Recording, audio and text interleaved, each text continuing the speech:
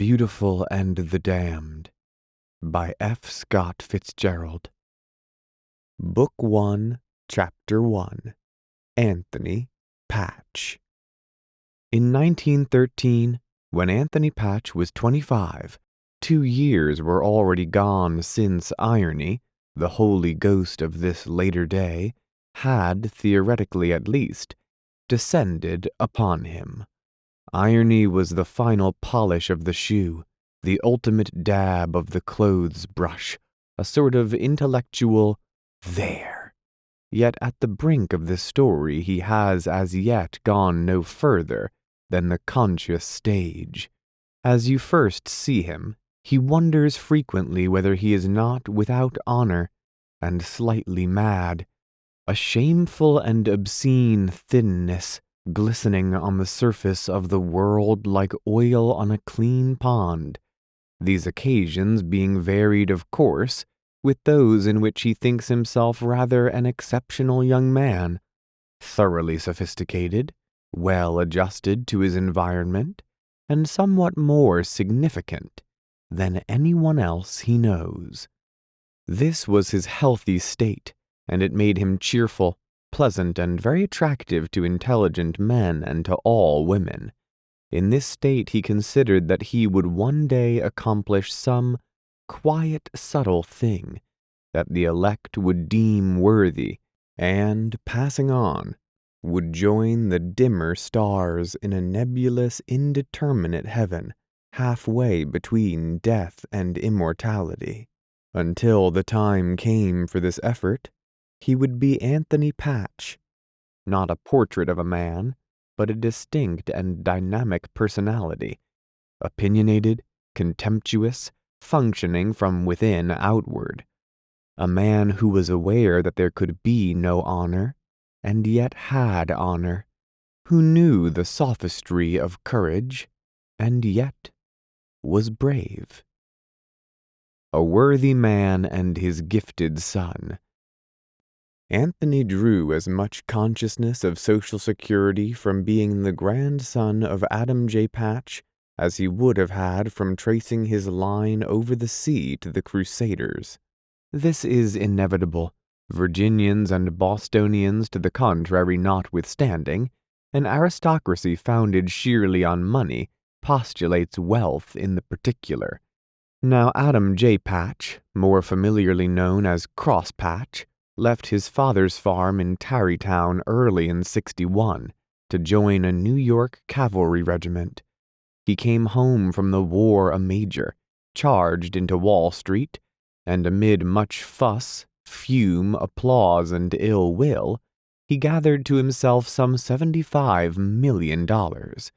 This occupied his energies until he was 57 years old. It was then that he determined, after a severe attack of sclerosis, to concentrate the remainder of his life to the moral regeneration of the world. He became a reformer among reformers, emulating the magnificent efforts of Anthony Comstock, after whom his grandson was named. He leveled a varied assortment of uppercuts and body blows at liquor, literature, vice, art, patent medicines, and Sunday theaters. His mind, under the influence of that insidious mildew which eventually forms on all but the few, gave itself up furiously to every indignation of the age. From an armchair in the office of his Tarrytown estate, he directed against the enormous hypothetical enemy, unrighteousness, a campaign which went on through 15 years, during which he displayed himself a rabid monomaniac, an unqualified nuisance, and an intolerable bore. The year in which this story opens found him wearying. His campaign had grown desultory. 1861 was creeping up slowly on 1895. His thoughts ran a great deal on the Civil War, somewhat on his dead wife and son, almost infinitesimally on his grandson, Anthony. Early in his career, Adam Patch had married an anemic lady of 30, Alicia Withers, who brought him $100,000 and an impeccable entree into the banking circles of New York. Immediately and rather spunkily she had borne him a son, and if completely devitalized by the magnificence of this performance, she had thenceforth effaced herself within the shadowy dimensions of the nursery. The boy, Adam Ulysses Patch, became an inveterate joiner of clubs, connoisseur of good form, and driver of tandems. At the astonishing age of 26, he began his memoirs under the title New York Society, as I Have Seen It.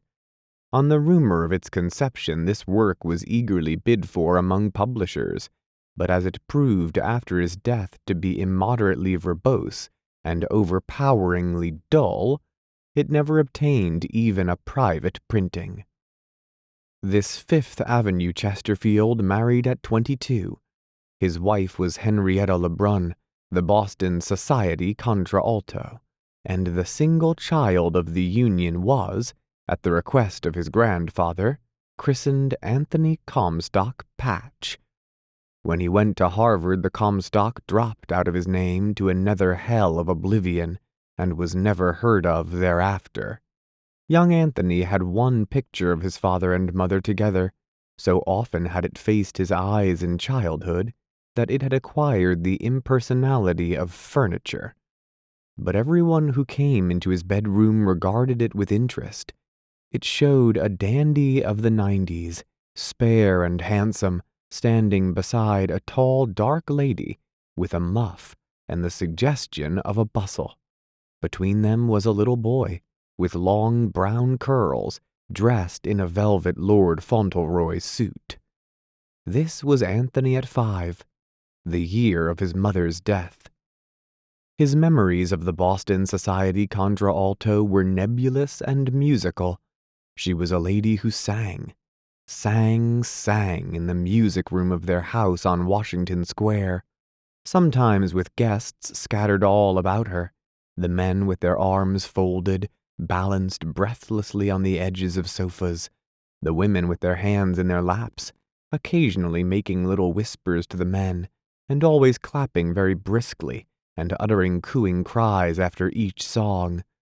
And often she sang to Anthony alone, in Italian or French, or in a strange and terrible dialect which she imagined to be the speech of the Southern Negro.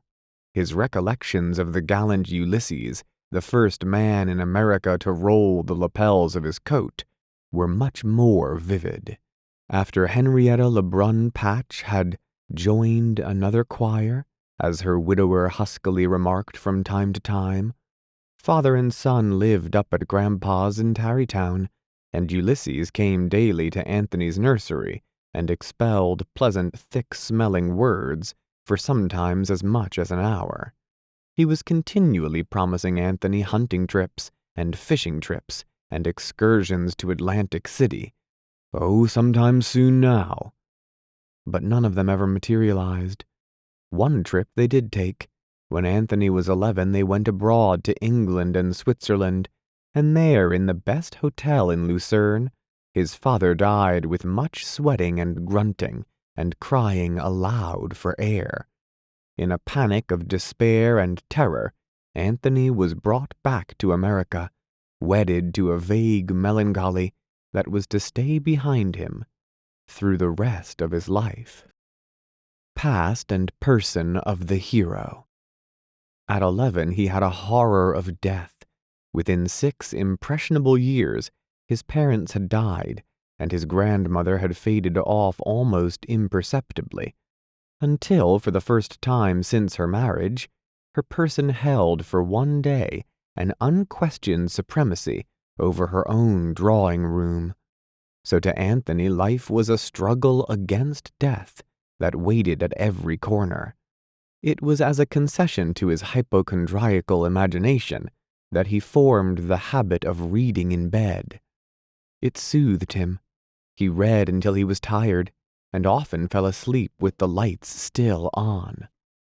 His favorite diversion until he was 14 was his stamp collection, enormous, as nearly exhaustive as a boy's could be, His grandfather considered fatuously that it was teaching him geography, so Anthony kept up a correspondence with half a dozen stamp and coin companies, and it was rare that the mail failed to bring him new stamp books or packages of glittering approval sheets. There was a mysterious fascination in transferring his acquisitions interminably from one book to another.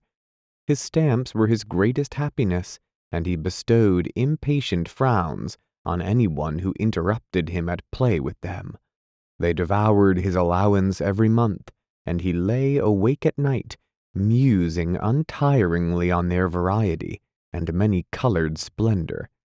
At 16, he had lived almost entirely within himself, an inarticulate boy, thoroughly un-American, and politely bewildered by his contemporaries. The 2 preceding years had been spent in Europe with a private tutor who persuaded him that Harvard was the thing. It would open doors. It would be a tremendous tonic. It would give him innumerable self-sacrificing and devoted friends. So he went to Harvard. There was no other logical thing to be done with him. Oblivious to the social system, he lived for a while alone and unsought in a high room in Beck Hall, a slim, dark boy of medium height with a shy, sensitive mouth. His allowance was more than liberal. He laid the foundations for a library by purchasing from a wandering bibliophile first editions of Swinburne, Meredith, and Hardy, and a yellowed illegible autograph letter of Keats, finding later that he had been amazingly overcharged.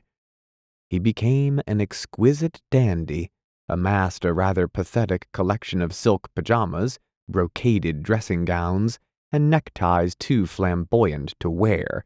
In this secret finery he would parade before a mirror in his room or lie stretched in satin along his window seat, looking down on the yard and realizing dimly this clamor, breathless and immediate, in which it seemed he was never to have a part. Curiously enough, he found in senior year that he had acquired a position in his class. He learned that he was looked upon as a rather romantic figure, a scholar, a recluse, a tower of erudition. This amused him but secretly pleased him. He began going out, at first a little and then a great deal. He made the pudding. He drank, quietly, and in the proper tradition.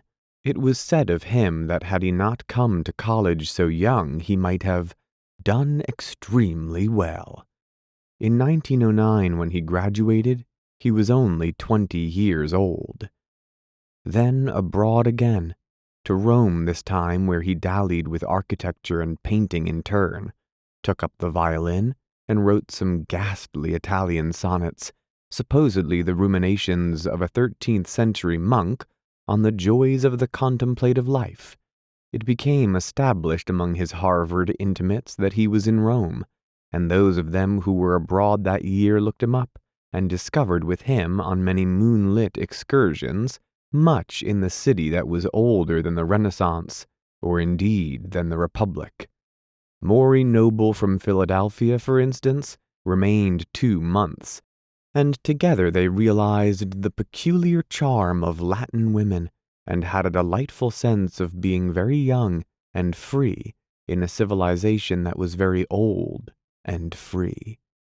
Not a few acquaintances of his grandfather's called on him, and had he so desired, he might have been persona grata with the diplomatic set. Indeed, he found that his inclinations tended more and more toward conviviality, but that long adolescent aloofness and consequent shyness still dictated to his conduct.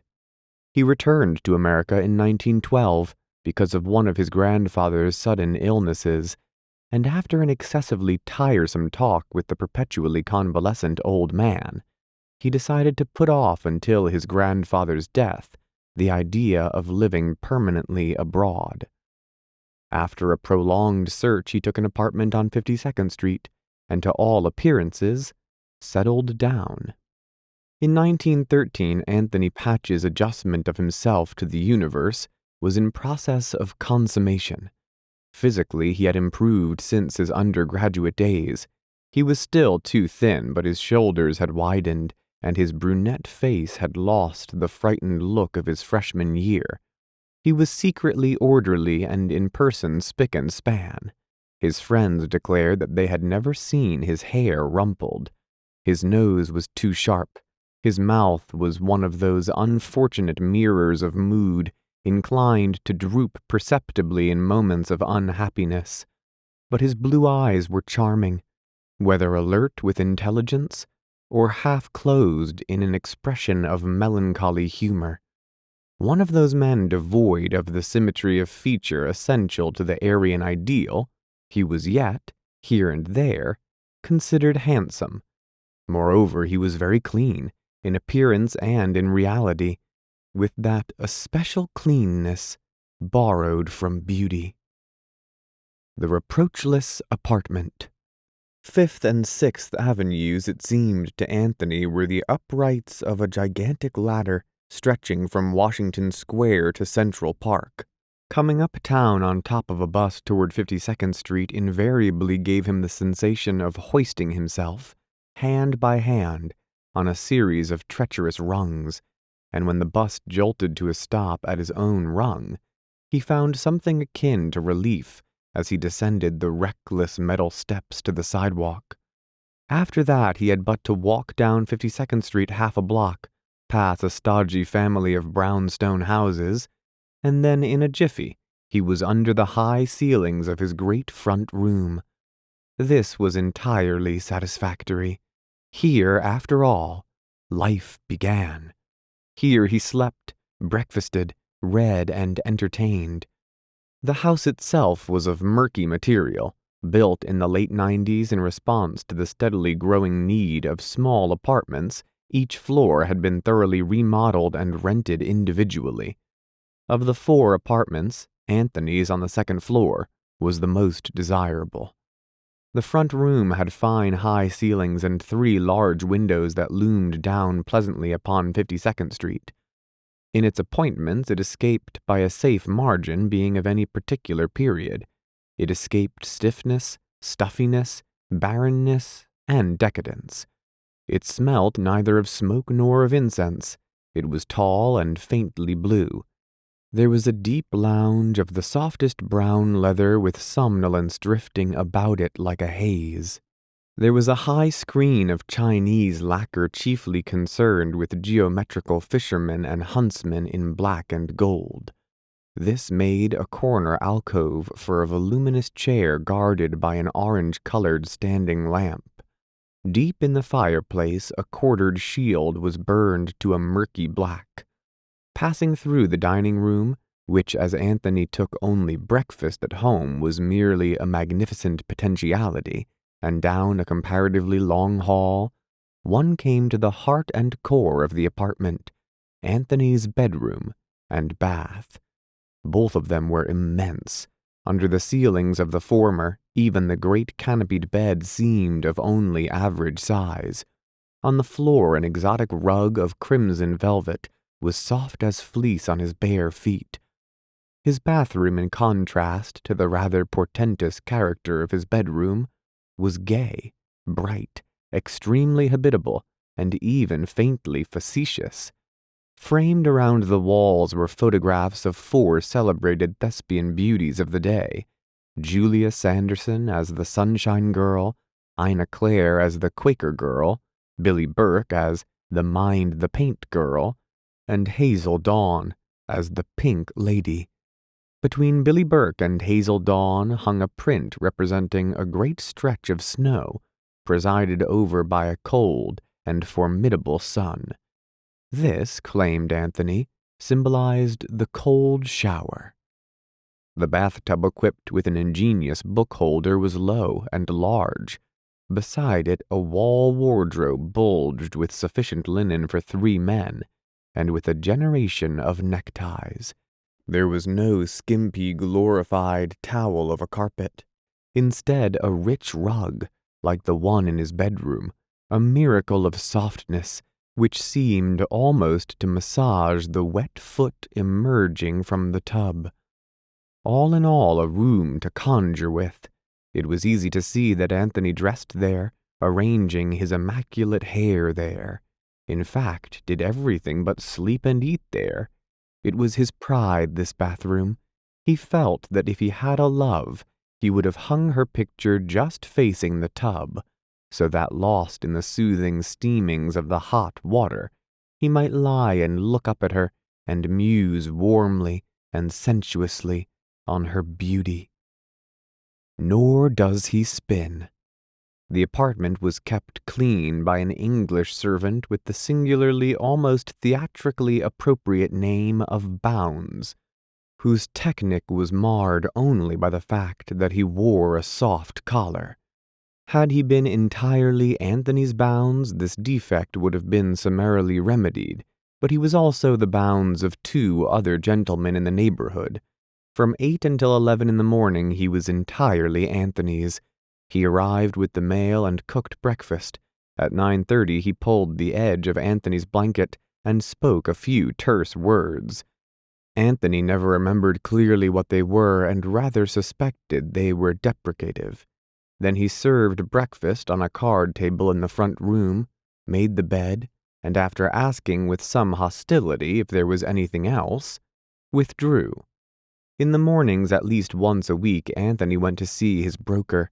His income was slightly under $7,000 a year, the interest on his money inherited from his mother.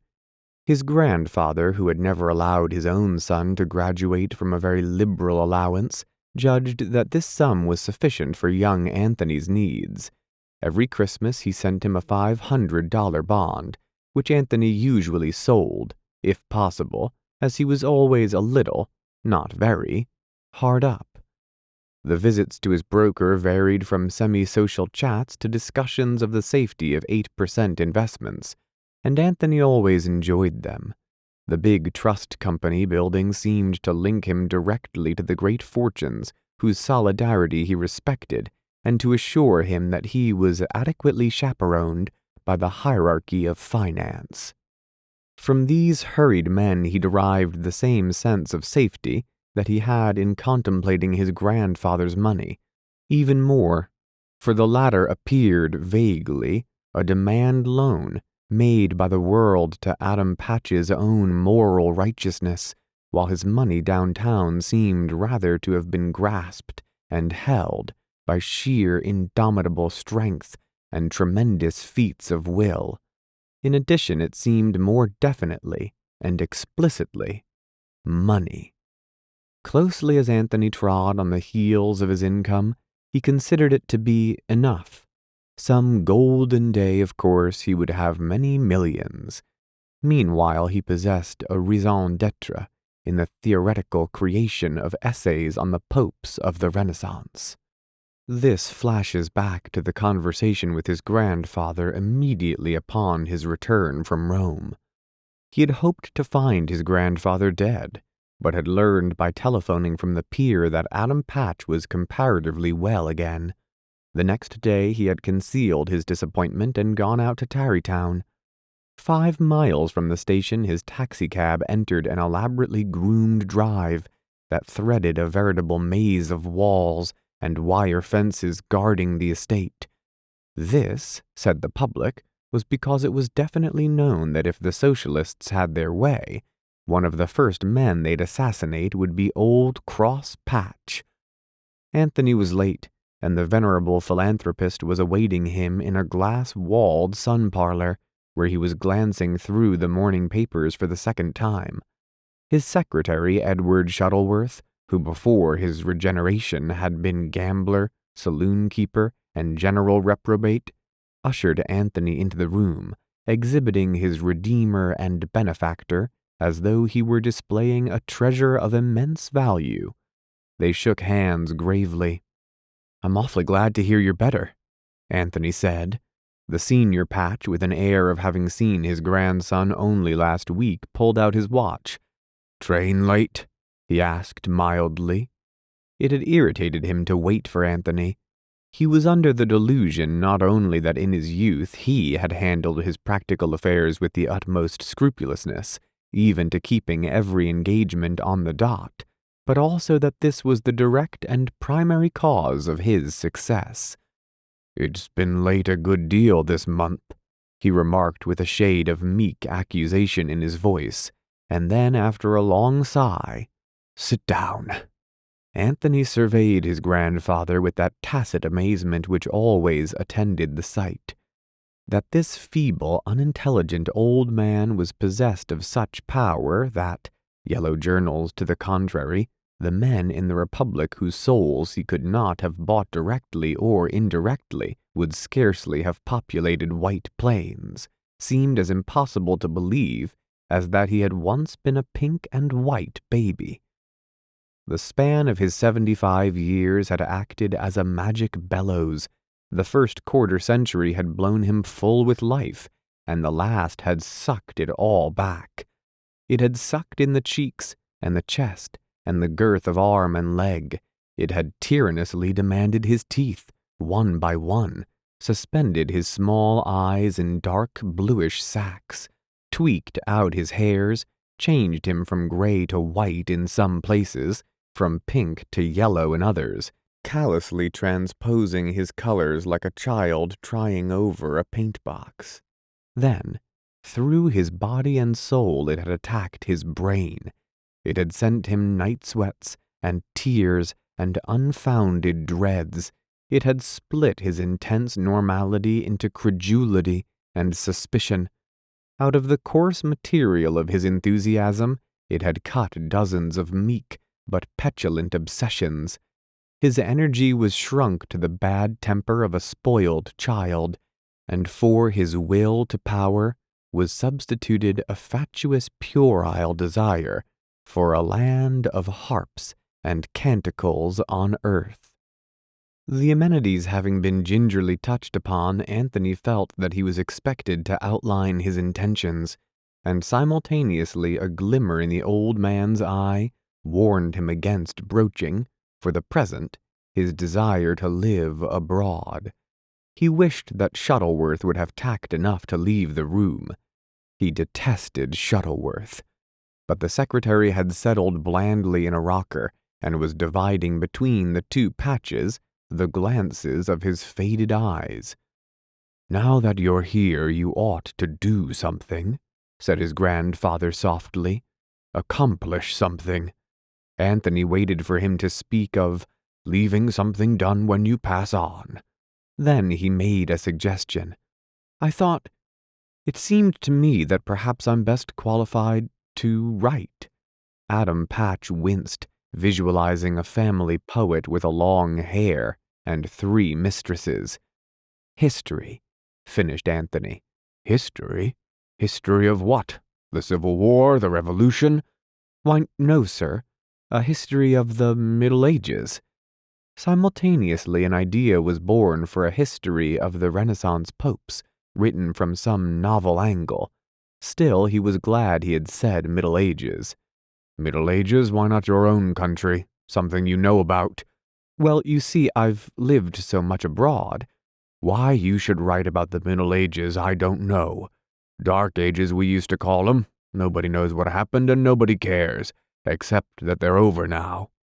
He continued for some minutes on the uselessness of such information, touching naturally on the Spanish Inquisition and the corruption of the monasteries. Then, "Do you think you'll be able to do any work in New York, or do you really intend to work at all?" This last with a soft, almost imperceptible cynicism. "Why, yes, sir, I do, sir." "When will you be done?" "Well, there'll be an outline, you see, and a lot of preliminary reading." "I should think you'd have done enough of that already." The conversation worked itself jerkily toward a rather abrupt conclusion when Anthony rose, looked at his watch, and remarked that he had an engagement with his broker that afternoon. He had intended to stay a few days with his grandfather, but he was tired and irritated from a rough crossing, and quite unwilling to stand a subtle and sanctimonious brow-beating. He would come out again in a few days, he said. Nevertheless, it was due to this encounter that work had come into his life as a permanent idea. During the year that had passed since then, he had made several lists of authorities. He had even experimented with chapter titles and the division of his work into periods. But not one line of actual writing existed at present, or seemed likely ever to exist. He did nothing, and contrary to the most accredited copybook logic, he managed to divert himself with more than average content. Afternoon. It was October in 1913, midway in a week of pleasant days, with the sunshine loitering in the cross streets and the atmosphere so languid as to seem weighted with ghostly falling leaves. It was pleasant to sit lazily by the open window, finishing a chapter of Erewhon. It was pleasant to yawn about 5, toss the book on a table, and saunter hummingly along the hall to his bath.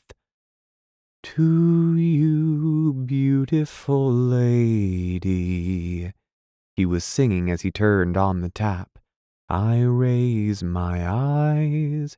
To you, beautiful lady, my heart cries."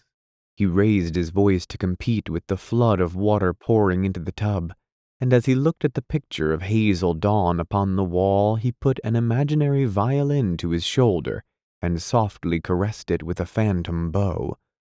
Through his closed lips, he made a humming noise, which he vaguely imagined resembled the sound of a violin.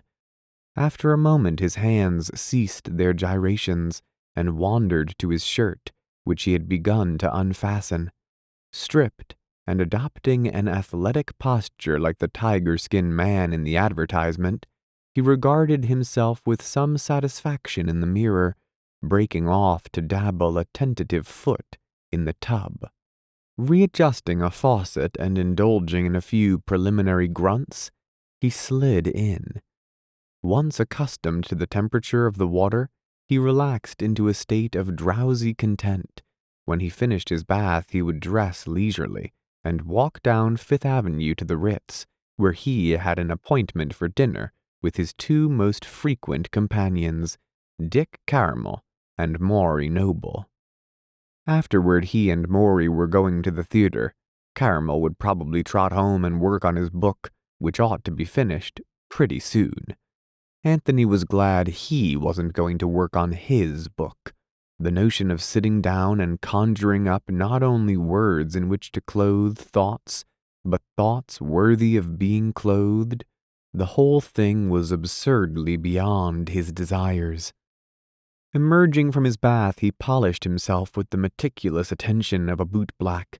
Then he wandered into the bedroom, and whistling the while a weird, uncertain melody, strolled here and there, buttoning, adjusting, and enjoying the warmth of the thick carpet on his feet. He lit a cigarette, tossed the match out the open top of the window, then paused in his tracks with the cigarette 2 inches from his mouth, which fell faintly ajar. His eyes were focused upon a spot of brilliant color on the roof of a house farther down the alley. It was a girl in a red negligee, silk surely, drying her hair by the still hot sun of late afternoon. His whistle died upon the stiff air of the room. He walked cautiously another step, nearer the window, with a sudden impression that she was beautiful. Sitting on the stone parapet beside her was a cushion the same color as her garment, and she was leaning both arms upon it as she looked down into the sunny areaway, where Anthony could hear children playing. He watched her for several minutes. Something was stirred in him, something not accounted for by the warm smell of the afternoon or the triumphant vividness of red. He felt persistently that the girl was beautiful. Then of a sudden he understood. It was her distance, not a rare and precious distance of soul, but still distance, if only in terrestrial yards. The autumn air was between them, and the roofs and the blurred voices. Yet for a not altogether explained second, posing perversely in time, his emotion had been nearer to adoration than in the deepest kiss he had ever known. He finished his dressing, found a black bow tie and adjusted it carefully by the three-sided mirror in the bathroom. Then, yielding to an impulse, he walked quickly into the bedroom and again looked out the window. The woman was standing up now. She had tossed her hair back, and he had a full view of her. She was fat, full 35, utterly undistinguished. Making a clicking noise with his mouth, he returned to the bathroom and re-parted his hair. "To you, beautiful lady," he sang lightly, "I raise my eyes." Then with a last soothing brush that left an iridescent surface of sheer gloss, he left his bathroom and his apartment and walked down Fifth Avenue to the Ritz-Carlton. 3 men. At 7, Anthony and his friend Maury Noble are sitting at a corner table on the cool roof. Maury Noble is like nothing so much as a large, slender, and imposing cat. His eyes are narrow and full of incessant, protracted blinks. His hair is smooth and flat, as though it has been licked by a possible, and if so Herculean, mother cat. During Anthony's time at Harvard, he had been considered the most unique figure in his class, the most brilliant, the most original, smart, quiet, and among the saved. This is the man whom Anthony considers his best friend. This is the only man of all his acquaintance whom he admires, and to a bigger extent than he likes to admit to himself, envies. They are glad to see each other now. Their eyes are full of kindness, as each feels the full effect of novelty after a short separation. They are drawing a relaxation from each other's presence, a new serenity. Maury Noble, behind that fine and absurdly cat-like face, is all but purring, and Anthony, nervous as a will-o'-the-wisp, restless, he is at rest now. They are engaged in one of those easy, short-speech conversations that only men under 30 or men under great stress indulge in. Anthony: 7 o'clock. Where's the caramel? Impatiently: I wish he'd finished that interminable novel. I've spent more time hungry. Maury: he's got a new name for it. The Demon Lover. Not bad, eh? Anthony, interested: The Demon Lover? Oh? Woman wailing? No, not a bad bit. Not bad at all, do you think? Maury: rather good. What time did you say? 7. Maury, his eyes narrowing not unpleasantly, but to express a faint disapproval. Drove me crazy the other day. How? That habit of taking notes. Me too. Seems I'd said something night before that he considered material, but he'd forgotten it, so he had at me. He'd say, can't you try to concentrate? And I'd say, you bore me to tears. How do I remember? Maury laughs noiselessly by a sort of bland and appreciative widening of his features.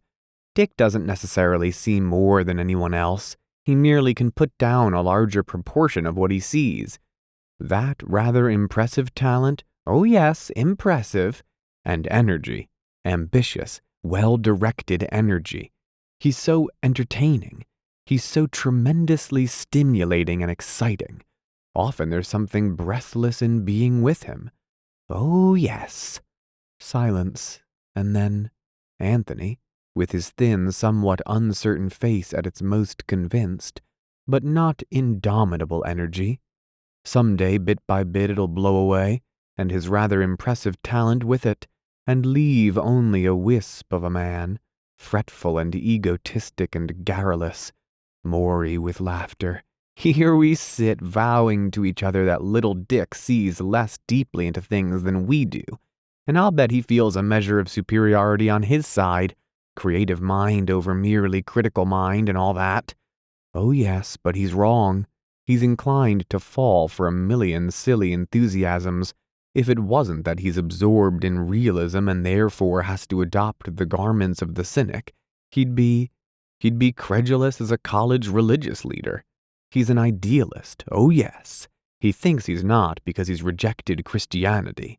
Remember him in college? Just swallow every writer whole one after another, ideas, technique, and characters, Chesterton, Shaw, Wells, each one as easily as the last.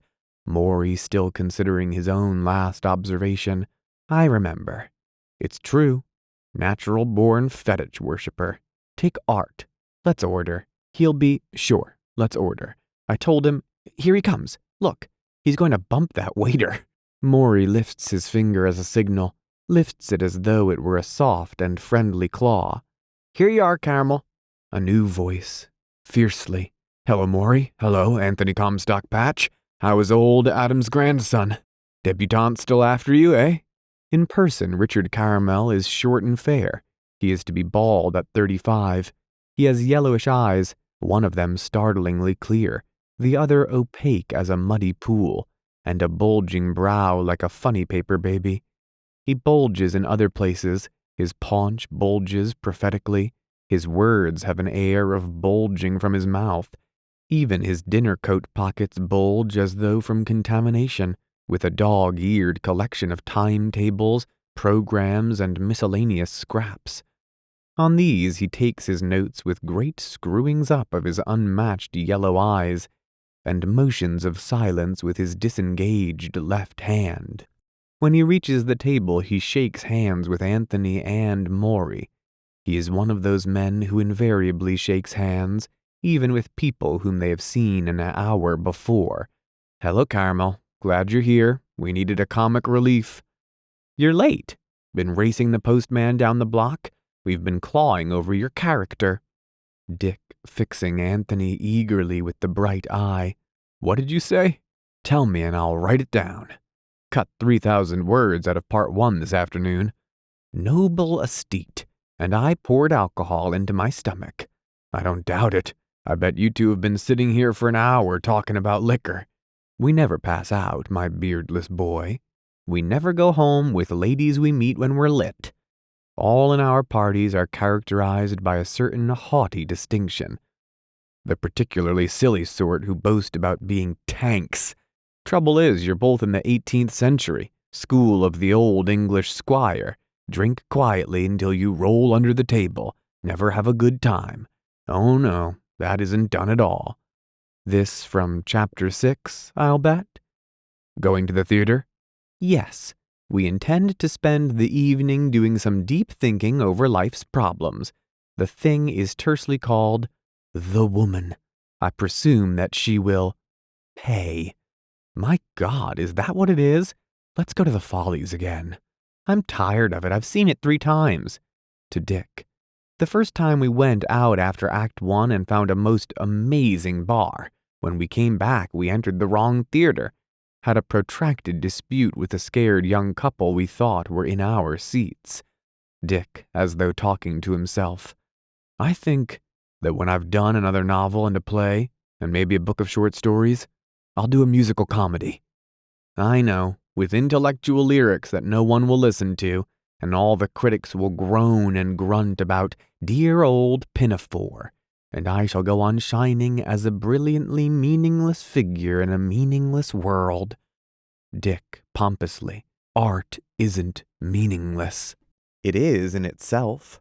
It isn't in that it tries to make life less so. In other words, Dick, you're playing before a grandstand peopled with ghosts. Give a good show anyhow. Anthony to Morey. On the contrary, I'd feel that it being a meaningless world, why write? The very attempt to give it purpose is purposeless. Well, even admitting all that, be a decent pragmatist and grant a poor man the instinct to live. Would you want everyone to accept that sophistic rot? Yeah, I suppose so. No, sir. I believe that everyone in America but a selected 1,000 should be compelled to accept a very rigid system of morals. Roman Catholicism, for instance. I don't complain of conventional morality. I complain rather of the mediocre heretics who seize upon the findings of sophistication and adopt the pose of a moral freedom to which they are by no means entitled by their intelligences. Here the soup arrives, and what Maury might have gone on to say is lost for all time. Night. Afterward they visited a ticket speculator, and at a price obtained seats for a new musical comedy called Hijinks. In the foyer of the theater they waited a few moments to see the first night crowd come in. There were opera cloaks stitched of myriad many-colored silks and furs. There were jewels dripping from arms and throats and ear-tips of white and rose. There were innumerable broad shimmers down the middles of innumerable silk hats. There were shoes of gold and bronze and red and shining black. There were the high-piled, tight-packed coiffures of many women, and the slick, watered hair of well-kept men. Most of all, there was the ebbing, flowing, chattering, chuckling, foaming, slow-rolling wave effect of this cheerful sea of people, as tonight it poured its glittering torrent into the artificial lake of laughter. After the play they parted. Maury was going to a dance at Sherry's, Anthony homeward, and to bed. He found his way slowly over the jostled evening mass of Times Square, which the chariot race and its 1,000 satellites made rarely beautiful and bright and intimate with carnival. Faces swirled about him, a kaleidoscope of girls, ugly, ugly as sin, too fat, too lean, yet floating upon this autumn air as upon their own warm and passionate breaths poured out into the night. Here, for all their vulgarity, he thought, they were faintly and subtly mysterious. He inhaled carefully, swallowing into his lungs perfume and the not unpleasant scent of many cigarettes. He caught the glance of a dark young beauty sitting alone in a closed taxicab. Her eyes in the half-light suggested night and violets, and for a moment he stirred again to that half-forgotten remoteness of the afternoon. 2 young Jewish men passed him, talking in loud voices and craning their necks here and there in fatuous, supercilious glances. They were dressed in suits of exaggerated tightness, then semi-fashionable. Their turned-over collars were notched at the Adam's apple. They wore gray spats and carried gray gloves on their cane handles. Past a bewildered old lady borne along like a basket of eggs between 2 men, who exclaimed to her of the wonders of Times Square, explained them so quickly that the old lady, trying to be impartially interested, waved her head here and there like a piece of wind-worried old orange peel. Anthony heard a snatch of their conversation. "There's the Astor, Mama. Look, see the chariot race sign. There's where we were today. No, there. Good gracious! You should worry and grow thin like a dime." He recognized the current witticism of the year as it issued stridently from one of the pairs at his elbow. "And I says to him, I says—" The soft rush of taxis by him, and laughter hoarse as a crow's, incessant and loud, with the rumble of the subways underneath, and over all the revolutions of light, the growings and recedings of light, light dividing like pearls, forming and reforming in glittering bars and circles and monstrous grotesque figures cut amazingly on the sky. He turned thankfully down the hush that blew like a dark wind out of a cross street, past a bakery restaurant in whose windows a dozen roast chickens turned over and over on an automatic spit. From the door came a smell that was hot, doughy and pink. A drugstore next, exhaling medicines, spilt soda water and a pleasant undertone from the cosmetic counter. Then a Chinese laundry, still open, steamy and stifling, smelling folded and vaguely yellow. All these depressed him, Reaching 6th Avenue, he stopped at a corner cigar store and emerged feeling better. The cigar store was cheerful, humanity in a navy blue mist, buying a luxury. Once in his apartment, he smoked a last cigarette, sitting in the dark by his open front window. For the first time in over a year, he found himself thoroughly enjoying New York. There was a rare pungency in it, certainly, a quality almost southern. A lonesome town, though. He who had grown up alone had lately learned to avoid solitude. During the past several months he had been careful, when he had no engagements for the evening, to hurry to one of his clubs and find someone. Oh, there was a loneliness here. His cigarette, its smoke bordering the thin folds of curtain with rims of faint white spray, glowed on until the clock in St. Anne's down the street struck 1 with a querulous fashionable beauty. The elevated half a quiet block away sounded a rumble of drums, and should he lean from his window he would see the train, like an angry eagle, breasting the dark curve at the corner.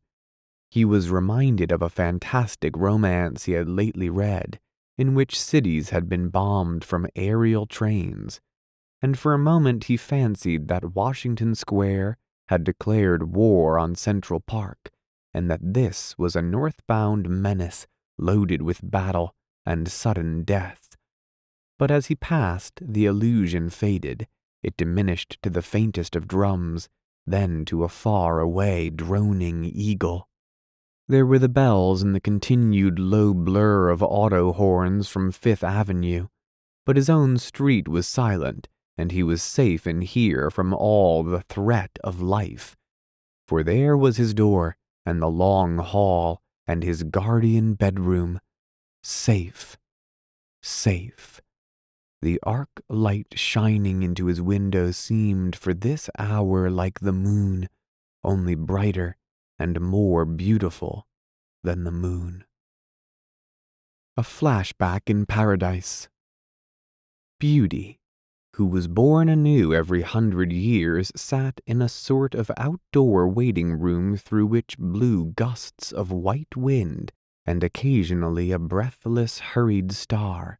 The stars winked at her intimately as they went by, and the winds made a soft, incessant flurry in her hair.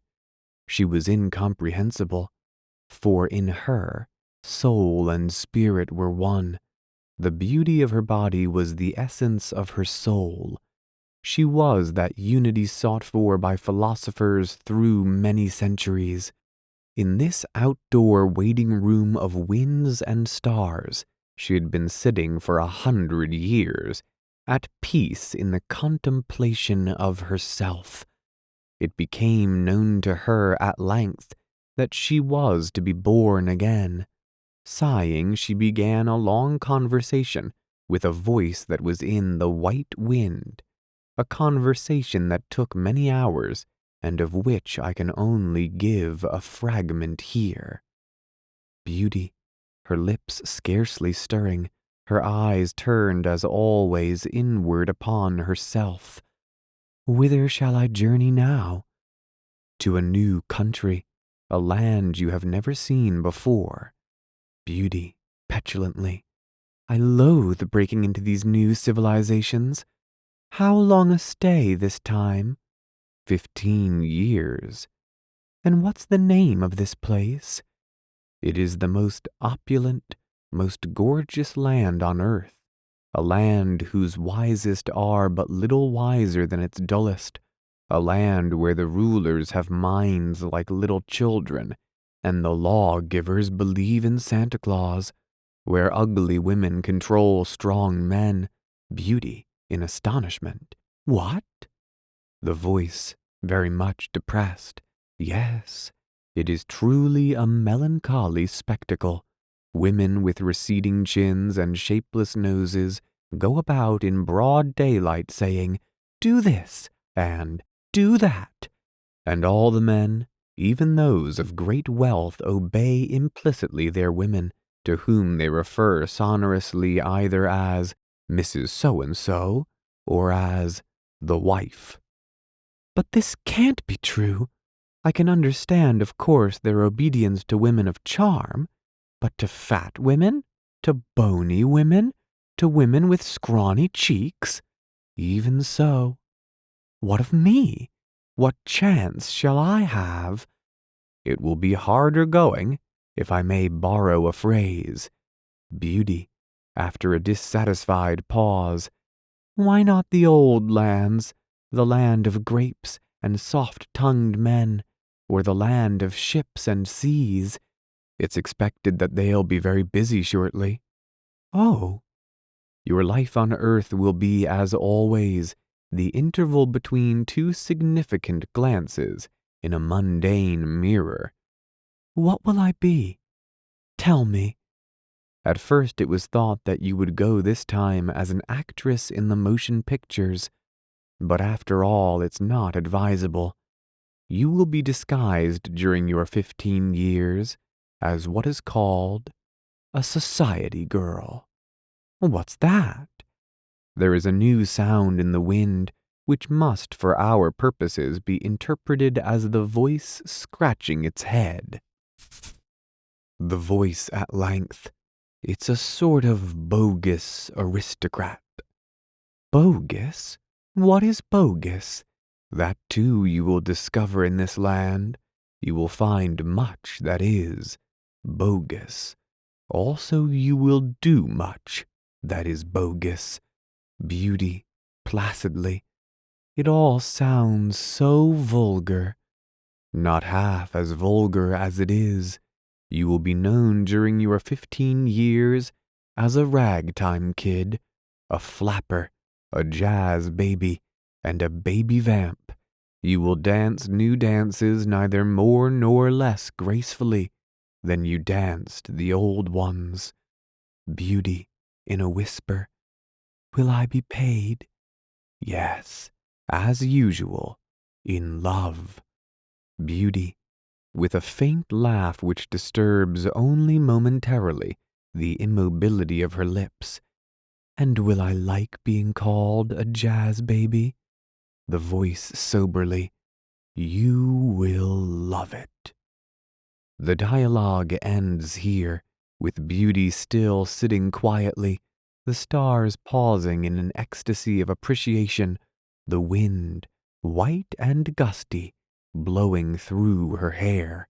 All this took place 7 years before Anthony sat by the front windows of his apartment and listened to the chimes of St. Anne's. Book 1, Chapter 2. Portrait of a Siren. Crispness folded down upon New York a month later, bringing November and the 3 big football games and a great fluttering of furs along Fifth Avenue. It brought also a sense of tension to the city and suppressed excitement. Every morning now there were invitations in Anthony's mail. 3 dozen virtuous females of the first layer were proclaiming their fitness, if not their specific willingness, to bear children unto 3 dozen millionaires. 5 dozen virtuous females of the second layer were proclaiming not only this fitness, but in addition a tremendous undaunted ambition toward the first 3 dozen young men, who were of course invited to each of the 96 parties, as were the young ladies' group of family friends, acquaintances, college boys, and eager young outsiders. To continue, there was a 3rd layer from the skirts of the city, from Newark and the Jersey suburbs up to Bitter, Connecticut, and the ineligible sections of Long Island, and doubtless contiguous layers down to the city's shoes. Jewesses were coming out into society of Jewish men and women, from Riverside to the Bronx, and looking forward to a rising young broker or jeweler and a kosher wedding. Irish girls were casting their eyes with license at last to do so upon a society of young Tammany politicians, pious undertakers, and grown-up choir boys. And naturally the city caught the contagious air of entree. The working girls, poor, ugly souls, wrapping soap in the factories and showing finery in the big stores, dreamed that perhaps, in the spectacular excitement of this winter, they might obtain for themselves the coveted mail, as in a muddled carnival crowd an inefficient pickpocket may consider his chances increased. And the chimneys commenced to smoke, and the subway's foulness was freshened, and the actresses came out in new plays, and the publishers came out with new books, and the castles came out with a few new dances, and the railroads came out with new schedules containing new mistakes instead of the old ones that the commuters had grown used to.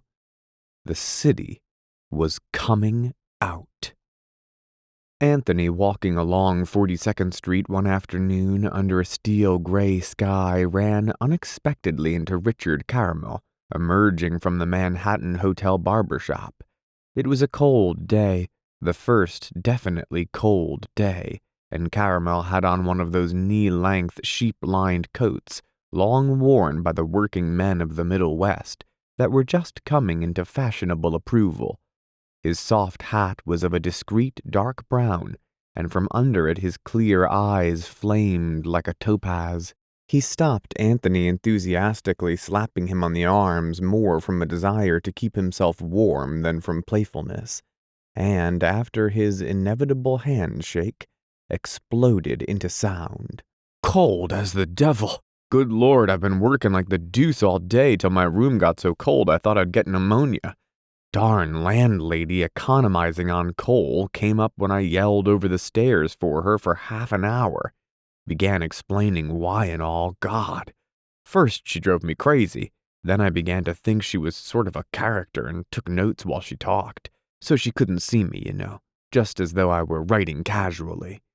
He had seized Anthony's arm and walking him briskly up Madison Avenue. "Where to?" "Nowhere in particular." "Well then, what's the use?" demanded Anthony.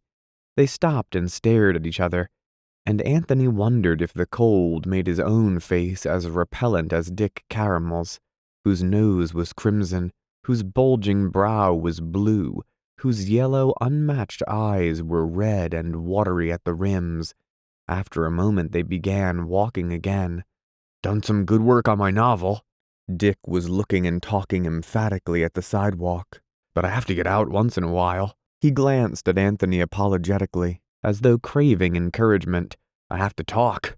I guess very few people ever really think. I mean, sit down and ponder and have ideas in sequence. I do my thinking in writing or conversation. You've got to have a start. Sort of. Something to defend or contradict. Don't you think?" Anthony grunted and withdrew his arm gently. "I don't mind carrying you, Dick, but with that coat. I mean," continued Richard Caramel gravely, "that on paper your first paragraph contains the idea you're going to damn or enlarge on. In conversation, you've got your vis-a-vis last statement. But when you simply ponder, why, your ideas just succeed each other like magic lantern pictures and each one forces out the last." They passed 45th Street and slowed down slightly. Both of them lit cigarettes and blew tremendous clouds of smoke and frosted breath into the air. "Let's walk up to the plaza and have an eggnog," suggested Anthony. "Do you good. Air'll get the rotten nicotine out of your lungs. Come on, I'll let you talk about your book all the way." "I don't want to if it bores you. I mean, you needn't do it as a favor." The words tumbled out in haste, and though he tried to keep his face casual, it screwed up uncertainly. Anthony was compelled to protest. "Bore me? I should say not." "Got a cousin," began Dick, but Anthony interrupted by stretching out his arms and breathing forth a low cry of exultation. "Good weather," he exclaimed. "Isn't it? Makes me feel about 10. I mean, it makes me feel as I should have felt when I was about 10. Murderous. Oh, God. One minute it's my world, and the next I'm the world's fool. Today it's my world, and everything's easy. Easy. Even nothing is easy. Got a cousin up at the plaza." Famous girl. We can go up and meet her. She lives there in the winter, has lately anyway, with her mother and father." "Didn't know you had cousins in New York. Her name's Gloria. She's from home, Kansas City.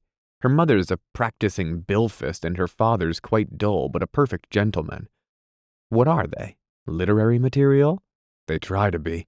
All the old man does is tell me he just met the most wonderful character for a novel. Then he tells me about some idiotic friend of his, and then he says, 'There's a character for you. Why don't you write him up? Everybody'd be interested in him.' Or else he tells me about Japan or Paris or some other very obvious place and says, 'Why don't you write a story about that place? That'd be a wonderful setting for a story.'" "How about the girl?" inquired Anthony casually. "Gloria." "Gloria what?" "Gilbert. Oh, you've heard of her.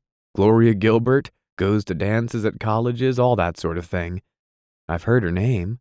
Good looking. In fact, damned attractive."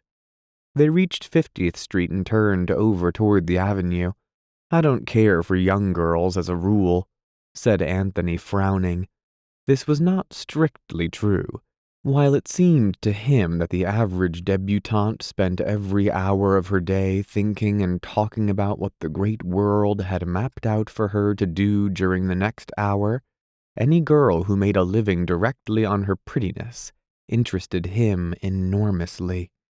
"Gloria's darn nice. Not a brain in her head." Anthony laughed in a one-syllable snort. "By that you mean she hasn't a line of literary patter?" "No, I don't." "Dick, you know what passes as brains in a girl for you? Earnest young women who sit with you in a corner and talk earnestly about life.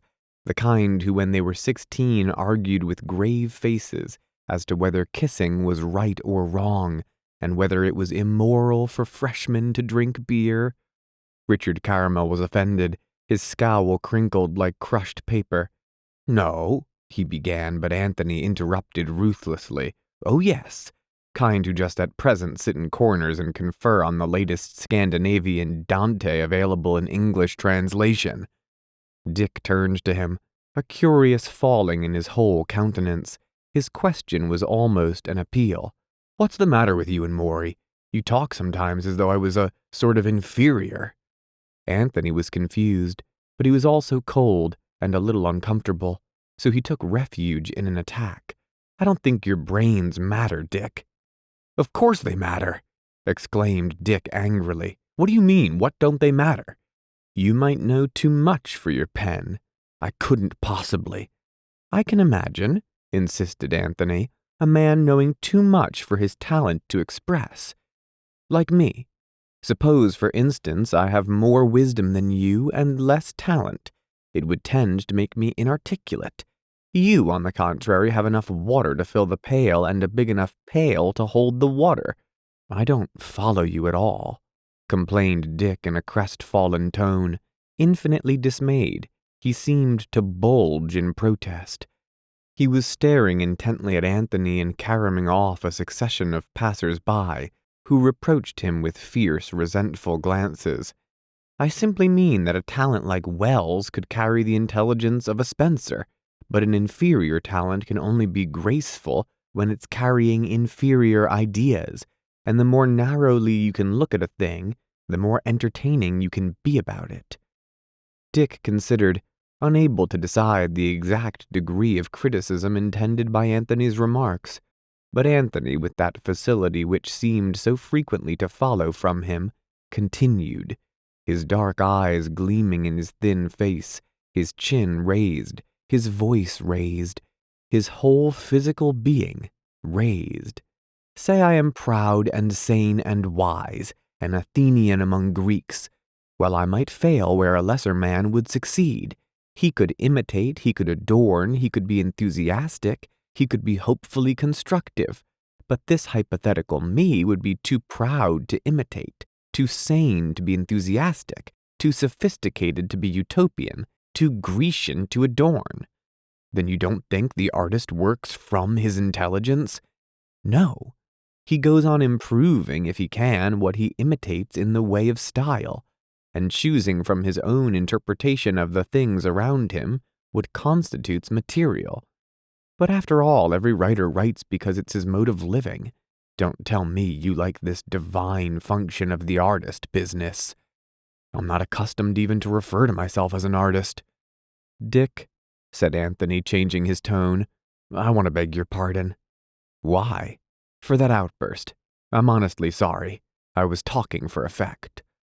Somewhat mollified, Dick rejoined, I've often said you were a Philistine at heart.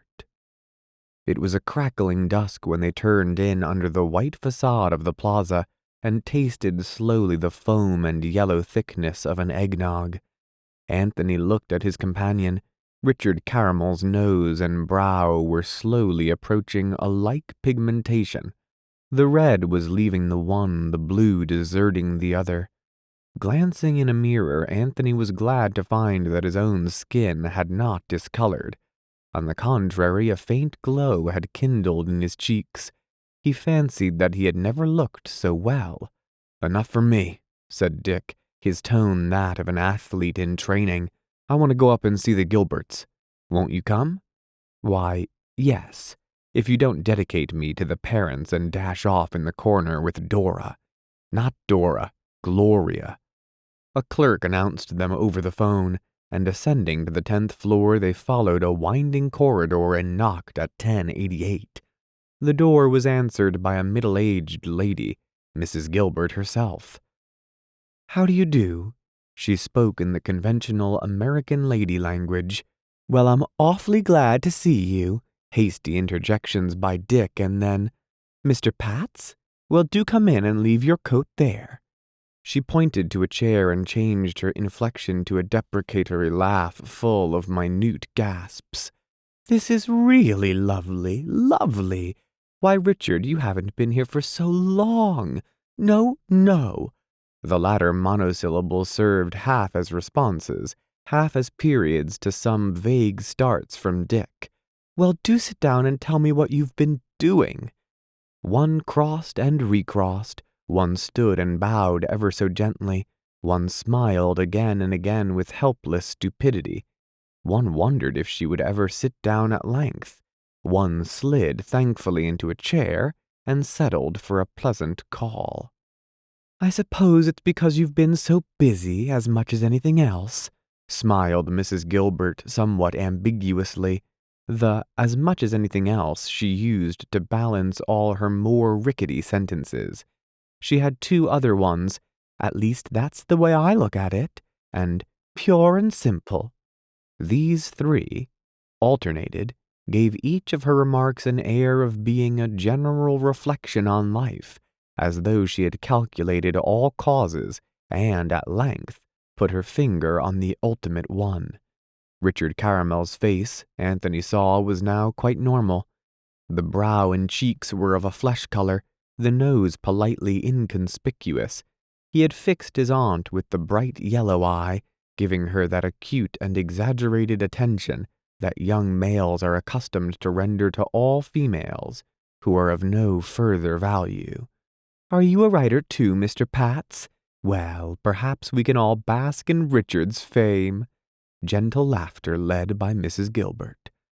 Gloria's out, she said with an air of laying down an axiom from which she would proceed to derive results. She's dancing somewhere. Gloria goes. I tell her I don't see how she stands it. She dances all afternoon and all night until I think she's going to wear herself to a shadow. Her father is very worried about her. She smiled from one to the other. They both smiled. She was composed, Anthony perceived, of a succession of semicircles and parabolas, like those figures that gifted folk make on the typewriter. Head, arms, bust, hips, thighs, and ankles were a bewildering tier of roundness. Well ordered and clean she was, with hair of an artificial rich gray. Her large face sheltered weather-beaten blue eyes, and was adorned with just the faintest white mustache. I always say, she remarked to Anthony, that Richard is an ancient soul. In the tense pause that followed, Anthony considered a pun, something about Dick having been much walked upon. We all have souls of different ages, continued Mrs. Gilbert radiantly. "At least that's what I say." "Perhaps so," agreed Anthony with an air of quickening to a hopeful idea. The voice bubbled on. "Gloria has a very young soul, irresponsible as much as anything else. She has no sense of responsibility." "She's sparkling, Aunt Catherine," said Richard pleasantly. "A sense of responsibility would spoil her. She's too pretty." "Well," confessed Mrs. Gilbert, "all I know is that she goes and goes and goes." The number of goings to Gloria's discredit was lost in the rattle of the doorknob as it turned to admit Mr. Gilbert. He was a short man with a mustache resting like a small white cloud beneath his undistinguished nose. He had reached the stage where his value as a social creature was a black and imponderable negative. His ideas were the popular delusions of 20 years before. His mind steered a wobbly and anemic course in the wake of the daily newspaper editorials.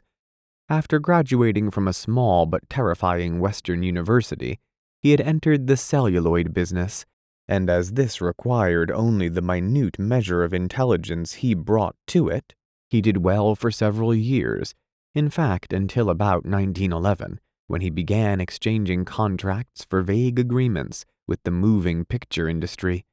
The moving picture industry had decided about 1912 to gobble him up, and at this time he was, so to speak, delicately balanced on its tongue.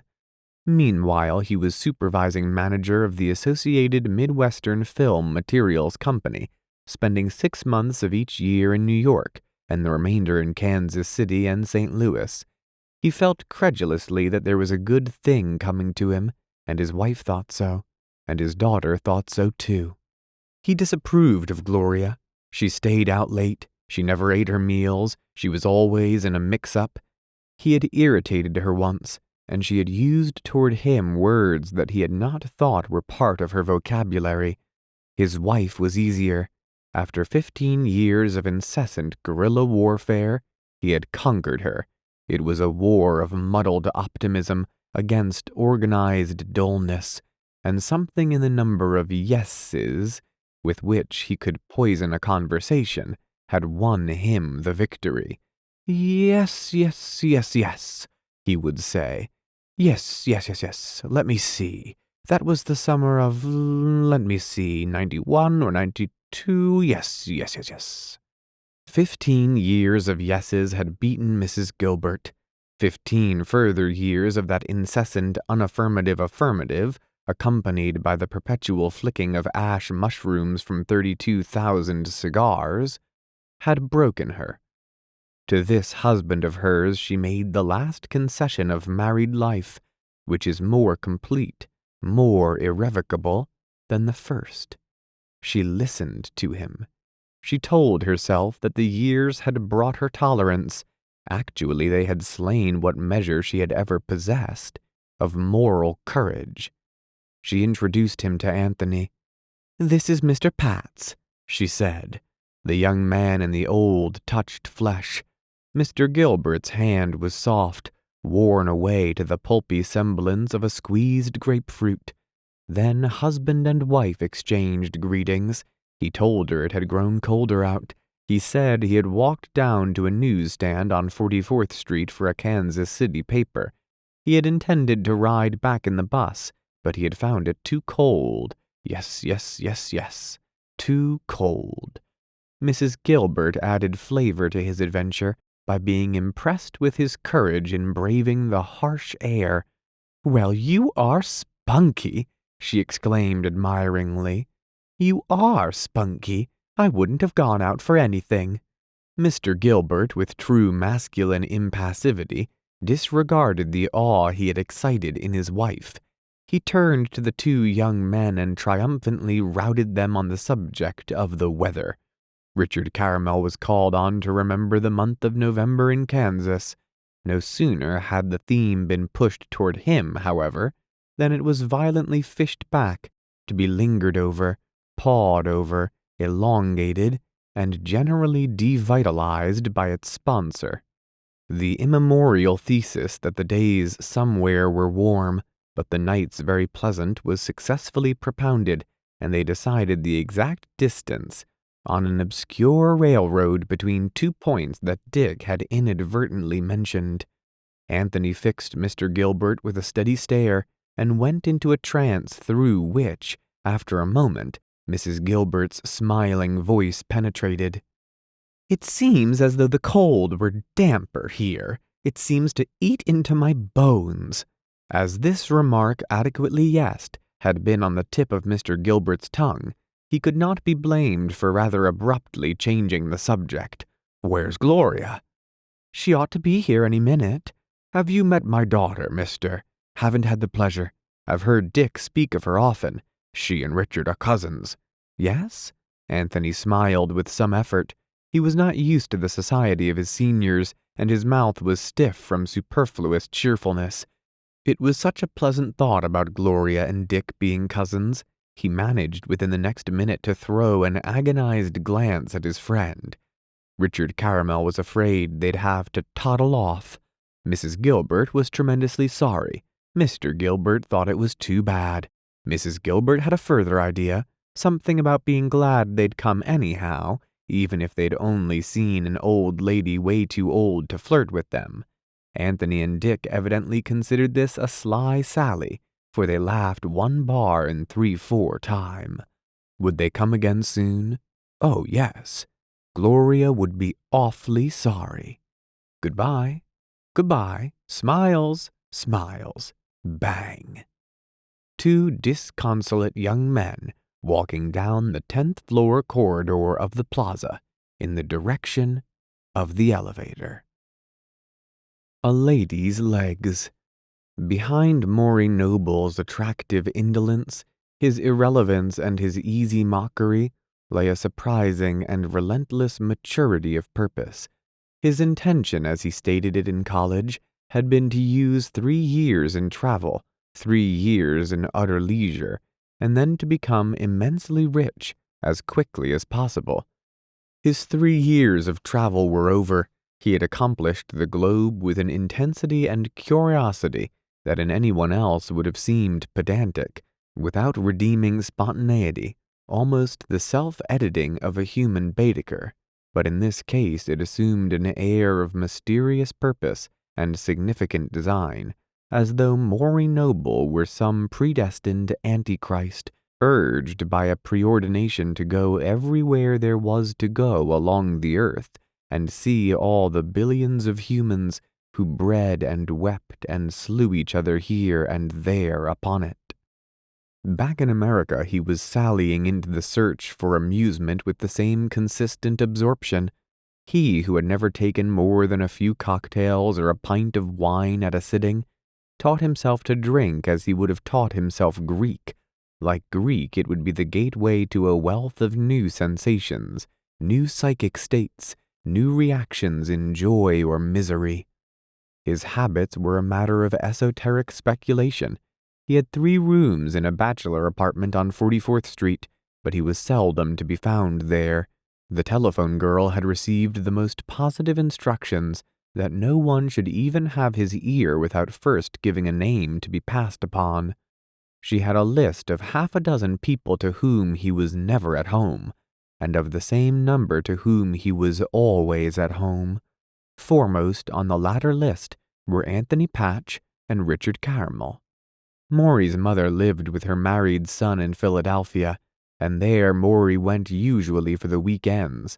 So one Saturday night when Anthony, prowling the chilly streets in a fit of utter boredom, dropped in at the Molten Arms, he was overjoyed to find that Mr. Noble was at home. His spirits soared faster than the flying elevator. This was so good, so extremely good to be about to talk to Maury, who would be equally happy at seeing him. They would look at each other with a deep affection just behind their eyes, which both would conceal beneath some attenuated raillery.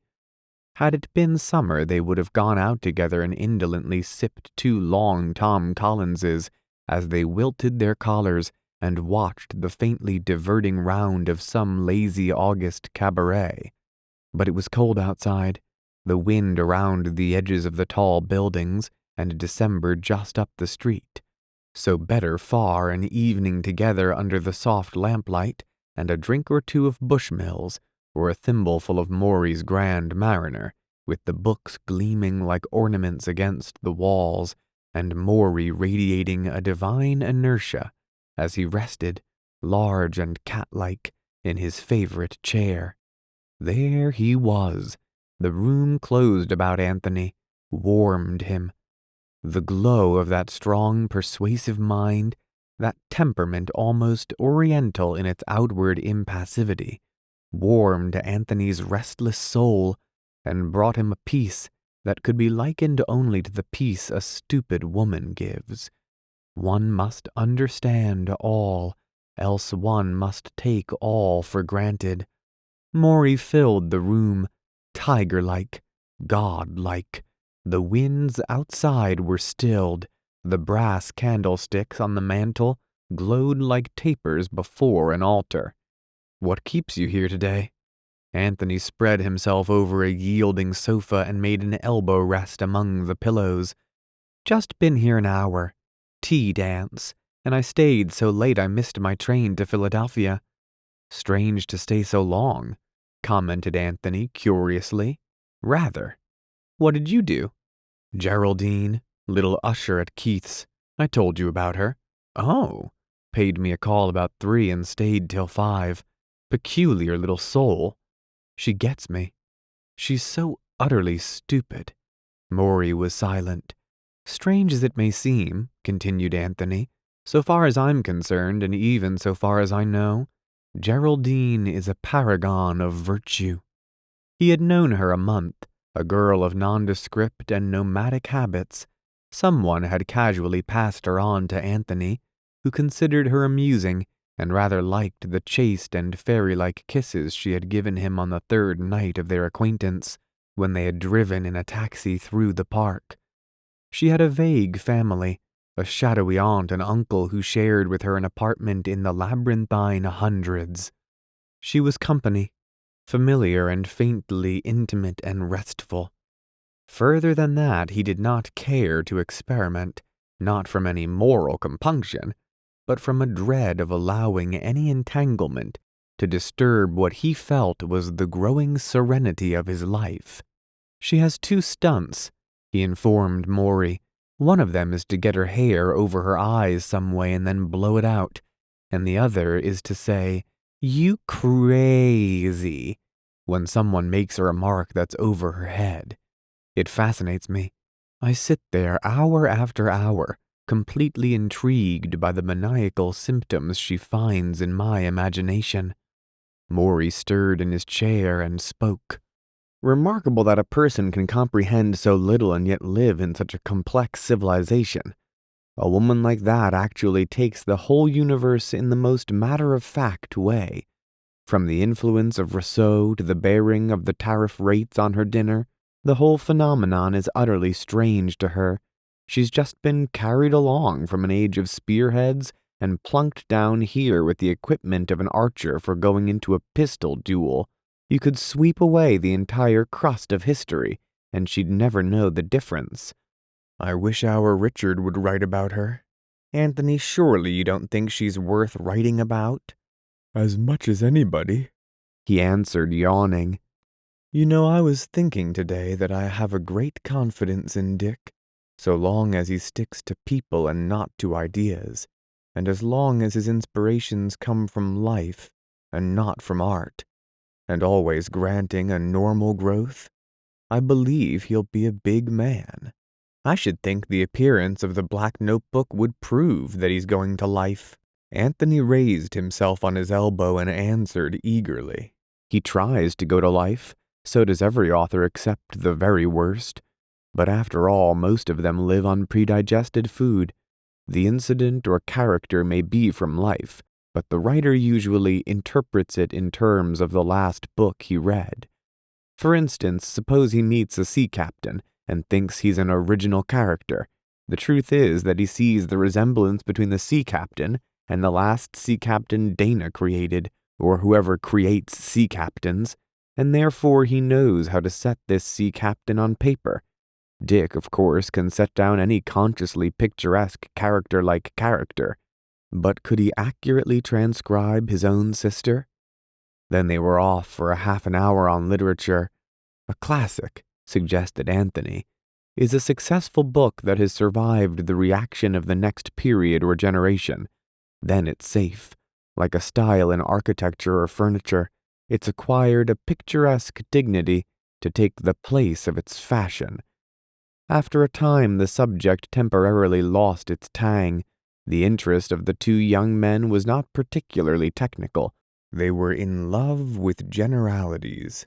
Anthony had recently discovered Samuel Butler, and the brisk aphorisms in the notebook seemed to him the quintessence of criticism. Maury, his whole mind so thoroughly mellowed by the very hardness of his scheme of life, seemed inevitably the wiser of the two, yet in the actual stuff of their intelligences, they were not, it seemed, fundamentally different. They drifted from letters to the curiosities of each other's day. Whose tea was it? People named Abercrombie. Why'd you stay late? Meet a luscious debutante? Yes. Did you really? Anthony's voice lifted in surprise. Not a debutante exactly. Said she came out 2 winters ago in Kansas City. Sort of left over? No, answered Maury with some amusement. I think that's the last thing I'd say about her. She seemed, well, somehow the youngest person there. Not too young to make you miss a train. Young enough. Beautiful child. Anthony chuckled in his one-syllable snort. Oh, Maury, you're in your second childhood. What do you mean by beautiful? Maury gazed helplessly into space. Well, I can't describe her exactly, except to say that she was beautiful. She was tremendously alive. She was eating gumdrops. What? It was a sort of attenuated vice. She's a nervous kind. Said she always ate gumdrops at teas because she had to stand around so long in one place. What'd you talk about? Bergson? Bilphism? Whether the one step is immoral? Maury was unruffled. His fur seemed to run all ways. As a matter of fact, we did talk on Bilphism. Seems her mother's a Bilphist. Mostly, though, we talked about legs. Anthony rocked in glee. My God, whose legs? Hers. She talked a lot about hers, as though they were a sort of choice bric-a-brac. She aroused a great desire to see them. What is she, a dancer? No. I found she was a cousin of Dick's. Anthony sat upright so suddenly that the pillow he released stood on end like a live thing and dove to the floor. Name's Gloria Gilbert? He cried. Yes. Isn't she remarkable? I'm sure I don't know. But for sheer dullness, her father— Well, interrupted Maury with implacable conviction, her family may be as sad as professional mourners, but I'm inclined to think that she's a quite authentic and original character. The outer signs of the cut-and-dried Yale prom girl and all that. But different. Very emphatically different. Go on, urged Anthony. Soon as Dick told me she didn't have a brain in her head, I knew she must be pretty good. Did he say that? Swore to it, said Anthony with another snorting laugh. Well, what he means by brains in a woman is— I know, interrupted Anthony eagerly. He means a smattering of literary misinformation. That's it. The kind who believes that the annual moral letdown of the country is a very good thing. Or the kind who believes it's a very ominous thing. Either pince-nez or postures. Well, this girl talked about legs. She talked about skin, too. Her own. Always her own. She told me the sort of tan she'd like to get in the summer, and how closely she usually approximated it. You sat enraptured by her low alto? By her low alto? No, by tan. I began thinking about tan. I began to think what color I turned when I made my last exposure about 2 years ago. I did used to get a pretty good tan. I used to get a sort of bronze, if I remember rightly. Anthony retired into the cushions, shaken with laughter. She's got you going. Oh, Maury. Maury, the Connecticut lifesaver. The human nutmeg. Extra, Heiress elopes with Coast Guard because of his luscious pigmentation, afterward found to be Tasmanian strain in his family." Maury sighed. Rising, he walked to the window and raised the shade. Snowing hard. Anthony, still laughing quietly to himself, made no answer. Another winter. Maury's voice from the window was almost a whisper. "We're growing old, Anthony. I'm 27, by God. 3 years to 30, and then I'm what an undergraduate calls a middle-aged man." Anthony was silent for a moment. "You are old, Maury," he agreed at length.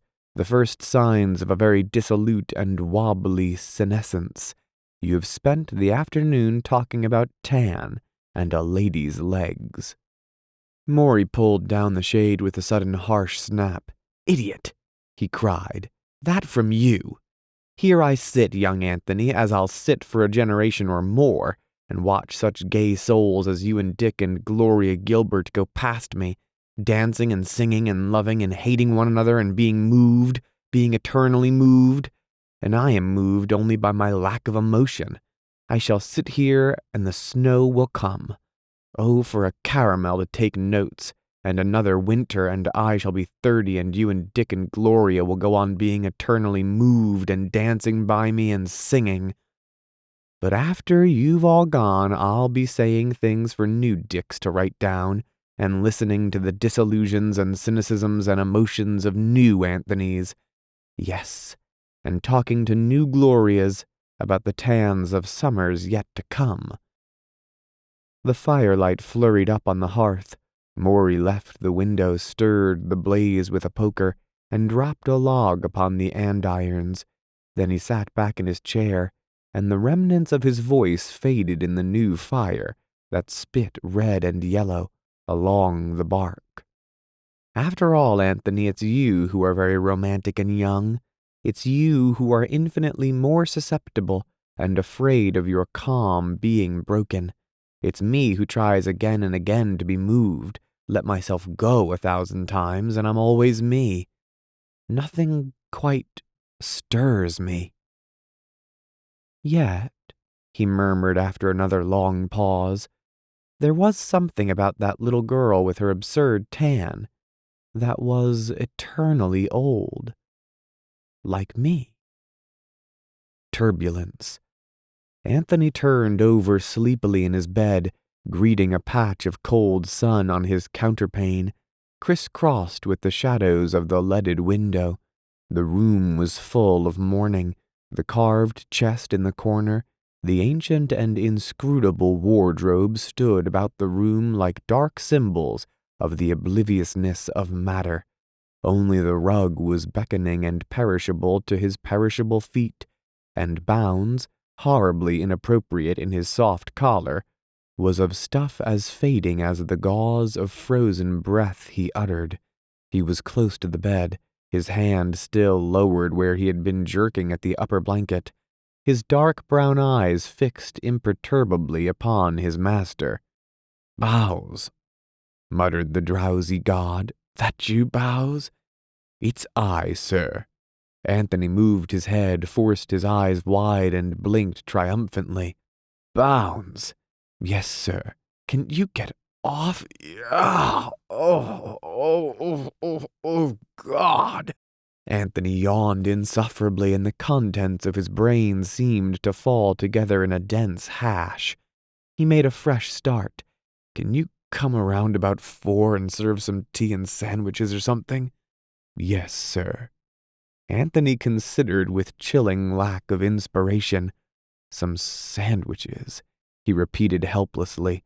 "Oh, some cheese sandwiches and jelly ones and chicken and olive, I guess. Never mind breakfast." The strain of invention was too much. He shut his eyes wearily, let his head roll to rest inertly, and quickly relaxed what he had regained of muscular control. Out of a crevice of his mind crept the vague but inevitable specter of the night before, but it proved in this case to be nothing but a seemingly interminable conversation with Richard Caramel, who had called on him at midnight. They had drunk 4 bottles of beer and munched dry crusts of bread, while Anthony listened to a reading of the first part of The Demon Lover. Came a voice now after many hours. Anthony disregarded it as sleep closed over him, folded down upon him, crept up into the byways of his mind. Suddenly he was awake, saying, "What? For how many, sir?" It was still Bounds standing patient and motionless at the foot of the bed, Bounds who divided his manor among 3 gentlemen. "How many what?" "I think, sir, I'd better know how many are coming. I'll have to plan for the sandwiches, sir." "2," muttered Anthony huskily. "Lady and a gentleman." Bounds said, "Thank you, sir," and moved away, bearing with him his humiliating, reproachful soft collar, reproachful to each of the 3 gentlemen, who only demanded of him a 3rd. After a long time, Anthony arose and drew an opalescent dressing gown of brown and blue over his slim, pleasant figure. With a last yawn, he went into the bathroom, and turning on the dresser light, the bathroom had no outside exposure, he contemplated himself in the mirror with some interest. A wretched apparition, he thought. He usually thought so in the morning. Sleep made his face unnaturally pale. He lit a cigarette and glanced through several letters in the Morning Tribune. An hour later, shaven and dressed, he was sitting at his desk looking at a small piece of paper he had taken out of his wallet. It was scrawled with semi-legible memoranda. "See Mr. Howland at 5. Get haircut. See about Rivers' bill. Go bookstore." And under the last, "Cash in bank, $690. Crossed out, $612. Crossed out, $607. Finally, down at the bottom in a hurried scrawl, "Dick and Gloria Gilbert for tea." This last item brought him obvious satisfaction. His day, usually a jelly-like creature, a shapeless, spineless thing, had attained Mesozoic structure. It was marching along surely, even jauntily toward a climax, as a play should, as a day should. He dreaded the moment when the backbone of the day should be broken, when he should have met the girl at last, talked to her, and then bowed her laughter out the door, returning only to the melancholy dregs in the teacups and the gathering staleness of the uneaten sandwiches. There was a growing lack of color in Anthony's days. He felt it constantly, and sometimes traced it to a talk he had had with Maury Noble a month before. That anything so ingenious, so priggish as a sense of waste should oppress him was absurd. But there was no denying the fact that some unwelcome survival of a fetish had drawn him 3 weeks before down to the public library, where, by the token of Richard Caramel's card, he had drawn out 6 books on the Italian Renaissance. That these books were still piled on his desk in the original order of carriage, that they were daily increasing his liabilities by 12 cents, was no mitigation of their testimony. They were cloth and morocco witness to the fact of his defection. Anthony had had several hours of acute and startling panic. In justification of his manner of living, there was first, of course, the meaninglessness of life. As aides and ministers, pages and squires, butlers and lackeys to this great Khan, there were 1,000 books glowing on his shelves. There was his apartment and all the money that was to be his when the old man up the river should choke on his last morality. From a world fraught with the menace of debutantes and the stupidity of many Geraldines, he was thankfully delivered. Rather should he emulate the feline immobility of Maury and wear proudly the culminative wisdom of the numbered generations. Over and against these things was something which his brain persistently analyzed and dealt with as a tiresome complex, but which, though logically disposed of and bravely trampled underfoot, had sent him out through the soft slush of late November to a library which had none of the books he most wanted. It is fair to analyze Anthony as far as he could analyze himself. Further than it is, of course, presumption. He found in himself a growing horror and loneliness. The idea of eating alone frightened him. In preference, he dined often with men he detested.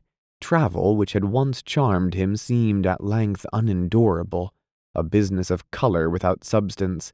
A phantom chase after his own dream's shadow. If I am essentially weak, he thought, I need work to do. Work to do. It worried him to think that he was, after all, a facile mediocrity, with neither the poise of Maury nor the enthusiasm of Dick. It seemed a tragedy to want nothing, and yet he wanted something. Something. He knew in flashes what it was, some path of hope to lead him toward what he thought was an imminent and ominous old age. After cocktails and luncheon at the university club, Anthony felt better. He had run into two men from his class at Harvard, and in contrast to the gray heaviness of their conversation, his life assumed color. Both of them were married. One spent his coffee time in sketching an extra-nuptial adventure to the bland and appreciative smiles of the other. Both of them, he thought, were Mr. Gilberts in embryo. The number of their yeses would have to be quadrupled, their natures crabbed by 20 years. Then they would be no more than obsolete and broken machines, pseudo-wise and valueless, nursed to an utter senility by the women they had broken. Ah, he was more than that, as he paced the long carpet in the lounge after dinner, pausing at the window to look into the harried street. He was Anthony Patch, brilliant, magnetic, the heir of many years and many men. This was his world now, and that last strong irony he craved lay in the offing. With a stray boyishness he saw himself a power upon the earth. With his grandfather's money he might build his own pedestal and be a Talleyrand, a Lord Verulam. The clarity of his mind, its sophistication, its versatile intelligence, all at their maturity and dominated by some purpose yet to be born, would find him work to do. On this minor his dream faded. Work to do. He tried to imagine himself in Congress, rooting around in the litter of that incredible pigsty, with the narrow and porcine brows he saw pictured sometimes in the rotograve sections of the Sunday newspapers.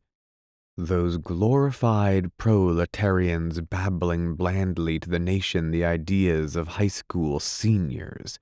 Little men with copybook ambitions, who by mediocrity had thought to emerge from mediocrity into the lusterless and unromantic heaven of a government by the people, and the best, the dozen shrewd men at the top, egotistic and cynical, were content to lead this choir of white ties and white collar buttons in a discordant and amazing hymn, compounded of a vague confusion between wealth as a reward of virtue and wealth as a proof of vice, and continued cheers for God, the Constitution, and the Rocky Mountains. Lord Verulam, Talleyrand. Back in his apartment, the grayness returned. His cocktails had died, making him sleepy, somewhat befogged and inclined to be surly. Lord Verulam? He? The very thought was bitter. Anthony Patch, with no record of achievement, without courage, without strength to be satisfied with truth when it was given him.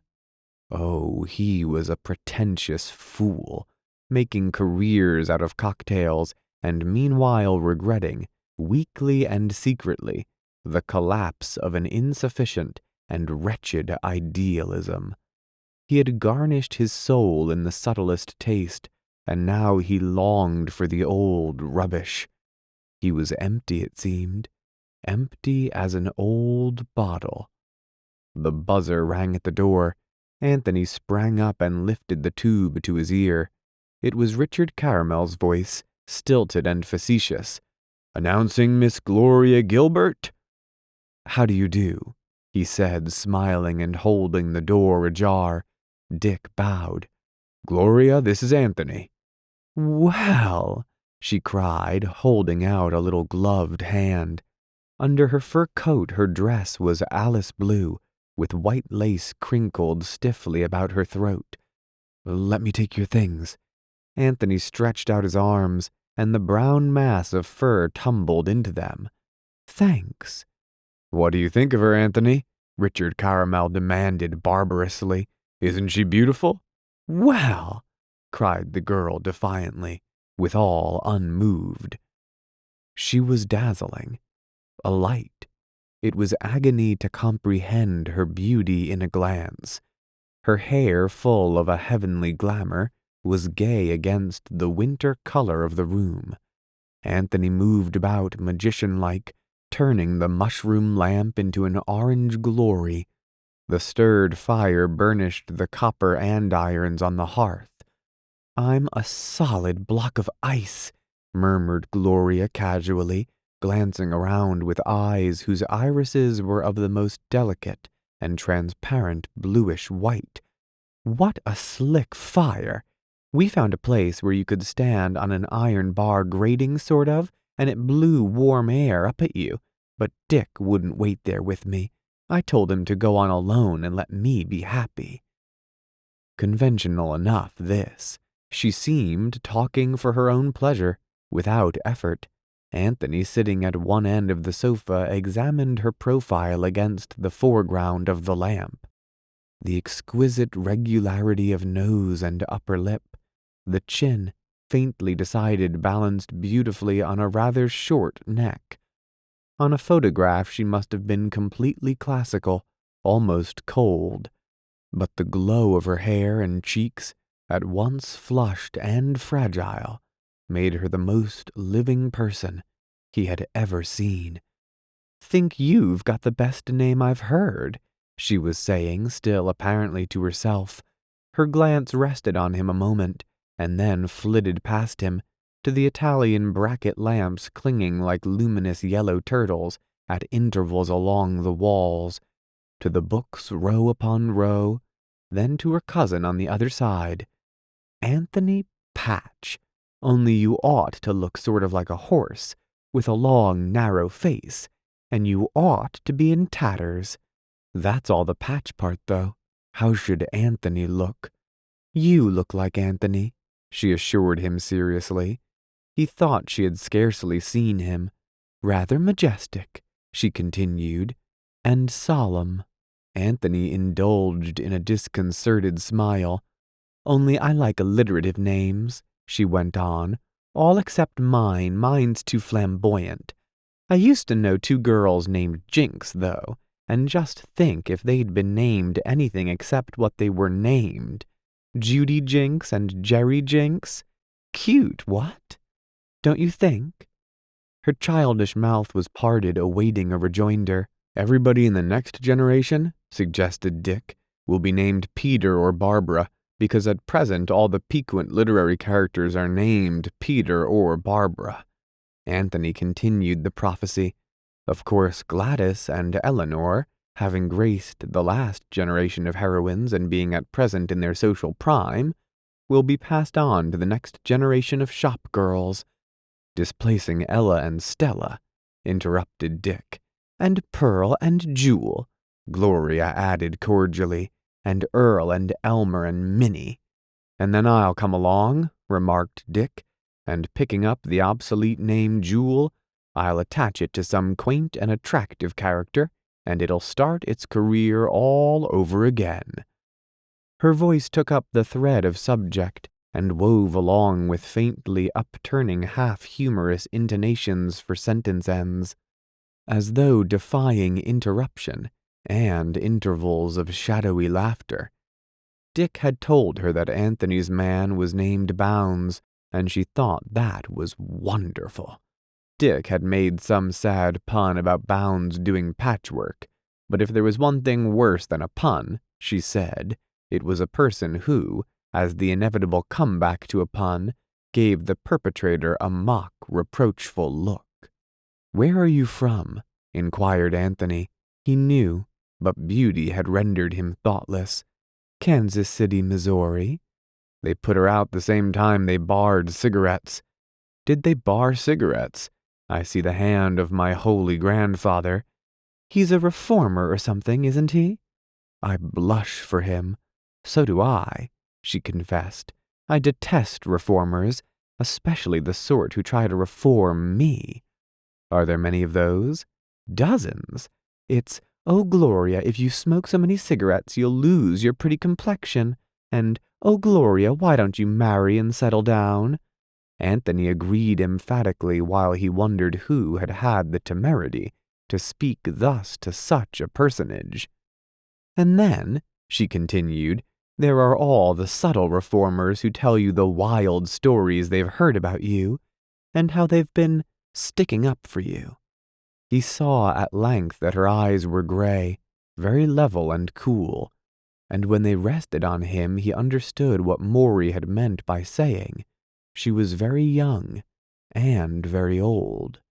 She talked always about herself as a very charming child might talk, and her comments on her tastes and distastes were unaffected and spontaneous. "I must confess," said Anthony gravely, "that even I've heard one thing about you." Alert at once, she sat up straight, those eyes with the grayness and eternity of a cliff of soft granite, caught his. "Tell me. I'll believe it. I always believe anything anyone tells me about myself. Don't you?" "Invariably," agreed the two men in unison. "Well, tell me." "I'm not sure that I ought to," teased Anthony, smiling unwillingly. She was so obviously interested, in a state of almost laughable self-absorption. "He means your nickname," said her cousin. "What name?" inquired Anthony, politely puzzled. Instantly she was shy. Then she laughed, rolled back against the cushions, and turned her eyes up as she spoke. "Coast to coast, Gloria." Her voice was full of laughter. Laughter undefined as the varying shadows playing between fire and lamp upon her hair. "Oh, Lord!" Still, Anthony was puzzled. "What do you mean?" "Me, I mean. That's what some silly boys coined for me." "Don't you see, Anthony?" explained Dick. "Traveler of a nationwide notoriety and all that.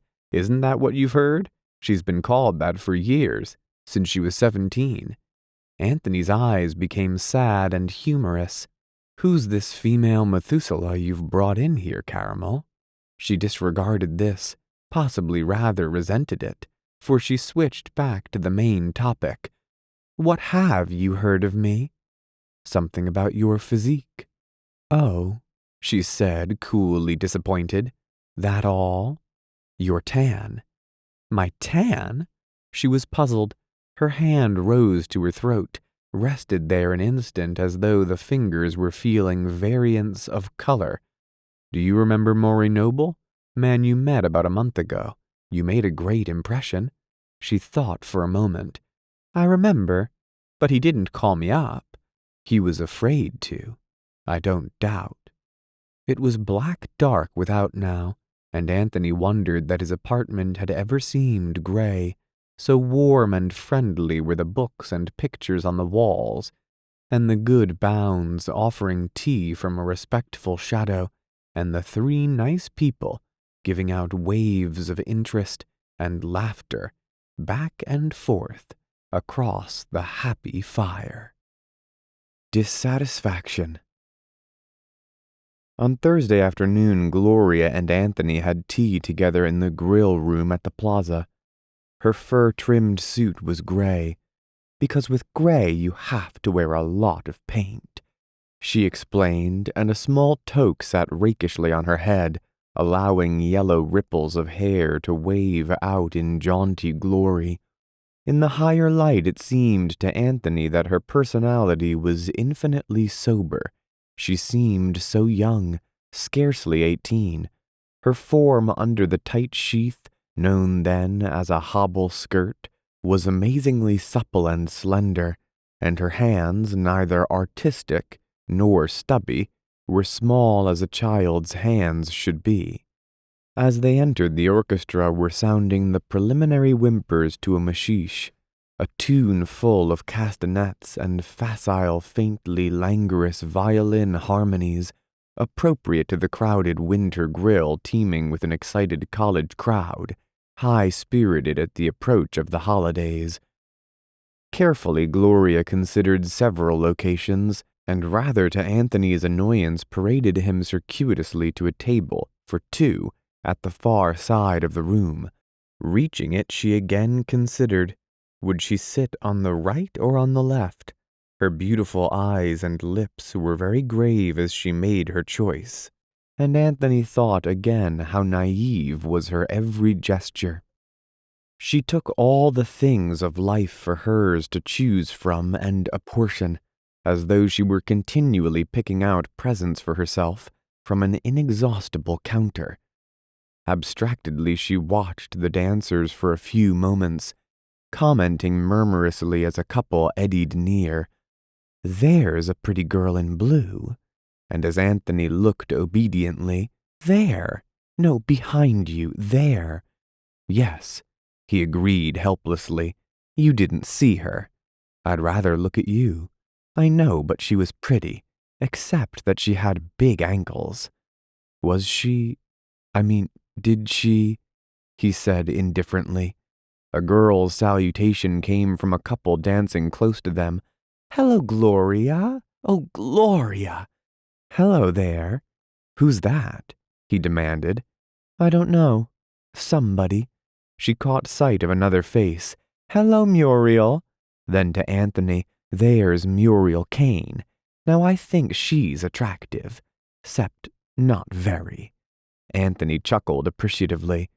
"Attractive, except not very," he repeated. She smiled, was interested immediately. "Why is that funny?" Her tone was pathetically intent. It just was. "Do you want to dance?" "Do you?" "Sort of.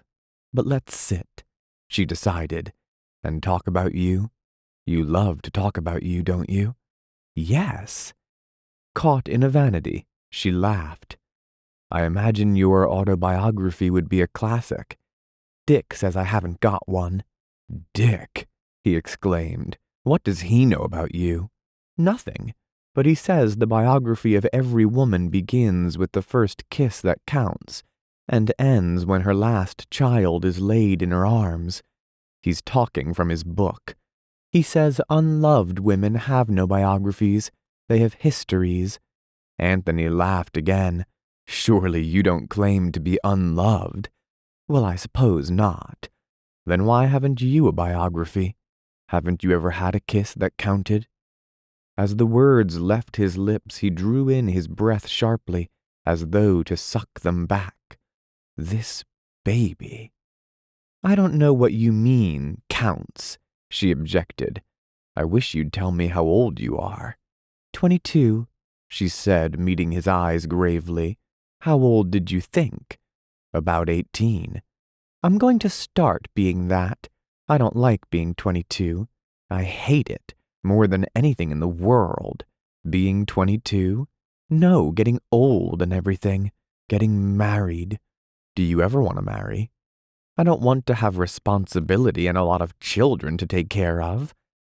Evidently she did not doubt that on her lips all things were good. He waited rather breathlessly for her next remark, expecting it to follow up her last. She was smiling without amusement, but pleasantly, and after an interval 6 words fell into the space between them. "I wish I had some gumdrops." "You shall." He beckoned to a waiter and sent him to the cigar counter. "Do you mind? I love gumdrops. Everybody kids me about it because I'm always whacking away at one whenever my daddy's not around." "Not at all." "Who are all these children?" he asked suddenly. "Do you know them all?" "Why, no, but they're from everywhere, I suppose. Don't you ever come here?" "Very seldom. I don't care particularly for nice girls." Immediately he had her attention. She turned a definite shoulder to the dancers, relaxed in her chair, and demanded, "What do you do with yourself?" Thanks to a cocktail, Anthony welcomed the question. In a mood to talk, he wanted moreover to impress this girl, whose interest seemed so tantalizingly elusive. She stopped to browse in unexpected pastures, hurried quickly over the inobviously obvious. He wanted to pose. He wanted to appear suddenly to her in novel and heroic colors. He wanted to stir her from that casualness she showed toward everything, except herself. "I do nothing," he began, realizing simultaneously that his words were to lack the debonair grace he craved for them. "I do nothing, for there's nothing I can do that's worth doing." Well, he had neither surprised her nor even held her, yet she had certainly understood him, if indeed he had said aught worth understanding. "Don't you approve of lazy men?" She nodded. "I suppose so, if they're gracefully lazy. Is that possible for an American?" "Why not?" he demanded, discomfited. But her mind had left the subject and wandered up 10 floors. "My daddy's mad at me," she observed dispassionately. "Why?" "But I want to know just why it's impossible for an American to be gracefully idle." His words gathered conviction. "It astonishes me. It, I don't understand why people think that every young man ought to go downtown and work 10 hours a day for the best 20 years of his life at dull, unimaginative work. Certainly not altruistic work." He broke off. She watched him inscrutably. He waited for her to agree or disagree, but she did neither. "Don't you ever form judgments on things?" he asked with some exasperation. She shook her head and her eyes wandered back to the dancers as she answered, "I don't know. I don't know anything about what you should do or what anybody should do." She confused him and hindered the flow of his ideas. Self-expression had never seemed at once so desirable and so impossible. "Well," he admitted apologetically, "neither do I, of course, but I just think of people," she continued, "whether they seem right, where they are and fit into the picture. I don't mind if they don't do anything. I don't see why they should. In fact, it always astonishes me when anybody does anything." "You don't want to do anything?" "I want to sleep." For a second he was startled, almost as though she had meant this literally. "Sleep? Sort of. I want to just be lazy, and I want some of the people around me to be doing things, because that makes me feel comfortable and safe, and I want some of them to be doing nothing at all, because they can be graceful and companionable for me. But I never want to change people, or get excited over them." "You're a quaint little determinist," laughed Anthony. "It's your world, isn't it?"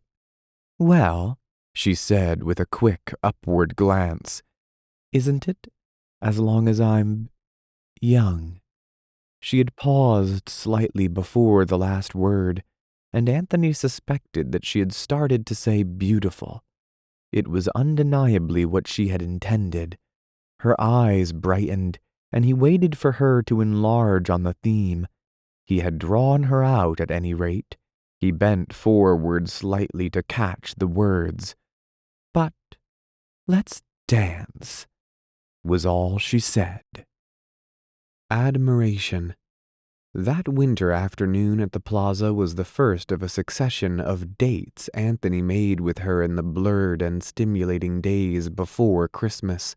Invariably she was busy. What particular strata of the city's social life claimed her? He was a long time finding out. It seemed to matter very little.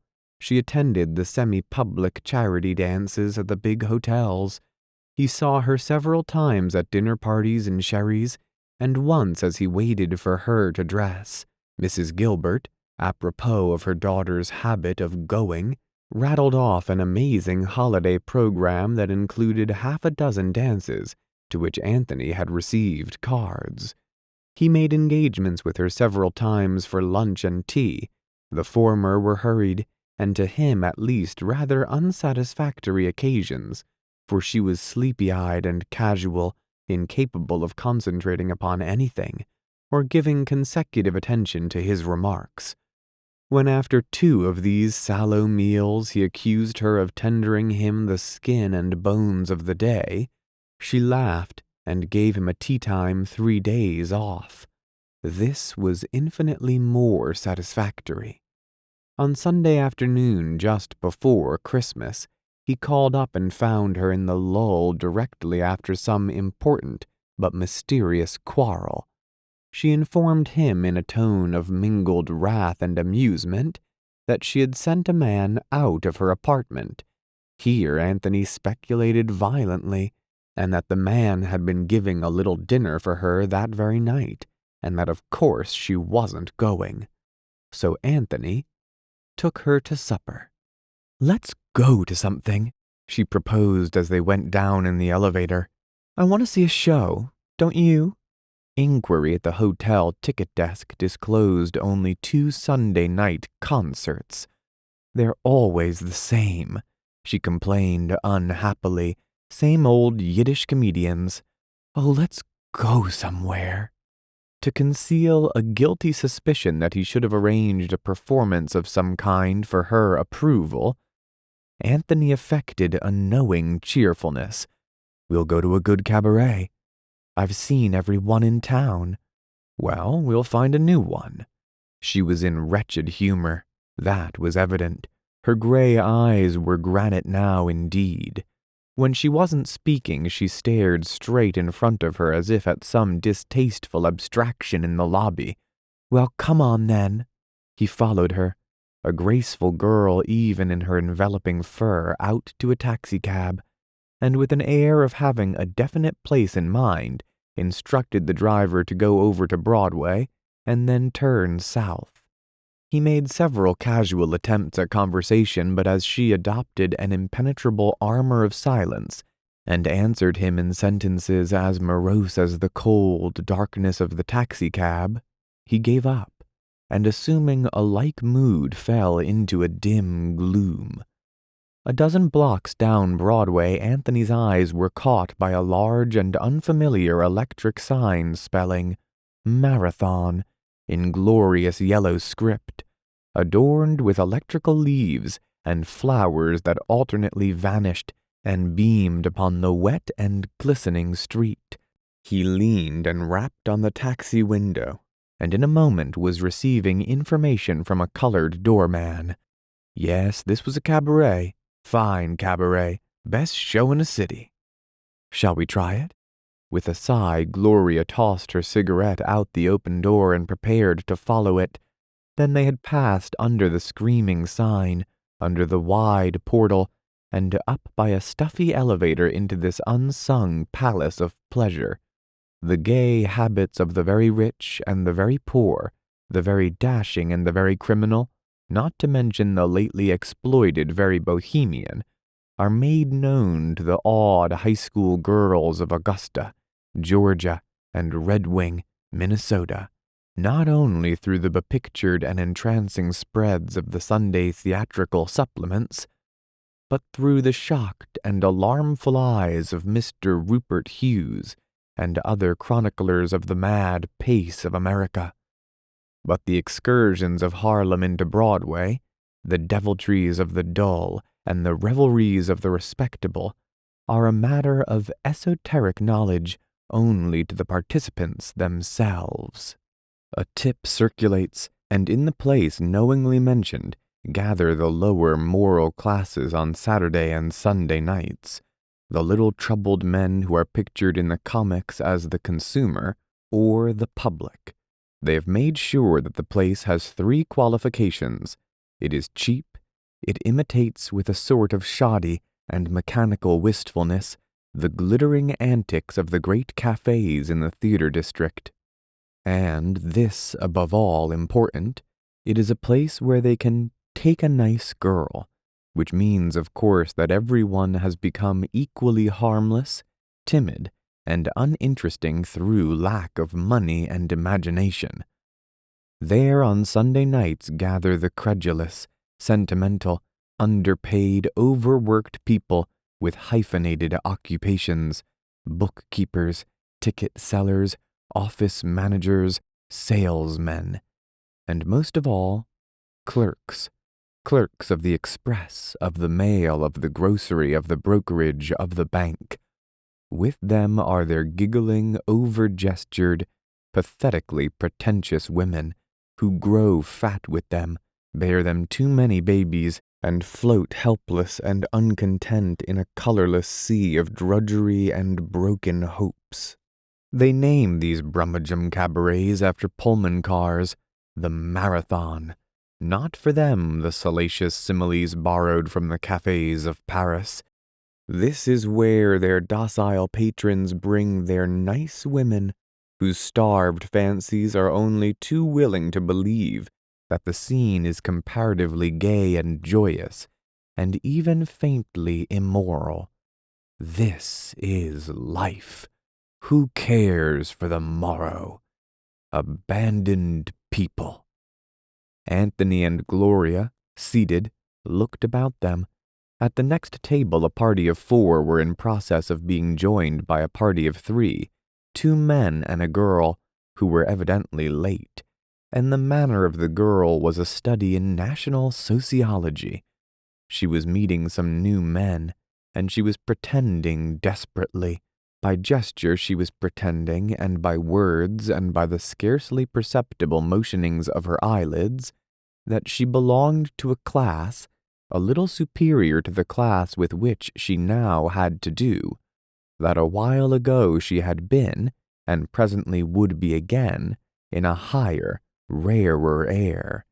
She was almost painfully refined. She wore a last year's hat covered with violets, no more yearningly pretentious and palpably artificial than herself. Fascinated, Anthony and Gloria watched the girl sit down and radiate the impression that she was only condescendingly present. For me, her eyes said, this is practically a slumming expedition to be cloaked with belittling laughter and semi-apologetics.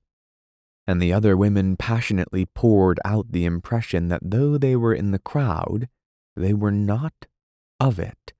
This was not the sort of place to which they were accustomed. They had dropped in because it was nearby and convenient. Every party in the restaurant poured out that impression. Who knew? They were forever changing class, all of them. The women often marrying above their opportunities, the men striking suddenly a magnificent opulence, a sufficiently preposterous advertising scheme, a celestialized ice cream cone. Meanwhile, they met here to eat, closing their eyes to the economy displayed in infrequent changings of tablecloths, in the casualness of the cabaret performers, most of all in the colloquial carelessness and familiarity of the waiters. One was sure that these waiters were not impressed by their patrons. One expected that presently they would sit at the tables. "Do you object to this?" inquired Anthony. Gloria's face warmed, and for the first time that evening, she smiled. "I love it," she said frankly. It was impossible to doubt her.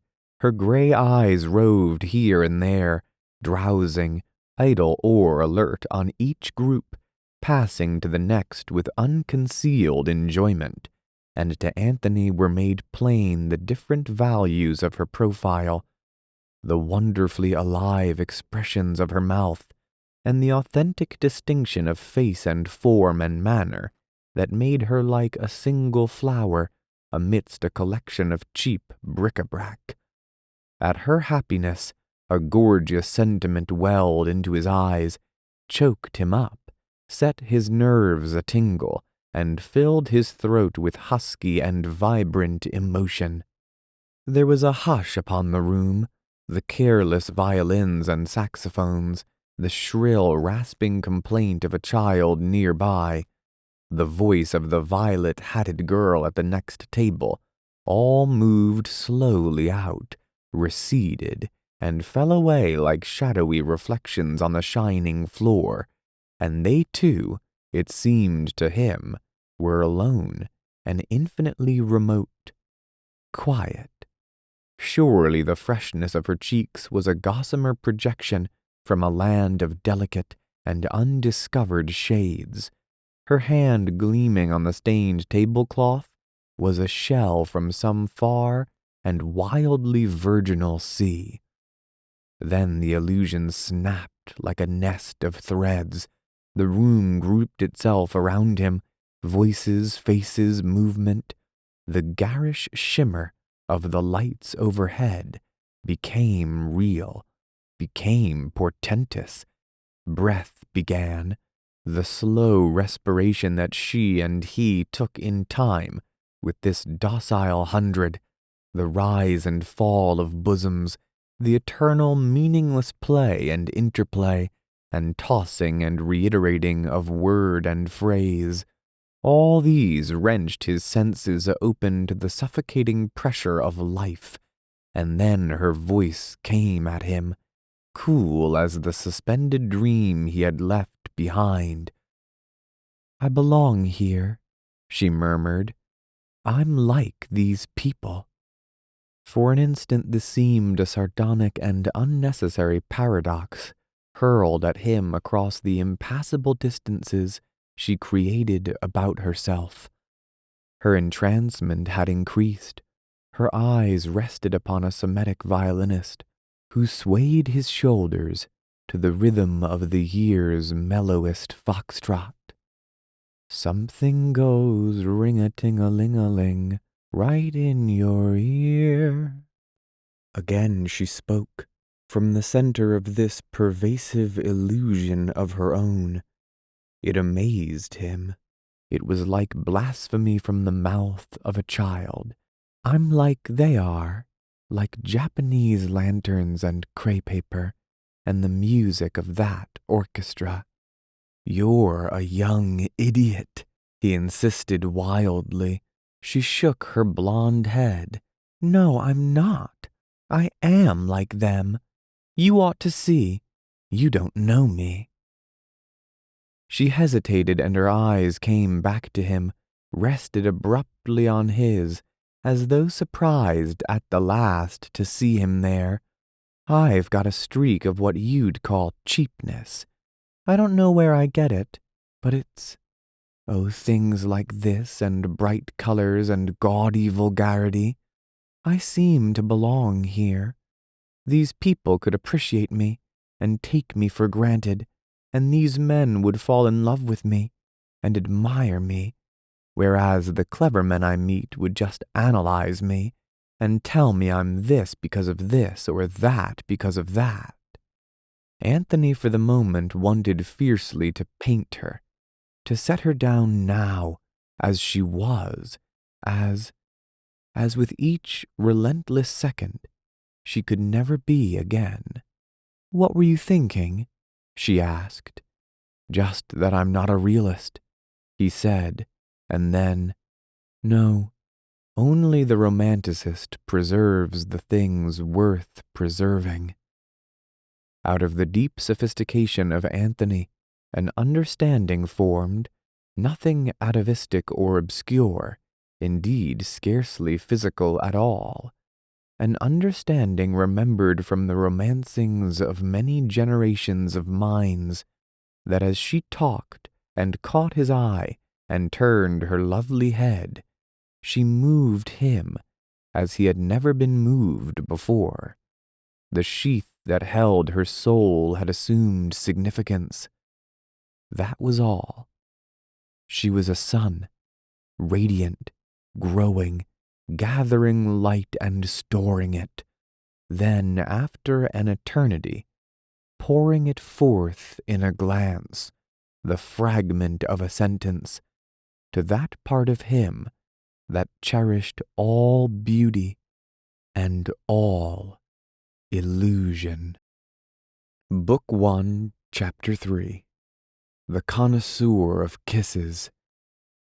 From his undergraduate days as editor of the Harvard Crimson, Richard Caramel had desired to write, but as a senior he had picked up the glorified illusion that certain men were set aside for service and going into the world were to accomplish a vague, yearnful something which would react either in eternal reward or, at the least, in the personal satisfaction of having striven for the greatest good of the greatest number. This spirit had long rocked the colleges in America.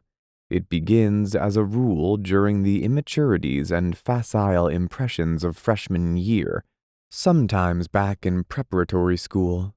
Prosperous apostles known for their emotional acting go the rounds of the universities, and by frightening the amiable sheep and dulling the quickening of interest and intellectual curiosity, which is the purpose of all education, distill a mysterious conviction of sin, harking back to childhood crimes and to the ever-present menace of women.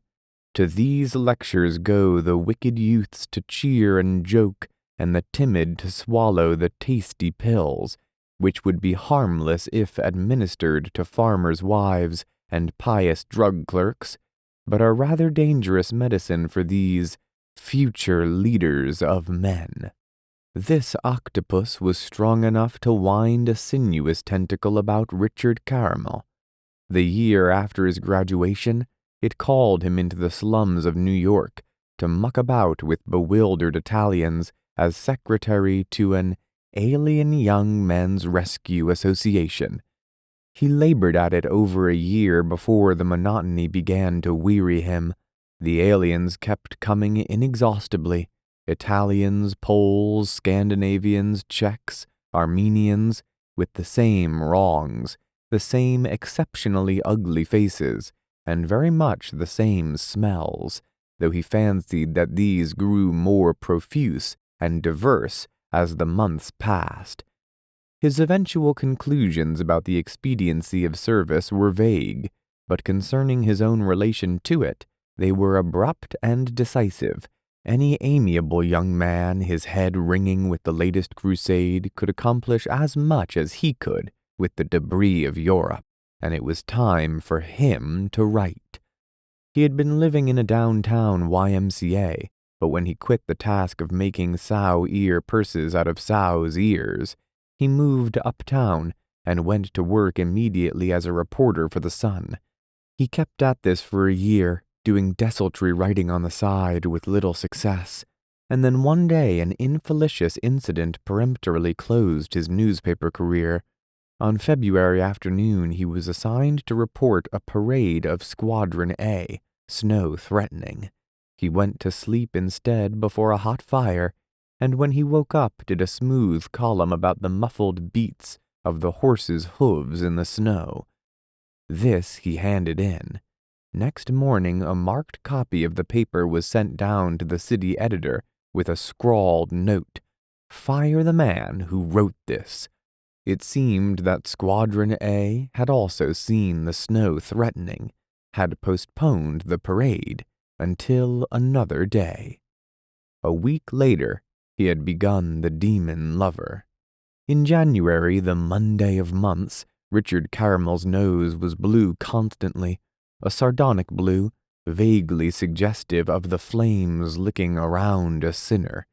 His book was nearly ready, and as it grew in completeness it seemed to grow also in its demands, sapping him, overpowering him, until he walked haggard and conquered in its shadow.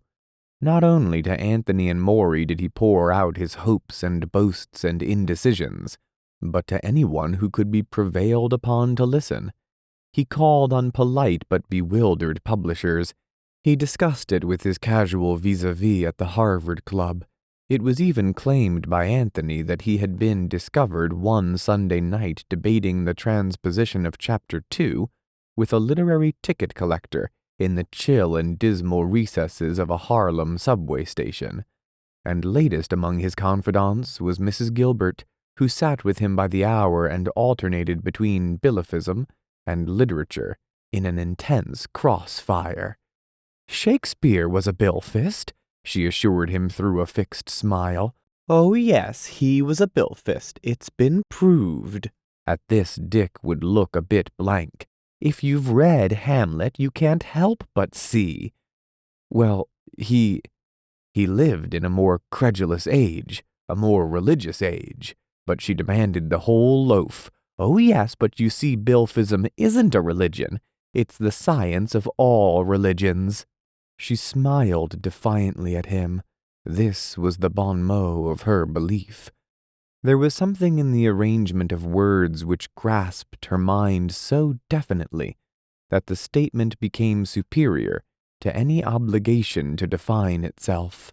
It is not unlikely that she would have accepted any idea encased in this radiant formula, which was perhaps not a formula. It was the reductio ad absurdum of all formulas. Then eventually, but gorgeously, would come Dick's turn. "You've heard of the new poetry movement? You haven't? Well, it's a lot of young poets that are breaking away from the old forms and doing a lot of good. Well, what I was going to say was that my book is going to start a new prose movement, a sort of renaissance." "I'm sure it will," beamed Mrs. Gilbert. "I'm sure it will. I went to Jenny Martin last Tuesday, the palmist, you know, that everyone's mad about. I told her my nephew was engaged upon a work, and she said she knew I'd be glad to hear that his success would be extraordinary. But she'd never seen you, or known anything about you, not even your name." Having made the proper noises to express his amazement at this astounding phenomenon, Dick waved her theme by him as though he were an arbitrary traffic policeman, and, so to speak, beckoned forward his own traffic. "I'm absorbed, Aunt Catherine," he assured her. "I really am. All my friends are joshing me. Oh, I see the humor in it, and I don't care.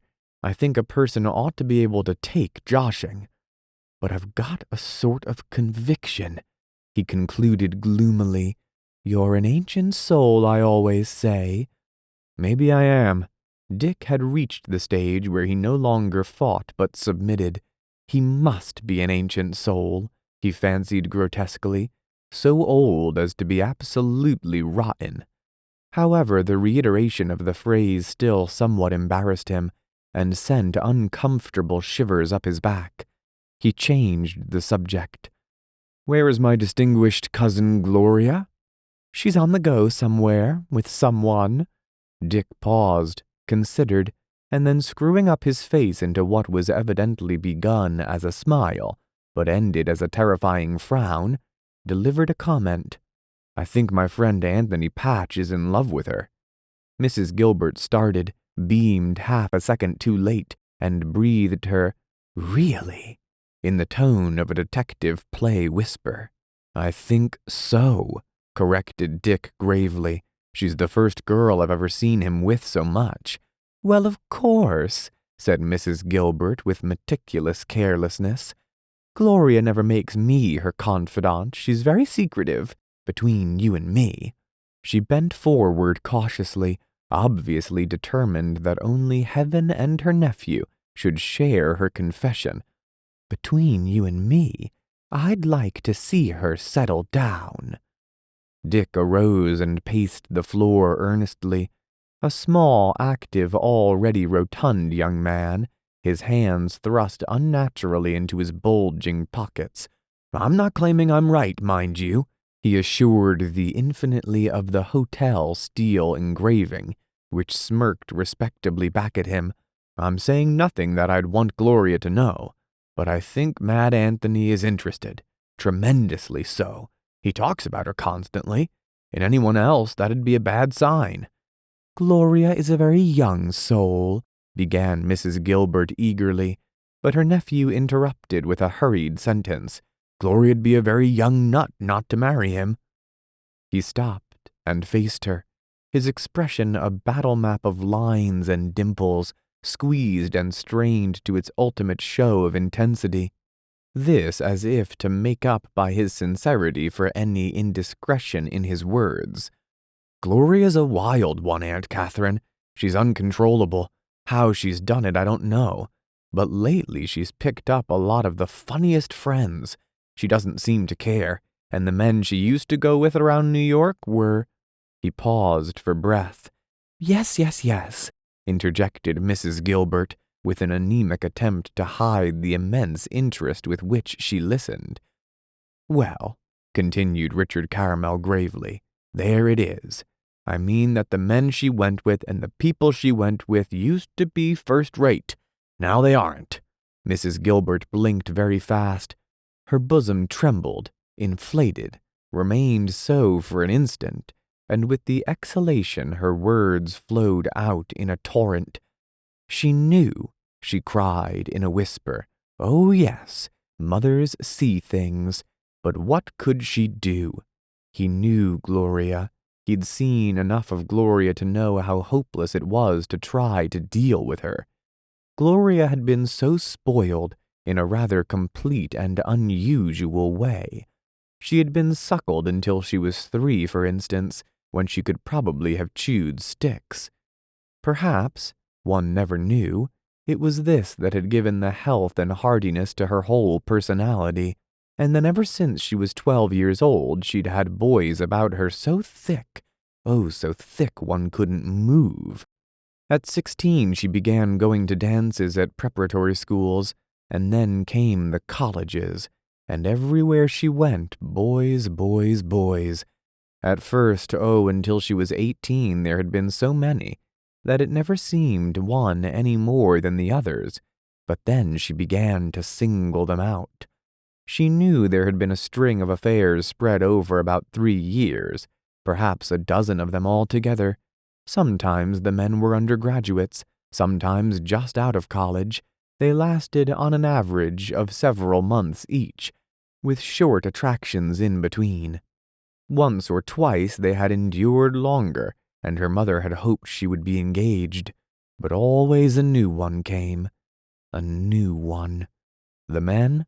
Oh, she made them miserable, literally.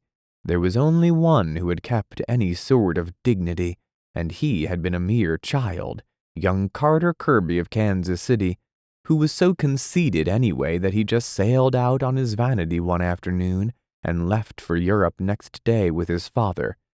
The others had been wretched. They never seemed to know when she was tired of them, and Gloria had seldom been deliberately unkind. They would keep phoning, writing letters to her, trying to see her, making long trips after her around the country. Some of them had confided in Mrs. Gilbert, told her with tears in their eyes that they would never get over Gloria. At least 2 of them had since married, though. But Gloria, it seemed, struck to kill.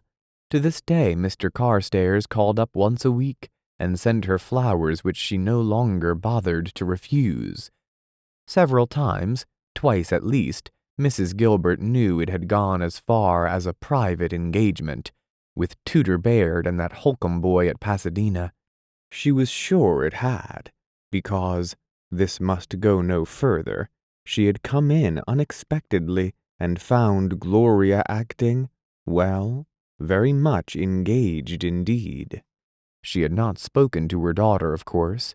She had a certain sense of delicacy, and besides, each time she had expected an announcement in a few weeks. But the announcement never came. Instead, a new man came. Scenes. Young men walking up and down the library like caged tigers. Young men glaring at each other in the hall as one came and the other left. Young men calling up on the telephone and being hung up upon in desperation.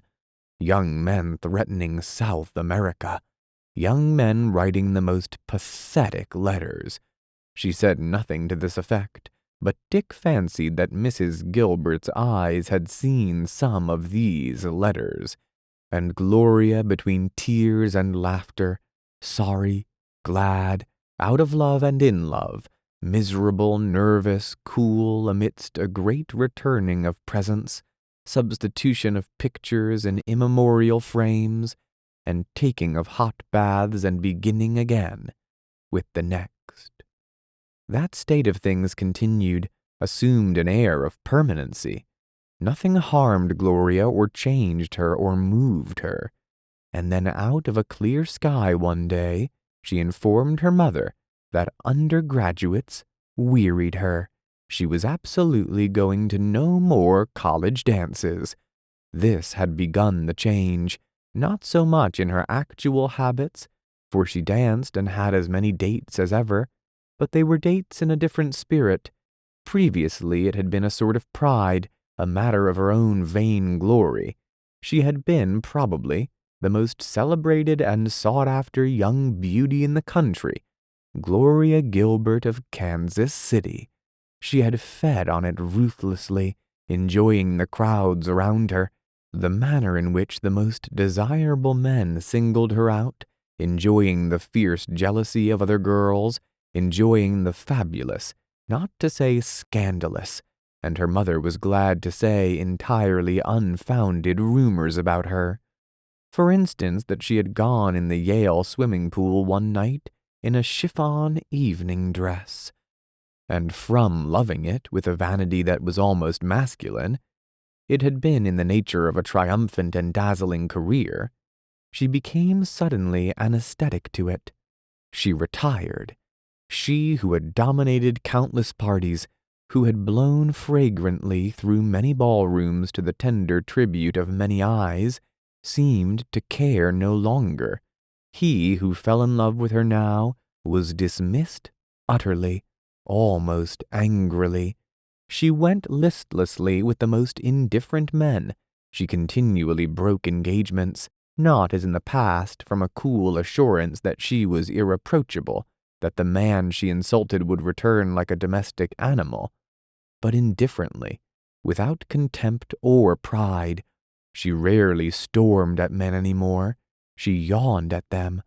She seemed, and it was so strange, she seemed to her mother to be growing cold. Richard Caramel listened.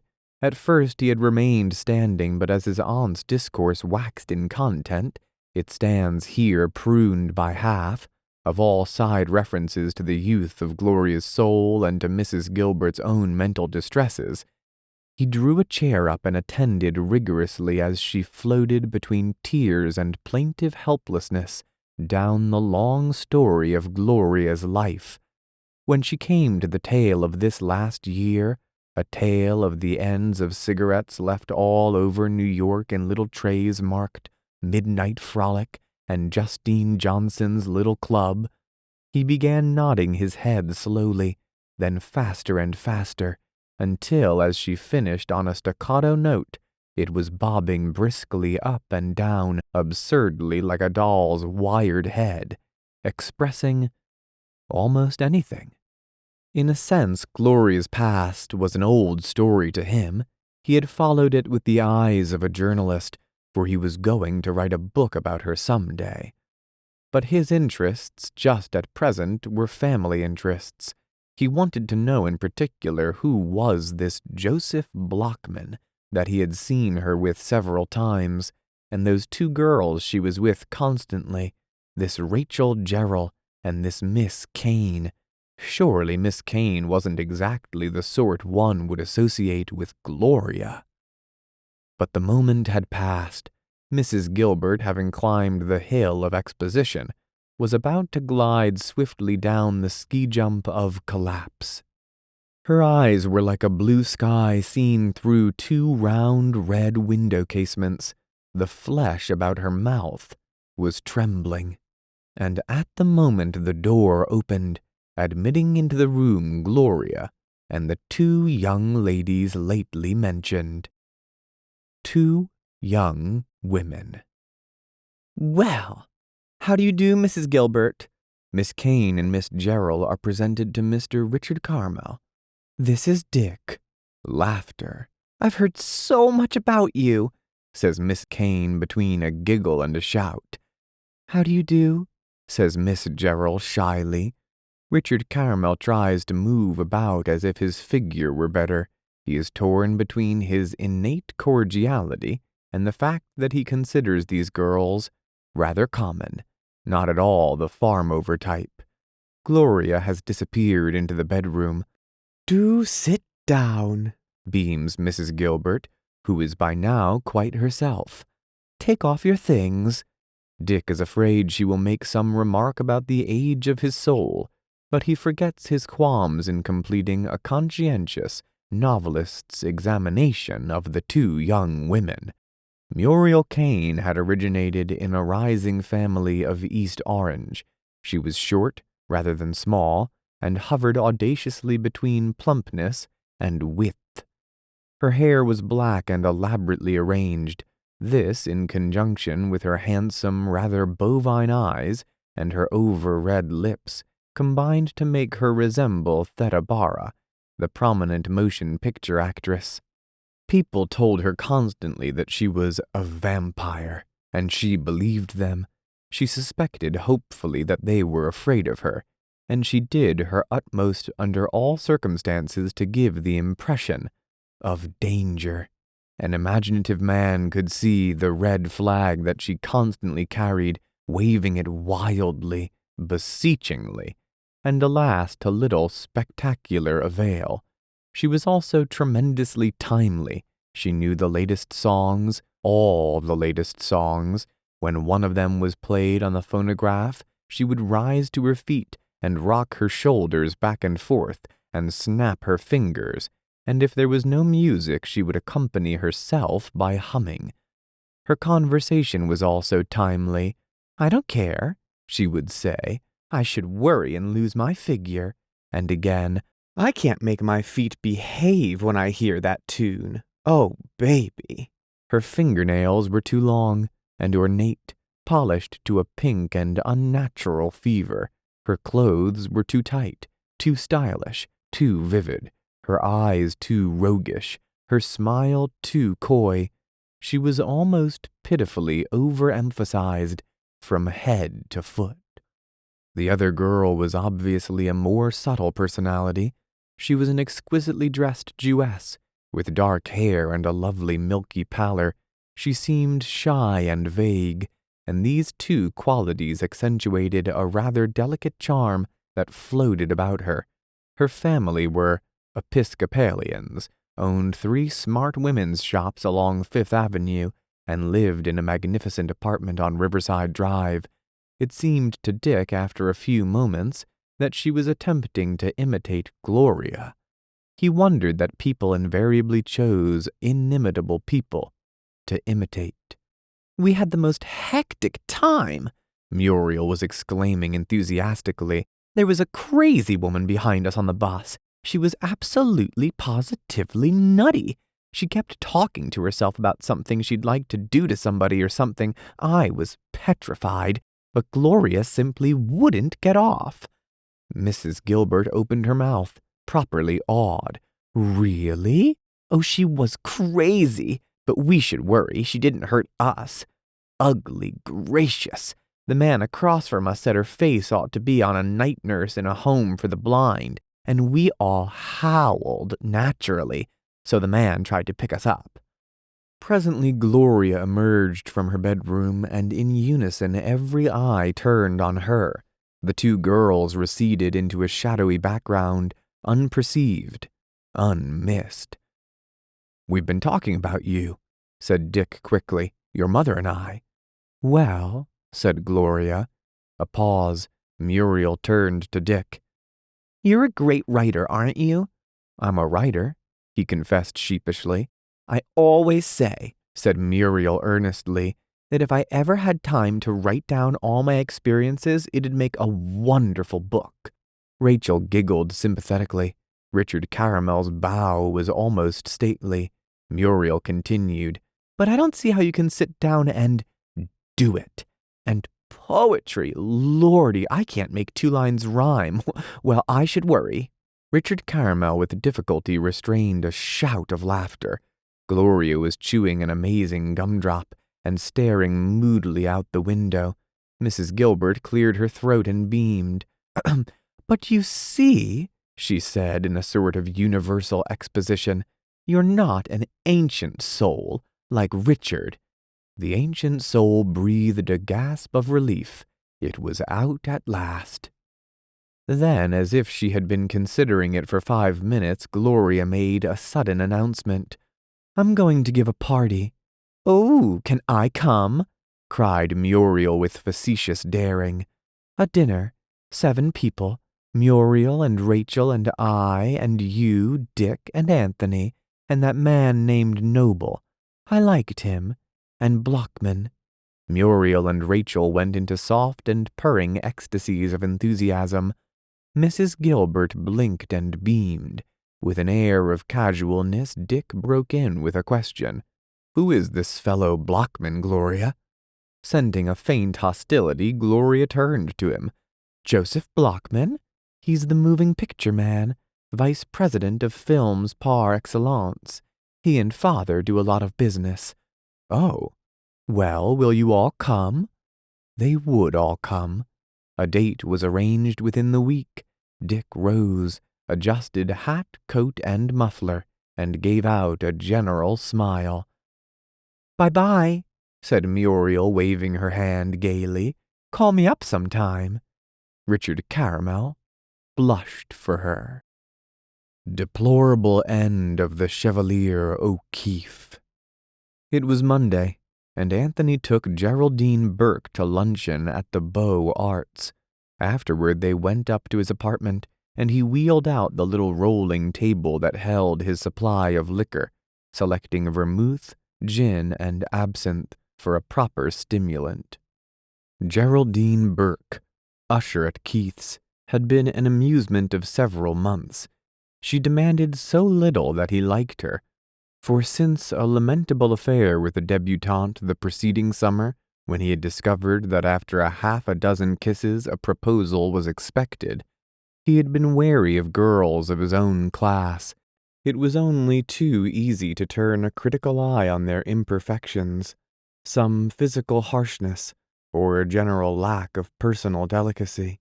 But a girl who was usher at Keith's was approached with a different attitude. One could tolerate qualities in an intimate valet that would be unforgivable in a mere acquaintance on one's social level. Geraldine, curled up at the foot of the lounge, considered him with narrow, slanting eyes. "You drink all the time, don't you?" she said suddenly. "Why, I suppose so," replied Anthony in some surprise. "Don't you?" "Nope. I go on parties sometimes, about once a week, but I only take 2 or 3 drinks. You and your friends keep on drinking all the time. I should think you'd ruin your health."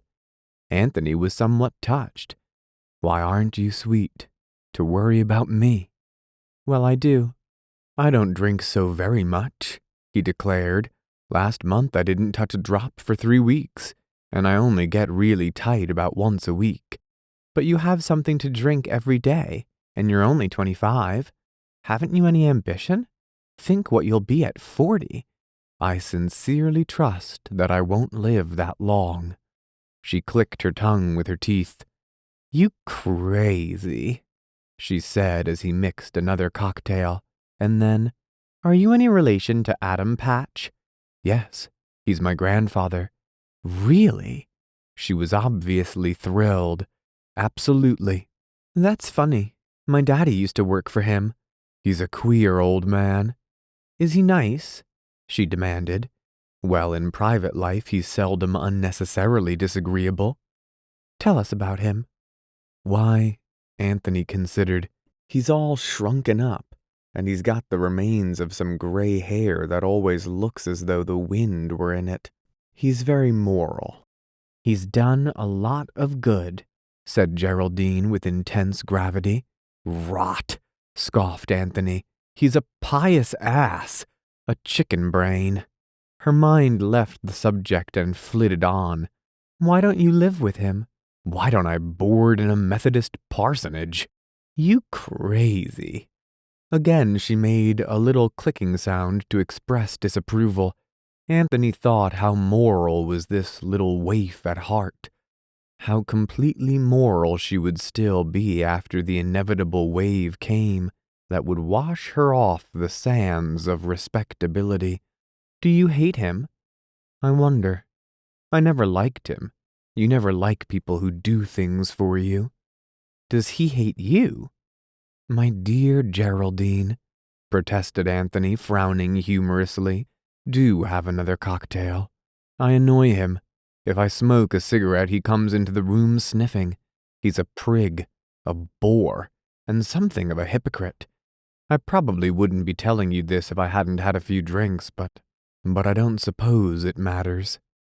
Geraldine was persistently interested.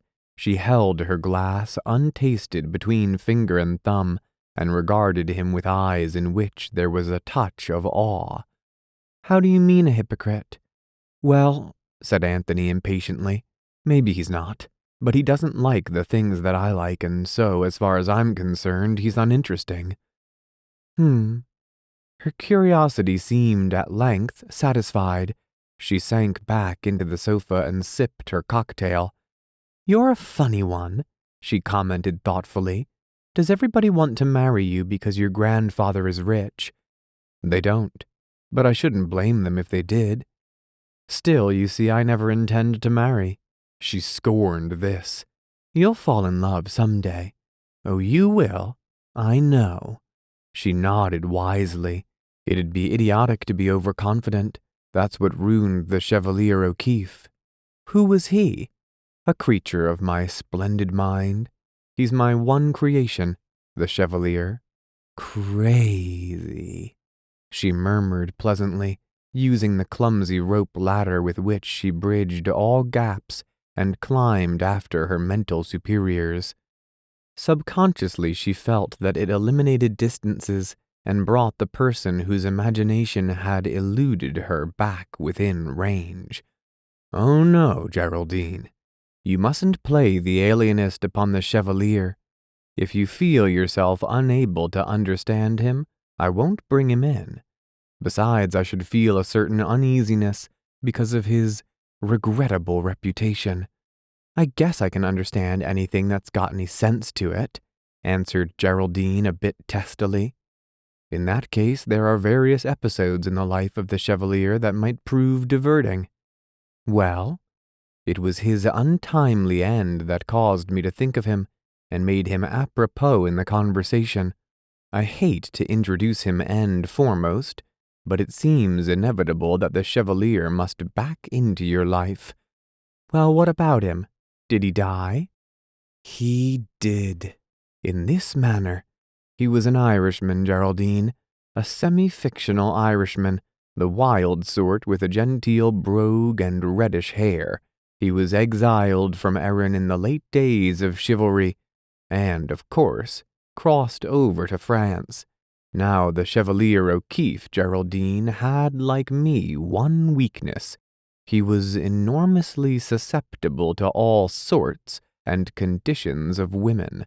Besides being a sentimentalist, he was a romantic, a vain fellow, a man of wild passions, a little blind in one eye and almost stone blind in the other.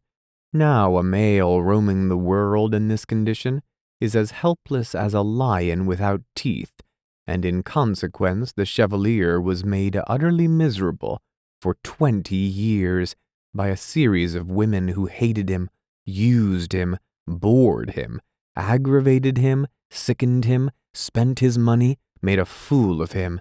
In brief, as the world has it, loved him. This was bad, Geraldine, and as the Chevalier, save for this one weakness, this exceeding susceptibility, was a man of penetration, he decided that he would rescue himself once and for all from these drains upon him. With this purpose, he went to a very famous monastery in Champagne, called, well, anachronistically known as Saint Voltaire's. It was the rule at Saint Voltaire's that no monk could descend to the ground story of the monastery so long as he lived, but should exist engaged in prayer and contemplation in one of the 4 towers, which were called after the 4 commandments of the monastery rule. poverty, chastity, obedience, and silence. When the day came that was to witness the Chevalier's farewell to the world, he was utterly happy. He gave all his Greek books to his landlady, and his sword he sent in a golden sheath to the King of France, and all his mementos of Ireland he gave to the young Huguenots who sold fish in the street where he lived. Then he rode out to St. Voltaire's, slew his horse at the door, and presented the carcass to the monastery cook. At 5 o'clock that night he felt for the first time free, forever free from sex. No woman could enter the monastery, no monk could descend below the second story. So as he climbed the winding stair that led to his cell at the very top of the Tower of Chastity, he paused for a moment by an open window which looked down 50 feet onto a road below. It was all so beautiful, he thought, this world that he was leaving. The golden shower of sun beating down upon the long fields, the spray of trees in the distance, the vineyards quiet and green, freshening wide miles before him. He leaned his elbows on the window casement and gazed at the winding road. Now, as it happened, Teresa, a peasant girl of 16 from a neighboring village, was at that moment passing along the same road that ran in front of the monastery. 5 minutes before, the little piece of ribbon which held up the stocking on her pretty left leg had worn through and broken. Being a girl of rare modesty, she had thought to wait until she arrived home before repairing it, but it had bothered her to such an extent that she felt she could endure it no longer. So as she passed the Tower of Chastity, she stopped, and with a pretty gesture lifted her skirt, as little as possible, be it said to her credit, to adjust her garter. Up in the tower, the newest arrival in the ancient monastery of St. Voltaire, as though pulled forward by a gigantic and irresistible hand, leaned from the window. Further he leaned and further, until suddenly one of the stones loosened under his weight broke from its cement with a soft, powdery sound, and first headlong, then head over heels, finally in a vast and impressive revolution, tumbled the Chevalier O'Keefe, bound for the hard earth and eternal damnation. Teresa was so much upset by the occurrence that she ran all the way home, and for 10 years spent an hour a day in secret prayer for the soul of the monk whose neck and vows were simultaneously broken on that unfortunate Sunday afternoon.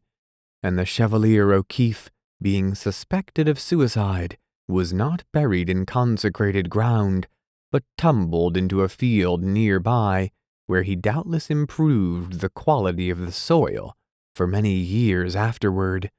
Such was the untimely end of a very brave and gallant gentleman.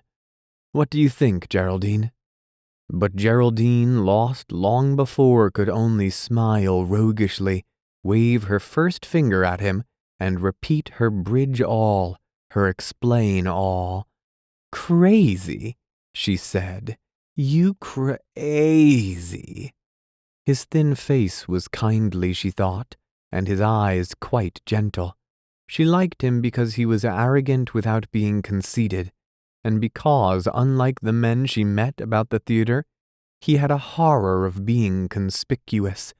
What an odd, pointless story! But she had enjoyed the part about the stocking. After the 5th cocktail he kissed her, and between laughter and bantering caresses and a half-stifled flare of passion, they passed an hour. At 4:30 she claimed an engagement, and going into the bathroom she rearranged her hair. Refusing to let him order her a taxi, she stood for a moment in the doorway. "You will get married," she was insisting. "You wait and see." Anthony was playing with an ancient tennis ball, and he bounced it carefully on the floor several times before he answered with a soupçon of acidity. "You're a little idiot, Geraldine." She smiled provokingly. "Oh, I am I? Want to bet? That'd be silly too.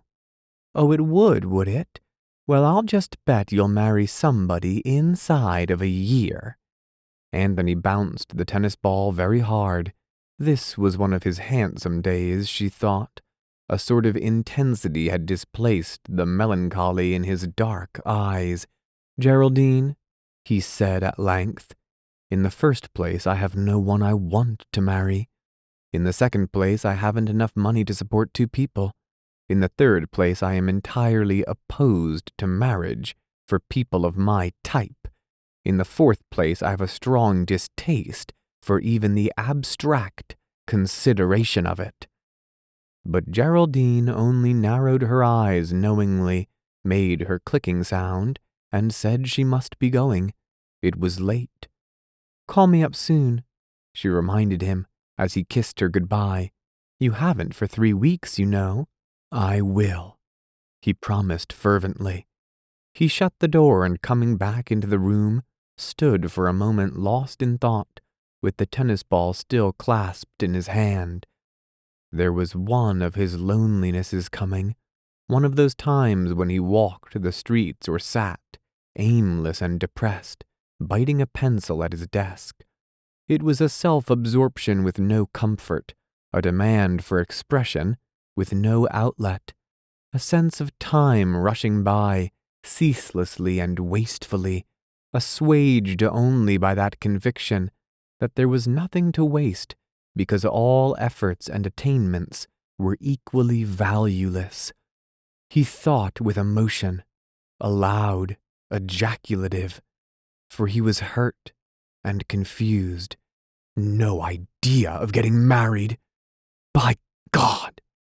Of a sudden he hurled the tennis ball violently across the room, where it barely missed the lamp, and rebounding here and there for a moment, lay still upon the floor.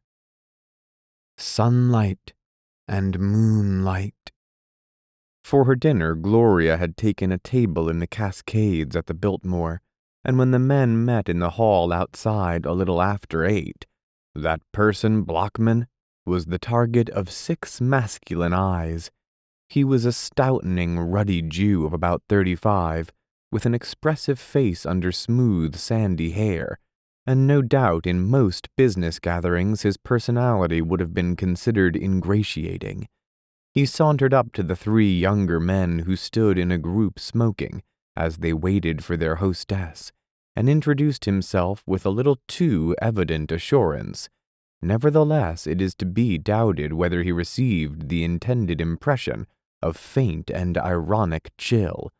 There was no hint of understanding in his manner. "You related to Adam J. Patch?" he inquired of Anthony, emitting 2 slender strings of smoke from nostrils over wide. Anthony admitted it with the ghost of a smile. "He's a fine man," pronounced Blockman profoundly. "He's a fine example of an American." "Yes," agreed Anthony, "he certainly is." I detest these underdone men, he thought coldly, boiled-looking, ought to be shoved back in the oven. Just 1 more minute would do it.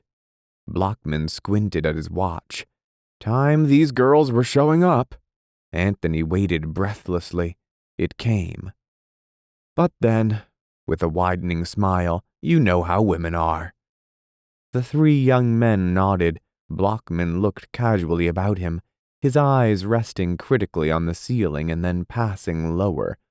His expression combined that of a Middle Western farmer appraising his wheat crop and that of an actor wondering whether he is observed, the public manner of all good Americans.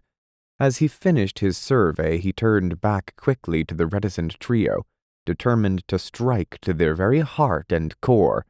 "You college men? Harvard, eh? I see the Princeton boys beat you fellows in hockey." Unfortunate man, he had drawn another blank. They had been 3 years out, and heeded only the big football games.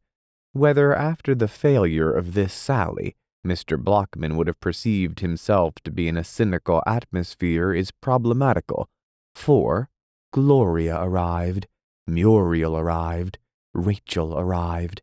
After a hurried, "Hello, people," uttered by Gloria and echoed by the other two, the three swept by into the dressing room. A moment later, Muriel appeared in a state of elaborate undress and crept toward them. She was in her element. Her ebony hair was slicked straight back on her head. Her eyes were artificially darkened. She reeked of insistent perfume.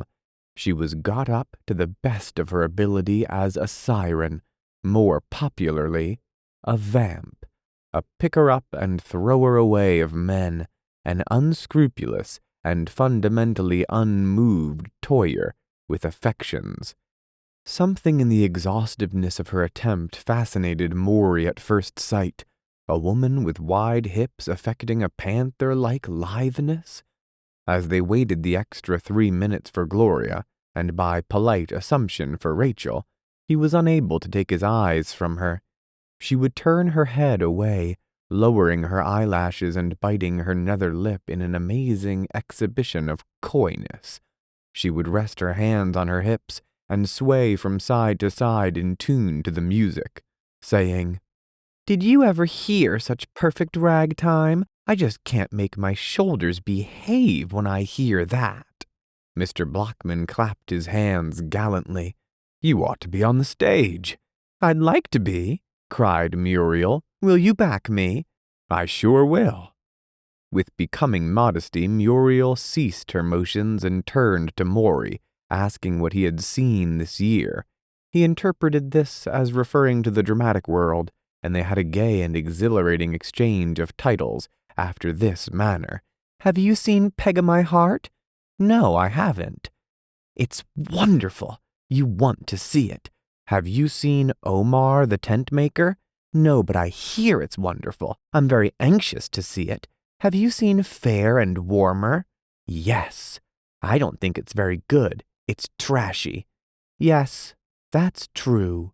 But I went to Within the Law last night, and I thought it was fine. Have you seen The Little Cafe?" This continued until they ran out of plays.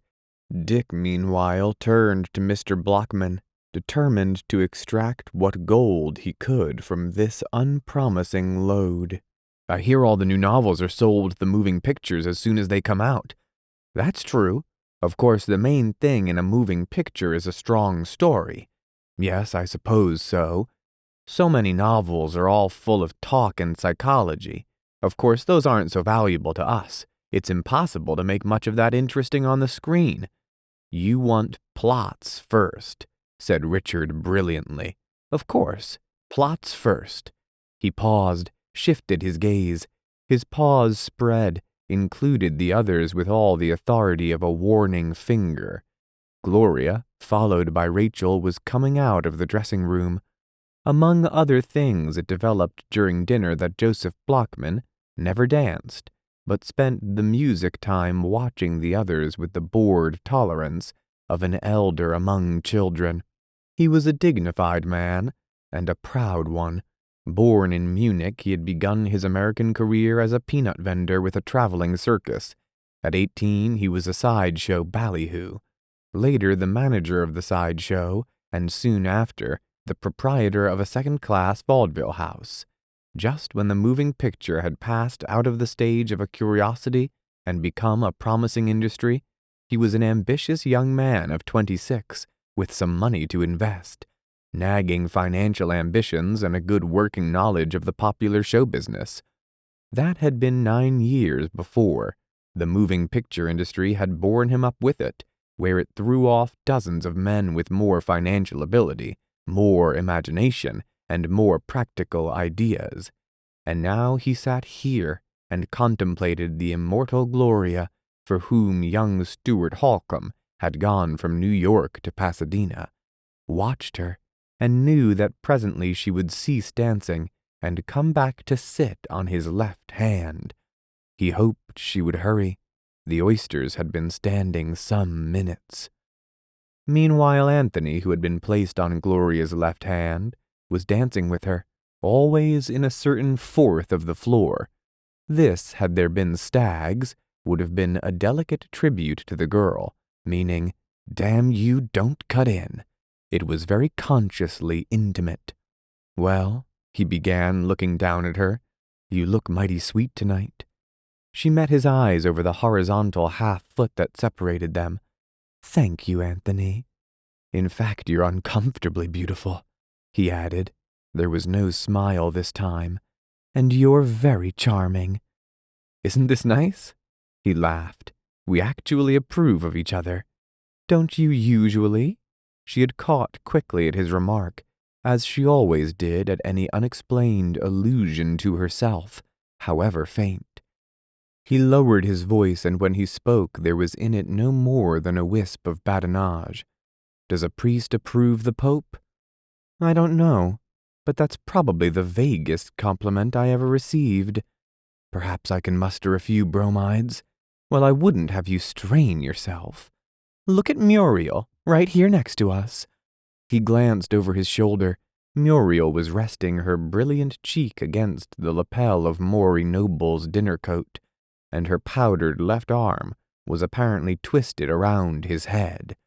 One was impelled to wonder why she failed to seize the nape of his neck with her hand. Her eyes, turning ceilingward, rolled largely back and forth.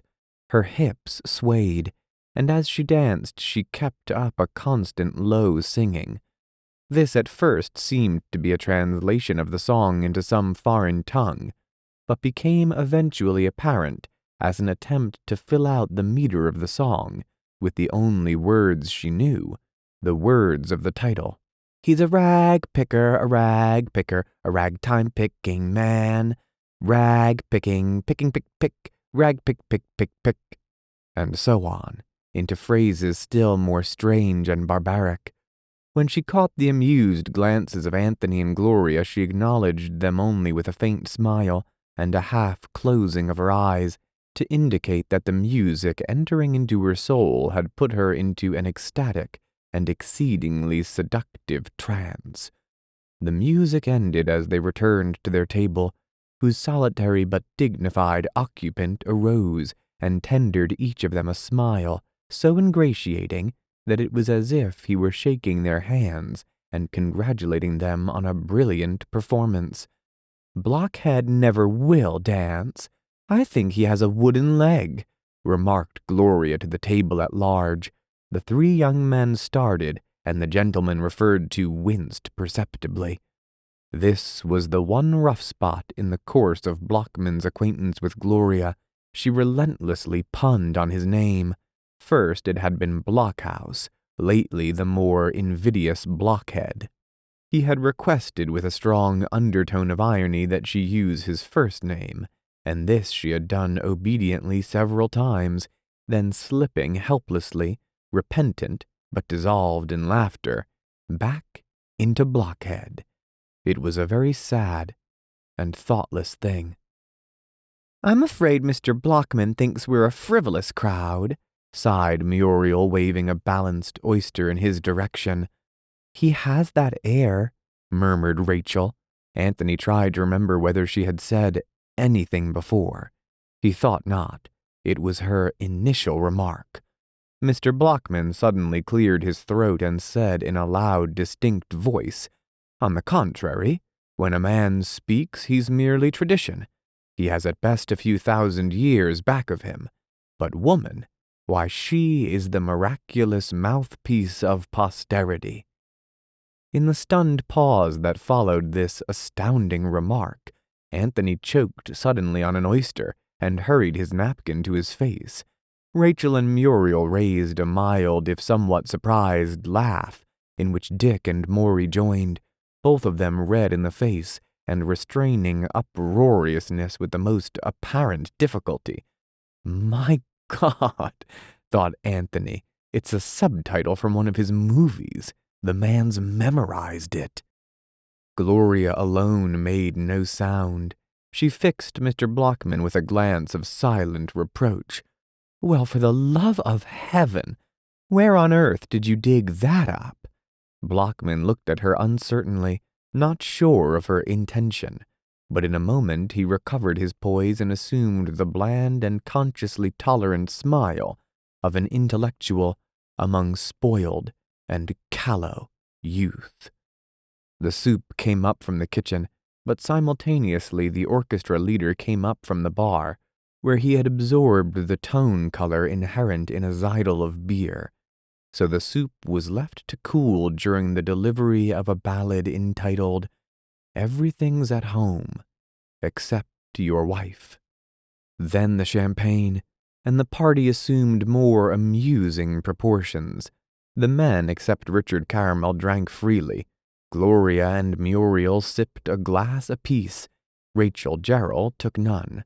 They sat out the waltzes but danced to everything else, all except Gloria, who seemed to tire after a while and preferred to sit smoking at the table, her eyes now lazy, now eager, according to whether she listened to Blockman or watched a pretty woman among the dancers. Several times Anthony wondered what Blockman was telling her. He was chewing a cigar back and forth in his mouth and had expanded after dinner to the extent of violent gestures. 10 o'clock found Gloria and Anthony beginning a dance. Just as they were out of earshot of the table, she said in a low voice, "Dance over by the door. I want to go down to the drugstore." Obediently, Anthony guided her through the crowd in the designated direction. In the hall, she left him for a moment to reappear with a cloak over her arm. "I want some gumdrops," she said, humorously apologetic. "You can't guess what for this time. It's just that I want to bite my fingernails, and I will if I don't get some gumdrops." She sighed and resumed as they stepped into the empty elevator. "I've been biting 'em all day. A bit nervous, you see. Excuse the pun. It was unintentional. The words just arranged themselves. Gloria Gilbert, female wag." Reaching the ground floor, they naively avoided the hotel candy counter, descended the wide front staircase, and walking through several corridors found a drugstore in the Grand Central Station. After an intense examination of the perfume counter, she made her purchase. Then, on some mutual unmentioned impulse, they strolled arm in arm, not in the direction from which they had come, but out into 43rd Street. The night was alive with thaw. It was so nearly warm that a breeze drifting low along the sidewalk brought to Anthony a vision of an unhoped-for, hyacinthine spring. Above in the blue oblong of sky, around them in the caress of the drifting air, the illusion of a new season carried relief from the stiff and breathed-over atmosphere they had left. And for a hushed moment, the traffic sounds and the murmur of water flowing in the gutters seemed an elusive and rarefied prolongation of that music to which they had lately danced. When Anthony spoke, it was with surety that his words came from something breathless and desirous that the night had conceived in their two hearts. "Let's take a taxi and ride around a bit," he suggested without looking at her. "Oh, Gloria, Gloria."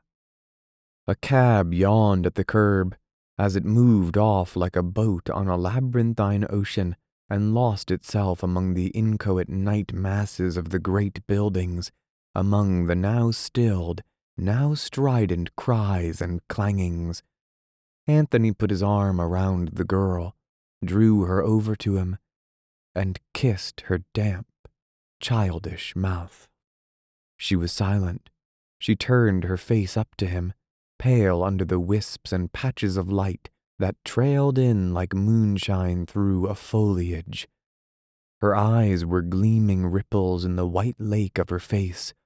The shadows of her hair bordered the brow with a persuasive, unintimate dusk.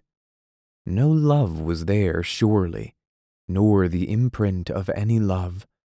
Her beauty was cool as this damp breeze, as the moist softness of her own lips. "You're such a swan in this light," he whispered after a moment. There were silences as murmurous as sound, There were pauses that seemed about to shatter, and were only to be snatched back to oblivion by the tightening of his arms about her and the sense that she was resting there as a caught, gossamer feather drifted in out of the dark. Anthony laughed, noiselessly and exultantly, turning his face up and away from her, half in an overpowering rush of triumph, half lest her sight of him should spoil the splendid immobility of her expression. Such a kiss! It was a flower held against the face, never to be described, scarcely to be remembered, as though her beauty were giving off emanations of itself, which settled transiently and already dissolving upon his heart. The buildings fell away in melted shadows. This was the park now, and after a long while the great white ghost of the Metropolitan Museum moved majestically past, echoing sonorously to the rush of the cab. Why, Gloria! Why, Gloria! Her eyes appeared to regard him out of many thousand years. All emotion she might have felt, all words she might have uttered, would have seemed inadequate beside the adequacy of her silence, ineloquent against the eloquence of her beauty, and of her body, close to him, slender and cool. "Tell him to turn around," she murmured, "and drive pretty fast going back." Up in the supper room the air was hot. The table littered with napkins and ashtrays was old and stale. It was between dances as they entered, and Muriel Kane looked up with roguishness extraordinary. "Well, where have you been?" "To call up Mother," answered Gloria coolly. "I promised her I would. Did we miss a dance?" Then followed an incident that, though slight in itself, Anthony had cause to reflect on many years afterward. Joseph Blockman, leaning well back in his chair, fixed him with a peculiar glance, in which several emotions were curiously and inextricably mingled.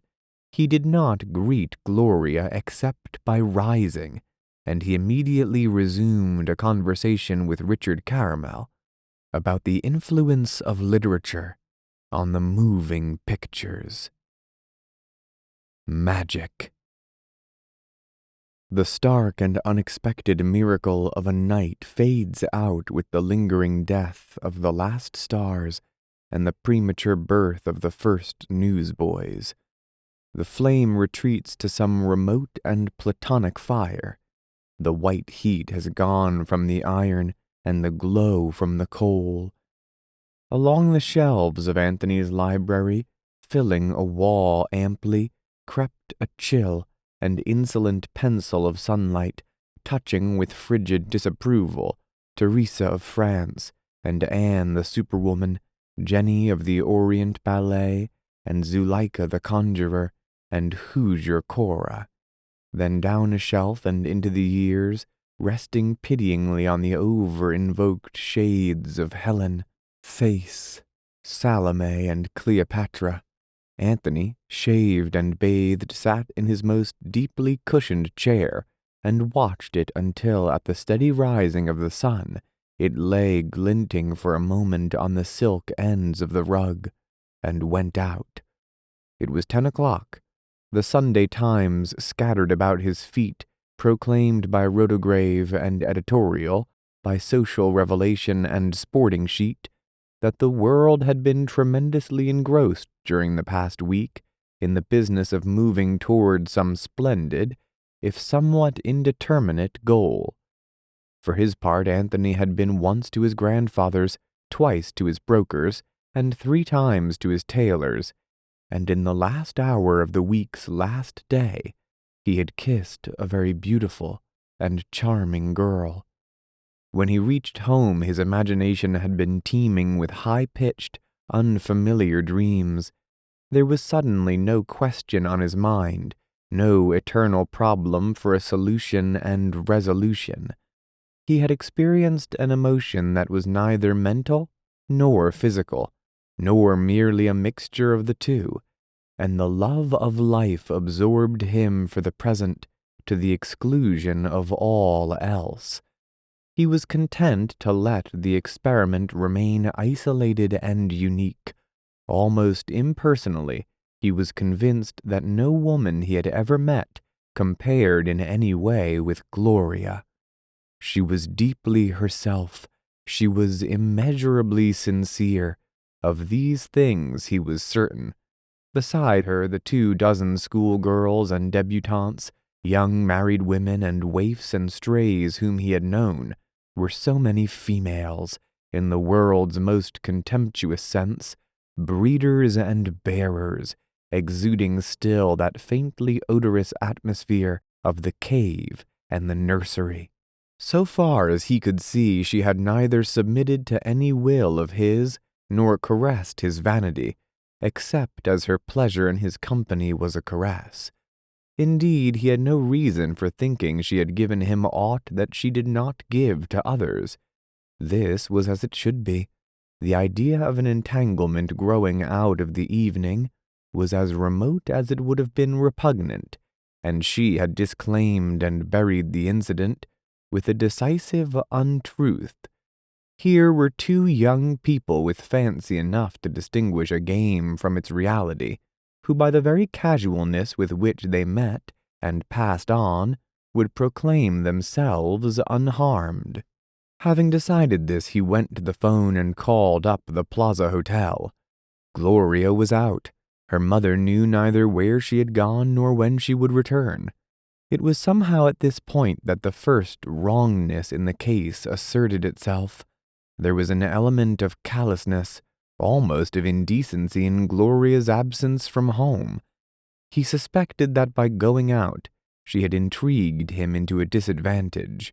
Returning, she would find his name and smile most discreetly. He should have waited a few hours in order to drive home the utter inconsequence with which he regarded the incident. What an asinine blunder! She would think he considered himself particularly favored. She would think he was reacting with the most inept intimacy to a quite trivial episode. He remembered that during the previous month his janitor, to whom he had delivered a rather muddled lecture on the brotherhood of man, had come up next day, on the basis of what had happened the night before, seated himself in the window seat for a cordial and chatty half-hour. Anthony wondered in horror if Gloria would regard him as he had regarded that man. Him, Anthony Patch. Horror. It never occurred to him that he was a passive thing, acted upon by an influence above and beyond Gloria, that he was merely the sensitive plate on which the photograph was made. Some gargantuan photographer had focused the camera on Gloria, and snap, the poor plate could but develop, confined like all things to its nature. But Anthony, lying upon his couch and staring at the orange lamp, passed his thin fingers incessantly through his dark hair and made new symbols for the hours. She was in a shop now, it seemed, moving lithely along the velvets and the furs, her own dress making, as she walked, a debonair rustle in that world of silken rustles and cool soprano laughter, and scents of many slain but living flowers. The minnies and pearls and jewels and jennies would gather round her like courtiers, bearing wispy frailties of georgette crepe, delicate chiffon, to echo her cheeks in faint pastel, milky lace to rest in pale disarray against her cheek. Damask was used but to cover priests and divans in these days, and cloth of samarand was remembered only by the romantic poets. She would go elsewhere after a while, tilting her head 100 ways under 100 bonnets, seeking in vain for mock cherries to match her lips, or plumes that were graceful as her own supple body. Noon would come.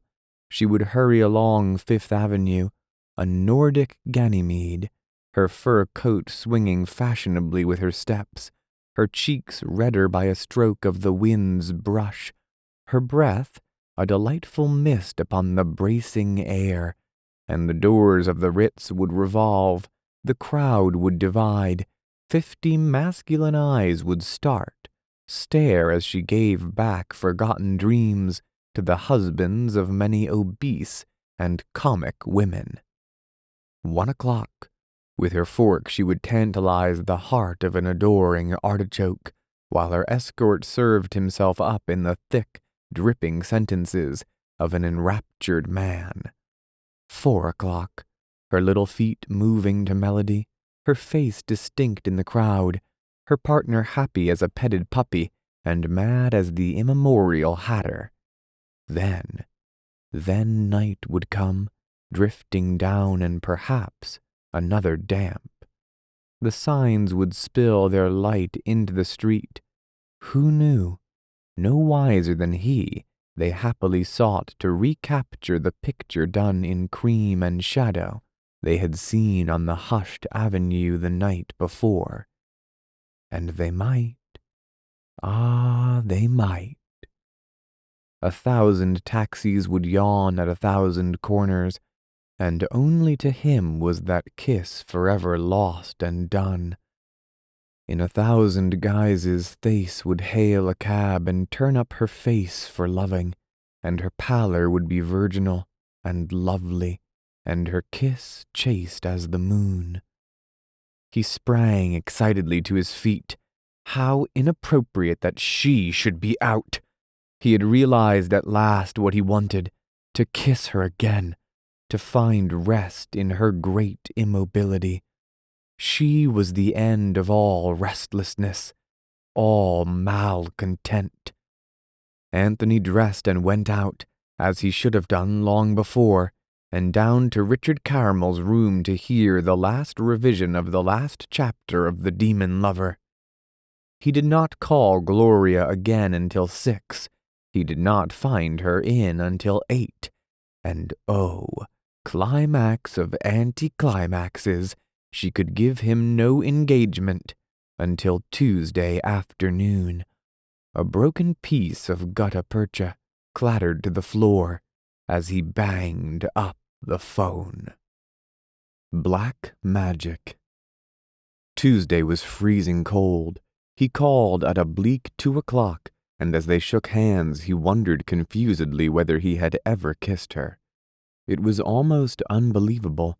He seriously doubted if she remembered it. "I called you 4 times on Sunday," he told her. "Did you?" There was surprise in her voice and interest in her expression. Silently he cursed himself for having told her. He might have known her pride did not deal in such petty triumphs. Even then he had not guessed at the truth, that never having had to worry about men, she had seldom used the wary subterfuges, the playings out and haulings in, that were the stock and trade of her sisterhood. When she liked a man, that was trick enough. Did she think she loved him? There was an ultimate and fatal thrust. Her charm endlessly preserved itself. "I was anxious to see you," he said simply. "I want to talk to you. I mean really talk. Somewhere where we can be alone. May I?" "What do you mean?" He swallowed a sudden lump of panic. He felt that she knew what he wanted. "I mean, not at a tea table," he said. "Well, all right, but not today. I want to get some exercise. Let's walk." It was bitter and raw. All the evil hate in the mad heart of February was wrought into the forlorn and icy wind that cut its way cruelly across Central Park and down along Fifth Avenue. It was almost impossible to talk, and discomfort made him distracted, so much so that he turned at 61st Street to find that she was no longer beside him. He looked around. She was 40 feet in the rear, standing motionless, her face half hidden in her fur coat collar, moved either by anger or laughter. He could not determine which. He started back. "Don't let me interrupt your walk," she called. "I'm mighty sorry," he answered in confusion. "Did I go too fast?" "I'm cold," she announced. "I want to go home, and you walk too fast." "I'm very sorry." Side by side they started for the plaza. He wished he could see her face. "Men don't usually get so absorbed in themselves when they're with me. I'm sorry. That's very interesting. It is rather too cold to walk," he said briskly to hide his annoyance. She made no answer, and he wondered if she would dismiss him at the hotel entrance. She walked in without speaking, however, and to the elevator, throwing him a single remark as she entered it. "You'd better come up." He hesitated for the fraction of a moment. "Perhaps I'd better call some other time." "Just as you say." Her words were murmured as an aside. The main concern of life was the adjusting of some stray wisps of hair in the elevator mirror. Her cheeks were brilliant. Her eyes sparkled. She had never seemed so lovely, so exquisitely to be desired. Despising himself, he found that he was walking down the 10th floor corridor, a subservient foot behind her. Was in the sitting room while she disappeared to shed her furs. Something had gone wrong. In his own eyes he had lost a shred of dignity. In an unpremeditated yet significant encounter, he had been completely defeated. However, by the time she reappeared in the sitting room, he had explained himself to himself with sophistic satisfaction. After all, he had done the strongest thing, he thought. He had wanted to come up. He had come. Yet what happened later on that afternoon must be traced to the indignity he had experienced in the elevator. The girl was worrying him intolerably, so much so that when she came out, he involuntarily drifted into criticism. "Who's this Blockman, Gloria?" "A business friend of father's. Odd sort of fellow. He doesn't like you either," she said with a sudden smile. Anthony laughed. "I'm flattered at his notice. He evidently considers me a—" He broke off with, "Is he in love with you?" "I don't know." "The deuce you don't," he insisted. "Of course he is. I remember the look he gave me when we got back to the table. He'd probably have had me quietly assaulted by a delegation of movie soups if you hadn't invented that phone call." "He didn't mind. I told him afterward what really happened." "You told him?" "He asked me." "I don't like that very well," he remonstrated. She laughed again. "Oh, you don't? What business is it of his?" "None. That's why I told him." Anthony, in a turmoil, bit savagely at his mouth. "Why should I lie?" she demanded directly. "I'm not ashamed of anything I do.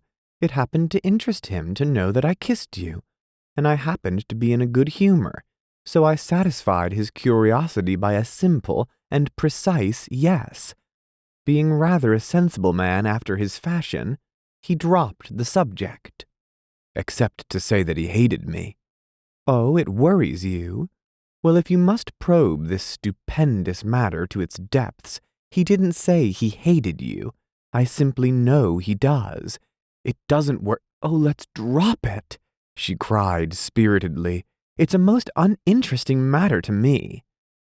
With a tremendous effort, Anthony made his acquiescence a twist of subject, and they drifted into an ancient question-and-answer game concerned with each other's pasts, gradually warming as they discovered the age-old, immemorial resemblances in tastes and ideas. They said things that were more revealing than they intended, but each pretended to accept the other at face, or rather word value. The growth of intimacy is like that. First one gives off his best picture, the bright and finished product mended with bluff and falsehood and humor. Then more details are required, and one paints a second portrait, and a third. Before long the best lines cancel out, and the secret is exposed at last, The planes of the pictures have intermingled and given us away, and though we paint and paint, we can no longer sell a picture. We must be satisfied with hoping that such fatuous accounts of ourselves as we make to our wives and children and business associates are accepted as true.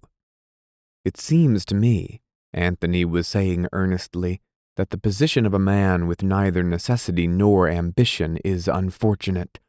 Heaven knows it'd be pathetic of me to be sorry for myself. Yet sometimes I envy Dick. Her silence was encouragement. It was as near as she ever came to an intentional lure. And there used to be dignified occupations for a gentleman who had leisure, things a little more constructive than filling up the landscape with smoke or juggling someone else's money. There's science, of course. Sometimes I wish I'd taken a good foundation, say at Boston Tech. But now, by golly, I'd have to sit down for 2 years and struggle through the fundamentals of physics and chemistry. She yawned. I told you I don't know what anybody ought to do, she said ungraciously, and at her indifference his rancor was born again. Aren't you interested in anything except yourself? Not much. He glared. His growing enjoyment in the conversation was ripped to shreds. She had been irritable and vindictive all day, and it seemed to him that for this moment he hated her hard selfishness. He stared morosely at the fire. Then a strange thing happened. She turned to him and smiled, and as he saw her smile, every rag of anger and hurt vanity dropped from him, as though his very moods were but the outer ripples of her own, as though emotion rose no longer in his breast, unless she saw fit to pull an omnipotent controlling thread. He moved closer, and taking her hand, pulled her ever so gently toward him until she half lay against his shoulder. She smiled up at him as he kissed her. Gloria, he whispered very softly. Again she had made a magic, subtle and pervading as a spilt perfume, irresistible and sweet. Afterward, neither the next day nor after many years, could he remember the important things of that afternoon. Had she been moved? In his arms had she spoken a little, or at all? What measure of enjoyment had she taken in his kisses, and had she at any time lost herself ever so little? Oh, for him there was no doubt. He had risen and paced the floor in sheer ecstasy. That such a girl should poise curled in a corner of the couch like a swallow newly landed from a clean, swift flight, watching him with inscrutable eyes. He would stop his pacing and, half shy each time at first, drop his arm around her and find her kiss. She was fascinating, he told her. He had never met anyone like her before. He besought her jauntily, but earnestly, to send him away. He didn't want to fall in love. He wasn't coming to see her any more. Already she had haunted too many of his ways. What delicious romance! His true reaction was neither fear nor sorrow, only this deep delight in being with her that colored the banality of his words and made the mawkish seem sad and the posturing seem wise. He would come back, eternally. He should have known. This is all. It's been very rare to have known you, very strange and wonderful, but this wouldn't do, and wouldn't last. As he spoke, there was in his heart that tremulousness that we take for sincerity in ourselves. Afterward he remembered one reply of hers to something he had asked her. He remembered it in this form. Perhaps he had unconsciously arranged and polished it. A woman should be able to kiss a man beautifully and romantically, without any desire to be either his wife or his mistress. As always, when he was with her, she seemed to grow gradually older, until at the end ruminations too deep for words would be wintering in her eyes. An hour passed, and the fire leapt up in little ecstasies as though its fading life was sweet.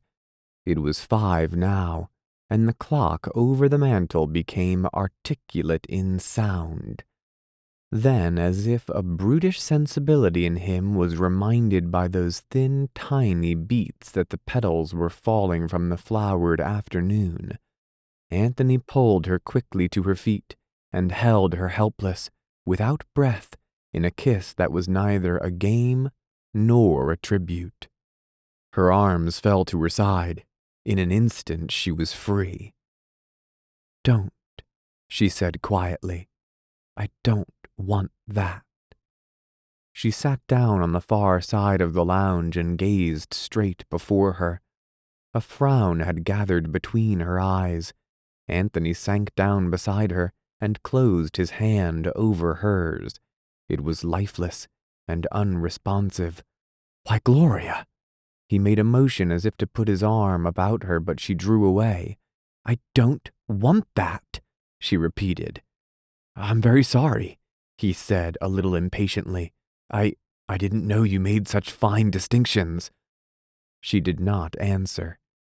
"Won't you kiss me, Gloria?" "I don't want to." It seemed to him she had not moved for hours. "A sudden change, isn't it?" Annoyance was growing in his voice. "Is it?" She appeared uninterested. It was almost as though she were looking at someone else. "Perhaps I'd better go." No reply. He rose and regarded her angrily, uncertainly. Again he sat down. Gloria, won't you kiss me?" "No." Her lips, parting for the word, had just faintly stirred. Again he got to his feet, this time with less decision, less confidence. "Then I'll go." Silence. "All right, I'll go." He was aware of a certain irredeemable lack of originality in his remarks. Indeed, he felt that the whole atmosphere had grown oppressive. He wished she would speak, rail at him, cry out upon him, anything but this pervasive and chilling silence. He cursed himself for a weak fool. His clearest desire was to move her, to hurt her, to see her wince. Helplessly, involuntarily he erred again. "If you're tired of kissing me, I'd better go." He saw her lips curl slightly, and his last dignity left him. She spoke at length. "I believe you've made that remark several times before." He looked about him immediately, saw his hat and coat on a chair, blundered into them during an intolerable moment. Looking again at the couch, he perceived that she had not turned, not even moved. With a shaken, immediately regretted goodbye, he went quickly, but without dignity, from the room. For over a moment Gloria made no sound. Her lips were still curled. Her glance was straight, proud, remote.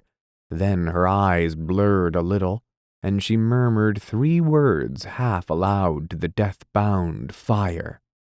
"Goodbye, you ass," she said. Panic. The man had the hardest blow of his life. He knew at last what he wanted, but in finding it out it seemed that he had put it forever beyond his grasp. He reached home in misery, dropped into an armchair without even removing his overcoat, and sat there for over an hour, his mind racing the paths of fruitless and wretched self-absorption. She had sent him away. That was the reiterated burden of his despair. Instead of seizing the girl and holding her by sheer strength until she became passive to his desire, instead of beating down her will by the force of his own, he had walked, defeated and powerless, from her door, with the corners of his mouth drooping, and what force there might have been in his grief and rage hidden behind the manner of a whipped schoolboy. At one minute she had liked him tremendously. Ah, she had nearly loved him. In the next, he had become a thing of indifference to her, an insolent and efficiently humiliated man. He had no great self-reproach. Some, of course, but there were other things dominant in him now, far more urgent. He was not so much in love with Gloria, as mad for her. Unless he could have her near him again, kiss her, hold her close and acquiescent, he wanted nothing more from life. By her 3 minutes of utter unwavering indifference, the girl had lifted herself from a high, but somehow casual position in his mind, to be instead his complete preoccupation. However much his wild thoughts varied between a passionate desire for her kisses and an equally passionate craving to hurt and mar her, the residue of his mind craved in finer fashion to possess the triumphant soul that had shone through those 3 minutes. She was beautiful, but especially she was without mercy. He must own that strength that could send him away.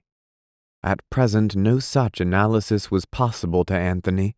His clarity of mind, all those endless resources which he thought his irony had brought him, were swept aside, not only for that night, but for the days and weeks that followed. His books were to be but furniture, and his friends only people who lived and walked in a nebulous outer world from which he was trying to escape. That world was cold and full of bleak wind, and for a little while he had seen into a warm house where fires shone. About midnight he began to realize that he was hungry. He went down into 52nd Street, where it was so cold that he could scarcely see. The moisture froze on his lashes and in the corners of his lips. Everywhere dreariness had come down from the north, settling upon the thin and cheerless street, where black-bundled figures, blacker still against the night, moved stumbling along the sidewalk through the shrieking wind, sliding their feet cautiously ahead as though they were on skis. Anthony turned over towards 6th Avenue, so absorbed in his thoughts as not to notice that several passers-by had stared at him. His overcoat was wide open, and the wind was biting in, hard and full of merciless death. After a while a waitress spoke to him, a fat waitress with black-rimmed eyeglasses from which dangled a long black cord. "Order, please." Her voice, he considered, was unnecessarily loud. He looked up resentfully. "You want to order or don't ya?" "Of course," he protested. "Well, I asked you 3 times. This ain't no rest room." He glanced at the big clock and discovered with a start that it was after 2.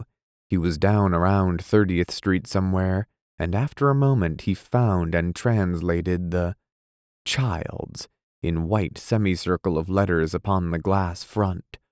The place was inhabited sparsely by 3 or 4 bleak and half-frozen nighthawks. "Give me some bacon and eggs and coffee, please." The waitress bent upon him a last disgusted glance, and looking ludicrously intellectual in her corded glasses, hurried away. God, Gloria's kisses had been such flowers. He remembered as though it had been years ago, the low freshness of her voice, the beautiful lines of her body shining through her clothes, her face lily-colored under the lamps of the street. Under the lamps. Misery struck at him again, piling a sort of terror upon the ache and yearning. He had lost her. It was true. No denying it, no softening it. But a new idea had seared his sky. What of Blockman? What would happen now? There was a wealthy man, middle-aged enough to be tolerant with a beautiful wife, to baby her whims and indulge her unreason. to wear her as she perhaps wished to be worn, a bright flower in his buttonhole, safe and secure from the things she feared. He felt that she had been playing with the idea of marrying Blockman, and it was well possible that this disappointment in Anthony might throw her on sudden impulse into Blockman's arms. The idea drove him childishly frantic. He wanted to kill Blockman and make him suffer for his hideous presumption. He was saying this over and over to himself, with his teeth tight shut, and a perfect orgy of hate and fright in his eyes. But behind this obscene jealousy, Anthony was in love at last, profoundly and truly in love, as the word goes between man and woman. His coffee appeared at his elbow and gave off for a certain time a gradually diminishing wisp of steam. The night manager, seated at his desk, glanced at the motionless figure alone at the last table, and then with a sigh moved down upon him just as the hour hand crossed the figure 3 on the big clock. Wisdom. After another day, the turmoil subsided and Anthony began to exercise a measure of reason. He was in love. He cried it passionately to himself. The things that a week before would have seemed insupportable obstacles, his limited income, his desire to be irresponsible and independent, had in this 40 hours become the merest chaff before the wind of his infatuation. If he did not marry her, his life would be a feeble parody on his own adolescence. To be able to face people and to endure the constant reminder of Gloria that all existence had become, it was necessary for him to have hope. So he built hope, desperately and tenaciously out of the stuff of his dream. A hope flimsy enough, to be sure, a hope that was cracked and dissipated a dozen times a day, a hope mothered by mockery, but nevertheless a hope that would be brawn and sinew to his self-respect. Out of this developed a spark of wisdom, a true perception of his own from out the effortless past. Memory is short, he thought, so very short. At the crucial point the trust president is on the stand, a potential criminal needing but one push to be a jailbird, scorned by the upright for leagues around. Let him be acquitted, and in a year all is forgotten. Yes, he did have some trouble once, just a technicality, I believe. Oh, memory is very short. Anthony had seen Gloria altogether about a dozen times, say 24 hours. Supposing he left her alone for a month, made no attempt to see her or speak to her, and avoided every place where she might possibly be. Wasn't it possible, the more possible because she had never loved him, that at the end of that time the rush of events would efface his personality from her conscious mind, and with his personality, his offense and humiliation? She would forget, for there would be other men. He winced. The implication struck out at him. Other men. 2 months. God, better 3 weeks. 2 weeks. He thought this the second evening after the catastrophe when he was undressing, and at this point he threw himself down on the bed and lay there, trembling very slightly and looking at the top of the canopy.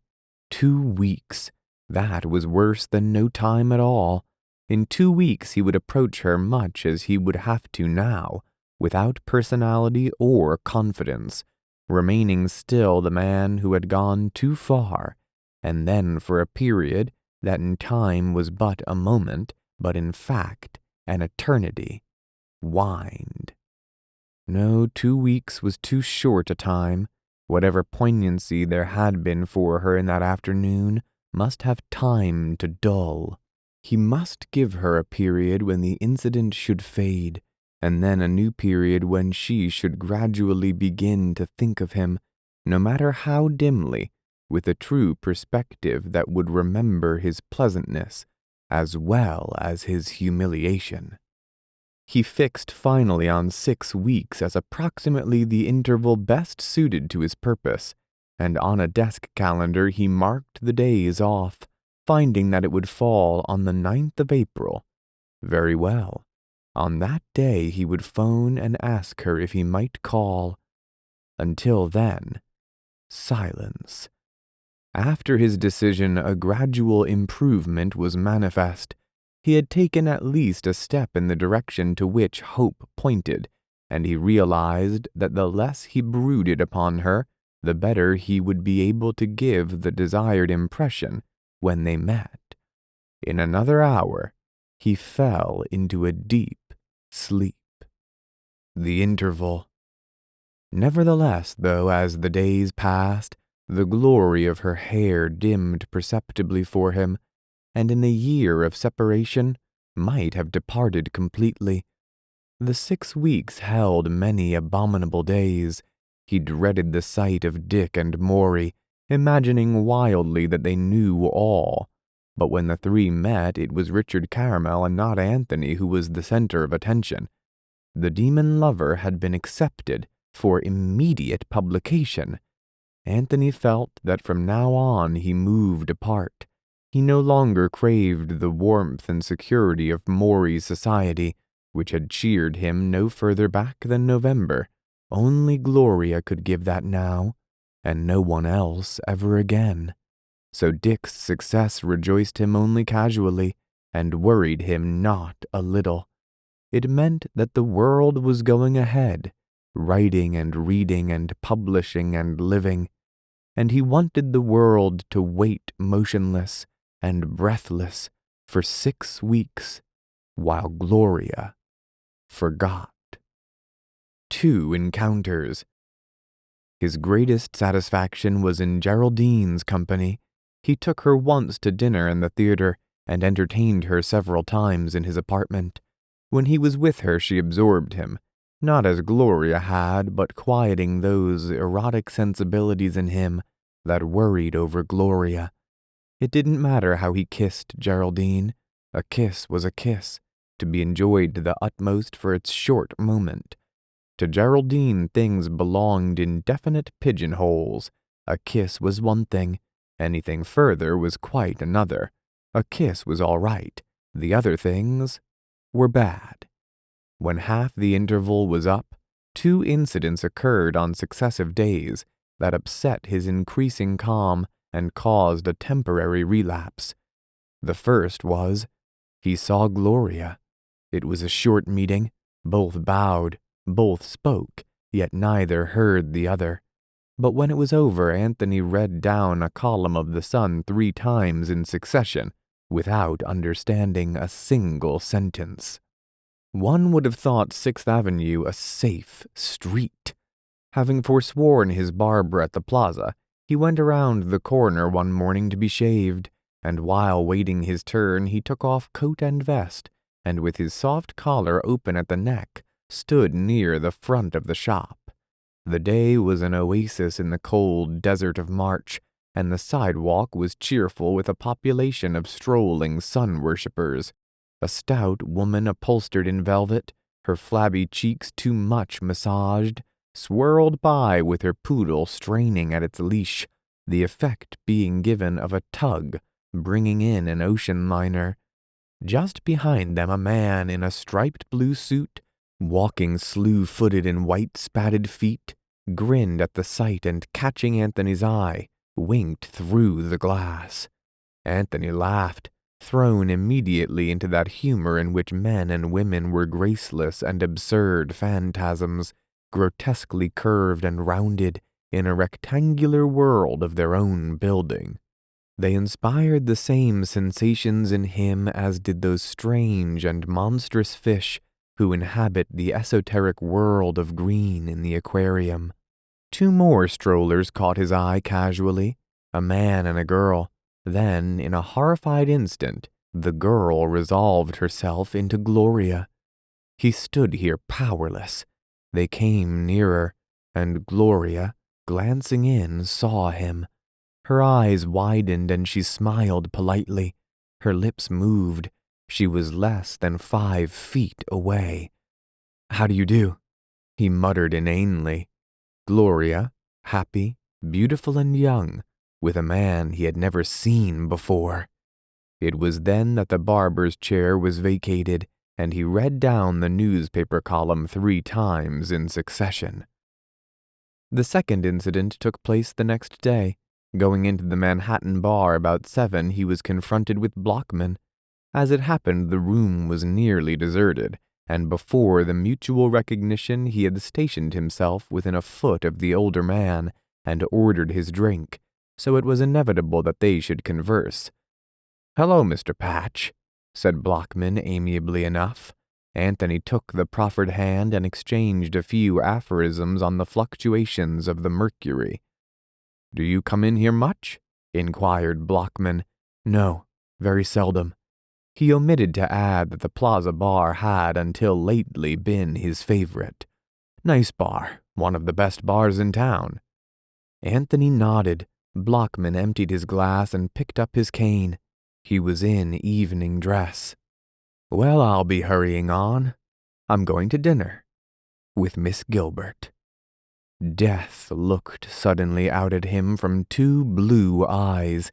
Had he announced himself as his vis-a-vis prospective murderer, he could not have struck a more vital blow at Anthony.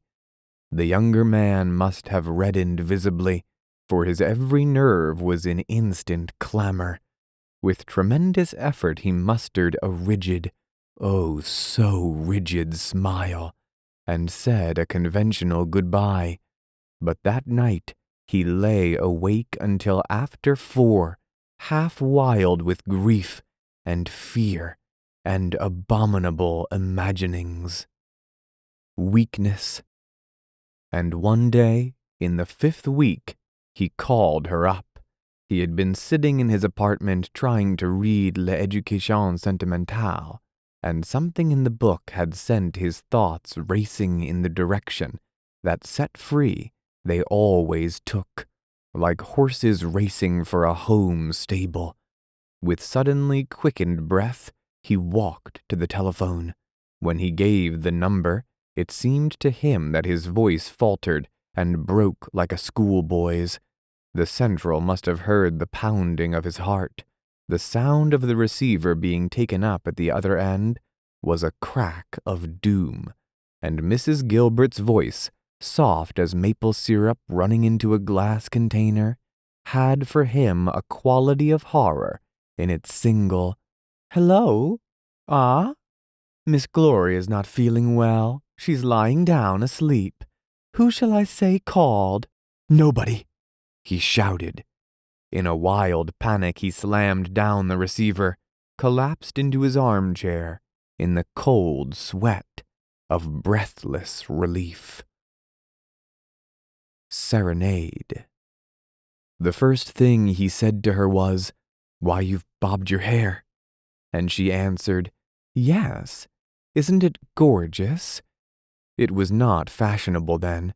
It was to be fashionable in 5 or 6 years. At that time it was considered extremely daring. "It's all sunshine outdoors," he said gravely. "Don't you want to take a walk?"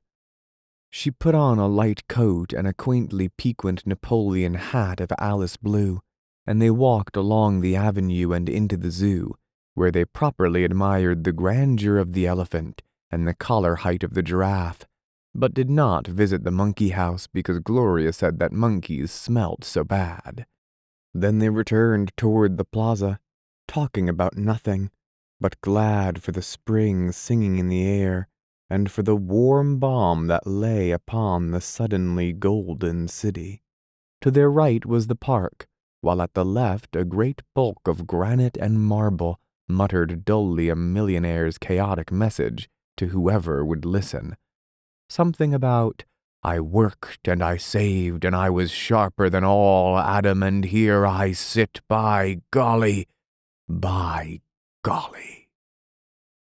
All the newest and most beautiful designs in automobiles were out on Fifth Avenue, and ahead of them the plaza loomed up rather unusually white and attractive.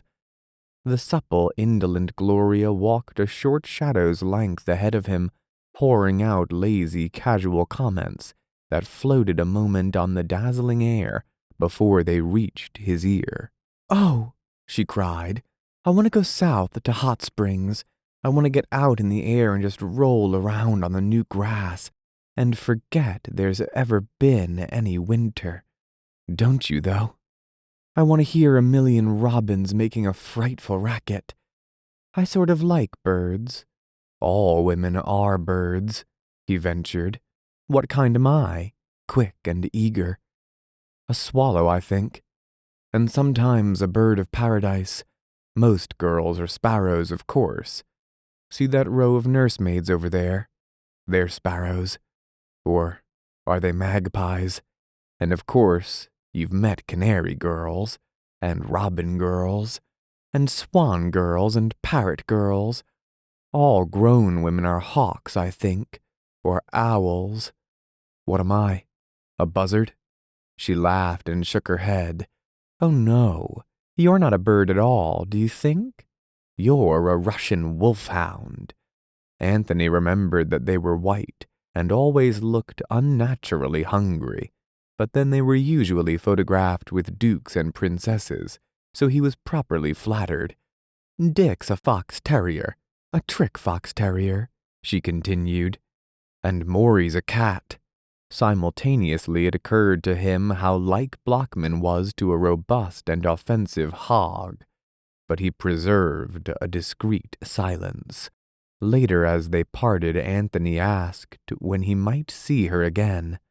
"Don't you ever make long engagements?" he pleaded, "even if it's a week ahead. I think it'd be fun to spend a whole day together, morning and afternoon both." "It would be, wouldn't it?" She thought for a moment. "Let's do it next Sunday." "All right. I'll map out a program that'll take up every minute." He did. He even figured to a nicety what would happen in the 2 hours when she would come to his apartment for tea, how the good Bounds would have the windows wide to let in the fresh breeze, but a fire going also, lest there be a chill in the air, and how there would be clusters of flowers about in big cool bowls that he would buy for the occasion. They would sit on the lounge. And when the day came, they did sit upon the lounge. After a while, Anthony kissed her, because it came about quite naturally. He found sweetness sleeping still upon her lips, and felt that he had never been away. The fire was bright, and the breeze sighing in through the curtains brought a mellow damp, promising May and world of summer. His soul thrilled to remote harmonies. He heard the strum of far guitars and waters lapping on a warm Mediterranean shore, for he was young now, as he would never be again, and more triumphant than death. 6 o'clock stole down too soon and rang the querulous melody of St. Anne's chimes on the corner. Through the gathering dusk they strolled to the avenue, where the crowds, like prisoners released, were walking with elastic step at last after the long winter, and the tops of the buses were thronged with congenial kings, and the shops full of fine soft things for the summer, the rare summer, the gay promising summer that seemed for love what the winter was for money. Life was singing for his supper on the corner. Life was handing round cocktails in the street. Old women there were in that crowd who felt that they could have run and won 100-yard dash. In bed that night, with the lights out and the cool room swimming with moonlight, Anthony lay awake and played with every minute of the day like a child playing in turn with each one of a pile of long-wanted Christmas toys. He had told her gently, almost in the middle of a kiss, that he loved her. and she had smiled and held him closer and murmured, "I'm glad," looking into his eyes. There had been a new quality in her attitude, a new growth of sheer physical attraction toward him, and a strange emotional tenseness that was enough to make him clench his hands and draw in his breath at the recollection. He had felt nearer to her than ever before. In a rare delight, he cried aloud to the room that he loved her. He phoned next morning, no hesitation now, no uncertainty. Instead, a delirious excitement that doubled and trebled when he heard her voice. "Good morning, Gloria." "Good morning. That's all I called you up to say, dear. I'm glad you did. I wish I could see you. You will, tomorrow night. That's a long time, isn't it?" "Yes." Her voice was reluctant. His hand tightened on the receiver. "Couldn't I come tonight?" He dared anything in the glory and revelation of that almost whispered yes. "I have a date." "Oh, but I might be able to break it." "Oh!" A sheer cry, a rhapsody. "Gloria." "What?" "I love you." Another pause and then, I'm glad." "Happiness," remarked Maury Noble one day, "is only the first hour after the alleviation of some especially intense misery." But oh, Anthony's face as he walked down the 10th floor corridor of the plaza that night. His dark eyes were gleaming. Around his mouth were lines it was a kindness to see. He was handsome then, if never before, bound for one of those immortal moments which came so radiantly that their remembered light is enough to see by for years. He knocked, and at a word, entered.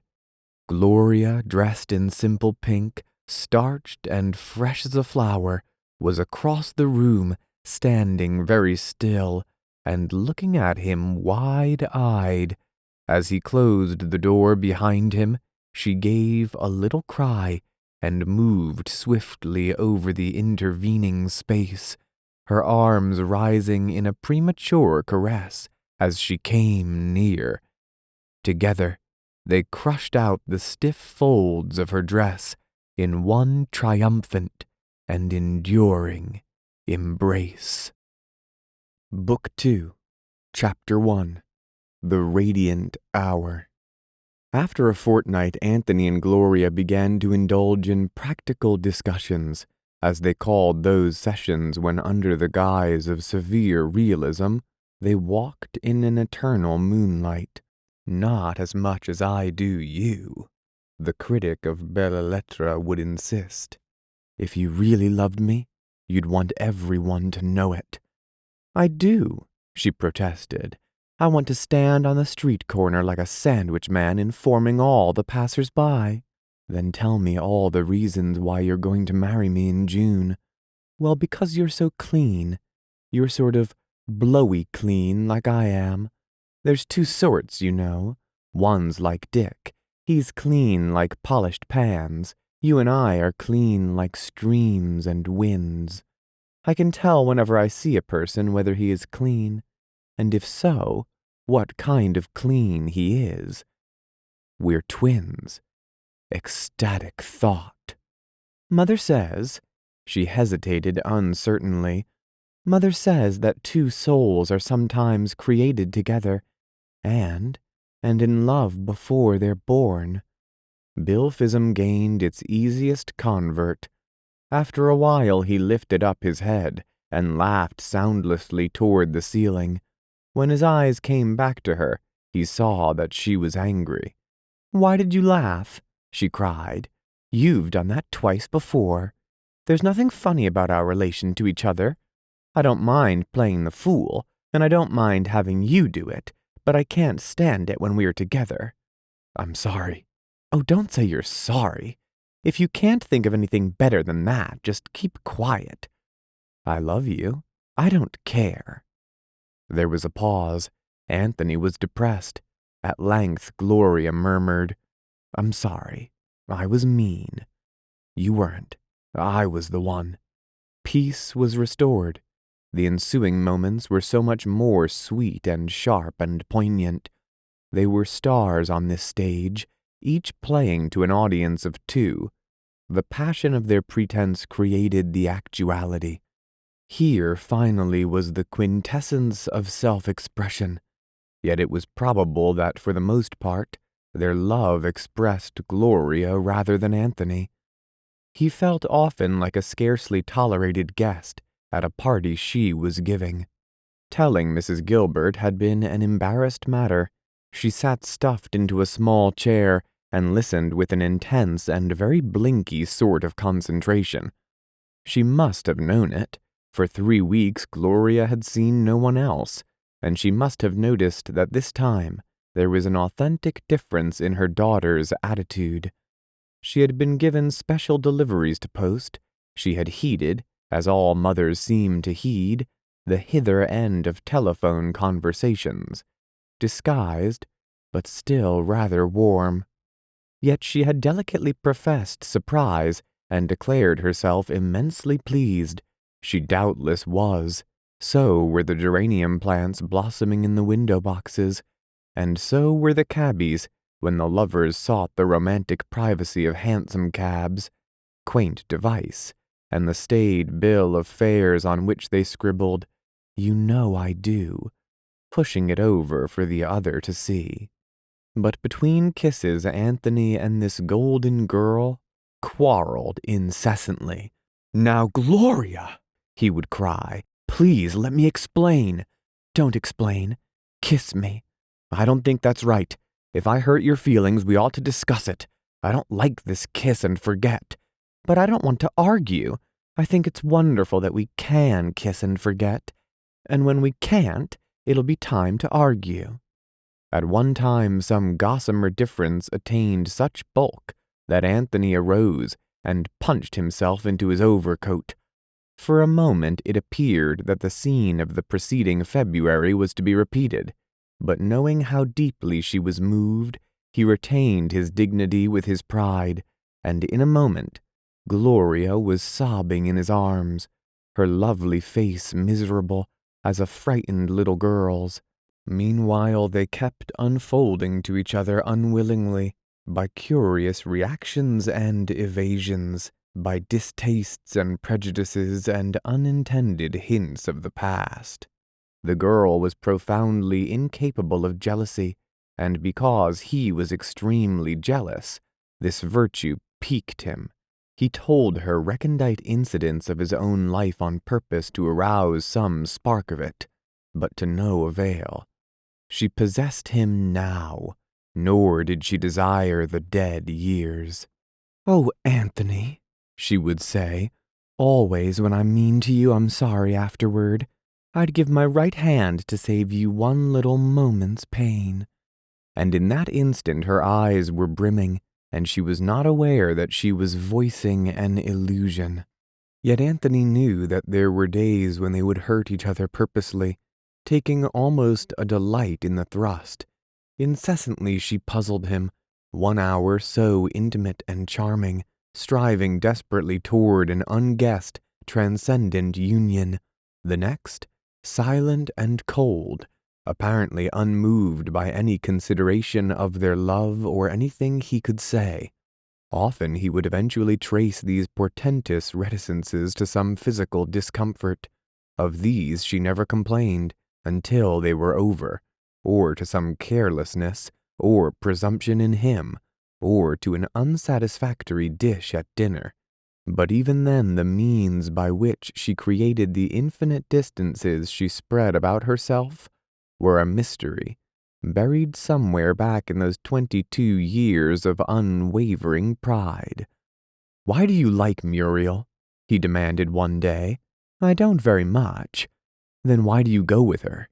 "Just for someone to go with. They're no exertion, those girls. They sort of believe everything I tell them. But I rather like Rachel. I think she's cute, And so clean and slick, don't you? I used to have other friends in Kansas City and at school. Casual, all of them. Girls who flitted into my range and out of it for no more reason than that boys took us places together. They didn't interest me after environment stopped throwing us together. Now they're mostly married. What does it matter? They were all just people. You like men better, don't you? Oh, much better. I've got a man's mind. You've got a mind like me, not strongly gendered either way. Later she told him about the beginning of her friendship with Blockman. One day in Delmonico's, Gloria and Rachel had come upon Blockman and Mr. Gilbert having luncheon, and curiosity had impelled her to make it a party of 4.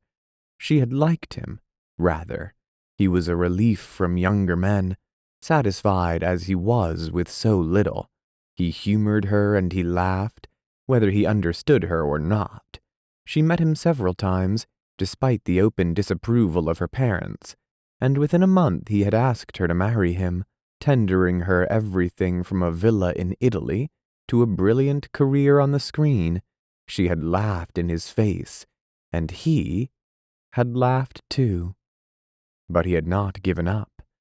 To the time of Anthony's arrival in the arena, he had been making steady progress. She treated him rather well, except that she had called him always by an invidious nickname, perceiving meanwhile that he was figuratively following along beside her as she walked the fence, ready to catch her if she should fall. The night before the engagement was announced, she told Blockman. It was a heavy blow. She did not enlighten Anthony as to the details, but she implied that he had not hesitated to argue with her. Anthony gathered that the interview had terminated on a stormy note, with Gloria very cool and unmoved lying in her corner of the sofa, and Joseph Blockman, of films par excellence, pacing the carpet, with eyes narrowed and head bowed. Gloria had been sorry for him, but she had judged it best not to show it. In a final burst of kindness, she had tried to make him hate her, there at the last. But Anthony, understanding that Gloria's indifference was her strongest appeal, judged how futile this must have been. He wondered, often but quite casually, about Blockman. Finally, he forgot him entirely. Heyday. One afternoon they found front seats on the sunny roof of a bus and rode for hours from the fading square up along the sullied river, and then, as the stray beams fled the westward streets, sailed down the turgid avenue, darkening with ominous bees from the department stores.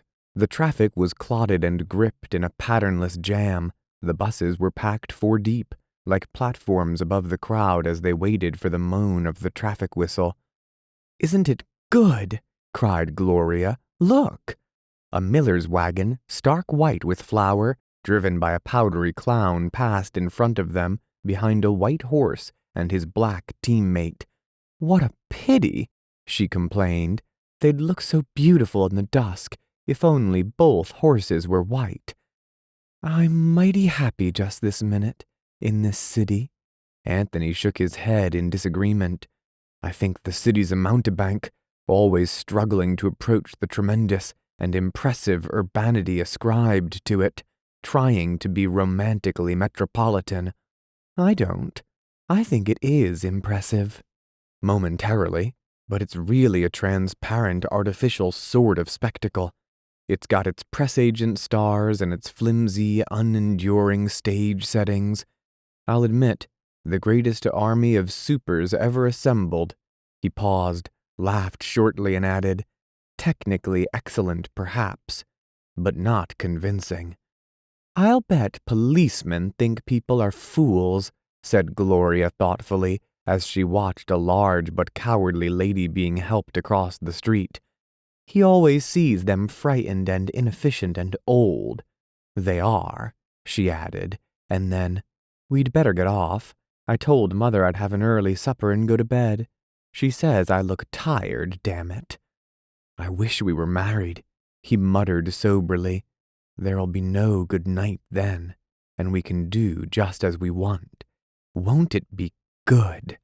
I think we ought to travel a lot. I want to go see the Mediterranean and Italy, and I'd like to go on the stage sometime, say, for about a year. You bet. I'll write a play for you. Won't that be good? And I'll act in it.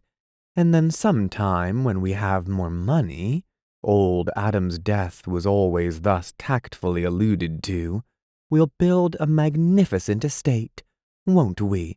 Oh yes, with private swimming pools, dozens of them, and private rivers. Oh, I wish it were now. Odd coincidence. He had just been wishing that very thing. They plunged like divers into the dark, eddying crowd, and emerging in the cool 50s sauntered indolently homeward, infinitely romantic to each other. Both were walking alone in a dispassionate garden, with a ghost found in a dream. Halcyon days like boats drifting along slow-moving rivers. Spring evenings full of a plaintive melancholy that made the past beautiful and bitter, bidding them look back and see that the loves of other summers long gone were dead with the forgotten waltzes of their years. Always the most poignant moments were when some artificial barrier kept them apart. In the theater their hands would steal together, join, give and return gentle pressures through the long dark.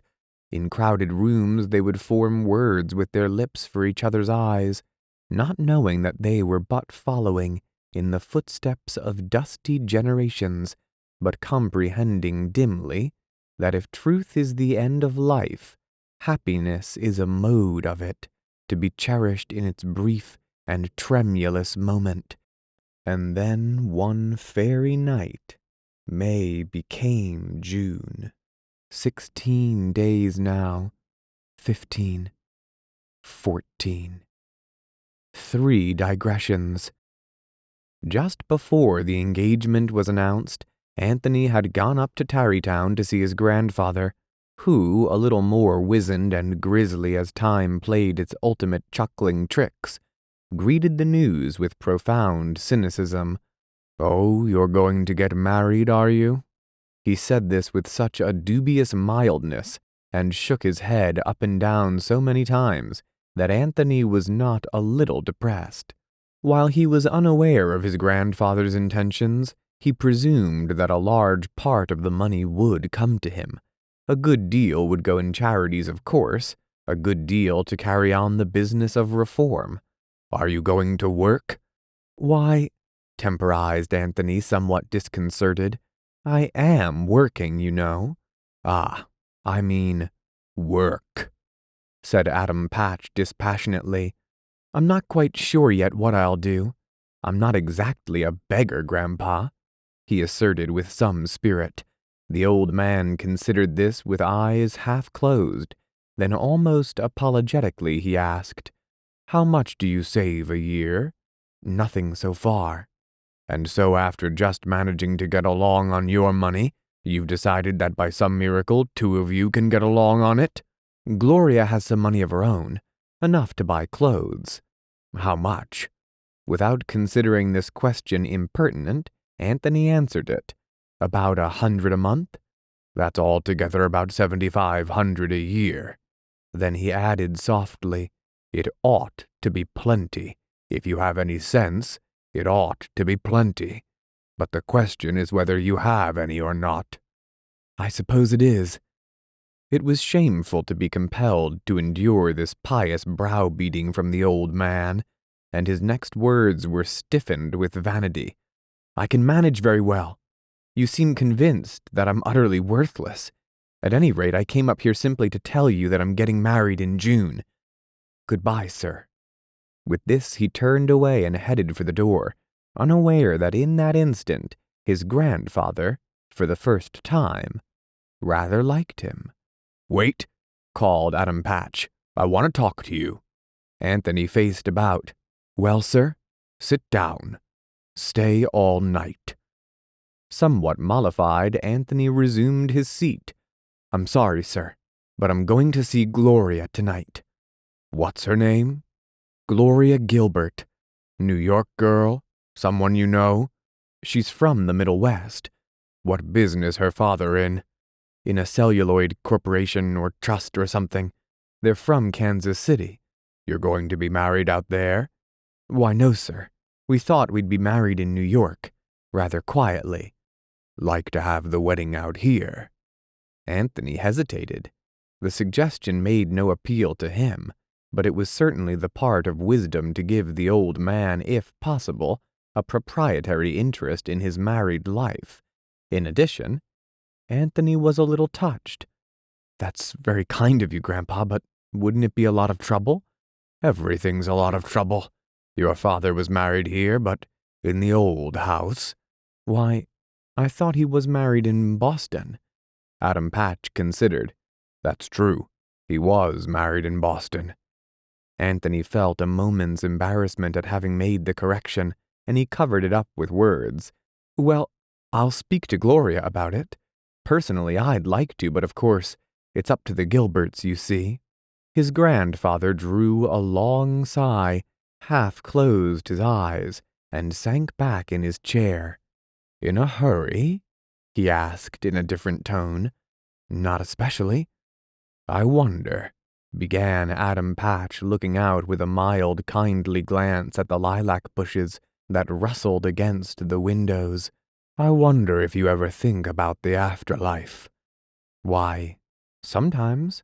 I think a great deal about the afterlife." His eyes were dim, but his voice was confident and clear. "I was sitting here today thinking about what's lying in wait for us, and somehow I began to remember an afternoon nearly 65 years ago, when I was playing with my little sister Annie, down where that summer house is now." He pointed out into the long flower garden, his eyes trembling of tears, his voice shaking. "I began thinking, and it seemed to me that you ought to think a little more about the afterlife. You ought to be steadier." He paused and seemed to grope about for the right word. "More industrious." "Why?" Then his expression altered. His entire personality seemed to snap together like a trap, and when he continued, the softness had gone from his voice. "Why, when I was just 2 years older than you," he rasped with a cunning chuckle, "I sent 3 members of the firm of Wren and Hunt to the poorhouse." Anthony started with embarrassment. "Well, goodbye," added his grandfather suddenly. "You'll miss your train." Anthony left the house unusually elated and strangely sorry for the old man, not because his wealth could buy him neither youth nor digestion, but because he had asked Anthony to be married there, and because he had forgotten something about his son's wedding that he should have remembered. Richard Caramel, who was one of the ushers, caused Anthony and Gloria much distress in the last few weeks by continually stealing the rays of their spotlight. The Demon Lover had been published in April, and it interrupted the love affair as it may be said to have interrupted everything its author came in contact with. It was a highly original, rather overwritten, piece of sustained description concerned with a Don Juan of the New York slums. As Maury and Anthony had said before, as the more hospitable critics were saying then, there was no writer in America with such power to describe the atavistic and unsubtle reactions of that section of society. The book hesitated, and then suddenly went. Editions, small at first, then larger, crowded each other week by week. A spokesman of the Salvation Army denounced it as a cynical misrepresentation of all the uplift taking place in the underworld. Clever press agenting spread the unfounded rumor that Gypsy Smith was beginning a libel suit because one of the principal characters was a burlesque of himself. It was barred from the public library of Burlington, Iowa, and a Midwestern columnist announced by innuendo that Richard Caramel was in a sanitarium with delirium tremens. The author indeed spent his days in a state of pleasant madness. The book was in his conversation 3/4 of the time. He wanted to know if one had heard the latest. He would go into a store and in a loud voice order books to be charged to him, in order to catch a chance morsel of recognition from clerk or customer. He knew to a town in what sections of the country it was selling best. He knew exactly what he cleared on each edition, and when he met anyone who had not read it, or, as it happened only too often, had not heard of it, he succumbed to moody depression. So it was natural for Anthony and Gloria to decide in their jealousy that he was so swollen with conceit as to be a bore. To Dick's great annoyance, Gloria publicly boasted that she had never read The Demon Lover, and didn't intend to until everyone stopped talking about it. As a matter of fact, she had no time to read now, for the presents were pouring in. First a scattering, then an avalanche, varying from the bric-a-brac of forgotten family friends to the photographs of forgotten poor relations. Maury gave them an elaborate drinking set, which included silver goblets, cocktail shaker, and bottle openers. The extortion from Dick was more conventional, a tea set from Tiffany's. From Joseph Blockman came a simple and exquisite traveling clock with his card. There was even a cigarette holder from Bounds. This touched Anthony, and made him want to weep. Indeed, any emotion short of hysteria seemed natural in the half-dozen people who were swept up by this tremendous sacrifice to convention. The room set aside in the plaza bulged with offerings sent by Harvard friends and by associates of his grandfather, with remembrances of Gloria's farm-over days, and with rather pathetic trophies from her former beau, which last arrived with esoteric melancholy messages written on cards tucked carefully inside, beginning, "I little thought when," or "I'm sure I wish you all the happiness," or even, "When you get this, I shall be on my way to—" The most munificent gift was simultaneously the most disappointing. It was a concession of Adam Patch's, a check for $5,000. To most of the presents Anthony was cold. It seemed to him that they would necessitate keeping a chart of the marital status of all their acquaintances during the next half-century. But Gloria exulted in each one, tearing at the tissue paper and excelsior with the rapaciousness of a dog digging for a bone, breathlessly seizing a ribbon or an edge of metal, and finally bringing to light the whole article and holding it up critically. No emotion except rapt interest in her unsmiling face. "Look, Anthony. Darn nice, isn't it?" No answer until an hour later, when she would give him a careful account of her precise reaction to the gift, whether it would have been improved by being smaller or larger, whether she was surprised at getting it, and if so, just how much surprised. Mrs. Gilbert arranged and rearranged a hypothetical house, distributing the gifts among the different rooms, tabulating articles as second best clock or silver to use every day, and embarrassing Anthony and Gloria by semi-facetious references to a room she called the nursery. She was pleased by old Adam's gift, and thereafter had it that he was a very ancient soul, as much as anything else. As Adam Patch never quite decided whether she referred to the advancing senility of his mind, or to some private and psychic schema of her own, it cannot be said to have pleased him. Indeed, he always spoke of her to Anthony as "that old woman, the mother," as though she were a character in a comedy he had seen staged many times before. Concerning Gloria, he was unable to make up his mind. She attracted him, but, as she herself told Anthony, he had decided that she was frivolous, and was afraid to approve of her. 5 days. A dancing platform was being erected on the lawn at Tarrytown. 4 days.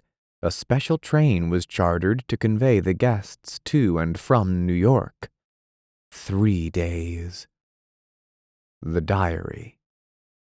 She was dressed in blue silk pajamas and standing by her bed with her hand on the light to put the room in darkness, when she changed her mind and opening a table drawer brought out a little black book, a line-a-day diary.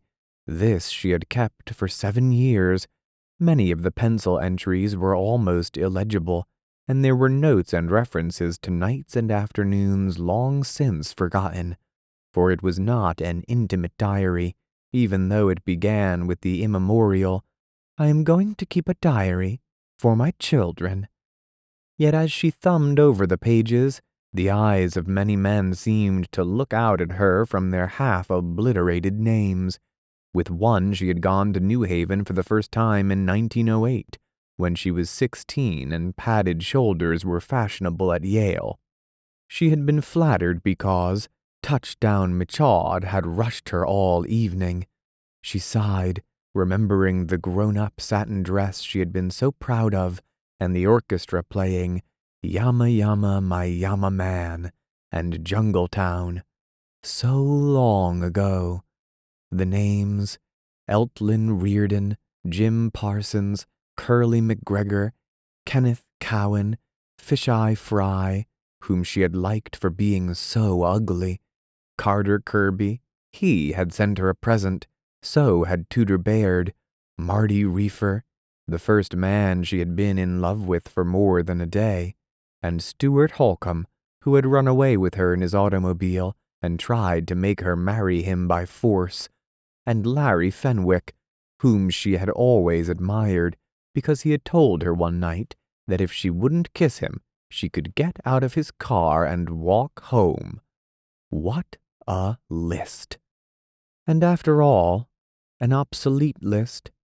She was in love now, set for the eternal romance that was to be the synthesis of all romance, yet sad for these men and these moonlights and for the thrills she had, and the kisses, the past, her past. Oh, what a joy! She had been exuberantly happy. Turning over the pages, her eyes rested idly on the scattered entries of the past 4 months. She read the last few carefully. April 1st. I know Bill Carstairs hates me because I was so disagreeable, but I hate to be sentimentalized over sometimes. We drove out to the Rockyear Country Club, and the most wonderful moon kept shining through the trees. My silver dress is getting tarnished. Funny how one forgets the other nights at Rockyear, with Kenneth Cowan, when I loved him so. April 3rd. After 2 hours of Schroeder, who they inform me has millions, I've decided that this matter of sticking to things wears one out, particularly when the things concerned are men. There's nothing so often overdone, and from today I swear to be amused. We talked about love. How banal! With how many men have I talked about love? April 11th. Patch actually called up today, and when he forswore me about a month ago, he fairly raged out the door. I'm gradually losing faith in any man being susceptible to fatal injuries. April 20th. Spent the day with Anthony. Maybe I'll marry him sometime. I kind of like his ideas. He stimulates all the originality in me. Blockhead came around about 10 in his new car and took me out Riverside Drive. I liked him tonight. He's so considerate. He knew I didn't want to talk, so he was quiet all during the ride. April 21st. Woke up thinking of Anthony, and sure enough he called and sounded sweet on the phone. So I broke a date for him. Today I feel like I'd break anything for him, including the 10 Commandments and my neck. He's coming at 8, and I shall wear pink and look very fresh and starched. She paused here, remembering that after he had gone that night, she had undressed with the shivering April air streaming in the windows. Yet it seemed she had not felt the cold, warmed by the profound banalities burning in her heart. The next entry occupied a few days later. April 24th. I want to marry Anthony because husbands are so often husbands, and I must marry a lover. There are 4 general types of husbands. 1. The husband who always wants to stay in the evening, has no vices, and works for a salary. Totally undesirable. 2. The atavistic master whose mistress one is, to wait on his pleasure. This sort always considers every pretty woman shallow, a sort of peacock with arrested development.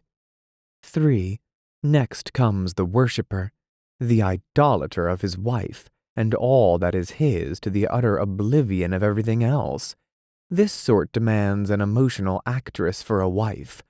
God, it must be an exertion to be thought righteous. 4. And Anthony, a temporarily passionate lover, with wisdom enough to realize when it has flown, and that it must fly. And I want to get married to Anthony. What grubworms women are to crawl on their bellies through colorless marriages. Marriage was created not to be a background, but to need one.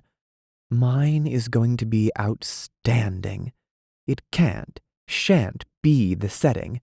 It's going to be the performance, the live, lovely, glamorous performance, and the world shall be the scenery. I refuse to dedicate my life to posterity. Surely one owes as much to the current generation as to one's unwanted children. What a fate, to grow rotund and unseemly, to lose my self-love, to think in terms of milk, oatmeal, nurse diapers. Dear dream children, how much more beautiful you are, dazzling little creatures who flutter.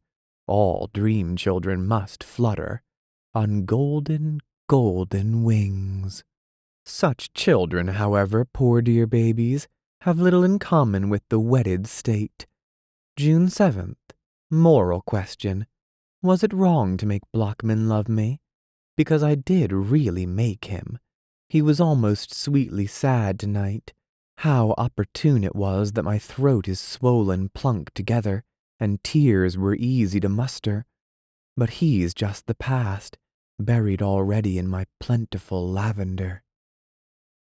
June 8th. And today I've promised not to chew my mouth. Well, I won't, I suppose. But if only he'd asked me not to eat. Blowing bubbles, that's what we're doing, Anthony and me, and we blew such beautiful ones today, and they'll explode, and then we'll blow more and more, I guess, bubbles just as big and just as beautiful, until all the soap and water is used up. On this note the diary ended. Her eyes wandered up the page over the June 8ths of 1912, 1910, 1907. The earliest entry was scrawled in the plump, bulbous hand of a 16-year-old girl. It was the name, Bob Lamar, and a word she could not decipher. Then she knew what it was, and, knowing, she found her eyes misty with tears.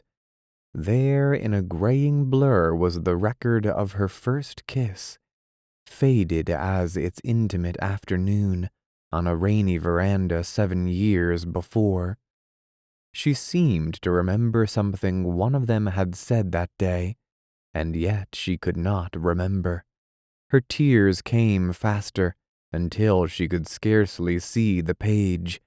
She was crying, she told herself, because she could remember only the rain and the wet flowers in the yard and the smell of the damp grass. After a moment she found a pencil, and holding it unsteadily, drew 3 parallel lines beneath the last entry.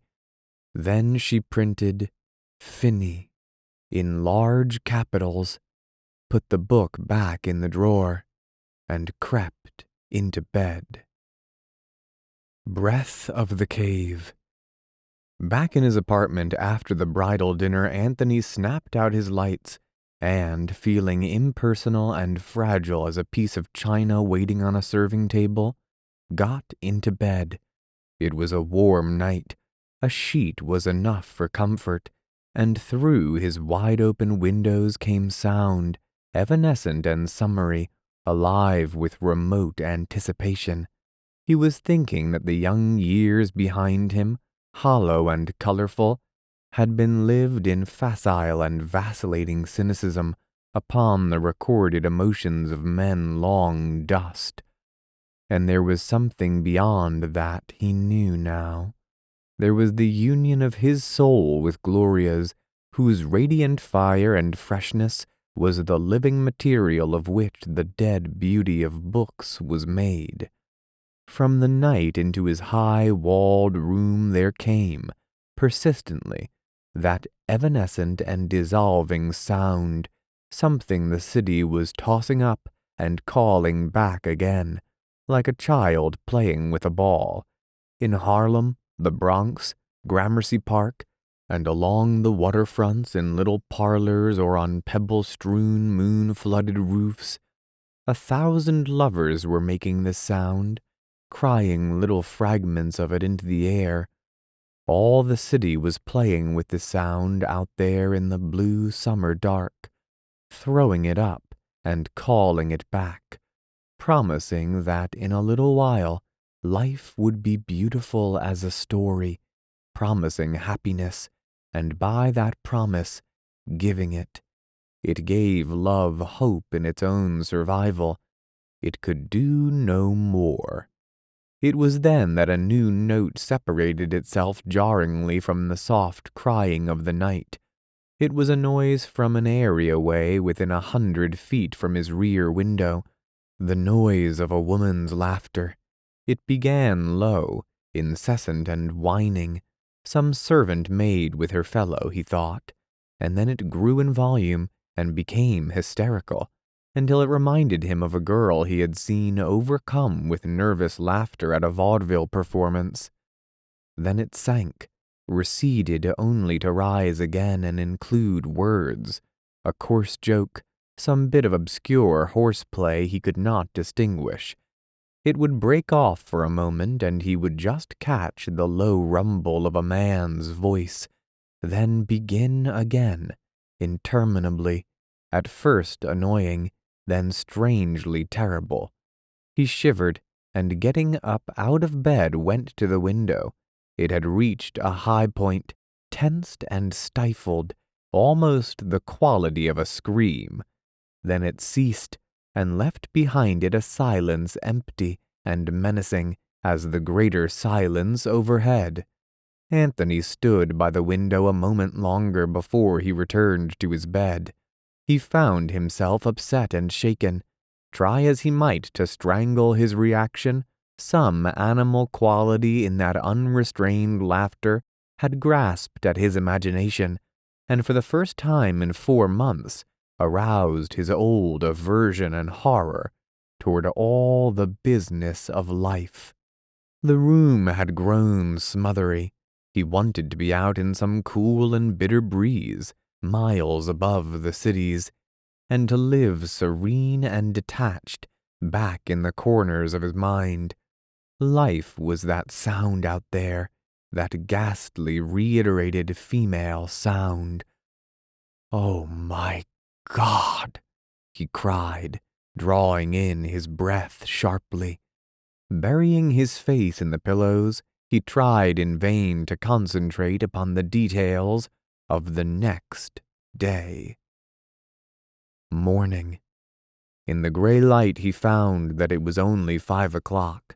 He regretted nervously that he had awakened so early. He would appear fagged at the wedding. He envied Gloria, who could hide her fatigue with careful pigmentation. In his bathroom he contemplated himself in the mirror and saw that he was unusually white. 6 small imperfections stood out against the morning pallor of his complexion, and overnight he had grown the faint stubble of a beard. The general effect, he fancied, was unprepossessing, haggard, half unwell.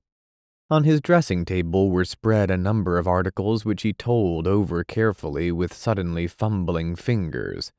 Their tickets to California, the book of traveler's checks, his watch set to the half-minute, the key to his apartment, which he must not forget to give to Maury, and most important of all, the ring.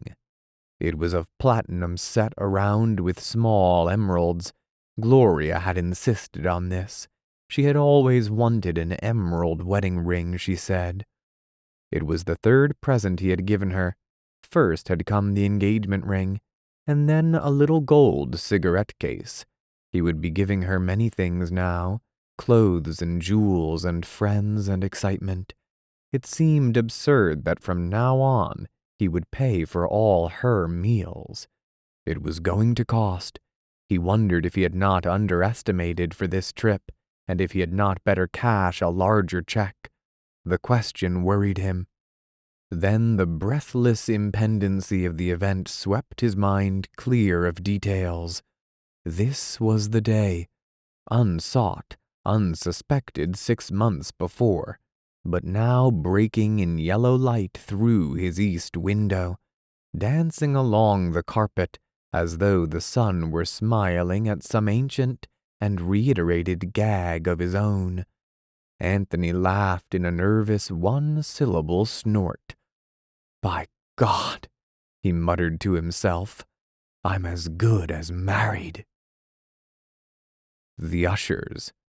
6 young men in Cross Patch's library, growing more and more cheery under the influence of Mum's Extra Dry, set surreptitiously in cold pails by the bookcases. The first young man, "By golly, believe me, in my next book I'm going to do a wedding scene that'll knock 'em cold." The second young man, "Met a debutante the other night, said she thought your book was powerful. As a rule, young girls cry for this primitive business." The third young man, "Where's Anthony?" The fourth young man, walking up and down outside talking to himself. Second young man, "Lord, did you see the minister? Most peculiar-looking teeth. Think they're natural? Funny thing, people having gold teeth. They say they love 'em. My dentist told me once a woman came to him and insisted on having 2 of her teeth covered with gold. No reason at all. All right the way they were. Here you got a book out, Dickie. Congratulations." "Thanks. What is it? College stories?" "No, not college stories. Pity. Hasn't been a good book about Harvard for years. Why don't you supply the lack? I think I saw a squad of guests turn the drive in a Packard just now. Might open a couple more bottles on the strength of that. It was the shock of my life when I heard the old man was going to have a wet wedding. Rabid prohibitionist, you know. By gad, I knew I'd forgotten something. Kept thinking it was my vest. What was it? By gad. Here, why the tragedy? What'd you forget, the way home?" He forgot the plot for his book of Harvard stories. "No, sir. I forgot the present. By George, I forgot to buy old Anthony a present. I kept putting it off, and by gad, I've forgotten it. What'll they think? That's probably what's been holding up the wedding." The fourth young man looked nervously at his watch. Laughter. "By gad, what an ass I am. What do you make of this bridesmaid who thinks she's Nora Bayes? Kept telling me she wished this was a ragtime wedding. Name's Haynes or Hampton. Kane, you mean. Muriel Kane. She's a sort of debt of honor, I believe. Once saved Gloria from drowning or something like that. I didn't think she could stop that perpetual swaying long enough to swim. Fill up my glass, will you? Old man and I had a long talk about the weather just now." "Who? Old Adam?" "No, the bride's father. He must be with a weather bureau. He's my uncle, Otis." "Well, it's an honorable profession." "Bride your cousin? Isn't she?" "Yes, Cable, she is. She certainly is a beauty. Not like you, Dickie. Bet she brings old Anthony to terms. Why are all grooms given the title of old? I think marriage is an error of youth." Maury, the professional cynic. Why, you intellectual faker. Battle of the highbrows here, Otis. Pick up the crumbs when you can. Faker yourself. What do you know? What do you know? Ask me anything, any branch of knowledge. All right. What's the fundamental principle of biology? You don't know yourself. Don't hedge. Well, natural selection? Wrong. I give up. Ontogeny recapitulates phylogeny. Take your base. Ask another. What's the influence of mice on the clover crop? What's the influence of rats on the Decalogue? Shut up, you saphead. There is a connection. What is it then? Maury, pausing a moment in growing disconcertion. Why, let's see. I seem to have forgotten exactly. Something about the bees eating the clover, and the clover eating the mice. Ha. Just let me think a minute. Dick, sitting up suddenly. Listen. A volley of chatter explodes in the adjoining room. The 6 young men arise, feeling at their neckties. We'd better join the firing squad. They're going to take the picture, I guess. No, that's afterward. Cable, you take the ragtime bridesmaid. I wish to God I'd sent that present. If you give me another minute, I'll think of that about the mice. I was usher last month for old Charlie McIntyre, and... They move slowly toward the door as the chatter becomes a babble, and the practicing preliminary to the overture issues in long pious groans from Adam Patch's organ. Anthony. There were 500 eyes boring through the back of his cutaway, and the sun glinting on the clergyman's inappropriately bourgeois teeth. With difficulty he restrained a laugh. Gloria was saying something in a clear, proud voice, and he tried to think that the affair was irrevocable, that every second was significant, that his life was being slashed into 2 periods, and that the face of the world was changing before him. He tried to recapture that ecstatic sensation of 10 weeks before. All these emotions eluded him. He did not even feel the physical nervousness of that very morning.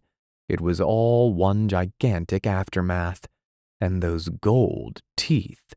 He wondered if the clergyman were married. He wondered perversely if a clergyman could perform his own marriage service. But as he took Gloria into his arms, he was conscious of a strong reaction. The blood was moving in his veins now. A languorous and pleasant content settled like a weight upon him, bringing responsibility and possession. He was married. Gloria. So many, such mingled emotions that none of them was separable from the others. She could have wept for her mother, who was crying quietly back there 10 feet, and for the loveliness of the June sunlight flooding in at the windows. She was beyond all conscious perceptions, only a sense, colored with delirious, wild excitement, that the ultimately important was happening, and a trust, fierce and passionate, burning in her like a prayer, that in a moment she would be forever and securely safe. Late one night they arrived in Santa Barbara, where the night clerk at the Hotel Lafcadio refused to admit them, on the grounds that they were not married. The clerk thought that Gloria was beautiful.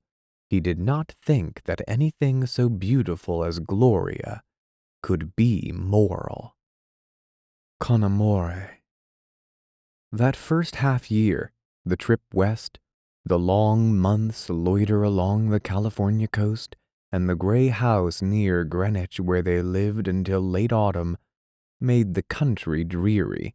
Those days, those places saw the enraptured hours. The breathless idyll of their engagement gave way first to the intense romance of the more passionate relationship.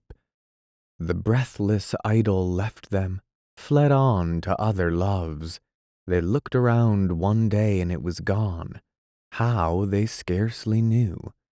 Had either of them lost the other in the days of the idol, the love lost would have been ever to the loser that dim desire, without fulfillment, which stands back of all life. But magic must hurry on, and the lovers remain. The idol passed, bearing with it its extortion of youth. Came a day when Gloria found that other men no longer bored her. Came a day when Anthony discovered that he could sit again late into the evening, talking with Dick of those tremendous abstractions that had once occupied his world. But knowing they had had the best of love, they clung to what remained. Love lingered, by way of long conversations at night, into those stark hours when the mind thins and sharpens, and the borrowings from dreams become the stuff of all life. By way of deep and intimate kindness, they developed toward each other. By way of their laughing at the same absurdities, and thinking the same things noble, and the same things sad. It was, first of all, a time of discovery. The things they found in each other were so diverse, so intermixed, and moreover so sugared with love, as to seem at the time not so much discoveries as isolated phenomena, to be allowed for, and to be forgotten. Anthony found that he was living with a girl of tremendous nervous tension, and of the most high-handed selfishness.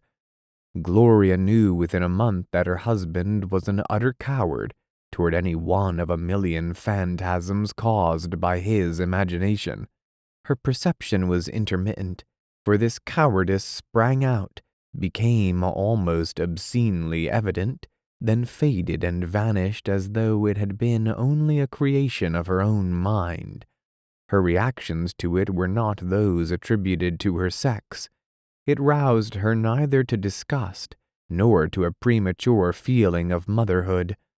Herself almost completely without physical fear, she was unable to understand, and so she made the most of what she felt to be his fear's redeeming feature, which was that though he was a coward under a shock, and a coward under a strain, when his imagination was given play, he had yet a sort of dashing recklessness that moved her on its brief occasions almost to admiration, and a pride that usually steadied him when he thought he was observed.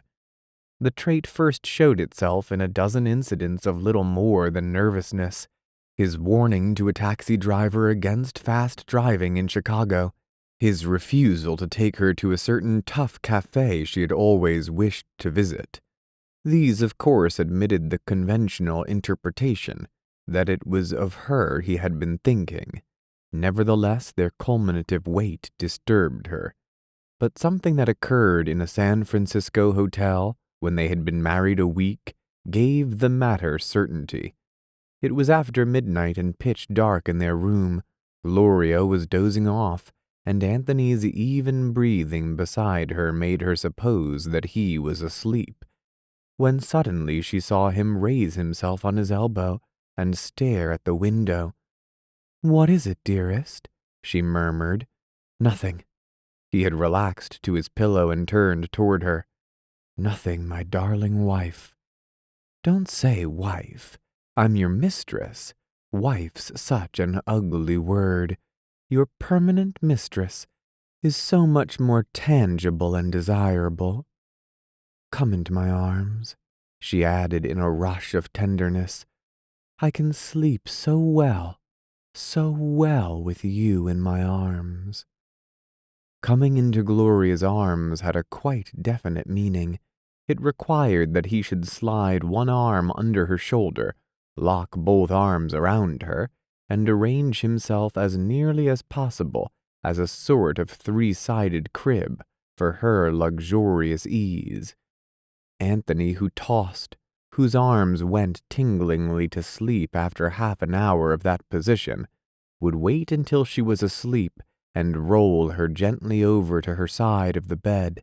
Then, left to his own devices, he would curl himself into his usual knots. Gloria, having attained sentimental comfort, retired into her doze. 5 minutes ticked away on Blockman's traveling clock. Silence lay all about the room, over the unfamiliar, impersonal furniture and the half-oppressive ceiling that melted imperceptibly into invisible walls on both sides. Then there was suddenly a rattling flutter at the window, staccato and loud upon the hushed, pent air. With a leap, Anthony was out of the bed and standing tense beside it. "Who's there?" he cried in an awful voice. Gloria lay very still, wide awake now and engrossed not so much in the rattling as in the rigid, breathless figure whose voice had reached from the bedside into that ominous dark. The sound stopped. The room was quiet as before. Then Anthony, pouring words in at the telephone. "Someone just tried to get into the room. There's someone at the window." His voice was emphatic now, faintly terrified. "All right, hurry." He hung up the receiver, stood motionless. There was a rush and commotion at the door, a knocking. Anthony went to open it upon an excited night clerk with 3 bellboys grouped staring behind him. Between thumb and finger the night clerk held a wet pen with the threat of a weapon. One of the bellboys had seized a telephone directory and was looking at it sheepishly. Simultaneously the group was joined by the hastily summoned house detective, and as one man they surged into the room. Lights sprang on with a click. Gathering a piece of sheet about her, Gloria dove away from sight, shutting her eyes to keep out the horror of this unpremeditated visitation. There was no vestige of an idea in her stricken sensibilities, save that her Anthony was at grievous fault. The night clerk was speaking from the window, his tone half of the servant, half of the teacher reproving a schoolboy. "Nobody out there," he declared conclusively. "My golly, nobody could be out there. This here's a sheer fall to the street of 50 feet. It was the wind you heard tugging at the blind." Oh. Then she was sorry for him. She wanted only to comfort him and draw him back tenderly into her arms, to tell them to go away because the thing their presence connotated was odious. Yet she could not raise her head for shame. She heard a broken sentence, apologies, conventions of the employee, and one unrestrained snicker from a bellboy. "I've been nervous as the devil all evening," Anthony was saying. "Somehow that noise just shook me. I was only about half awake." "Sure, I understand," said the night clerk with a comfortable tact. "Been that way myself." The door closed. The lights snapped out. Anthony crossed the floor quietly and crept into bed. Gloria, feigning to be heavy with sleep, gave a quiet little sigh and slipped into his arms. "What was it, dear?" "Nothing," he answered, his voice still shaken. "I thought there was somebody at the window, so I looked out, but I couldn't see anyone and the noise kept up, so I phoned downstairs. Sorry if I disturbed you, but I'm awfully darn nervous tonight." Catching the lie, she gave an interior start. He had not gone to the window, nor near the window. He had stood by the bed and then sent in his call of fear. "Oh," she said, and then, "I'm so sleepy." For an hour they lay awake side by side, Gloria with her eyes shut so tight that blue moons formed and revolved against backgrounds of deepest mauve, Anthony staring blindly into the darkness overhead. After many weeks it came gradually out into the light to be laughed and joked at. They made a tradition to fit over it. Whenever that overpowering terror of the night attacked Anthony, she would put her arms about him and croon soft as a song, "I'll protect my Anthony. Oh, nobody's ever going to harm my Anthony." He would laugh as though it were a jest they played for their mutual amusement, but to Gloria it was never quite a jest. It was at first a keen disappointment. Later it was one of the times when she controlled her temper. The management of Gloria's temper, whether it was aroused by a lack of hot water for her bath or by a skirmish with her husband, became almost the primary duty of Anthony's day. It must be done just so, by this much silence, by that much pressure, by this much yielding, by that much force. It was in her angers with their attendant cruelties that her inordinate egotism chiefly displayed itself. Because she was brave, because she was spoiled, because of her outrageous and commendable independence of judgment, and finally because of her arrogant consciousness that she had never seen a girl as beautiful as herself, Gloria had developed into a consistent, practicing Nietzschean. This, of course, with overtones of profound sentiment. There was, for example, her stomach. She was used to certain dishes, and she had a strong conviction that she could not possibly eat anything else. There must be a lemonade and a tomato sandwich late in the morning, then a light lunch with a stuffed tomato. Not only did she require food from a selection of a dozen dishes, but in addition this food must be prepared in just a certain way. One of the most annoying half-hours of the first fortnight occurred in Los Angeles, when an unhappy waiter brought her a tomato stuffed with chicken salad instead of celery. "We always serve it that way, madame," he quavered to the gray eyes that regarded him wrathfully. Gloria made no answer, but when the waiter had turned discreetly away, she banged both fists upon the table until the china and silver rattled.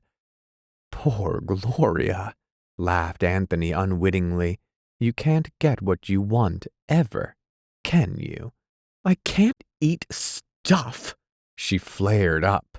"I'll call back the waiter." "I don't want you to. He doesn't know anything, the darn fool." "Well, it isn't the hotel's fault. Either send it back, forget it, or be a sport and eat it." "Shut up," she said succinctly. "Why take it out on me?" "Oh, I'm not," she wailed, "but I simply can't eat it." Anthony subsided helplessly. "We'll go somewhere else," he suggested. "I don't want to go anywhere else. I'm tired of being trotted around to a dozen cafes and not getting one thing fit to eat." "When did we go around to a dozen cafes? You have to in this town," insisted Gloria with ready sophistry. Anthony, bewildered, tried another tack. "Why don't you try to eat it? It can't be as bad as you think." "Just because I don't like chicken." She picked up her fork and began poking contemptuously at the tomato, and Anthony expected her to begin flinging the stuffings in all directions. He was sure that she was approximately as angry as she had ever been. For an instant he had detected a spark of hate, directed as much toward him as toward anyone else. And Gloria, angry, was for the present unapproachable. Then, surprisingly, he saw that she had tentatively raised the fork to her lips and tasted the chicken salad. Her frown had not abated, and he stared at her anxiously, making no comment and daring scarcely to breathe. She tasted another forkful. In another moment she was eating. With difficulty Anthony restrained a chuckle. When at length he spoke, his words had no possible connection with chicken salad. This incident, with variations, ran like a lugubrious fugue through the first year of marriage. Always it left Anthony baffled, irritated, and depressed. But another rough brushing of temperaments, a question of laundry bags, he found even more annoying, as it ended inevitably in a decisive defeat for him. One afternoon in Coronado, where they made the longest stay of their trip, more than 2 weeks, Gloria was arraying herself brilliantly for tea. Anthony, who had been downstairs listening to the latest rumor bulletins of war in Europe, entered the room, kissed the back of her powdered neck, and went to his dresser. After a great pulling out and pushing in of drawers, evidently unsatisfactory, he turned around to the unfinished masterpiece. "Got any handkerchiefs, Gloria?" he asked. Gloria shook her golden head. "Not a one. I'm using one of yours. The last one, I deduce." He laughed dryly. "Is it?" She applied an emphatic, though very delicate contour to her lips. "Isn't the laundry back?" "I don't know." Anthony hesitated, then with sudden disappointment opened the closet door. His suspicions were verified. On the hook provided hung the blue bag furnished by the hotel. This was full of his clothes. He had put them there himself. The floor beneath it was littered with an astonishing mass of finery, lingerie, stockings, dresses, nightgowns, and pajamas. Most of it scarcely worn, but all of it coming indubitably under the general heading of Gloria's laundry. He stood holding the closet door open. "Why, Gloria!" "What?" The lip line was being erased and corrected according to some mysterious perspective. Not a finger trembled as she manipulated the lipstick. Not a glance wavered in his direction. It was a triumph of concentration. "Haven't you ever sent out the laundry?" "Is it there?" "It most certainly is." "Well, I guess I haven't then." "Gloria," began Anthony, sitting down on the bed and trying to catch her mirrored eyes. "You're a nice fellow, you are. I've sent it out every time it's been sent since we left New York, and over a week ago you promised you'd do it for a change. All you'd have to do would be to cram your own junk into that bag and ring for the chambermaid." "Oh, why fuss about the laundry?" exclaimed Gloria petulantly. "I'll take care of it." "I haven't fussed about it. I'd just as soon divide the bother with you, but when we run out of handkerchiefs, it's darn near time something's done." Anthony considered that he was being extraordinarily logical, but Gloria, unimpressed, put away her cosmetics and casually offered him her back. "Hook me up," she suggested. "Anthony, dearest, I forgot all about it. I meant to honestly, and I will today. Don't be cross with your sweetheart." What could Anthony do then but draw her down upon his knee and kiss a shade of color from her lips? "But I don't mind," she murmured with a smile radiant and magnanimous. "You can kiss all the paint off my lips any time you want." They went down to tea. They bought some handkerchiefs in a notion store nearby. All was forgotten. But 2 days later Anthony looked in the closet and saw the bag still hung limp upon its hook, and that the gay and vivid pile on the floor had increased surprisingly in height. "Gloria!" he cried. "Oh!" Her voice was full of real distress. Despairingly, Anthony went to the phone and called the chambermaid. "It seems to me," he said impatiently, "that you expect me to be some sort of French valet to you." Gloria laughed, so infectiously that Anthony was unwise enough to smile. Unfortunate man. In some intangible manner, his smile made her mistress of the situation. With an air of injured righteousness, she went emphatically to the closet and began pushing her laundry violently into the bag. Anthony watched her, ashamed of himself. "There," she said, implying that her fingers had been worked to the bone by a brutal taskmaster. He considered, nevertheless, that he had given her an object lesson, and the matter was closed. But on the contrary, it was merely beginning. Laundry pile followed laundry pile, at long intervals. Dearth of handkerchief followed dearth of handkerchief, at short ones, not to mention dearth of sock, of shirt, of everything.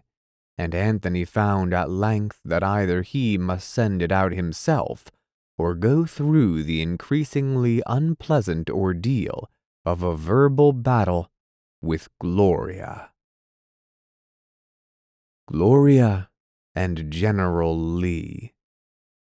On their way east, they stopped 2 days in Washington, strolling about with some hostility in its atmosphere of harsh, repellent light, of distance without freedom, of pomp without splendor.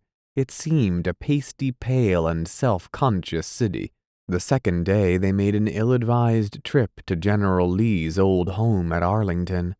The bus which bore them was crowded with hot, unprosperous people, and Anthony, intimate to Gloria, felt a storm brewing. It broke at the zoo, where the party stopped for 10 minutes. The zoo, it seemed, smelt of monkeys. Anthony laughed. Gloria called down the curse of heaven upon monkeys, including in her malevolence all the passengers of the bus and their perspiring offspring, who had hied themselves monkeyward. Eventually the bus moved on to Arlington.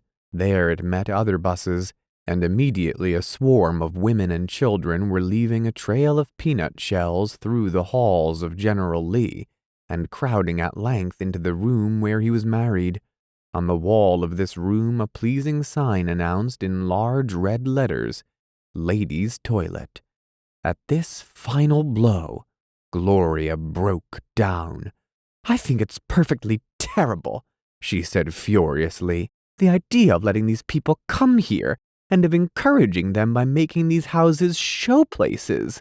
"Well," objected Anthony, "if they weren't kept up, they'd go to pieces." "What if they did?" she exclaimed as they sought the wide, pillared porch. "Do you think they've left a breath of 1860 here? This has become a thing of 1914. Do you want to preserve old things? But you can't, Anthony. Beautiful things grow to a certain height, and then they fail or fade off, breathing out memories as they decay. And just as any period decays in our minds, the things of that period should decay too, and in that way they're preserved for a while, in the few hearts like mine that react to them. That graveyard at Tarrytown, for instance, the asses who give money to preserve things have spoiled that too. Sleepy Hollow's gone, Washington Irving's dead, and his books are rotting in our estimation year by year. Then let the graveyard rot too, as it should, as all things should. Trying to preserve a century by keeping its relics up to date is like keeping a dying man alive by stimulants. So you think that just as a time goes to pieces, its houses ought to go too? Of course! Would you value your Keats letter if the signature was traced over to make it last longer? It's just because I love the past that I want this house to look back on its glamorous moment of youth and beauty, and I want its stairs to creak as if to the footsteps of women with hoop skirts and men in boots and spurs.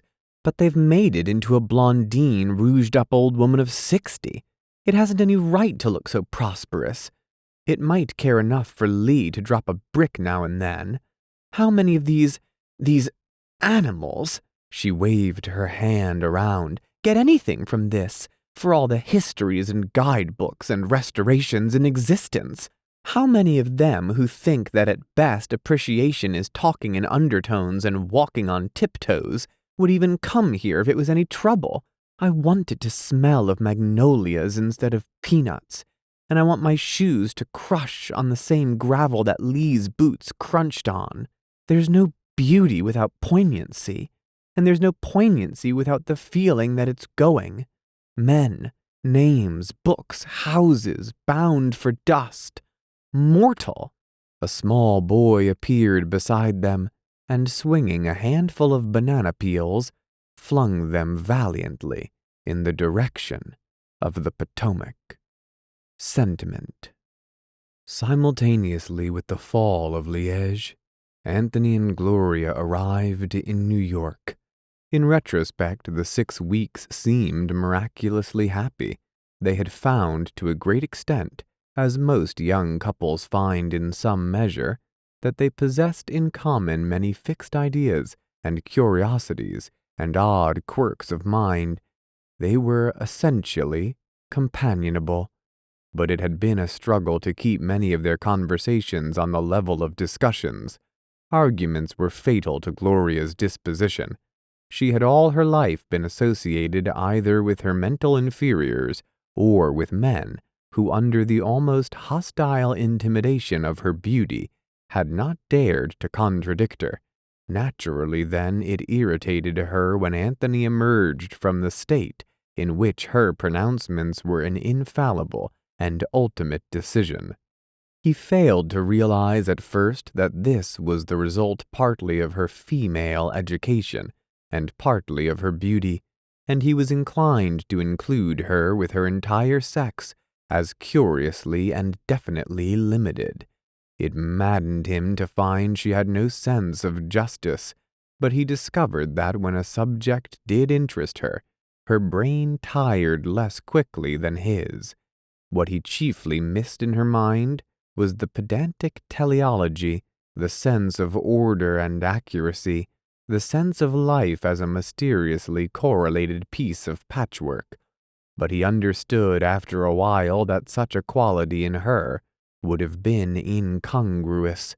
Of the things they possessed in common, greatest of all was their almost uncanny pull at each other's hearts. The day they left the hotel in Coronado, she sat down on one of the beds while they were packing and began to weep bitterly. "Dearest," his arms were around her. He pulled her head down upon his shoulder. "What is it, my own Gloria? Tell me." "We're going away," she sobbed. "Oh, Anthony, it's sort of the first place we've lived together. Our two little beds here side by side. They'll be always waiting for us, and we're never coming back to 'em anymore." She was tearing at his heart as she always could. Sentiment came over him, rushing into his eyes. "Gloria, why, we're going on to another room and 2 other little beds. We're going to be together all our lives." Words flooded from her in a low, husky voice. "But it won't be like our 2 beds ever again. Everywhere we go and move on and change, something's lost, something's left behind. You can't ever quite repeat anything, and I've been so yours here." He held her passionately near, discerning far beyond any criticism of her sentiment, a wise grasping of the minute, if only an indulgence of her desire to cry. Gloria the idler, caresser of her own dreams, extracting poignancy from the memorable things of life and youth. Later in the afternoon, when he returned from the station with the tickets, he found her asleep on one of the beds, her arm curled about a black object which he could not at first identify. Coming closer, he found it was one of his shoes, not a particularly new one, nor clean one, but her face, tear-stained, was pressed against it, and he understood her ancient and most honorable message. There was almost ecstasy in waking her and seeing her smile at him, shy but well aware of her own nicety of imagination. With no appraisal of the worth or dross of these 2 things, it seemed to Anthony that they lay somewhere near the heart of love. The Grey House. It is in the 20s that the actual momentum of life begins to slacken, and it is a simple soul indeed to whom as many things are significant and meaningful at 30 as at 10 years before. At 30, an organ grinder is a more or less moth-eaten man who grinds an organ, and once he was an organ grinder.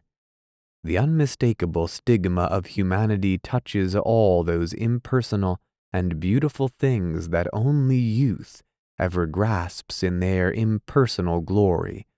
A brilliant ball, gay with light romantic laughter, wears through its own silks and satins, to show the bare framework of a man-made thing. Oh, that eternal hand, a play most tragic and most divine, becomes merely a succession of speeches sweated over by the eternal plagiarist in the clammy hours and acted by men subject to cramps, cowardice, and manly sentiment. And this time with Gloria and Anthony, this first year of marriage, and the gray house, caught them in that stage when the organ grinder was slowly undergoing his inevitable metamorphosis. She was 23. He was 26. The gray house was at first of sheerly pastoral intent. They lived impatiently in Anthony's apartment for the first fortnight after the return from California, in a stifled atmosphere of open trunks, too many callers, and the eternal laundry bags. They discussed with their friends the stupendous problem of their future. Dick and Maury would sit with them agreeing solemnly, almost thoughtfully, as Anthony ran through his list of what they ought to do and where they ought to live. "I'd like to take Gloria abroad," he complained, "except for this damn war. And next to that, I'd sort of like to have a place in the country. Somewhere near New York, of course, where I could write or whatever I decide to do." Gloria laughed. "Isn't he cute?" she required of Maury, "whatever he decides to do. But what am I going to do if he works? Maury, will you take me around if Anthony works?" "Anyway, I'm not going to work yet," said Anthony quickly.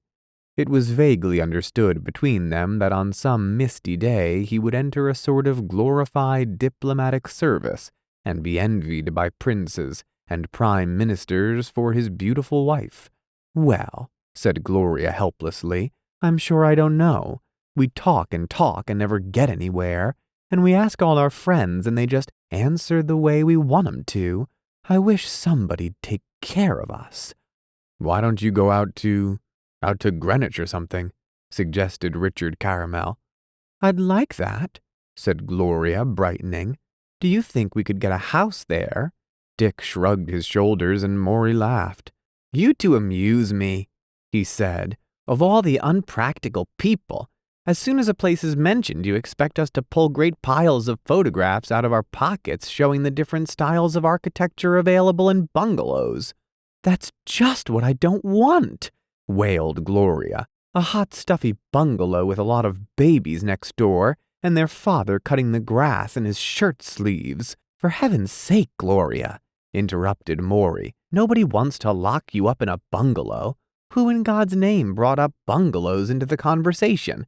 But you'll never get a place anywhere unless you go out and hunt for it." "Go where? You say go out and hunt for it, but where?"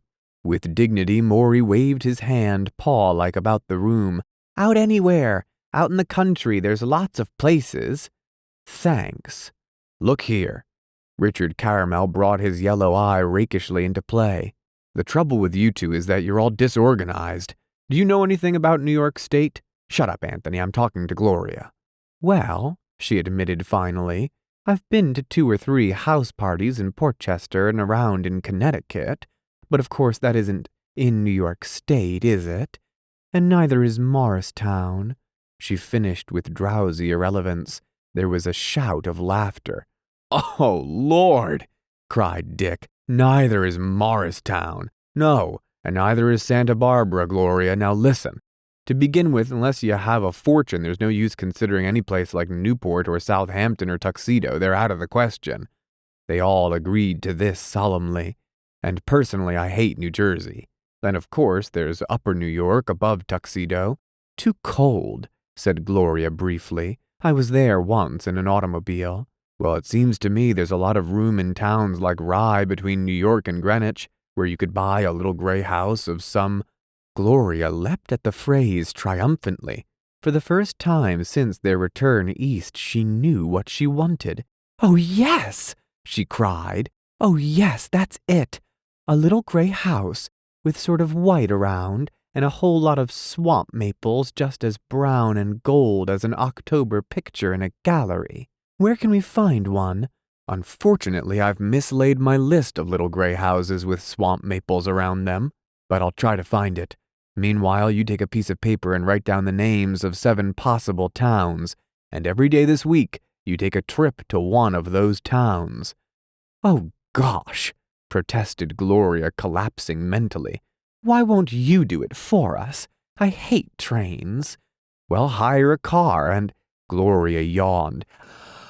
"Oh, I'm tired of discussing it. Seems to me all we do is talk about where to live. My exquisite wife wearies of the thought," remarked Anthony ironically. "She must have a tomato sandwich to stimulate her jaded nerves. Let's go out to tea."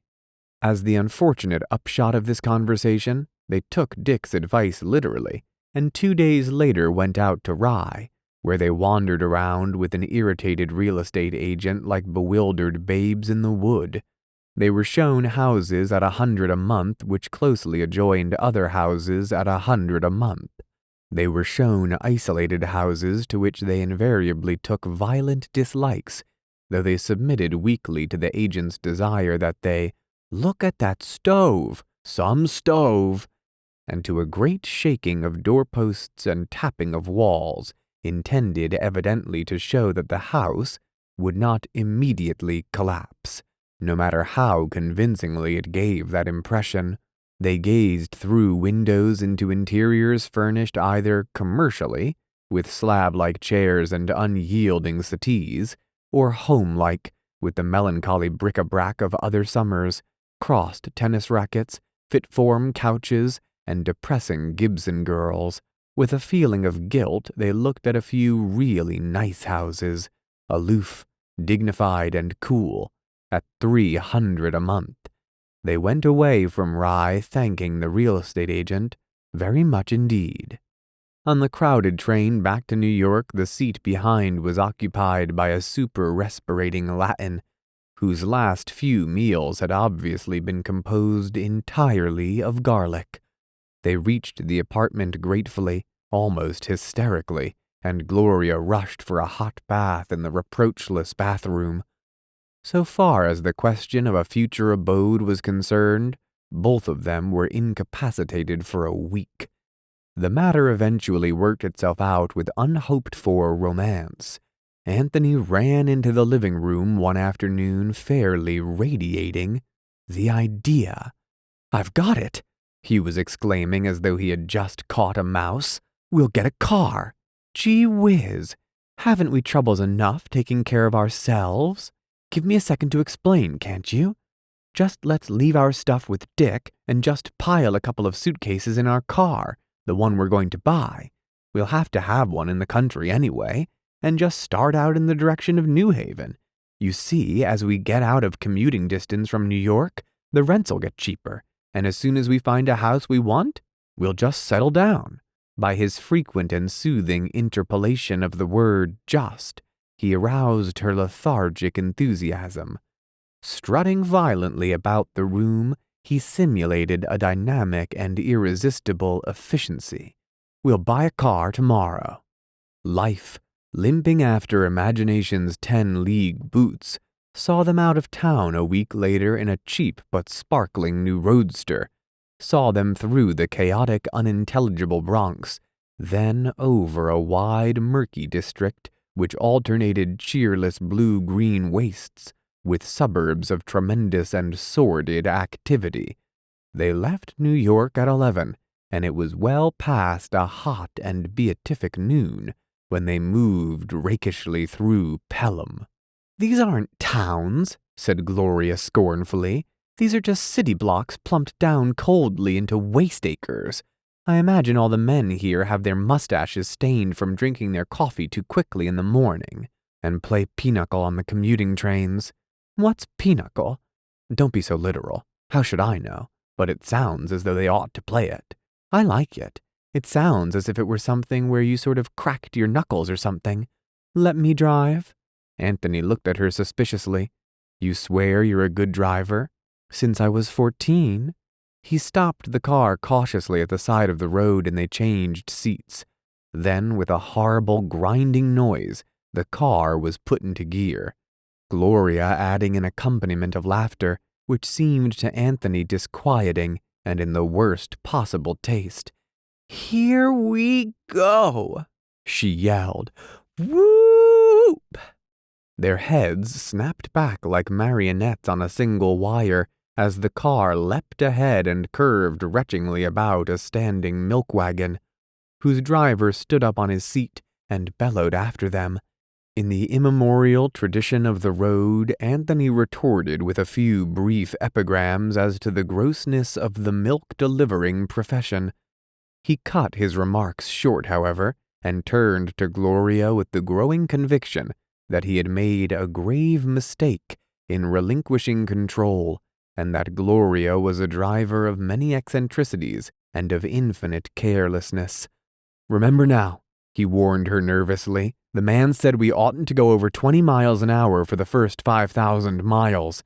She nodded briefly, but evidently intending to accomplish the prohibitive distance as quickly as possible, slightly increased her speed. A moment later he made another attempt. "See that sign? Do you want us to get pinched?" "Oh, for heaven's sake!" cried Gloria in exasperation. "You always exaggerate things so." "Well, I don't want to get arrested." "Who's arresting you? You're so persistent, just like you were about my cough medicine last night. It was for your own good. Ha! I might as well be living with Mama. What a thing to say to me." A standing policeman swerved into view, was hastily passed. "See him?" demanded Anthony. "Oh, you drive me crazy. He didn't arrest us, did he? When he does, it'll be too late," countered Anthony brilliantly. Her reply was scornful, almost injured. "Why, this old thing won't go over 35. It isn't old. It is in spirit." That afternoon the car joined the laundry bags and Gloria's appetite as one of the trinity of contention. He warned her of railroad tracks. He pointed out approaching automobiles. Finally, he insisted on taking the wheel, and a furious, insulted Gloria sat silently beside him between the towns of Larchmont and Rye. But it was due to this furious silence of hers that the gray house materialized from its abstraction, for just beyond Rye he surrendered gloomily to it and relinquished the wheel. Mutely he beseeched her, and Gloria instantly cheered, vowed to be more careful. But because a discourteous streetcar persisted callously in remaining upon its track, Gloria ducked down a side street, and thereafter that afternoon was never able to find her way back to the post road.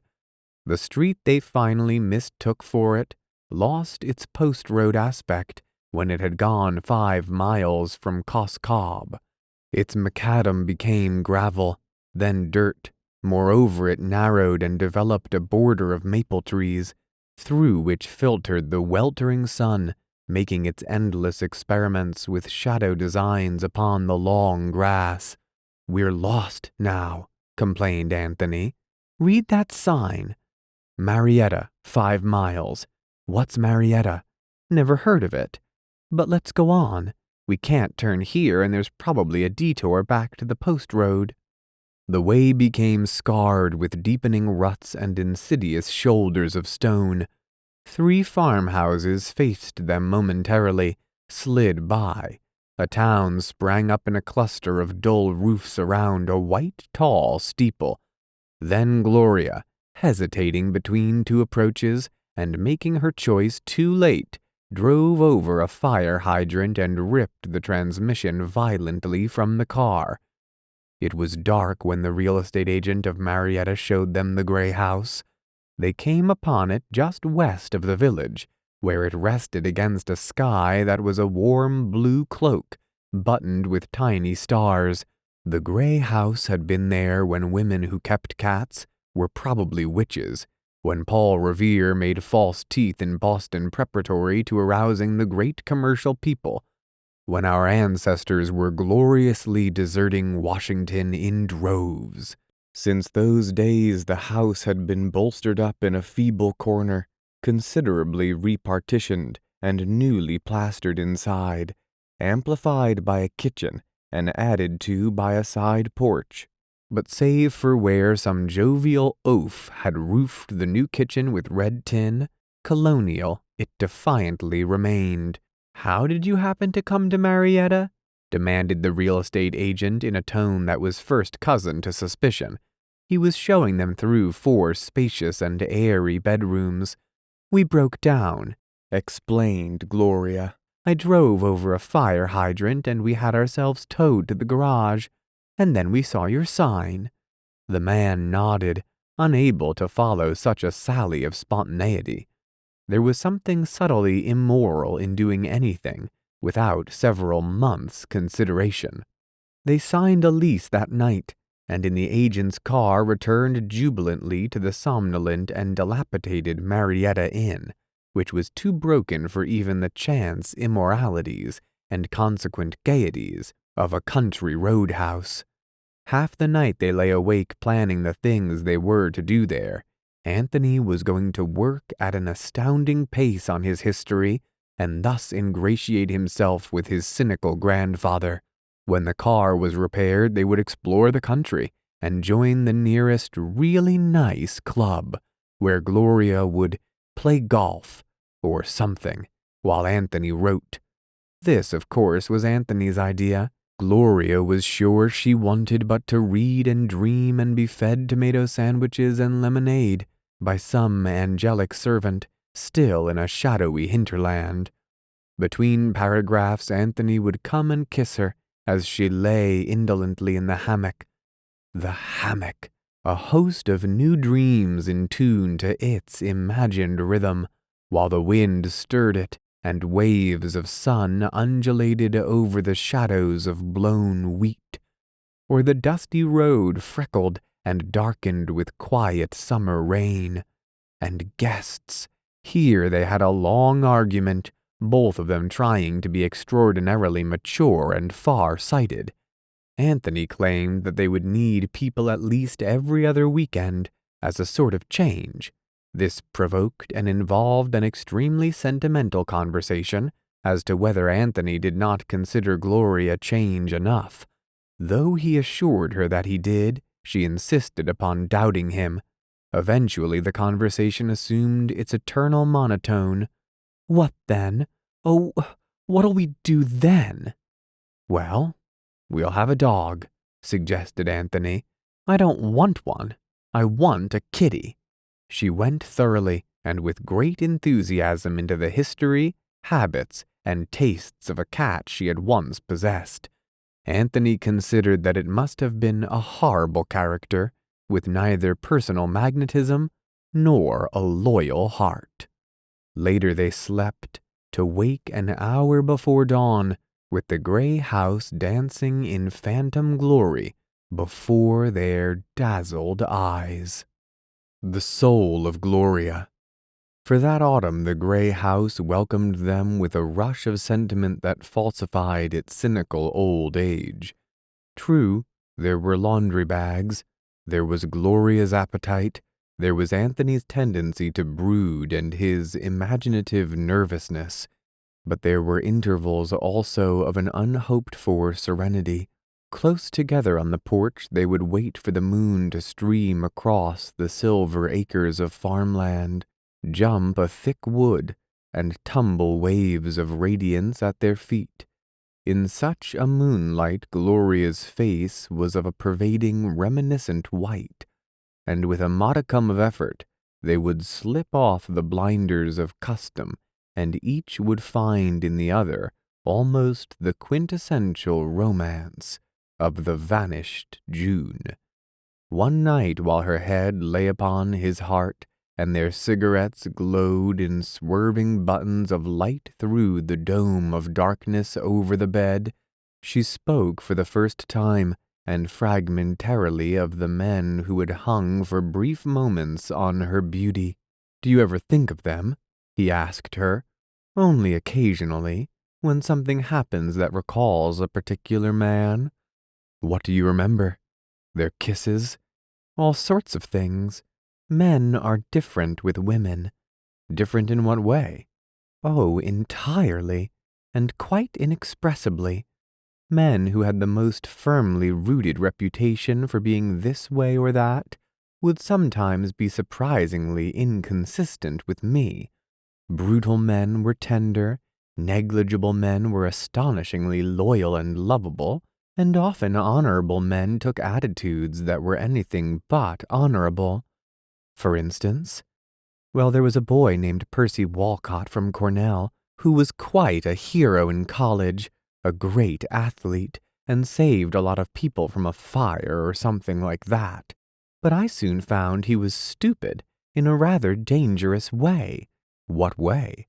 It seems he had some naive conception of a woman fit to be his wife, a particular conception that I used to run into a lot, and that always drove me wild. He demanded a girl who'd never been kissed, and who liked to sew and sit home and pay tribute to his self-esteem. And I'll bet a hat if he's gotten an idiot to sit and be stupid with him, he's tearing out on the side with some much speedier lady. I'd be sorry for his wife. I wouldn't. Think what an ass she'd be not to realize it before she married him. He's the sort whose idea of honoring and respecting a woman would be never to give her any excitement. With the best intentions, he was deep in the dark ages. What was his attitude toward you? I'm coming to that. As I told you, or did I tell you?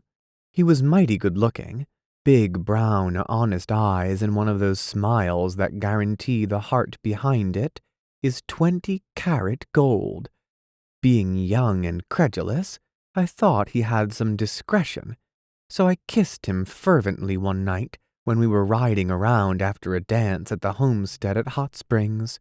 It had been a wonderful week, I remember, with the most luscious trees spread like green lather, sort of all over the valley, and a mist rising out of them on October mornings like bonfires lit to turn them brown. How about your friend with the ideals? Interrupted Anthony. It seems that when he kissed me, he began to think that perhaps he could get away with a little more, that I needn't be respected like this Beatrice Fairfax-glad girl of his imagination. What did he do? Not much. I pushed him off a 16-foot embankment before he was well started. Hurt him? Inquired Anthony with a laugh. Broke his arm and sprained his ankle. He told the story all over Hot Springs, and when his arm healed, a man named Barley, who liked me, fought him and broke it over again. Oh, it was an awful mess. He threatened to sue Barley, and Barley, he was from Georgia, was seen buying a gun in town. But before that, Mama had dragged me north again, much against my will. So I never did find out all that happened, though I saw Barley once in the Vanderbilt lobby. Anthony laughed long and loud. What a career! I suppose I ought to be furious because you've kissed so many men. I'm not, though. At this, she sat up in bed. It's funny, but I'm so sure those kisses left no mark on me, no taint of promiscuity. I mean, even though a man once told me in all seriousness that he hated to think I'd been a public drinking glass. He had his nerve.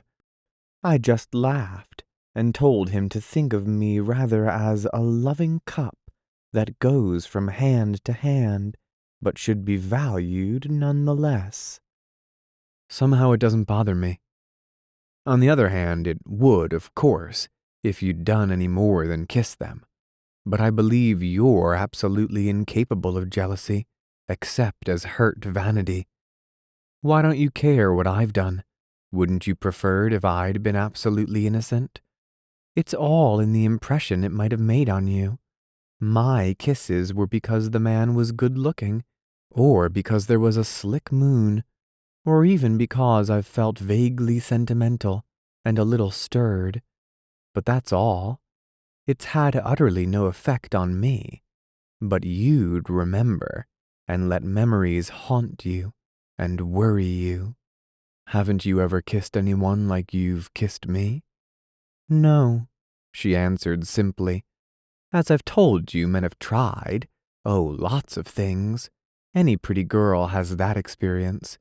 You see, she resumed, it doesn't matter to me how many women you've stayed with in the past, so long as it was merely a physical satisfaction.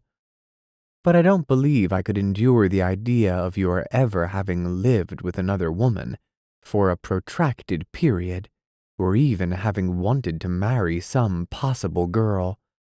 It's different somehow. There'd be all the little intimacies remembered, and they'd dull that freshness that after all is the most precious part of love. Rapturously he pulled her down beside him on the pillow. Oh, my darling, he whispered, as if I remembered anything but your dear kisses. Then Gloria, in a very mild voice, Anthony, did I hear anybody say they were thirsty? Anthony laughed abruptly, and with a sheepish and amused grin, got out of bed. With just a little piece of ice in the water? She added. Do you suppose I could have that? Gloria used the adjective little whenever she asked a favor. It made the favor sound less arduous, but Anthony laughed again. Whether she wanted a cake of ice or a marble of it, he must go downstairs to the kitchen. Her voice followed him through the hall. And just a little cracker with just a little marmalade on it? Oh, gosh, sighed Anthony in rapturous slang. She's wonderful, that girl. She has it. When we have a baby, she began one day, this, it had already been decided, was to be after 3 years. I want it to look like you, except its legs, he insinuated slyly. Oh yes, except his legs, he's got to have my legs. But the rest of him can be you. My nose? Gloria hesitated. Well, perhaps my nose, but certainly your eyes, and my mouth, and I guess my shape of the face. I wonder, I think he'd be sort of cute if he had my hair. My dear Gloria, you've appropriated the whole baby. Well, I didn't mean to, she apologized cheerfully. Let him have my neck at least, he urged, regarding himself gravely in the glass. You've often said you liked my neck because the Adam's apple doesn't show. And besides, your neck's too short. Why, it is not, she cried indignantly, turning to the mirror. It's just right. I don't believe I've ever seen a better neck. It's too short, he repeated teasingly. Short. Her tone expressed exasperated wonder. Short. You're crazy. She elongated and contracted it to convince herself of its reptilian sinuousness. Do you call that a short neck? One of the shortest I've ever seen. For the first time in weeks, tears started from Gloria's eyes, and the look she gave him had a quality of real pain. Oh, Anthony, my Lord, Gloria! He approached her in bewilderment and took her elbows in his hands. Don't cry, please. Didn't you know I was only kidding? Gloria, look at me. Why, dearest, you've got the longest neck I've ever seen. Honestly. Her tears dissolved in a twisted smile. Well, you shouldn't have said that then. Let's talk about the baby. Anthony paced the floor and spoke as though rehearsing for a debate. To put it briefly, there are 2 babies we could have, 2 distinct and logical babies, utterly differentiated. There's the baby that's the combination of the best of both of us, your body, my eyes, my mind, your intelligence, and then there is the baby which is our worst, my body, your disposition, and my irresolution. I like that second baby, she said. What I'd really like, continued Anthony, would be to have 2 sets of triplets, 1 year apart, and then experiment with the 6 boys. Poor me, she interjected. I'd educate them each in a different country and by a different system, and when they were 23 I'd call them together and see what they were like. Let's have 'em all, with my neck, suggested Gloria. The end of a chapter. The car was at length repaired, and with a deliberate vengeance took up where it left off the business of causing infinite dissension. Who should drive? How fast should Gloria go? These two questions and the eternal recriminations involved ran through the days. They motored to the post-road towns, Rye, Portchester, and Greenwich, and called on a dozen friends, mostly Gloria's, who all seemed to be in different stages of having babies, and in this respect as well as in others, bored her to a point of nervous distraction. For an hour after each visit she would bite her fingers furiously, and be inclined to take out her rancor on Anthony. "I loathe women," she cried in a mild temper. "What on earth can you say to them except talk lady? I've enthused over a dozen babies that I've wanted only to choke, and every one of those girls is either incipiently jealous and suspicious of her husband if he's charming, or beginning to be bored with him if he isn't. Don't you ever intend to see any women?" "I don't know. They never seem to clean me. Never. Except just a few.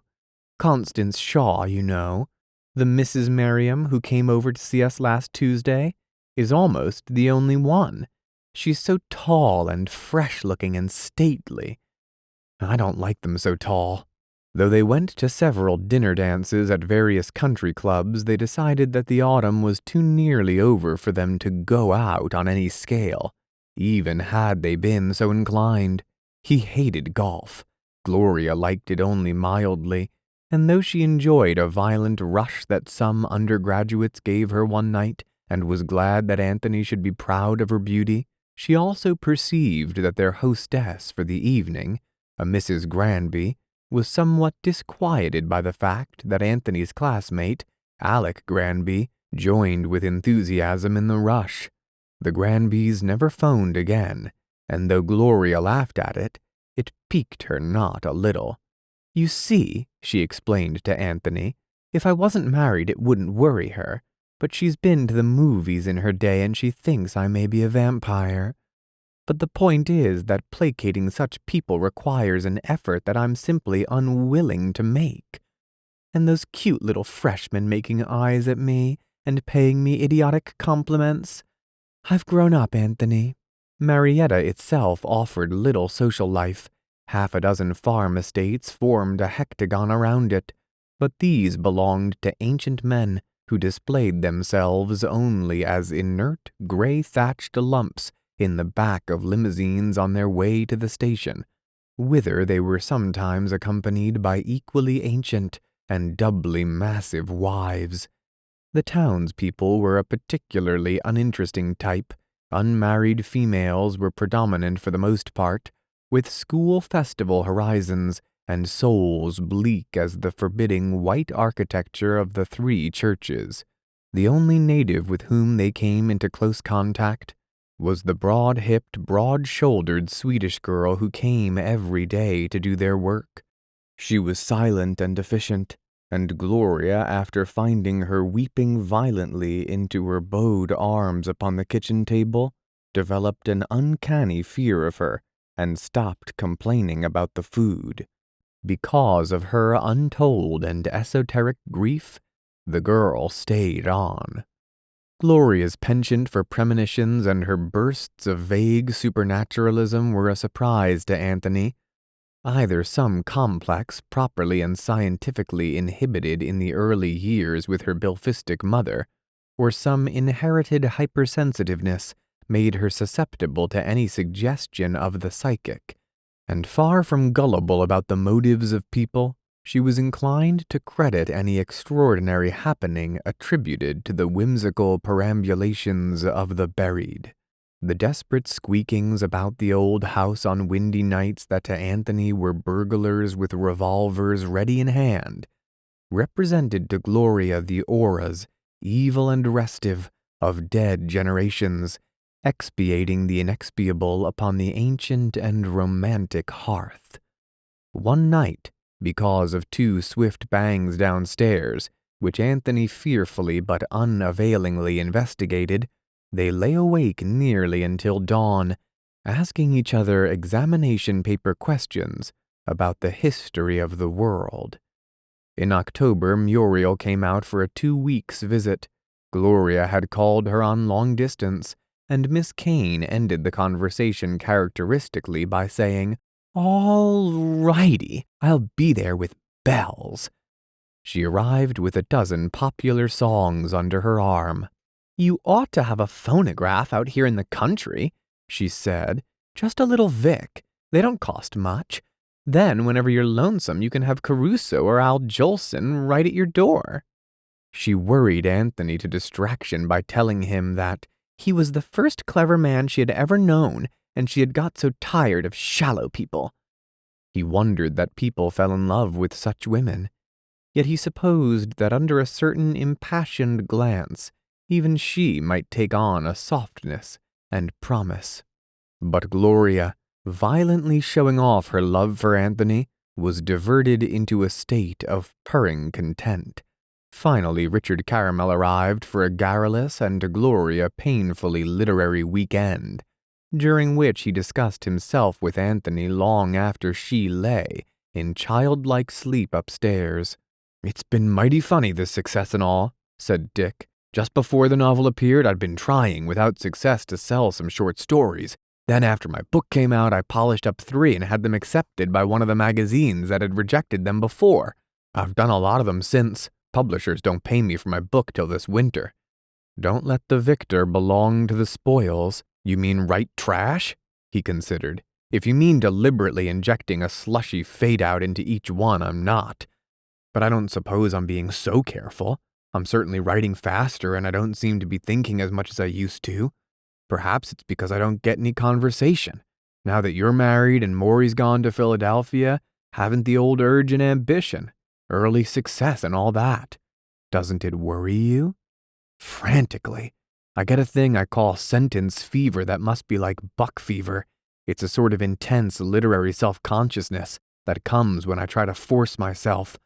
But the really awful days aren't when I think I can't write. They're when I wonder whether any writing is worthwhile at all. I mean, whether I'm not a sort of glorified buffoon." "I like to hear you talk that way," said Anthony with a touch of his old patronizing insolence. "I was afraid you'd gotten a bit idiotic over your work. Read the damnedest interview you gave out." Dick interrupted with an agonized expression. "Good Lord, don't mention it. Young lady wrote it. Most admiring young lady kept telling me my work was strong, and I sort of lost my head and made a lot of strange pronouncements. Some of it was good, though, don't you think? Oh, yes. That part about the wise writer writing for the youth of his generation, the critic of the next, and the schoolmaster of ever afterward. Oh, I believe a lot of it," admitted Richard Caramel with a faint beam. "It simply was a mistake to give it out." In November, they moved into Anthony's apartment, from which they sailed triumphantly to the Yale-Harvard and Harvard-Princeton football games, to the St. Nicholas ice skating rink, to a thorough round of the theaters, and to a miscellany of entertainments, from small, staid dances to the great affairs that Gloria loved, held in those houses where lackeys with powdered wigs scurried around in magnificent Anglomania, under the direction of gigantic major-domos. Their intention was to go abroad the first of the year, or at any rate when the war was over. Anthony had actually completed a Chestertonian essay on the 12th century by way of introduction to his proposed book, and Gloria had done some extensive research work on the question of Russian sable coats. In fact, the winter was approaching quite comfortably, when the bilphistic demiurge decided, suddenly in mid-December, that Mrs. Gilbert's soul had aged sufficiently in its present incarnation. In consequence, Anthony took a miserable and hysterical Gloria out to Kansas City, where, in the fashion of mankind, they paid the terrible and mind-shaking deference to the dead. Mr. Gilbert became, for the first and last time in his life, a truly pathetic figure. That woman he had broken to wait upon his body and play congregation to his mind had ironically deserted him, just when he could not much longer have supported her. Never again would he be able so satisfactorily to bore and bully a human soul. Book 2, Chapter 2, Symposium. Gloria had lulled Anthony's mind to sleep. She who seemed of all women the wisest and the finest, hung like a brilliant curtain across his doorways, shutting out the light of the sun. In those first years, what he believed bore invariably the stamp of Gloria, he saw the sun always through the pattern of the curtain. It was a sort of lassitude that brought them back to Marietta for another summer. Through a golden, enervating spring they had loitered, restive and lazily extravagant, along the California coast, joining other parties intermittently, and drifting from Pasadena to Coronado, from Coronado to Santa Barbara, with no purpose more apparent than Gloria's desire to dance by different music, or catch some infinitesimal variant among the changing colors of the sea. Out of the Pacific there rose to greet them savage rocklands and equally barbaric hostelries, built that at tea-time one might drowse into a languid wicker bazaar, glorified by the polo costumes of Southampton and Lake Forest and Newport and Palm Beach. And as the waves met and splashed and glittered in the most placid of the bays, so they joined this group and that, and with them shifted stations, murmuring ever of those strange, unsubstantial gaieties in wait just over the next green and fruitful valley. A simple, healthy leisure class it was, the best of the men not unpleasantly undergraduate. They seemed to be on a perpetual candidates list for some etherealized porcelain or skull and bones, extended out indefinitely into the world. The women of more than average beauty, fragilely athletic, somewhat idiotic as hostesses, but charming and infinitely decorative as guests. Sedately and gracefully they danced the steps of their selection in the balmy tea hours, accomplishing with a certain dignity the movements so horribly burlesqued by clerk and chorus girl the country over. It seemed ironic that in this lone and discredited offspring of the arts, Americans should excel unquestionably. Having danced and splashed through a lavish spring, Anthony and Gloria found that they had spent too much money, and for this must go into retirement for a certain period. There was Anthony's work, they said. Almost before they knew it, they were back in the gray house, more aware now that other lovers had slept there. Other names had been called over the banisters. Other couples had sat upon the porch steps, watching the gray-green fields and the black bulk of woods beyond. It was the same Anthony, more restless, inclined to quicken only under the stimulus of several highballs, faintly, almost imperceptibly apathetic toward Gloria.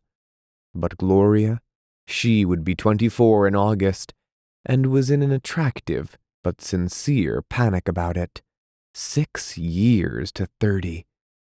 Had she been less in love with Anthony, her sense of the flight of time would have expressed itself in a reawakened interest in other men, in a deliberate intention of extracting a transient gleam of romance from every potential lover who glanced at her with lowered brows over a shining dinner table. She said to Anthony one day, "How I feel is that if I wanted anything, I'd take it. That's what I've always thought all my life. But it happens that I want you, and so I just haven't room for any other desires." They were bound eastward through a parched and lifeless Indiana, and she had looked up from one of her beloved moving picture magazines to find a casual conversation suddenly turned grave. Anthony frowned out the car window. As the track crossed a country road, a farmer appeared momentarily in his wagon.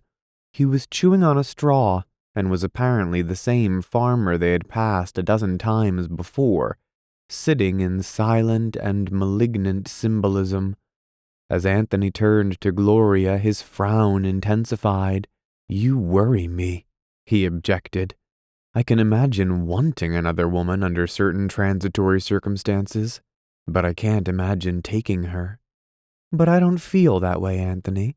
I can't be bothered resisting things I want. My way is not to want them, to want nobody but you. Yet when I think that if you just happened to take a fancy to someone—" "Oh, don't be an idiot," she exclaimed. "There'd be nothing casual about it, and I can't even imagine the possibility." This emphatically closed the conversation. Anthony's unfailing appreciation made her happier in his company than in anyone's else. She definitely enjoyed him. She loved him. So the summer began very much as had the one before. There was, however, one radical change in Menage. The icy-hearted Scandinavian, whose austere cooking and sardonic manner of waiting on table had so depressed Gloria, gave way to an exceedingly efficient Japanese whose name was Tanalahaka, but who confessed that he heeded any summons which included the dissyllable Tana. Tana was unusually small even for a Japanese, and displayed a somewhat naive conception of himself as a man of the world. On the day of his arrival from our Gugimoniki, Japanese Reliable Employment Agency, he called Anthony into his room to see the treasures of his trunk.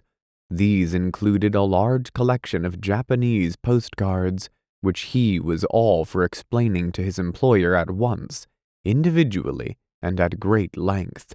Among them were half a dozen of pornographic intent and plainly of American origin, though the makers had modestly omitted both their names and the form for mailing.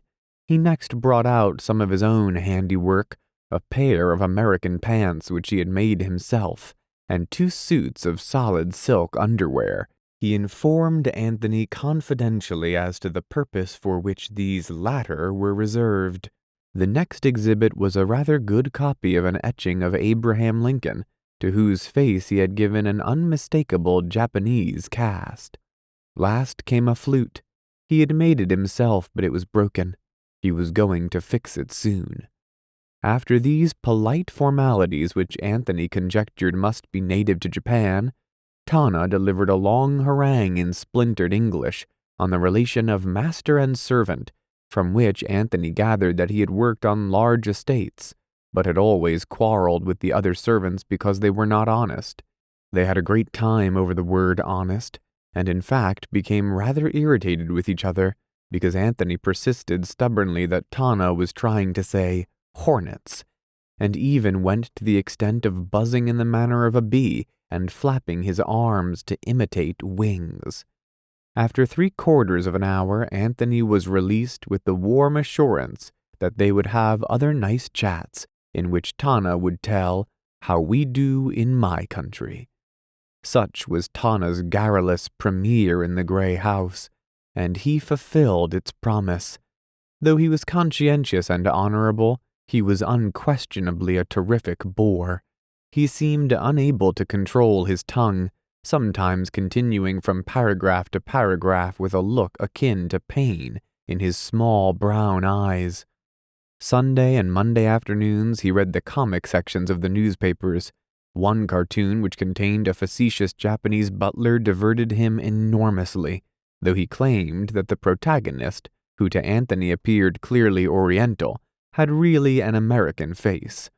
The difficulty with the funny paper was that when aided by Anthony he had spelled out the last 3 pictures and assimilated their context with a concentration surely adequate for Kant's critique, he had entirely forgotten what the first pictures were about. In the middle of June, Anthony and Gloria celebrated their first anniversary by having a date. Anthony knocked at the door and she ran to let him in. Then they sat together on the couch, calling over those names they had made for each other, new combinations of endearments ages old. Yet to this date was appended no attenuated good night, with its ecstasy of regret. Later in June, horror leered out at Gloria, struck at her, and frightened her bright soul back half a generation. Then slowly it faded out, faded back into that impenetrable darkness whence it had come, taking relentlessly its modicum of youth. With an infallible sense of the dramatic, it chose a little railroad station in a wretched village near Portchester.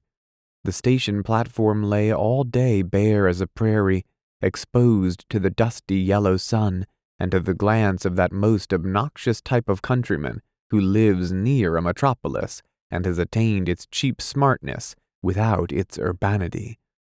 A dozen of these yokels, red-eyed, cheerless as scarecrows, saw the incident.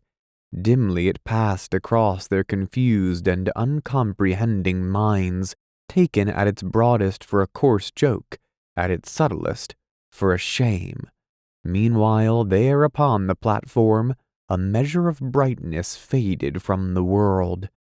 With Eric Merriam, Anthony had been sitting over a decanter of scotch all the hot summer afternoon, while Gloria and Constance Merriam swam and sunned themselves at the beach club, the latter under a striped parasol awning. Gloria stretched sensuously upon the soft, hot sand, tanning her inevitable legs. Later they had all four played with inconsequential sandwiches. Then Gloria had risen, tapping Anthony's knee with her parasol to get his attention. "We've got to go, dear." Now, he looked at her unwillingly. At that moment nothing seemed of more importance than to idle on that shady porch drinking mellowed scotch, while his host reminisced interminably on the byplay of some forgotten political campaign. "We've really got to go," repeated Gloria. "We can get a taxi to the station. Come on, Anthony," she commanded a bit more imperiously. "Now see here." Merriam, his yarn cut off, made conventional objections, meanwhile provocatively filling his guest's glass with a highball that should have been sipped through 10 minutes. But at Gloria's annoyed, "We really must," Anthony drank it off, got to his feet and made an elaborate bow to his hostess. "It seems we must," he said with little grace. In a minute he was following Gloria down a garden walk between tall rose bushes, her parasol brushing gently the June-blooming leaves. Most inconsiderate, he thought, as they reached the road. He felt with injured naivete that Gloria should not have interrupted such innocent and harmless enjoyment. The whiskey had both soothed and clarified the restless things in his mind. It occurred to him that she had taken the same attitude several times before. Was he always to retreat from pleasant episodes at a touch of her parasol or a flicker of her eye? His unwillingness blurred to ill will, which rose within him like a resistless bubble. He kept silent, perversely inhibiting a desire to reproach her. They found a taxi in front of the inn, rode silently to the little station.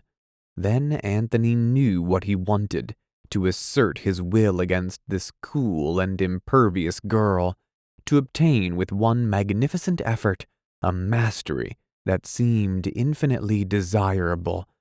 "Let's go over to the Barneses," he said without looking at her. "I don't feel like going home." Mrs. Barnes, née Rachel Jerry, had a summer place several miles from Redgate. "We went there day before yesterday," she answered shortly. "I'm sure they'd be glad to see us." He felt that that was not a strong enough note, braced himself stubbornly and added, "I want to see the Barneses. I haven't any desire to go home." "Well, I haven't any desire to go to the Barneses." Suddenly they stared at each other. "Why, Anthony," she said with annoyance, "this is Sunday night, and they probably have guests for supper. Why should we go in at this hour?" "Then why couldn't we have stayed at the Merriams?" he burst out. "Why go home when we were having a perfectly decent time? They asked us to supper." "They had to. Give me the money and I'll get the railroad tickets." "I certainly will not.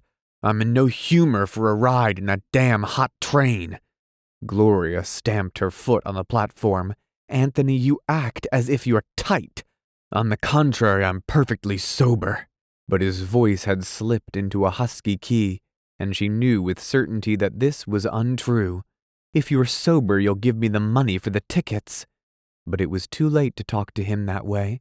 In his mind was but one idea, that Gloria was being selfish, that she was always being selfish, and would continue to be unless here and now he asserted himself as her master. This was the occasion of all occasions, since, for a whim, she had deprived him of a pleasure. His determination solidified, approached momentarily, a dull and sullen hate. "I won't go in the train," he said, his voice trembling a little with anger. "We're going to the Barneses." "I'm not.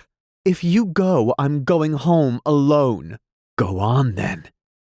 Without a word, she turned toward the ticket office. Simultaneously, he remembered that she had some money with her, and that this was not the sort of victory he wanted, the sort he must have. He took a step after her and seized her arm. "See here," he muttered, "you're not going alone." "I certainly am. Why, Anthony!"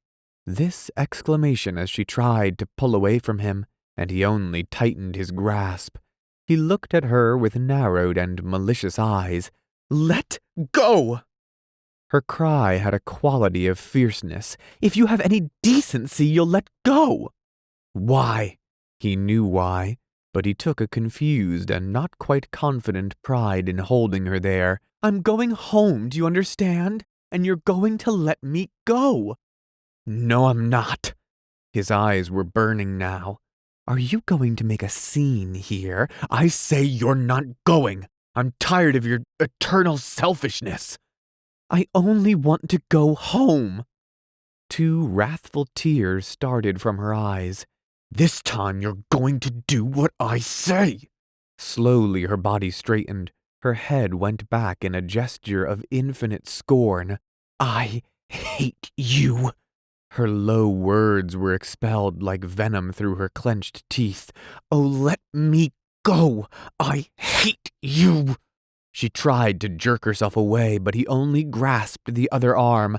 "I hate you. I hate you."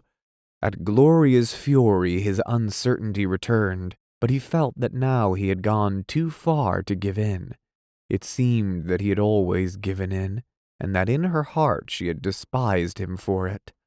Ah, she might hate him now, but afterward she would admire him for his dominance. The approaching train gave out a premonitory siren that tumbled melodramatically toward them down the glistening blue tracks. Gloria tugged and strained to free herself, and words older than the book of Genesis came to her lips. "Oh, you brute!" she sobbed. "Oh, you brute! I hate you! Oh, you brute!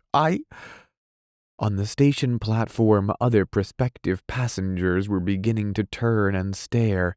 The drone of the train was audible. It increased to a clamor. Gloria's efforts redoubled, then ceased altogether, and she stood there trembling and hot-eyed at this helpless humiliation, as the engine roared and thundered into the station. Low, below the flood of steam and the grinding of the brakes came her voice. "Oh, if there was one man here, you couldn't do this. You couldn't do this. You coward. You coward. Oh, you coward." Anthony, silent, trembling himself, gripped her rigidly, aware that faces, dozens of them curiously unmoved, shadows of a dream, were regarding him. Then the bells distilled metallic crashes that were like physical pain. The smokestacks volleyed in slow acceleration at the sky, and in a moment of noise and gray gaseous turbulence, the line of faces ran by, moved off, became indistinct, until suddenly there was only the sun slanting east across the tracks, and a volume of sound decreasing far off like a train made out of tin thunder. He dropped her arms. He had won. Now if he wished he might laugh, The test was done, and he had sustained his will with violence. Let leniency walk in the wake of victory. "We'll hire a car here and drive back to Marietta," he said with fine reserve. For answer, Gloria seized his hand with both of hers and, raising it to her mouth, bit deeply into his thumb. He scarcely noticed the pain. Seeing the blood spurt, he absent-mindedly drew out his handkerchief and wrapped the wound. That, too, was part of the triumph, he supposed. It was inevitable that defeat should thus be resented, and as such was beneath notice. She was sobbing, almost without tears, profoundly and bitterly. "I won't go. I won't go. You can't make me go. You've killed any love I ever had for you and any respect, but all that's left in me would die before I'd move from this place. Oh, if I thought you'd lay your hands on me." "You're going with me," he said brutally, "if I have to carry you." He turned, beckoned to a taxicab, told the driver to go to Marietta. The man dismounted and swung the door open. Anthony faced his wife and said between his clenched teeth, "Will you get in, or will I put you in?" With a subdued cry of infinite pain and despair, she yielded herself up and got into the car. All the long ride through the increasing dark of twilight, she sat huddled in her side of the car, her silence broken by an occasional dry and solitary sob. Anthony stared out the window, his mind working dully on the slowly changing significance of what had occurred. Something was wrong. That last cry of Gloria's had struck a chord which echoed posthumously and with incongruous disquiet in his heart. He must be right. Yet she seemed such a pathetic little thing, now broken and dispirited, humiliated beyond the measure of her lot to bear. The sleeves of her dress were torn, her parasol was gone, forgotten on the platform. It was a new costume, he remembered, and she'd been so proud of it that very morning when they had left the house. He began wondering if anyone they knew had seen the incident, and persistently there recurred to him her cry, "All that's left in me would die." This gave him a confused and increasing worry. It fitted so well with the Gloria who lay in the corner, no longer a proud Gloria, nor any Gloria he had known. He asked himself if it were possible. While he did not believe she would cease to love him, this, of course, was unthinkable. It was yet problematical whether Gloria, without her arrogance, her independence, her virginal confidence and courage, would be the girl of his glory, the radiant woman who was precious and charming because she was ineffably, triumphantly, herself. He was very drunk even then, so drunk as not to realize his own drunkenness. When they reached the gray house, he went to his own room, and, his mind still wrestling helplessly and somberly with what he had done, fell into a deep stupor on his bed. It was after 1 o'clock, and the hall seemed extraordinarily quiet when Gloria, wide-eyed and sleepless, traversed it and pushed open the door of his room. He had been too befuddled to open the windows, and the air was stale and thick with whiskey. She stood for a moment by his bed, a slender, exquisitely graceful figure in her boyish silk pajamas. Then, with abandon, she flung herself upon him, half waking him in the frantic emotion of her embrace, dropping her warm tears upon his throat. "Oh, Anthony," she cried passionately. "Oh, my darling, you don't know what you did." Yet in the morning, coming early into her room, he knelt down by her bed and cried like a little boy, as though it was his heart that had been broken. "It seemed last night," she said gravely, her fingers playing in his hair. That all the part of me you loved, the part that was worth knowing, all the pride and fire was gone. I knew that what was left of me would always love you, but never in quite the same way. Nevertheless, she was aware even then that she would forget in time, and that it is the manner of life, seldom to strike, but always to wear away. After that morning the incident was never mentioned, and its deep wound healed with Anthony's hand, and if there was triumph, some darker force than theirs possessed it, possessed the knowledge and the victory. Nietzschean incident. Gloria's independence, like all sincere and profound qualities, had begun unconsciously, but once brought to her attention by Anthony's fascinated discovery of it, it assumed more nearly the proportions of a formal code.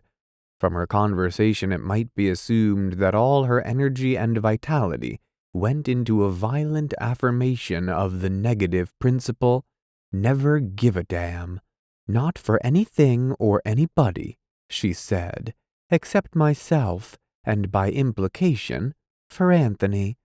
That's the rule of all life, and if it weren't, I'd be that way anyhow. Nobody to do anything for me if it didn't gratify them to, and I'd do as little for them.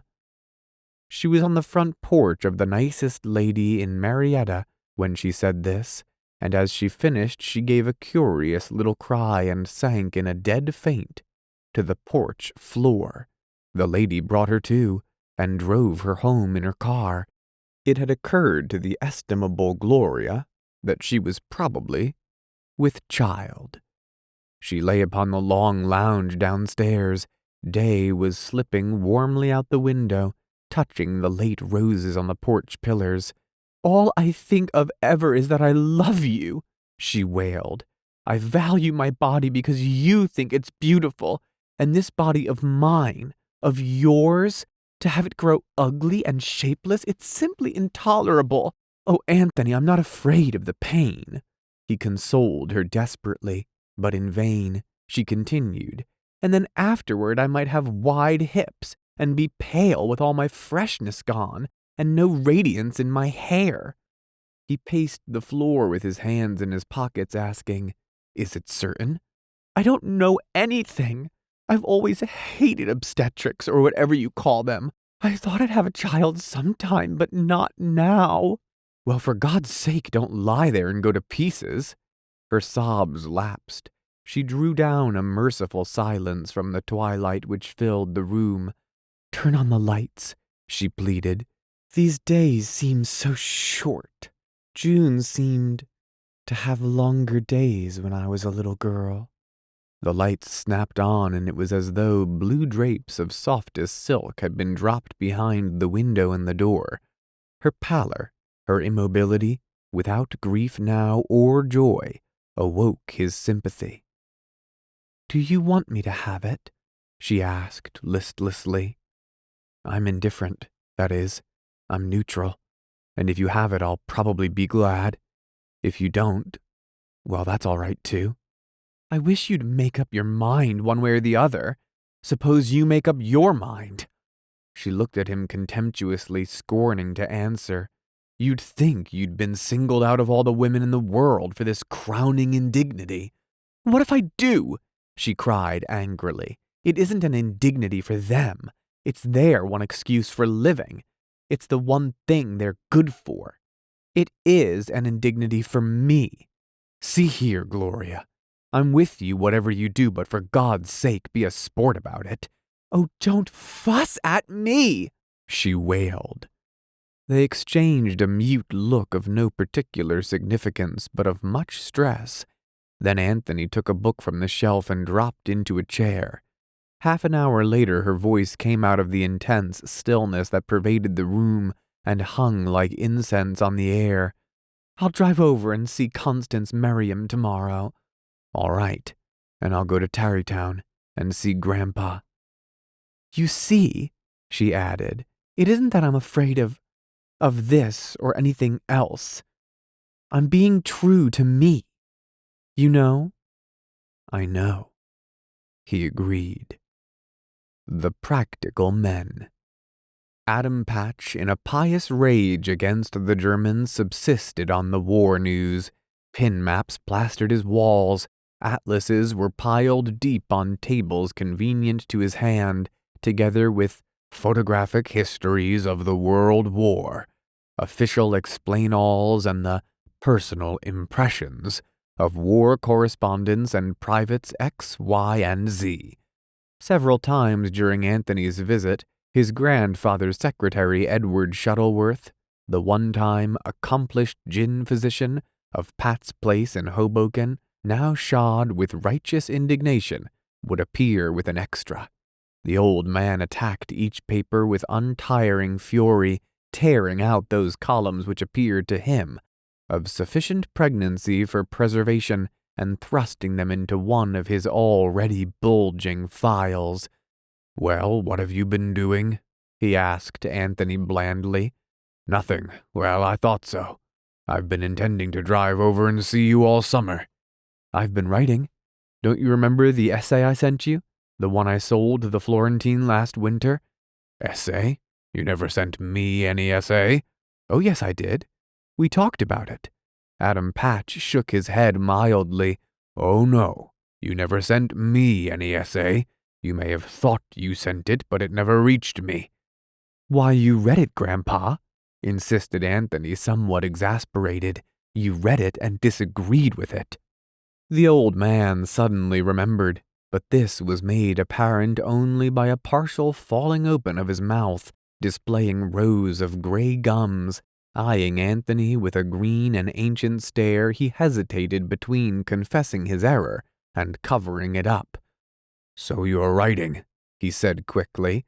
"Well, why don't you go over and write about these Germans? Write something real, something about what's going on, something people can read."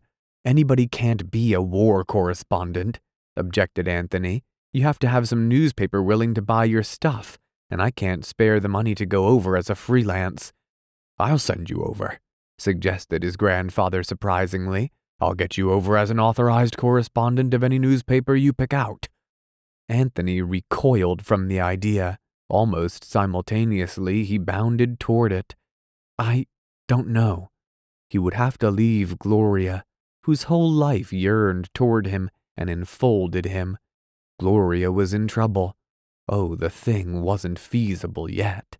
He saw himself in khaki, leaning as all war correspondents lean upon a heavy stick, portfolio at shoulder, trying to look like an Englishman. "I'd like to think it over," he confessed. "It's certainly very kind of you. I'll think it over and I'll let you know." Thinking it over absorbed him on the journey to New York. He had one of those sudden flashes of illumination vouchsafed to all men who are dominated by a strong and beloved woman, which show them a world of harder men, more fiercely trained and grappling with the abstractions of thought and war. In that world, the arms of Gloria would exist only as the hot embrace of a chance mistress, coolly sought and quickly forgotten.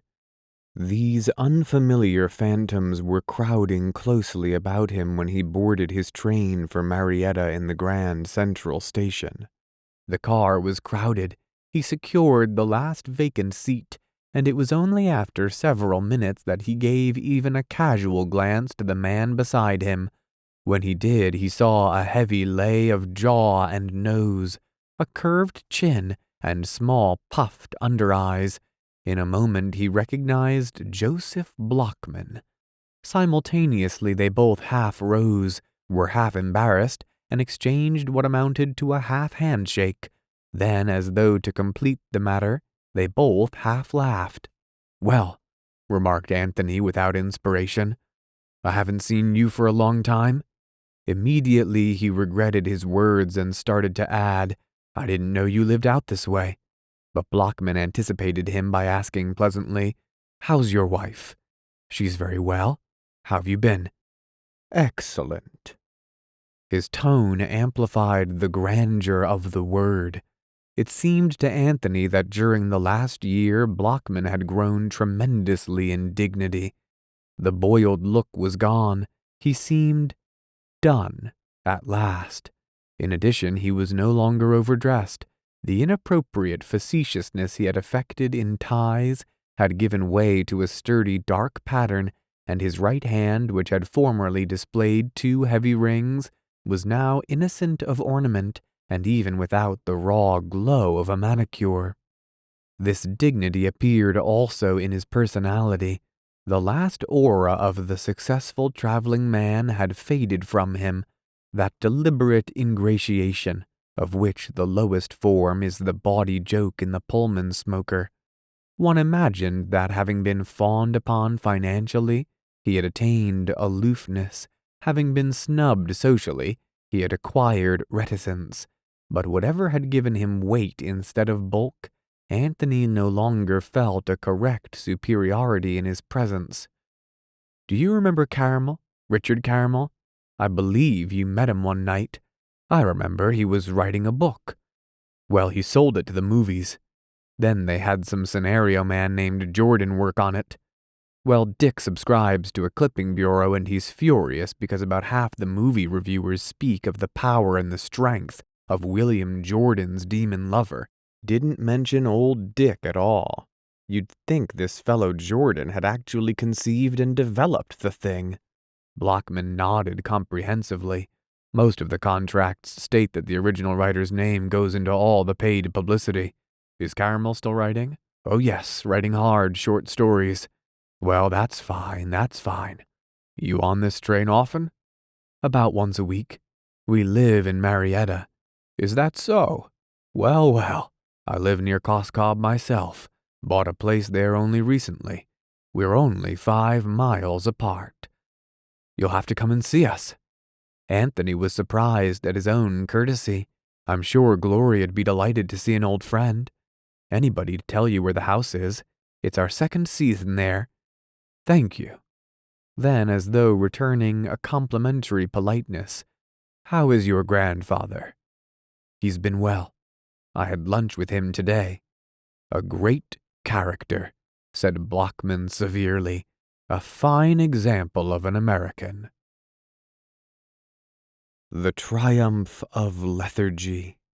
Anthony found his wife deep in the porch hammock, voluptuously engaged with a lemonade and a tomato sandwich, and carrying on an apparently cheery conversation with Tana upon one of Tana's complicated themes. "In my country," Anthony recognized his invariable preface, "all time peoples eat rice because haven't got, cannot eat what no have got." Had his nationality not been desperately apparent, one would have thought he had acquired his knowledge of his native land from American primary school geographies. When the Oriental had been squelched and dismissed to the kitchen, Anthony turned questioningly to Gloria. "It's all right," she announced, smiling broadly, "and it surprised me more than it does you. There's no doubt? None. Couldn't be." They rejoiced happily, gay again with reborn irresponsibility. Then he told her of his opportunity to go abroad, and that he was almost ashamed to reject it. "What do you think? Just tell me frankly." "Why, Anthony!" Her eyes were startled. "Do you want to go without me?" His face fell. Yet he knew with his wife's question that it was too late. Her arms, sweet and strangling, were around him, for he had made all such choices back in that room in the plaza the year before. This was an anachronism from an age of such dreams. "Gloria," he lied in a great burst of comprehension. "Of course I don't. I was thinking you might go as a nurse or something." He wondered dully if his grandfather would consider this. As she smiled, he realized again how beautiful she was, a gorgeous girl of miraculous freshness and sheerly honorable eyes. She embraced his suggestion with luxurious intensity, holding it aloft like a sun of her own making and basking in its beams. She strung together an amazing synopsis for an extravaganza of martial adventure. After supper, surfeited with the subject, she yawned. She wanted not to talk, but only to read Penrod, stretched upon the lounge until at midnight she fell asleep. But Anthony, after he had carried her romantically up the stairs, stayed awake to brood upon the day, vaguely angry with her, vaguely dissatisfied. "What am I going to do?" he began at breakfast. "Here we've been married a year and we've just worried around without even being efficient people of leisure." "Yes, you ought to do something," she admitted, being in an agreeable and loquacious humor. This was not the first of these discussions, but as they usually developed Anthony in the role of protagonist, she had come to avoid them. "It's not that I have any moral compunctions about work," he continued, "but Grandpa may die tomorrow, and he may live for 10 years. Meanwhile, we're living above our income, and all we've got to show for it is a farmer's car and a few clothes. We keep an apartment that we've only lived in 3 months, and a little old house way off in nowhere. We're frequently bored, and yet we won't make any effort to know anyone except the same crowd who drift around California all summer, wearing sports clothes and waiting for their families to die." "How you've changed," remarked Gloria. "Once you told me you didn't see why an American couldn't loaf gracefully." "Well, damn it, I wasn't married, and the old mind was working at top speed, and now it's going round and round like a cogwheel with nothing to catch it. As a matter of fact, I think that if I hadn't met you, I would have done something. But you make leisure so subtly attractive." "Oh, it's all my fault. I didn't mean that, and you know I didn't. But here I'm almost 27 and, oh," she interrupted in vexation, "you make me tired, talking as though I were objecting or hindering you." "I was just discussing it, Gloria. Can't I discuss? I should think you'd be strong enough to settle something with you without your own problems, without coming to me. You talk a lot about going to work. I could use more money very easily, but I'm not complaining. Whether you work or not, I love you." Her last words were gentle as fine snow upon hard ground, but for the moment neither was attending to the other. They were each engaged in polishing and perfecting his own attitude. "I have worked. Some." This by Anthony was an imprudent bringing up of raw reserves. Gloria laughed, torn between delight and derision. She resented his sophistry, as at the same time she admired his nonchalance.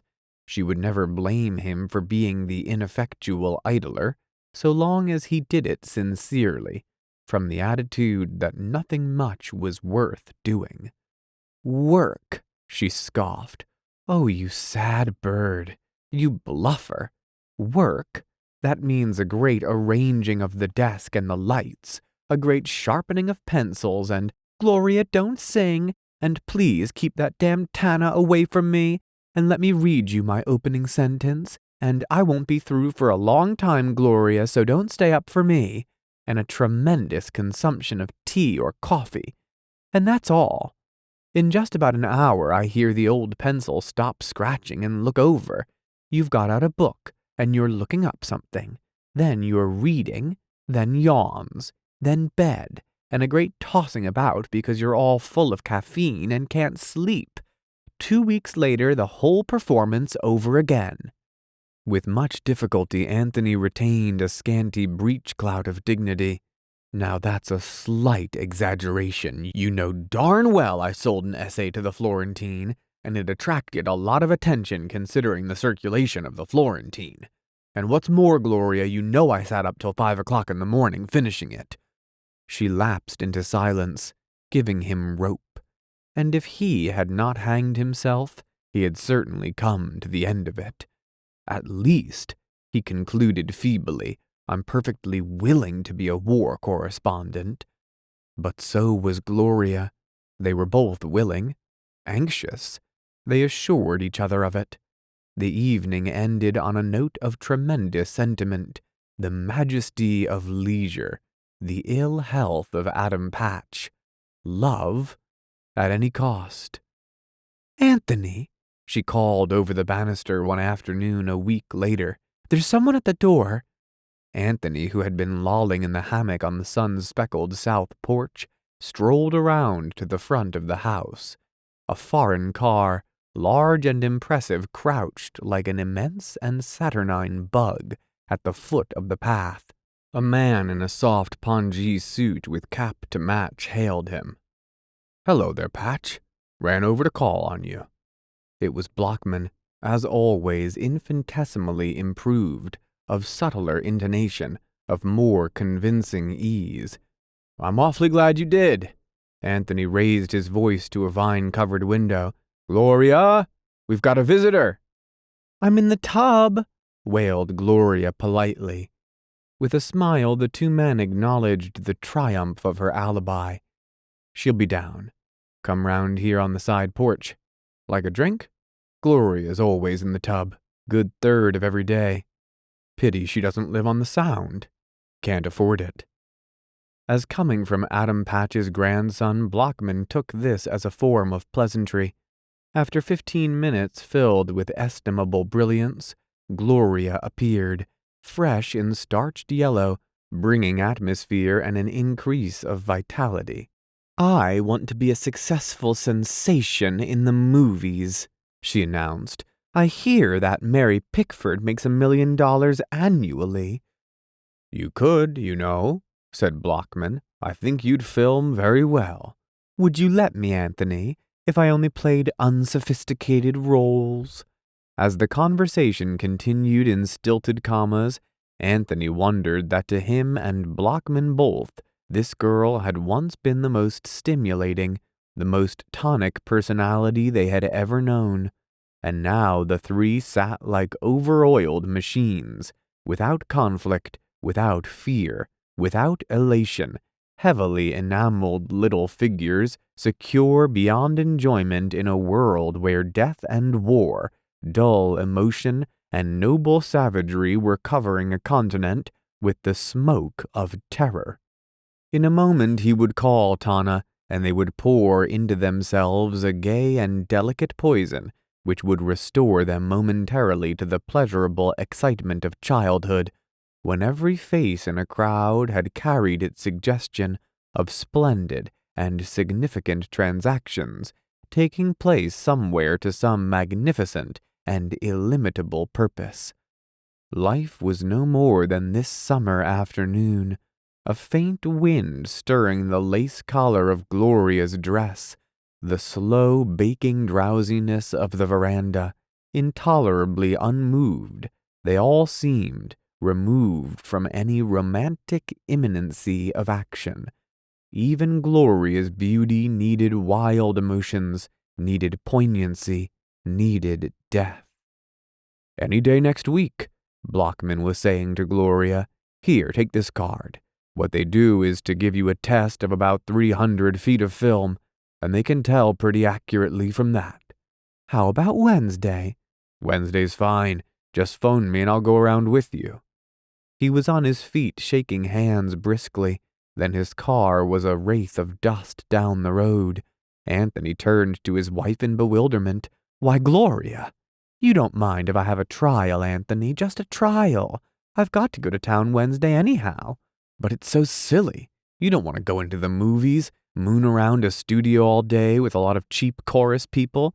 Lot of mooning around Mary Pickford does." "Everybody isn't a Mary Pickford." "Well, I can't see how you'd object to me trying." "I do, though. I hate actors." "Oh, you make me tired. Do you imagine I have a very thrilling time dozing on this damn porch? You wouldn't mind if you loved me." "Of course I love you," she said impatiently, making out a quick case for herself. "It's just because I do that I hate to see you go to pieces by just lying around and saying you ought to work.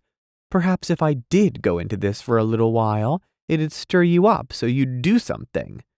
"It's just your craving for excitement. That's all it is." "Maybe it is. It's a perfectly natural craving, isn't it?" "Well, I'll tell you one thing. If you go to the movies, I'm going to Europe." "Well, go on then. I'm not stopping you." To show she was not stopping him, she melted into melancholy tears. Together they marshaled the armies of sentiment, words, kisses, endearments, self-reproaches. They attained nothing. Inevitably they attained nothing.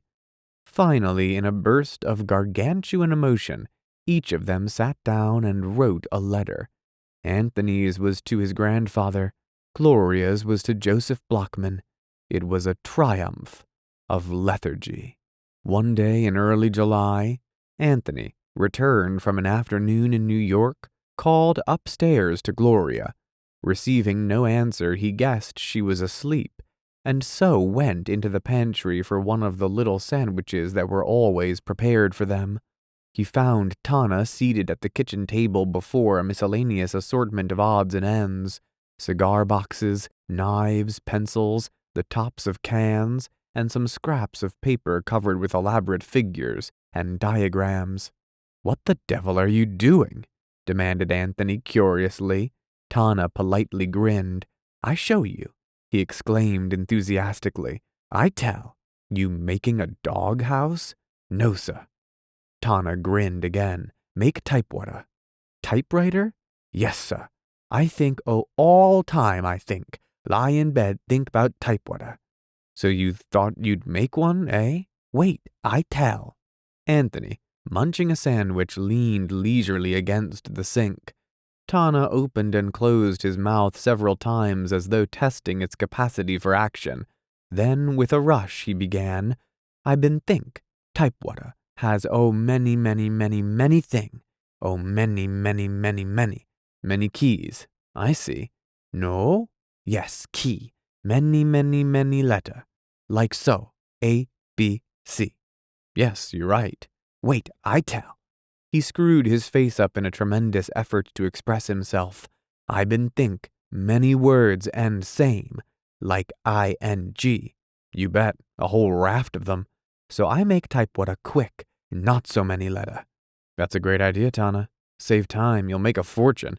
Press one key and there's ing. Hope you work it out." Tana laughed disparagingly. "Wait, I tell." "Where's Mrs. Patch?" "She out. Wait, I tell." Again he screwed up his face for action. "My typewriter, where is she?" "Here, I make." He pointed to the miscellany of junk on the table. "I mean Mrs. Patch. She out," Tana reassured him. "She be back 5 o'clock, she say." "Down in the village?" "No. Went off before lunch. She go Mr. Blockman." Anthony started. "Went out with Mr. Blockman? She be back 5. Without a word, Anthony left the kitchen with Tana's disconsolate "I tell" trailing after him. So this was Gloria's idea of excitement. By God! His fists were clenched. Within a moment he had worked himself up to a tremendous pitch of indignation. He went to the door and looked out. There was no car in sight, and his watch stood at 4 minutes of 5.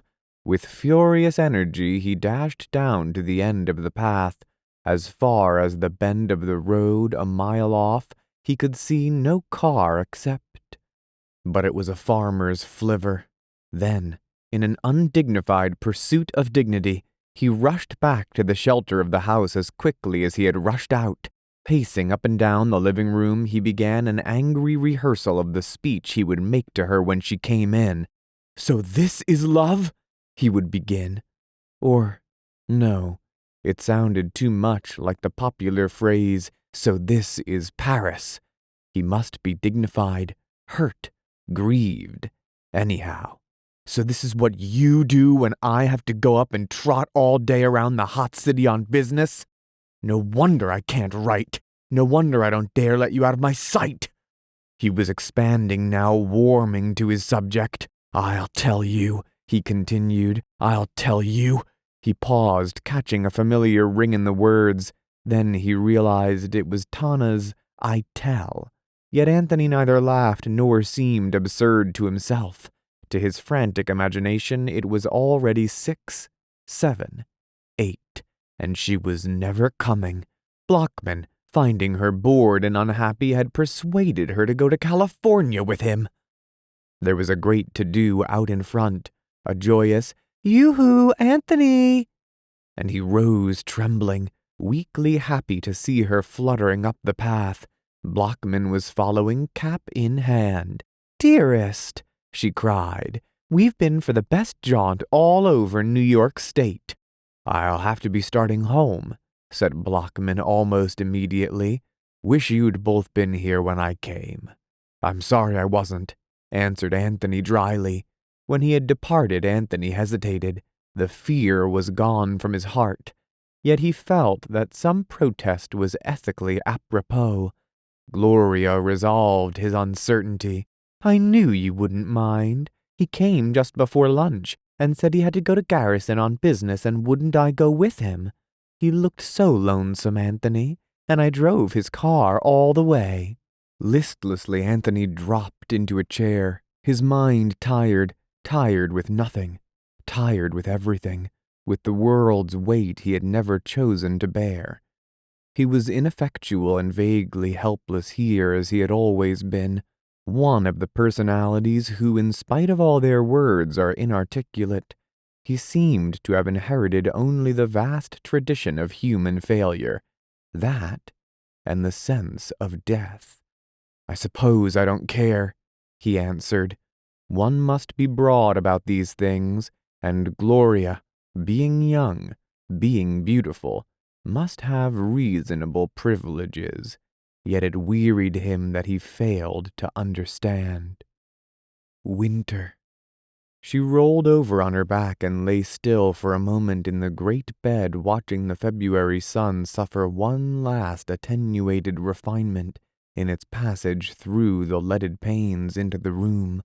For a time she had no accurate sense of her whereabouts or of the events of the day before or the day before that. Then, like a suspended pendulum, memory began to beat out its story, releasing with each swing a burdened quota of time until her life was given back to her. She could hear now Anthony's troubled breathing beside her. She could smell whiskey and cigarette smoke. She noticed that she lacked complete muscular control. When she moved, it was not a sinuous motion, with the resultant strain distributed easily over her body. It was a tremendous effort of her nervous system, as though each time she were hypnotizing herself into performing an impossible action. She was in the bathroom, brushing her teeth to get rid of that intolerable taste. Then back by the bedside, listening to the rattle of Bound's key in the outer door. "Wake up, Anthony," she said sharply. She climbed into bed beside him and closed her eyes. Almost the last thing she remembered was a conversation with Mr. and Mrs. Lacey. Mrs. Lacey had said, "Sure you don't want us to get you a taxi?" And Anthony had replied that he guessed they could walk over to Fifth all right. Then they had both attempted, imprudently, to bow, and collapsed absurdly into a battalion of empty milk bottles just outside the door. There must have been 24 milk bottles standing open-mouthed in the dark. She could conceive of no plausible explanation of those milk bottles. Perhaps they had been attracted by the singing in the Lacey house and had hurried over agape with wonder to see the fun. Well, they'd had the worst of it, though it seemed that she and Anthony never would get up. The perverse things rolled so. Still, they had found a taxi. "My meter's broken, and it'll cost you $1.50 to get home," said the taxi driver. "Well," said Anthony, "I'm young Packy McFarland, and if you'll come down here, I'll beat you till you can't stand up." At that point, the man had driven off without them. They must have found another taxi, for they were in the apartment. "What time is it?" Anthony was sitting up in bed, staring at her with owlish precision. This was obviously a rhetorical question. Gloria could think of no reason why she should be expected to know the time. "Golly, I feel like the devil," muttered Anthony dispassionately. Relaxing, he tumbled back upon his pillow. "Bring on your Grim Reaper." "Anthony, how did we finally get home last night?" "Taxi." "Oh." Then after a pause, Did you put me to bed?" "I don't know. Seems to me you put me to bed. What day is it?" "Tuesday." "Tuesday? I hope so. If it's Wednesday, I've got to start work at that idiotic place. Supposed to be down at 9 or some such ungodly hour." "Ask Bounds," suggested Gloria feebly. "Bounds!" he called, sprightly, sober, a voice from a world that it seemed in the past 2 days they had left forever. Bounds sprang in short steps down the hall and appeared in the half-darkness of the door. "What day, Bounds?" "February the 22nd, I think, sir." "I mean day of the week." "Tuesday, sir." "Thanks." After a pause, "Are you ready for breakfast, sir?" "Yes, and Bounds, before you get it, will you make a pitcher of water and set it here beside the bed? I'm a little thirsty." "Yes, sir." Bounds retreated in sober dignity down the hallway. "Lincoln's birthday," affirmed Anthony without enthusiasm. "Or St. Valentine's or somebody's. When did we start on this insane party?" "Sunday night, after prayers," he suggested sardonically. "We raced all over town in those hansoms and Maury sat up with his driver, don't you remember? Then we came home and he tried to cook some bacon, came out of the pantry with a few blackened remains, insisting it was fried to the proverbial crisp." Both of them laughed spontaneously but with some difficulty, and lying there side by side, reviewed the chain of events that had ended in this rusty and chaotic dawn. They had been in New York for almost 4 months, since the country had grown too cool in late October. They had given up California this year, partly because of lack of funds, partly with the idea of going abroad, should this interminable war, persisting now into its 2nd year, end during the winter. Of late their income had lost elasticity.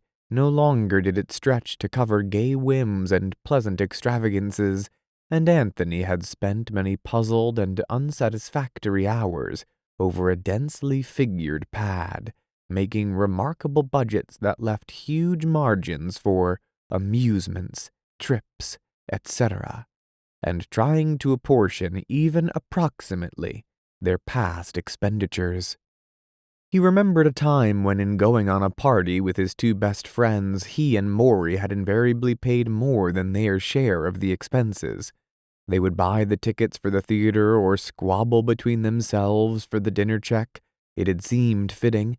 Dick, with his naivete and his astonishing fund of information about himself, had been a diverting, almost juvenile figure, court jester to their royalty. But this was no longer true. It was Dick who always had money. It was Anthony who entertained within limitations, always accepting occasional wild, wine-inspired, check-cashing parties. And it was Anthony who was solemn about it next morning and told the scornful and disgusted Gloria that they'd have to be more careful next time.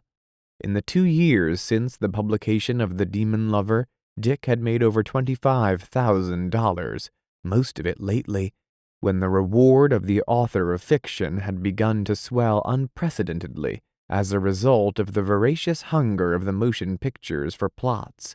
He received $700 for every story, at that time a large emolument for such a young man. He was not quite 30, and for every one that contained enough action, kissing, shooting, and sacrificing, for the movies, he obtained an additional 1,000. His stories varied. There was a measure of vitality and a sort of instinctive in all of them, but none attained the personality of the demon lover, and there were several that Anthony considered downright cheap. These, Dick explained severely, were to widen his audience. Wasn't it true that men who had attained real permanence from Shakespeare to Mark Twain had appealed to the many as well as to the elect? Though Anthony and Maury disagreed, Gloria told him to go ahead and to make as much money as he could. That was the only thing that counted anyhow. Maury, a little stouter, faintly mellower, and more complacent, had gone to work in Philadelphia. He came to New York once or twice a month, and on such occasions the four of them traveled the popular routes from dinner to the theater, thence to the frolic, or perhaps at the urging of the ever-curious Gloria, to one of the cellars of Greenwich Village, notorious through the furious but short-lived vogue of the new poetry movement. In January, after many monologues directed at his reticent wife, Anthony determined to get something to do, for the winter at any rate. He wanted to please his grandfather, and even in a measure to see how he liked it himself. He discovered during several tentative semi-social calls that employers were not interested in a young man who was only going to try it for a few months or so. As the grandson of Adam Patch, he was received everywhere with marked courtesy, but the old man was a back number now. The heyday of his fame as first an oppressor and then an uplifter of the people had been during the 20 years preceding his retirement. Anthony even found several of the younger men who were under the impression that Adam Patch had been dead for some years. Eventually, Anthony went to his grandfather and asked his advice, which turned out to be that he should enter the bond business as a salesman.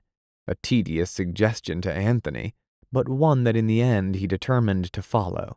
Sheer money and deft manipulation had fascinations under all circumstances, while almost any side of manufacturing would be insufferably dull. He considered newspaper work, but decided that the hours were not ordered for a married man, and he lingered over pleasant fancies of himself either as editor of a brilliant weekly opinion, or as American Mercure de France, or as scintillant producer of satiric comedy and Parisian musical review. However, the approaches to these latter guilds seemed to be guarded by professional secrets, men drifted into them by the devious highways of writing and acting. It was palpably impossible to get on a magazine unless you had been on one before. So in the end he entered by way of his grandfather's letter that sanctum Americanum, where sat the president of Wilson, Heimer, and Hardy at his cleared desk, and issued therefrom employed. He was to begin work on the 23rd of February. In tribute to the momentous occasion, this 2-day revel had been planned, since he said after he began working he'd have to get to bed early during the week. Maury Noble had arrived from Philadelphia on a trip that had to do with seeing some man in Wall Street, whom, incidentally, he failed to see, and Richard Caramel had been half persuaded, half tricked into joining them. They had condensed to a wet and fashionable wedding on Monday afternoon, and in the evening had occurred the denouement. Gloria, going beyond her accustomed limit of 4 precisely timed cocktails, led them on as gay and joyous a bacchanal as they had ever known, disclosing an astonishing knowledge of ballet steps, and singing songs which she confessed had been taught her by a cook when she was innocent and 17. She repeated these by request at intervals throughout the evening, with such frank conviviality that Anthony, far from being annoyed, was gratified at this fresh source of entertainment. The occasion was memorable in other ways. A long conversation between Maury and a defunct crab, which he was dragging around on the end of a string, as to whether the crab was fully conversant with the applications of the binomial theorem, and the aforementioned race in 2 hansom cabs with the sedate and impressive shadows of Fifth Avenue for audience, ending in a labyrinthine escape into the darkness of Central Park. Finally, Anthony and Gloria had paid a call on some wild young married people, the Lacys, and collapsed in the empty milk bottles. Morning now, theirs to add up the checks cashed here and there in clubs, stores, and restaurants, theirs to air the dank staleness of wine and cigarettes out of the tall blue front room, to pick up the broken glass and brush at the stained fabric of chairs and sofas, to give Bounds suits and dresses for the cleaners, finally to take their smothery half-feverish bodies and faded depressed spirits out into the chill air of February, that life might go on, and Wilson, Heimer, and Hardy obtain the services of a vigorous man at 9 next morning. "Do you remember," called Anthony from the bathroom, "when Maury got out at the corner of 110th Street and acted as a traffic cop, beckoning cars forward and motioning them back? They must have thought he was a private detective." After each reminiscence, they both laughed inordinately, their overwrought nerves responding as acutely and janglingly to mirth as to depression. Gloria at the mirror was wondering at the splendid color and freshness of her face. It seemed that she had never looked so well, though her stomach hurt her and her head was aching furiously. The day passed slowly. Anthony, riding in a taxi to his broker's to borrow money on a bond, found that he had only $2 in his pocket. The fare would cost all of that, but he felt that on this particular afternoon he could not have endured the subway. When the taxi meter reached his limit, he must get out and walk. With this, his mind drifted off into one of its characteristic daydreams. In this dream, he discovered that the meter was going too fast. The driver had dishonestly adjusted it. Calmly, he reached his destination and then nonchalantly handed the man what he justly owed him. The man showed fight, but almost before his hands were up, Anthony had knocked him down with one terrific blow.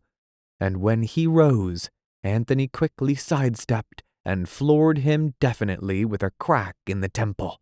He was in court now. The judge had fined him $5, and he had no money. Would the court take his check? But the court did not know him. Well, he could identify himself by having them call his apartment. They did so. Yes, it was Mrs. Anthony Patch speaking. But how did she know that this man was her husband? How could she know? Let the police sergeant ask her if she remembered the milk bottles. He leaned forward hurriedly and tapped at the glass. The taxi was only at Brooklyn Bridge, but the meter showed $1.80, and Anthony would never have omitted the 10% tip. Later in the afternoon, he returned to the apartment. Gloria had also been out, shopping, and was asleep, curled in a corner of the sofa with her purchase locked securely in her arms. Her face was as untroubled as a little girl's, and the bundle that she pressed tightly to her bosom was a child's doll, a profound and infinitely healing balm to her disturbed and childish heart. Destiny. It was with this party, more especially with Gloria's part in it, that a decided change began to come over their way of living. The magnificent attitude of not giving a damn altered overnight. From being a mere tenant of Gloria's, it became the entire solace and justification for what they chose to do and what consequence it brought.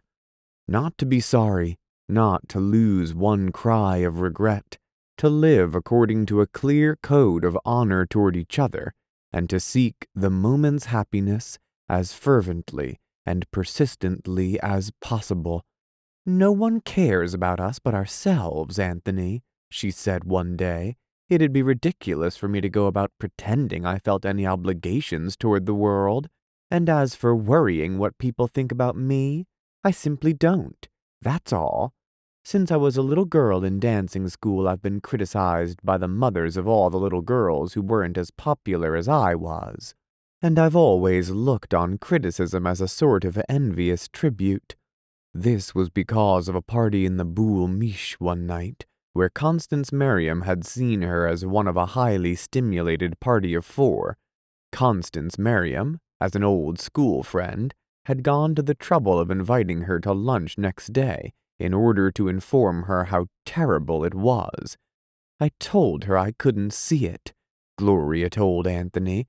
"Eric Merriam is a sort of sublimated Percy Walcott. You remember that man in Hot Springs I told you about? His idea of respecting Constance is to leave her at home with her sewing and her baby and her book, and such innocuous amusements whenever he's going on a party that promises to be anything but deathly dull. Did you tell her that? I certainly did, and I told her that what she really objected to was that I was having a better time than she was. Anthony applauded her. He was tremendously proud of Gloria, proud that she never failed to eclipse whatever other women might be in the party, proud that men were always glad to revel with her in great rowdy groups, without any attempt to do more than enjoy her beauty and the warmth of her vitality. These parties gradually became their chief source of entertainment. Still in love, still enormously interested in each other, they yet found as spring drew near that staying at home in the evening palled on them. Books were unreal. The old magic of being alone had long since vanished. Instead, they preferred to be bored by a stupid musical comedy, or to go to dinner with the most uninteresting of their acquaintances, so long as there would be enough cocktails to keep the conversation from becoming utterly intolerable. A scattering of younger married people who had been their friends in school or college, as well as a varied assortment of single men, began to think instinctively of them whenever color and excitement were needed, so there was scarcely a day without its phone call, its "wondered what you were doing this evening." Wives, as a rule, were afraid of Gloria, her facile attainment of the center of the stage, her innocent but nevertheless disturbing way of becoming a favorite with husbands. These things drove them instinctively into an attitude of profound distrust, heightened by the fact that Gloria was largely unresponsive to any intimacy shown her by a woman.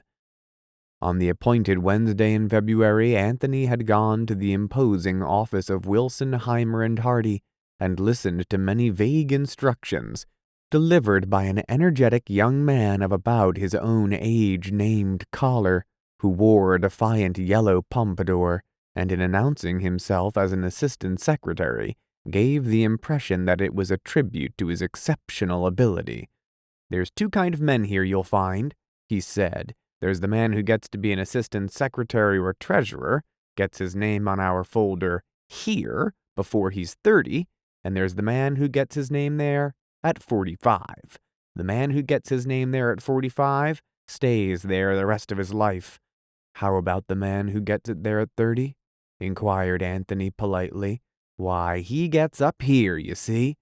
He pointed to a list of assistant vice presidents upon the folder, or maybe he gets to be president, or secretary, or treasurer. "And what about these over here?" "Those? Oh, those are the trustees, the men with capital." "I see. Now some people," continued Collar, "think that whether a man gets started early or late depends on whether he's got a college education. But they're wrong." "I see. I had one. I was Buckley, class of 1911. But when I came down to the street, I soon found that the things that would help me here weren't the fancy things I learned in college. In fact, I had to get a lot of fancy stuff out of my head." Anthony could not help wondering what possible fancy stuff he had learned at Buckley in 1911. An irrepressible idea that it was some sort of needlework recurred to him throughout the rest of the conversation. "See that fellow over there?" Collar pointed to a youngish-looking man with handsome gray hair, sitting at a desk inside a mahogany railing. "That's Mr. Ellinger, the first vice president. Been everywhere, seen everything, got a fine education." In vain did Anthony try to open his mind to the romance of finance.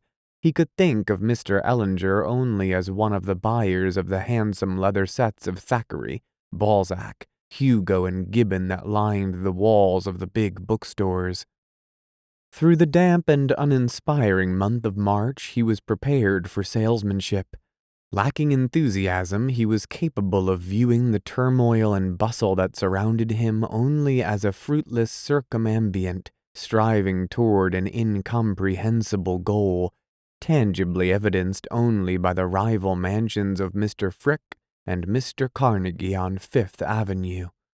that these portentous vice presidents and trustees should be actually the fathers of the best men he had known at Harvard seemed to him incongruous. He ate in an employee's lunchroom upstairs with an uneasy suspicion that he was being uplifted, wondering through that first week if the dozens of young clerks, some of them alert and immaculate and just out of college, lived in flamboyant hope of crowding onto that narrow slip of cardboard before the catastrophic 30s. The conversation that interwove with the pattern of the day's work was all much of a piece. One discussed how Mr. Wilson had made his money, what method Mr. Heimer had employed, and the means resorted to by Mr. Hardy. One related age-old but eternally breathless anecdotes of the fortunes stumbled on precipitously in the street by a butcher, or a bartender, or a damn messenger boy, by golly. And then one talked of the current gambles, and whether it was best to go out for 100,000 a year, or be content with 20. During the preceding year, one of the assistant secretaries had invested all his savings in Bethlehem steel. The story of his spectacular magnificence, of his haughty resignation in January, and of the triumphal palace he was now building in California, was the favorite office subject. The man's very name had acquired a magic significance, symbolizing as he did the aspirations of all good Americans. Anecdotes were told about him, how one of the vice presidents had advised him to sell, by golly, but he had hung on, even bought on margin, and now look where he is. Such, obviously, was the stuff of life. A dizzy triumph dazzling the eyes of all of them, a gypsy siren to content them with meager wage, and with the arithmetical improbability of their eventual success. To Anthony the notion became appalling. He felt that to succeed here the idea of success must grasp and limit his mind. It seemed to him that the essential element in these men at the top was their faith that their affairs were the very core of life. All other things being equal, self-assurance and opportunism won out over technical knowledge. It was obvious that the more expert work went on near the bottom, so with appropriate efficiency, the technical experts were kept there. His determination to stay in at night during the week did not survive, and a good half of the time he came to work with a splitting, sickish headache, and the crowded horror of the morning subway ringing in his ears like an echo of hell. Then, abruptly, he quit. He had remained in bed all one Monday, and late in the evening, overcome by one of those attacks of moody despair to which he periodically succumbed, he wrote and mailed a letter to Mr. Wilson, confessing that he considered himself ill-adapted to the work.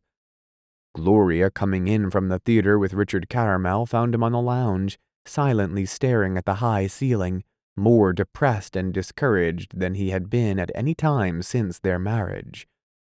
She wanted him to whine.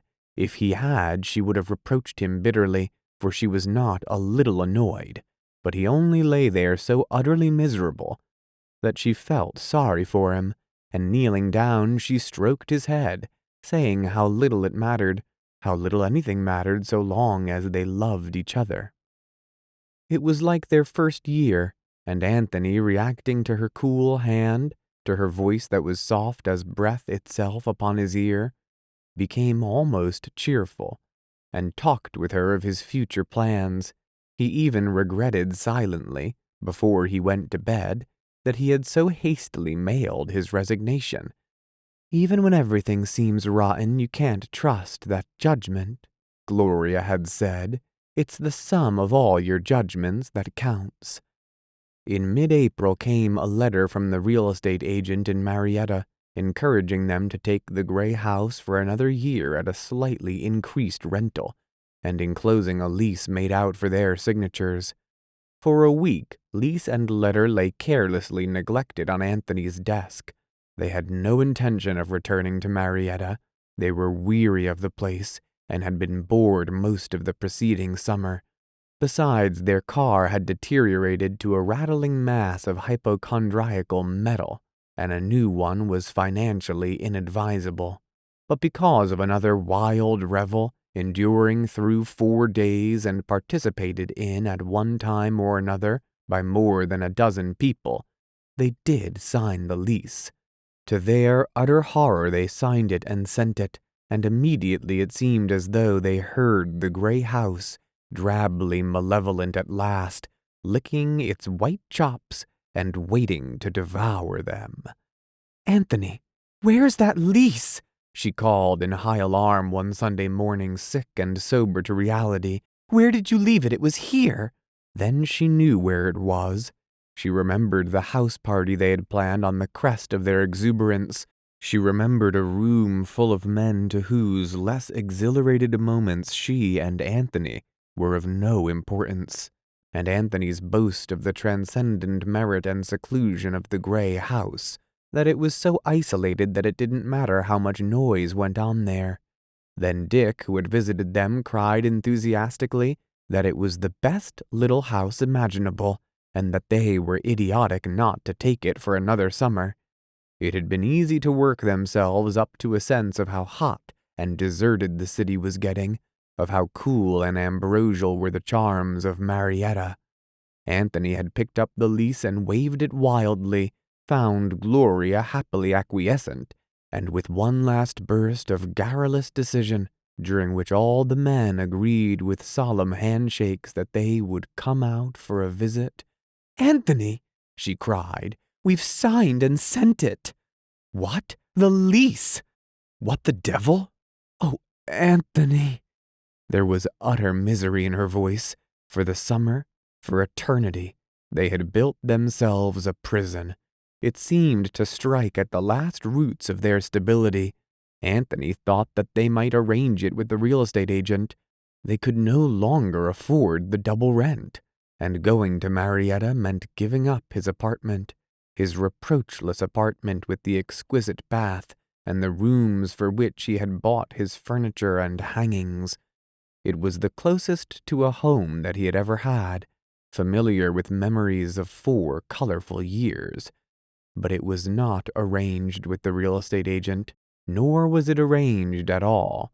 Dispiritedly, without even any talk of making the best of it, without even Gloria's all-sufficing, "I don't care," they went back to the house that they now knew heeded neither youth nor love, only those austere and incommunicable memories that they could never share. The Sinister Summer. There was a horror in the house that summer. It came with them and settled itself over the place like a somber pall, pervasive through the lower rooms, gradually spreading and climbing up the narrow stairs until it oppressed their very sleep. Anthony and Gloria grew to hate being there alone. Her bedroom, which had seemed so pink and young and delicate, appropriate to her pastel-shaded lingerie tossed here and there on chair and bed, seemed now to whisper with its rustling curtains, "Ah, my beautiful young lady, yours is not the first daintiness and delicacy that has faded here under the summer suns. Generations of unloved women have adorned themselves by that glass, for rustic lovers who paid no heed. Youth has come into this room in palest blue, and left it in the gray cerements of despair, and through long nights many girls have lain awake where that bed stands, pouring out waves of misery into the darkness."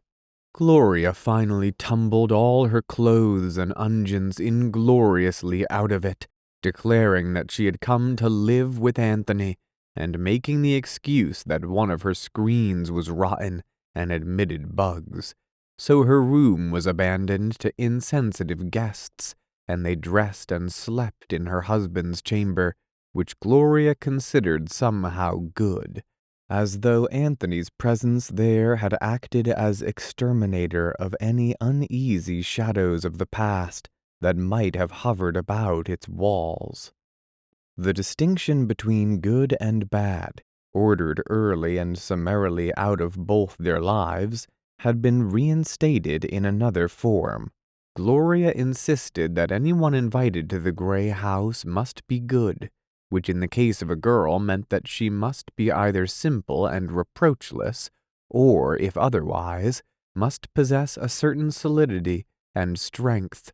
Always intensely skeptical of her sex, her judgments were now concerned with the question of whether women were or were not clean.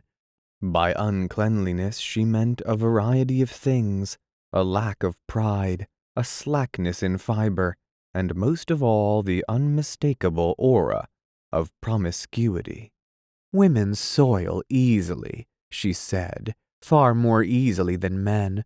Unless a girl's very young and brave, it's almost impossible for her to go downhill without a certain hysterical animality, the cunning, dirty sort of animality. A man's different, and I suppose that's why one of the commonest characters of romance is a man going gallantly to the devil. She was disposed to like many men, preferably those who gave her frank homage and unfailing entertainment, but often with a flash of insight she told Anthony that some one of his friends was merely using him and consequently had best be left alone. Anthony customarily demurred, insisting that the accused was a good one, but he found that his judgment was more fallible than hers, memorably when, as it happened on several occasions, he was left with a succession of restaurant checks, for which to render a solitary account. More from their fear of solitude than from any desire to go through the fuss and bother of entertaining, they filled the house with guests every weekend, and off and on through the week. The weekend parties were much the same. When the 3 or 4 men invited had arrived, drinking was more or less in order, followed by a hilarious dinner and a ride to the Cradle Beach Country Club, which they had joined because it was inexpensive, lively if not fashionable, and almost a necessity for just such occasions as these. Moreover, it was of no great moment what one did there, and so long as the patch party was reasonably inaudible, it mattered little whether or not the social dictators of Cradle Beach saw the gay Gloria imbibing cocktails in the supper-room at frequent intervals during the evening. Saturday ended, generally, in a glamorous confusion, it proving often necessary to assist a muddled guest to bed.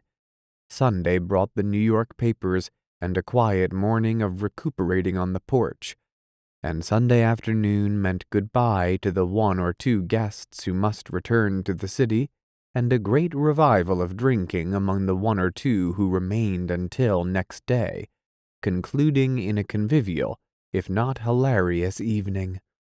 The faithful Tana, pedagogue by nature and man of all work by profession, had returned with them. Among their more frequent guests, a tradition had sprung up about him.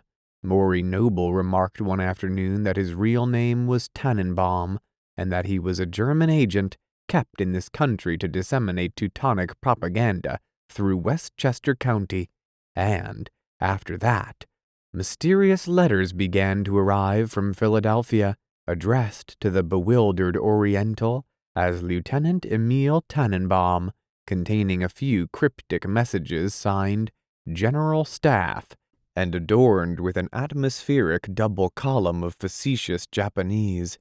Anthony always handed them to Tana without a smile. Hours afterward, the recipient could be found puzzling over them in the kitchen, and declaring earnestly that the perpendicular symbols were not Japanese, nor anything resembling Japanese.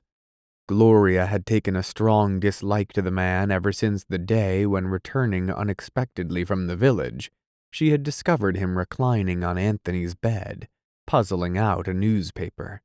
It was the instinct of all servants to be fond of Anthony, and to detest Gloria, and Tana was no exception to the rule. But he was thoroughly afraid of her, and made plain his aversion only in his moodier moments by subtly addressing Anthony with remarks intended for her ear. "What Miss Pats want dinner?" he would say, looking at his master, or else he would comment about the bitter selfishness of "'Merican peoples" in such manner that there was no doubt who were the peoples referred to. But they dared not dismiss him. Such a step would have been abhorrent to their inertia. They endured Tana as they endured ill weather and sickness of the body and the estimable will of God, as they endured all things, even themselves. In darkness. One sultry afternoon late in July, Richard Caramel telephoned from New York that he and Maury were coming out, bringing a friend with them. They arrived about 5, a little drunk, accompanied by a small, stocky man of 35 whom they introduced as Mr. Joe Hull, one of the best fellows that Anthony and Gloria had ever met. Joe Hull had a yellow beard continually fighting through his skin, and a low voice which varied between basso profundo and a husky whisper. Anthony, carrying Maury's suitcase upstairs, followed into the room and carefully closed the door. "Who is this fellow?" he demanded. Maury chuckled enthusiastically. "Who, Hull? Oh, he's all right. He's a good one." "Yes, but who is he?" "Hull? He's just a good fellow. He's a prince." His laughter redoubled, culminating in a succession of pleasant cat-like grins.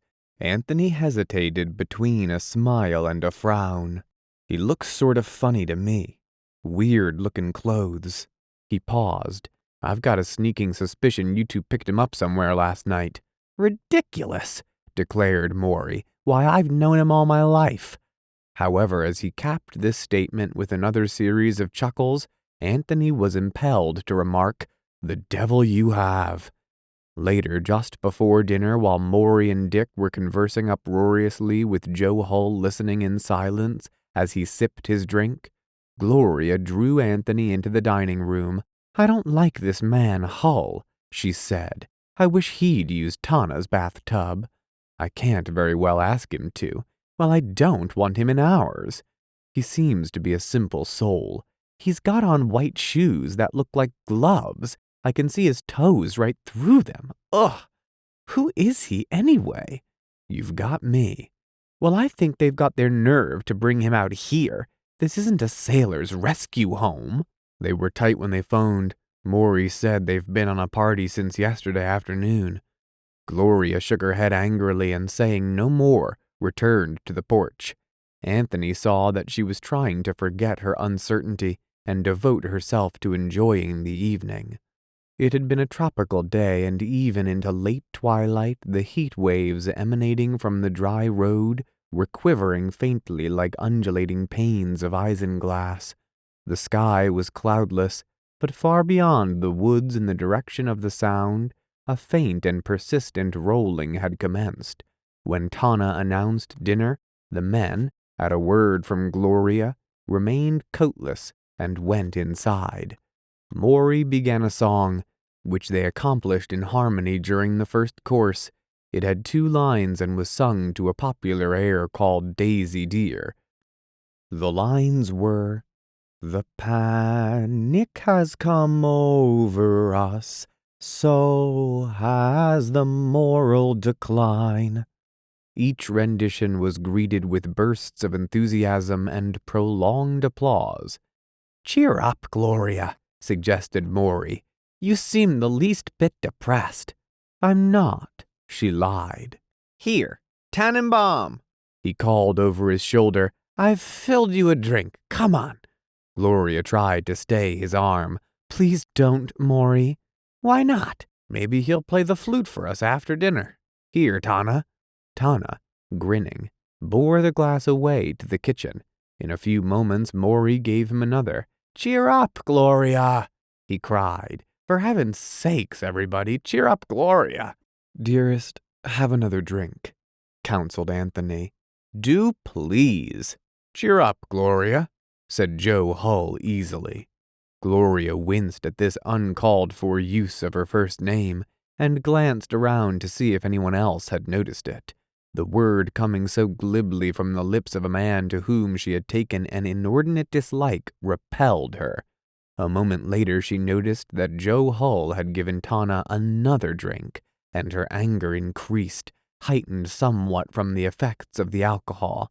And once, Maury was saying, Peter Granby and I went into a Turkish bath in Boston about 2 o'clock at night.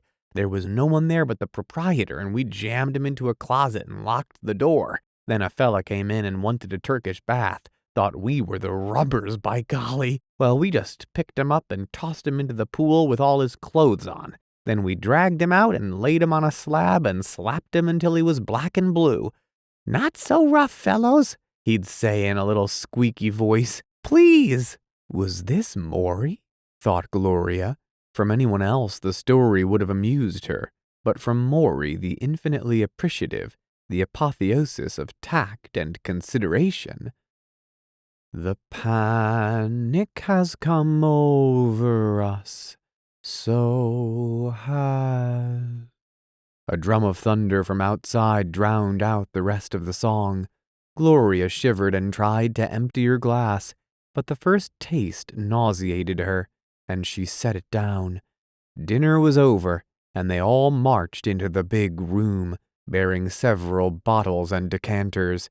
Someone had closed the porch door to keep out the wind, and in consequence circular tentacles of cigar smoke were twisting already upon the heavy air.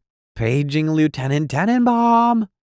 Again it was the changeling Maury. Bring us the flute! Anthony and Maury rushed into the kitchen. Richard Caramel started the phonograph and approached Gloria. Dance with your well-known cousin. I don't want to dance. Then I'm going to carry you around. As though he were doing something of overpowering importance, he picked her up in his fat little arms and started trotting gravely about the room. Set me down, Dick, I'm dizzy, she insisted. He dumped her in a bouncing bundle on the couch and rushed off to the kitchen, shouting, Ta-da! Ta-da! Then, without warning, she felt other arms around her, felt herself lifted from the lounge. Joe Hull had picked her up and was trying drunkenly to imitate Dick. Put me down, she said sharply. His maudlin laugh and the sight of that prickly yellow jaw close to her face stirred her to intolerable disgust. At once! The panic, he began, but got no further, for Gloria's hand swung around swiftly and caught him in the cheek. At this, he all at once let go of her, and she fell to the floor, her shoulder hitting the table, a glancing blow in transit. Then the room seemed full of men and smoke.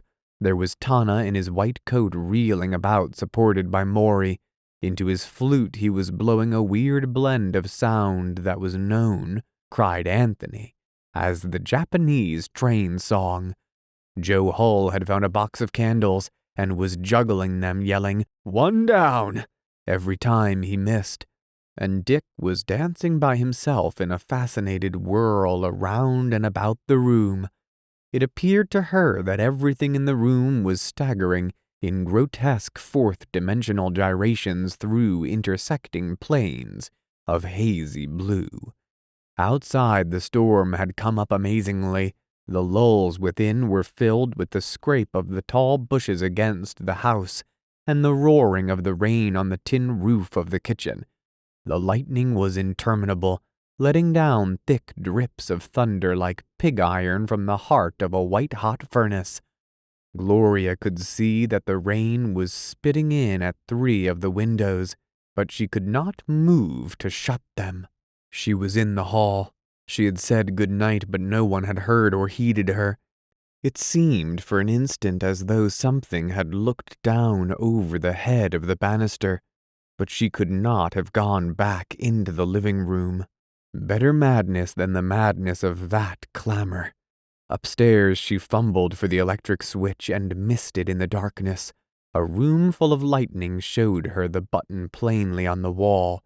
but when the impenetrable black shut down, it again eluded her fumbling fingers, so she slipped off her dress and petticoat and threw herself weakly onto the dry side of the half-drenched bed.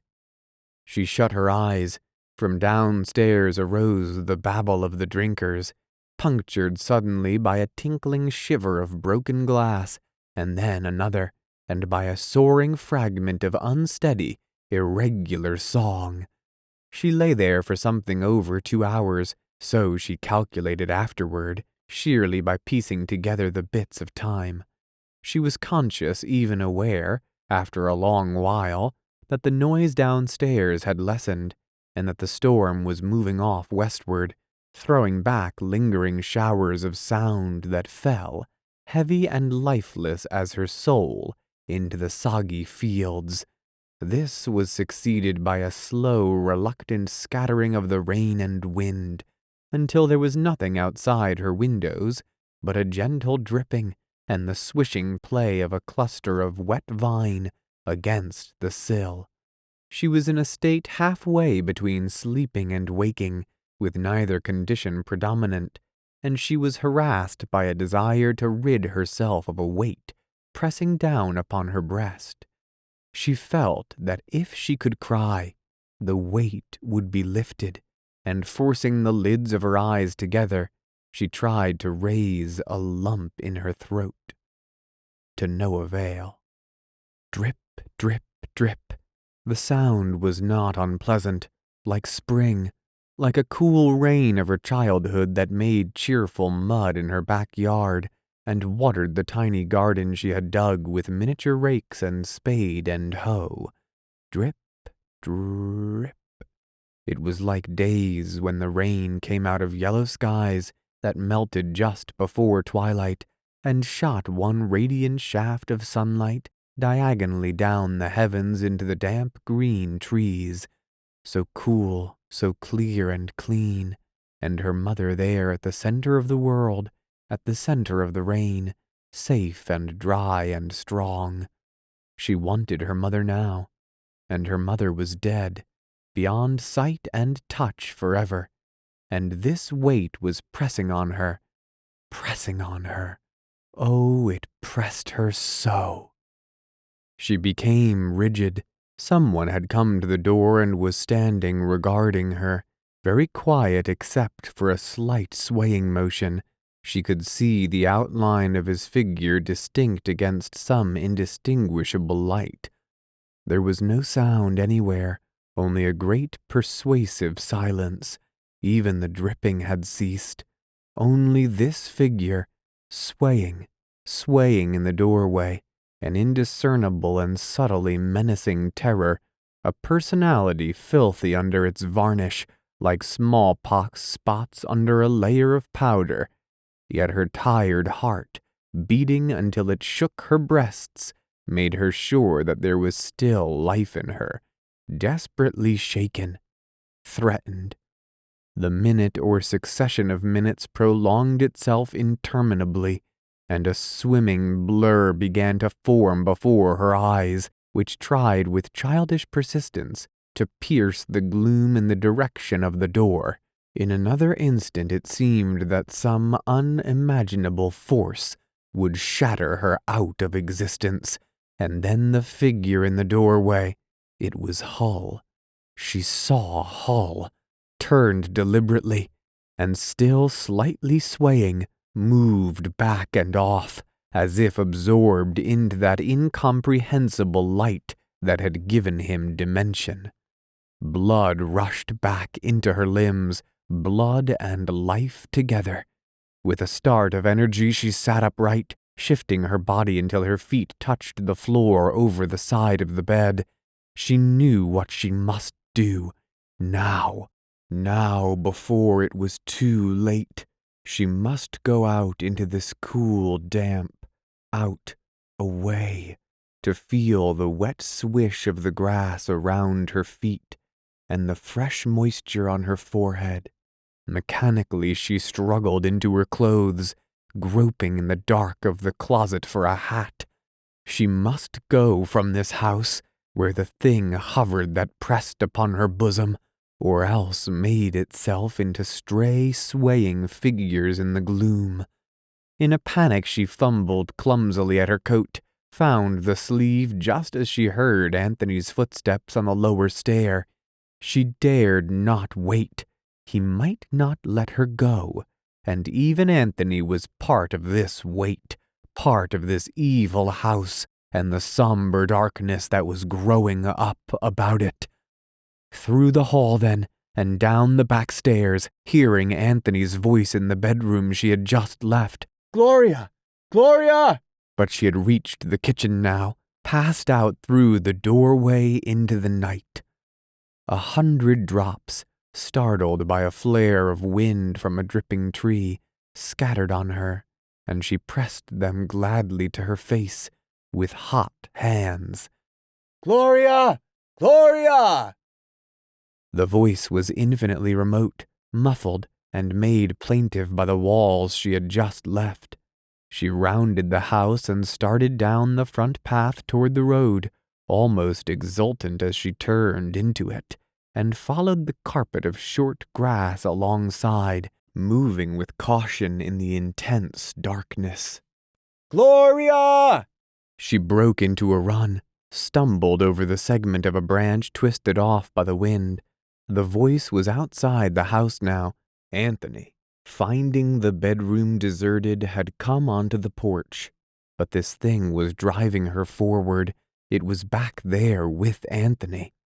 And she must go on in her flight under this dim and oppressive heaven, forcing herself through the silence ahead as though it were a tangible barrier before her. She had gone some distance along the barely discernible road, probably half a mile, past a single deserted barn that loomed up, black and foreboding, the only building of any sort between the gray house and Marietta. Then she turned the fork where the road entered the wood and ran between two high walls of leaves and branches that nearly touched overhead. She noticed suddenly a thin, longitudinal gleam of silver upon the road before her, like a bright sword half embedded in the mud. As she came closer, she gave a little cry of satisfaction. It was a wagon rut full of water, and glancing heavenward, she saw a light rift of sky and knew that the moon was out. "Gloria!" She started violently. Anthony was not 200 feet behind her. "Gloria, wait for me!" She shut her lips tightly to keep from screaming and increased her gait. Before she had gone another 100 yards, the woods disappeared, rolling back like a dark stocking from the leg of the road. 3 minutes' walk ahead of her, suspended in the now high and limitless air, she saw a thin interlacing of attenuated gleams and glitters, centered in a regular undulation on some one invisible point. Abruptly, she knew where she would go. That was the great cascade of wires that rose high over the river, like the legs of a gigantic spider, whose eyes was the little green light in the switch house, and ran with the railroad bridge in the direction of the station. The station! There would be the train, to take her away. "Gloria, it's me, Anthony! Gloria, I won't try to stop you. For God's sake, where are you?" She made no answer but began to run, keeping on the high side of the road and leaping the gleaming puddles, dimensionless pools of thin, unsubstantial gold. Turning sharply to the left, she followed a narrow wagon road, swerving to avoid a dark body on the ground.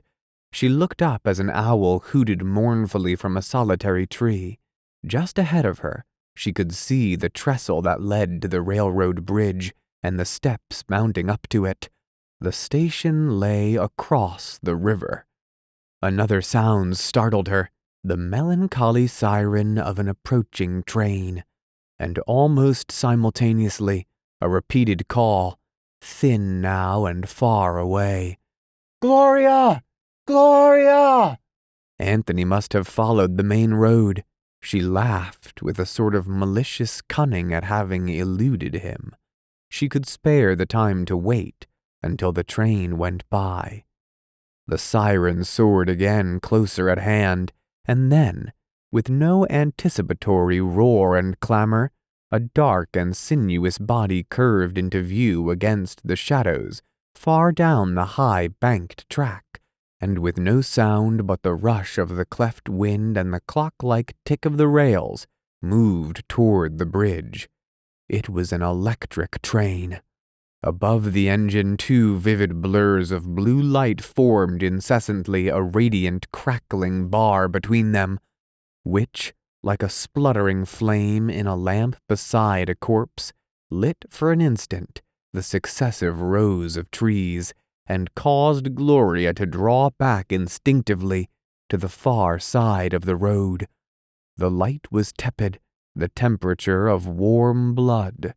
The clicking blended suddenly with itself in a rush of even sound, and then, elongating in somber elasticity, the thing roared blindly by her and thundered onto the bridge, racing the lurid shaft of fire it cast into the solemn river alongside. Then it contracted swiftly, sucking in its sound until it left only a reverberant echo, which died upon the farthest bank. Silence crept down again over the wet country. The faint dripping resumed, and suddenly a great shower of drops tumbled upon Gloria, stirring her out of the trance-like torpor which the passage of the train had wrought. She ran swiftly down a descending level to the bank, and began climbing the iron stairway to the bridge, remembering that it was something she had always wanted to do, and that she would have the added excitement of traversing the yard-wide plank that ran beside the tracks over the river. There. This was better. She was at the top now, and could see the lands about her as successive sweeps of open country, cold under the moon, coarsely patched, and seamed with thin rows and heavy clumps of trees.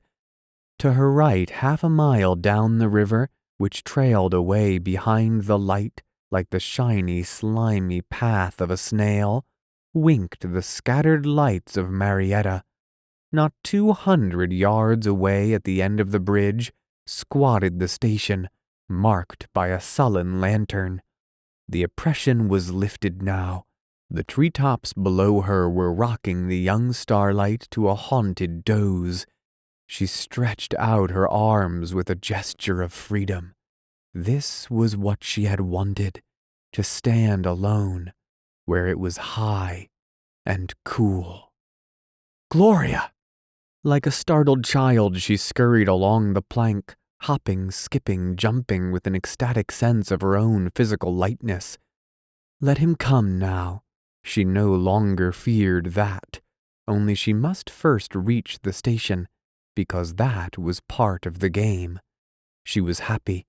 Her hat, snatched off, was clutched tightly in her hand, and her short curled hair bobbed up and down about her ears. She had thought she would never feel so young again, but this was her night, her world. Triumphantly she laughed as she left the plank, and reaching the wooden platform flung herself down happily beside an iron roof-post. "Here I am," she called, gay as the dawn in her elation. "Here I am, Anthony dear, old worried Anthony." "Gloria!" He reached the platform, ran toward her. "Are you all right?" Coming up, he knelt and took her in his arms. "Yes." "What was the matter? Why did you leave?" he queried anxiously. "I had to. There was something." She paused, and a flicker of uneasiness lashed at her mind. "There was something sitting on me. Here." She put her hand on her breast. "I had to go out and get away from it." "What do you mean by something?" "I don't know. That man, Hull. Did he bother you?" "He came to my door drunk. I think I'd gotten sort of crazy by that time." "Gloria, dearest." Wearily she laid her head upon his shoulder. "Let's go back," he suggested. She shivered. "Ugh, no, I couldn't. It'd come and sit on me again." Her voice rose to a cry that hung plaintive on the darkness. "That thing!"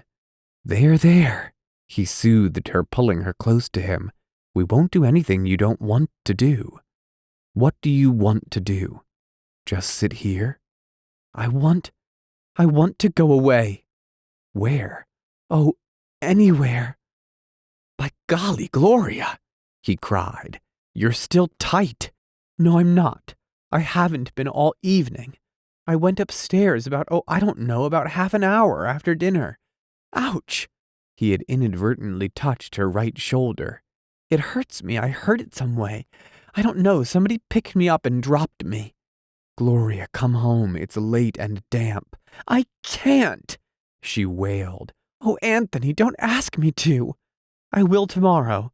You go home and I'll wait here for a train. I'll go to a hotel." "I'll go with you."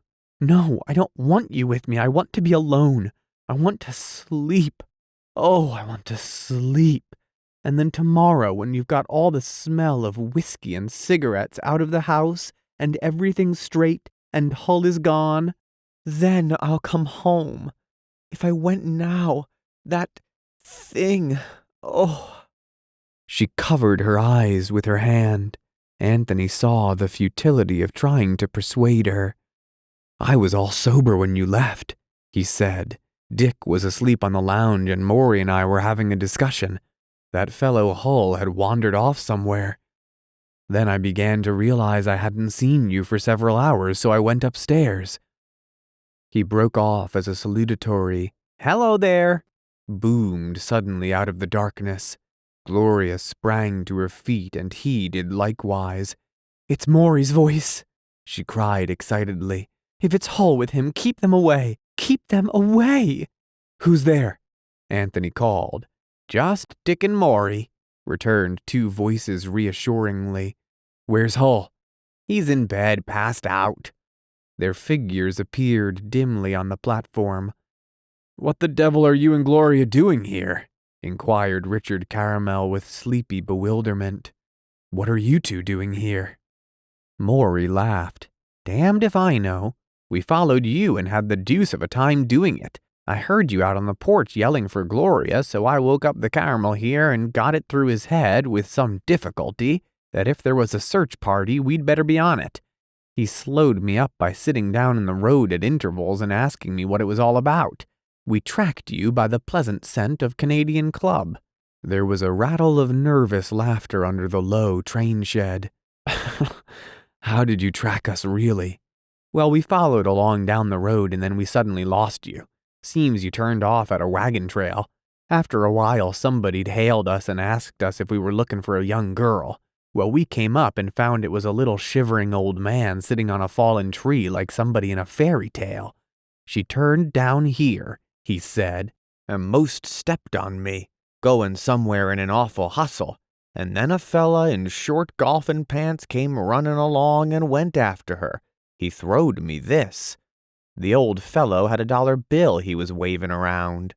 "Oh, the poor old man!" ejaculated Gloria, moved. "I threw him another and we went on, though he asked us to stay and tell him what it was all about." "Poor old man," repeated Gloria dismally. Dick sat down sleepily on a box. "And now what?"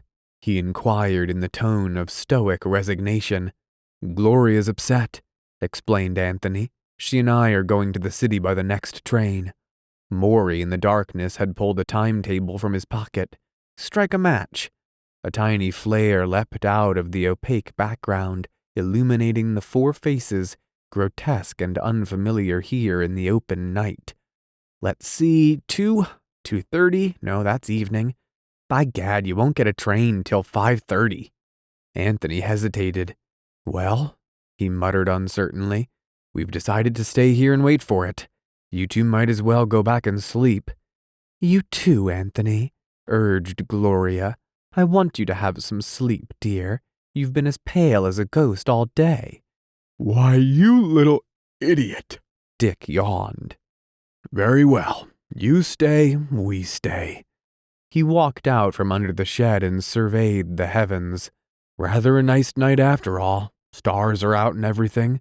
Exceptionally tasty assortment of them. Let's see. Gloria moved after him and the other two followed her. Let's sit out here, she suggested. I like it much better. Anthony and Dick converted a long box into a backrest and found a board dry enough for Gloria to sit on. Anthony dropped down beside her, and with some effort Dick hoisted himself onto an apple barrel near them. Tana went to sleep in the porch hammock, he remarked. We carried him in and left him next to the kitchen stove to dry. He was drenched to the skin. That awful little man, sighed Gloria. How do you do? The voice, sonorous and funereal, had come from above, and they looked up startled to find that in some manner Maury had climbed to the roof of the shed, where he sat dangling his feet over the edge, outlined as a shadowy and fantastic gargoyle against the now brilliant sky. It must be for such occasion as this, he began softly, his words having the effect of floating down from an immense height and settling softly upon his auditors, that the righteous of the land decorate the railroads with billboards asserting in red and yellow that Jesus Christ is God, placing them, appropriately enough, next to announcements that Gunter's whiskey is good. There was gentle laughter, and the three below kept their heads tilted upward. I think I should tell you the story of my education, continued Maury, under these sardonic constellations. Do, please. Shall I really? They waited expectantly while he directed a ruminative yawn toward the white smiling moon. Well, he began, as an infant I prayed. I stored up prayers against future wickedness. One year I stored up 1,900, now I lay me's. Throw down a cigarette, murmured someone. A small package reached the platform simultaneously with the stentorian command. Silence! I'm about to unburden myself of many memorable remarks, reserved for the darkness of such earths and the brilliance of such skies. Below, a lighted match was passed from cigarette to cigarette. The voice resumed. I was adept at fooling the deity. I prayed immediately after all crimes until eventually prayer and crime became indistinguishable to me. I believed that because a man cried out, "My God," when a safe fell on him, it proved that belief was rooted deep in the human breast. Then I went to school. For 14 years, 100 earnest men pointed to ancient flintlocks and cried to me, "There's the real thing. These new rifles are only shallow, superficial imitations." They damned the books I read and the things I thought by calling them immoral. Later the fashion changed, and they damned things by calling them clever. And so I turned canny for my years, from the professors to the poets, listening to the lyric tenor of Swinburne and the tenor robusto of Shelley, to Shakespeare with his first bass and his fine range, to Tennyson with his second bass and his occasional falsetto, to Milton and Marlowe, bassos profundo. I gave ear to Browning, chatting, Byron declaiming, and Wordsworth droning. This, at least, did me no harm. I learned a little of beauty, enough to know that it had nothing to do with truth, and I found, moreover, that there was no great literary tradition. There was only the tradition of the eventful death of every literary tradition. Then I grew up, and the beauty of succulent illusions fell away from me. The fiber of my mind coarsened, and my eyes grew miserably keen. Life rose around my island like a sea, and presently I was swimming. The transition was subtle. The thing had lain in wait for me for some time. It has its insidious, seemingly innocuous trap for everyone. With me, No, I didn't try to seduce the janitor's wife, nor did I run through the streets unclothed, proclaiming my virility. It is never quite passion that does the business. It is the dress that passion wears. I became bored. That was all. Boredom, which is another name and a frequent disguise for vitality, became the unconscious motive of all my acts. Beauty was behind me. Do you understand? I was grown. He paused. End of school and college period. Opening of part 2. 3 quietly active points of light showed the location of his listeners. Gloria was now half sitting, half lying in Anthony's lap. His arm was around her so tightly that she could hear the beating of his heart. Richard Caramel, perched on the apple barrel, from time to time stirred and gave off a faint grunt. I grew up then into this land of jazz and fell immediately into a state of almost audible confusion. Life stood over me like an immoral schoolmistress, editing my ordered thoughts. But, with a mistaken faith in intelligence, I plodded on. I read Smith, who laughed at charity and insisted that the sneer was the highest form of self-expression. But Smith himself replaced charity as an obscurer of the light. I read Jones, who neatly disposed of individualism, and behold, Jones was still in my way. I did not think. I was a battleground for the thoughts of many men. Rather was I one of those desirable but important countries over which the great powers surge back and forth. I reached maturity under the impression that I was gathering the experience to order my life for happiness.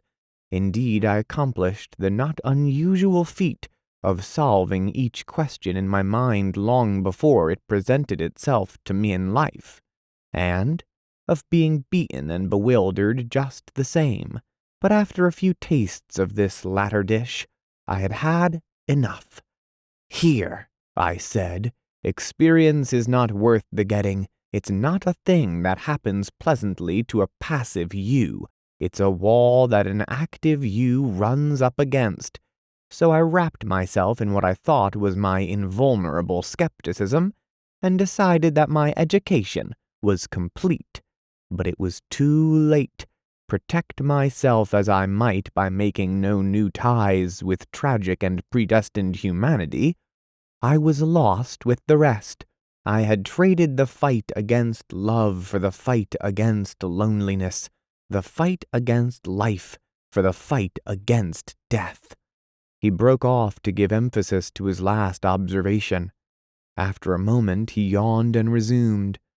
I suppose that the beginning of the second phase of my education was a ghastly dissatisfaction at being used in spite of myself for some inscrutable purpose of whose ultimate goal I was unaware, if indeed there was an ultimate goal.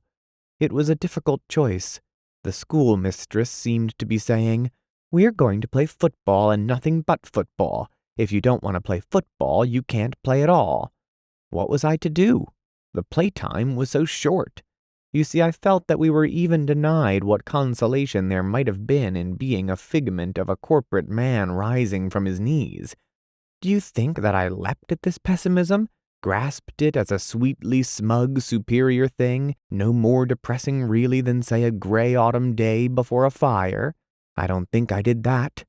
I was a great deal too warm for that, and too alive, for it seemed to me that there was no ultimate goal for man. Man was beginning a grotesque and bewildering fight with nature, that by the divine and magnificent accident had brought us to where we could fly in her face. She had invented ways to rid the race of the inferior, and thus give the remainder strength to fill her higher, or let us say her more amusing, though still unconscious and accidental, intentions. And actuated by the highest gifts of the Enlightenment, we were seeking to circumvent her. In this republic I saw the black beginning to mingle with the white. In Europe there was taking place an economic catastrophe to save 3 or 4 diseased and wretchedly governed races from the one mastery that might organize them for material prosperity. We produce a Christ who can raise up the leper, and presently the breed of the leper is the salt of the earth. If anyone can find any lesson in that, let him stand forth." "There's only one lesson to be learned from life anyway," interrupted Gloria, not in contradiction but in a sort of melancholy agreement. "What's that?" demanded Maury sharply. "That there's no lesson to be learned from life." After a short silence, Maury said, "Young Gloria, the beautiful and merciless lady, first looked at the world with the fundamental sophistication I have struggled to attain, that Anthony will never attain, that Dick will never fully understand." There was a disgusted groan from the apple barrel. Anthony, grown accustomed to the dark, could see plainly the flash of Richard Caramel's yellow eye and the look of resentment on his face as he cried, "You're crazy. By your own statement, I should have attained some experience by trying." "Trying what?" cried Maury fiercely, trying to pierce the darkness of political idealism with some wild, despairing urge toward truth. "Sitting day after day supine in a rigid chair and infinitely removed from life, staring at the tip of a steeple through the trees, trying to separate, definitely and for all time, the knowable from the unknown, trying to take a piece of actuality and give it glamour from your own soul, to make for that inexpressible quality it possessed in life and lost in transit to paper or canvas, struggling in a laboratory through weary years for one iota of relative truth in a mass of wheels or a test tube. Have you?" Maury paused, and in his answer, when it came, there was a measure of weariness, a bitter overnote that lingered for a moment in those three minds before it floated up and off like a bubble bound for the moon. "Not I," he said softly.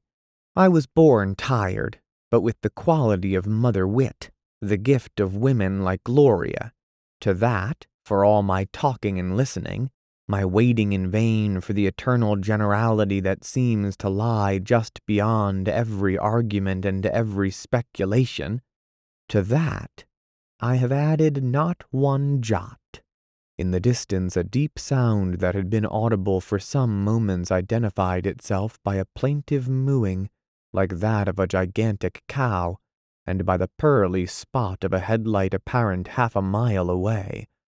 It was a steam-driven train this time, rumbling and groaning, and as it tumbled by with a monstrous complaint, it sent a shower of sparks and cinders over the platform. "Not one jot." Again Maury's voice dropped down to them as from a great height. "What a feeble thing intelligence is, with its short steps, its waverings, its pacings back and forth, its disastrous retreats. Intelligence is a mere instrument of circumstances. There are people who say that intelligence must have built the universe. Why, intelligence never built a steam engine. Circumstances built a steam engine. Intelligence is little more than a short-foot rule by which we measure the infinite achievements of circumstances. I could quote you the philosophy of the hour, but for all we know, 50 years may see a complete reversal of this abnegation that's absorbing the intellectuals today, the triumph of Christ over Anatole France."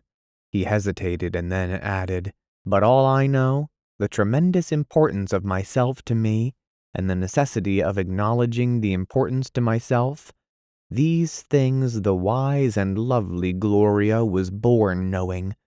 These things, and the painful futility of trying to know anything else. Well, I started to tell you of my education, didn't I? But I learned nothing, you see. Very little, even about myself. And if I had, I should die with my lips shut and the guard on my fountain pen, as the wisest men have done since the failure of a certain matter, a strange matter, by the way. It concerned some skeptics who thought they were far-sighted, just as you and I. let me tell you about them by way of an evening prayer before you all drop off to sleep. Once upon a time, all the men of mind and genius in the world became of one belief, that is to say, of no belief. But it wearied them to think that within a few years after their death, many cults and systems and prognostications would be ascribed to them, which they had never meditated nor intended. So they said to one another, "Let's join together and make a great book that will last forever to mock the credulity of man. Let's persuade our more erotic poets to write about the delights of the flesh, and induce some of our robust journalists to contribute stories of famous amours. We'll include all the most preposterous old wives' tales now current. We'll choose the keenest satirist alive to compile a deity from all the deities worshipped by mankind, a deity who will be more magnificent than any of them, and yet so weakly human that he'll become a byword for laughter the world over, and we'll ascribe to him all sorts of jokes and vanities and rages, in which he'll be supposed to indulge for his own diversion, so that people will read our book and ponder it, and there'll be no more nonsense in the world. Finally, let us take care that the book possesses all the virtues of style, so that it may last forever, as a witness to our profound skepticism and our universal irony." So the men did, and they died. But the book lived always. So beautifully had it been written, and so astounding the quality of imagination with which these men of mind and genius had endowed it. They had neglected to give it a name, but after they were dead, it became known as the Bible.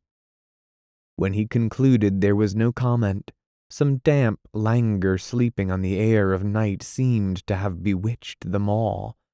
As I said, I started on the story of my education, but my highballs are dead, and the night's almost over, and soon there'll be an awful jabbering going on everywhere, in the trees and the houses, and the two little stores over there behind the station, and there'll be a great running up and down upon the earth for a few hours. Well, he concluded with a laugh, thank God we four can all pass to our eternal rest, knowing we've left the world a little better for having lived in it. A breeze sprang up, blowing with it faint wisps of life, which flattened against the sky. "Your remarks grow rambling and inconclusive," said Anthony sleepily. "You expected one of those miracles of illumination by which you say your most brilliant and pregnant things in exactly the setting that should provoke the ideal symposium. Meanwhile, Gloria has shown her far-sighted detachment by falling asleep.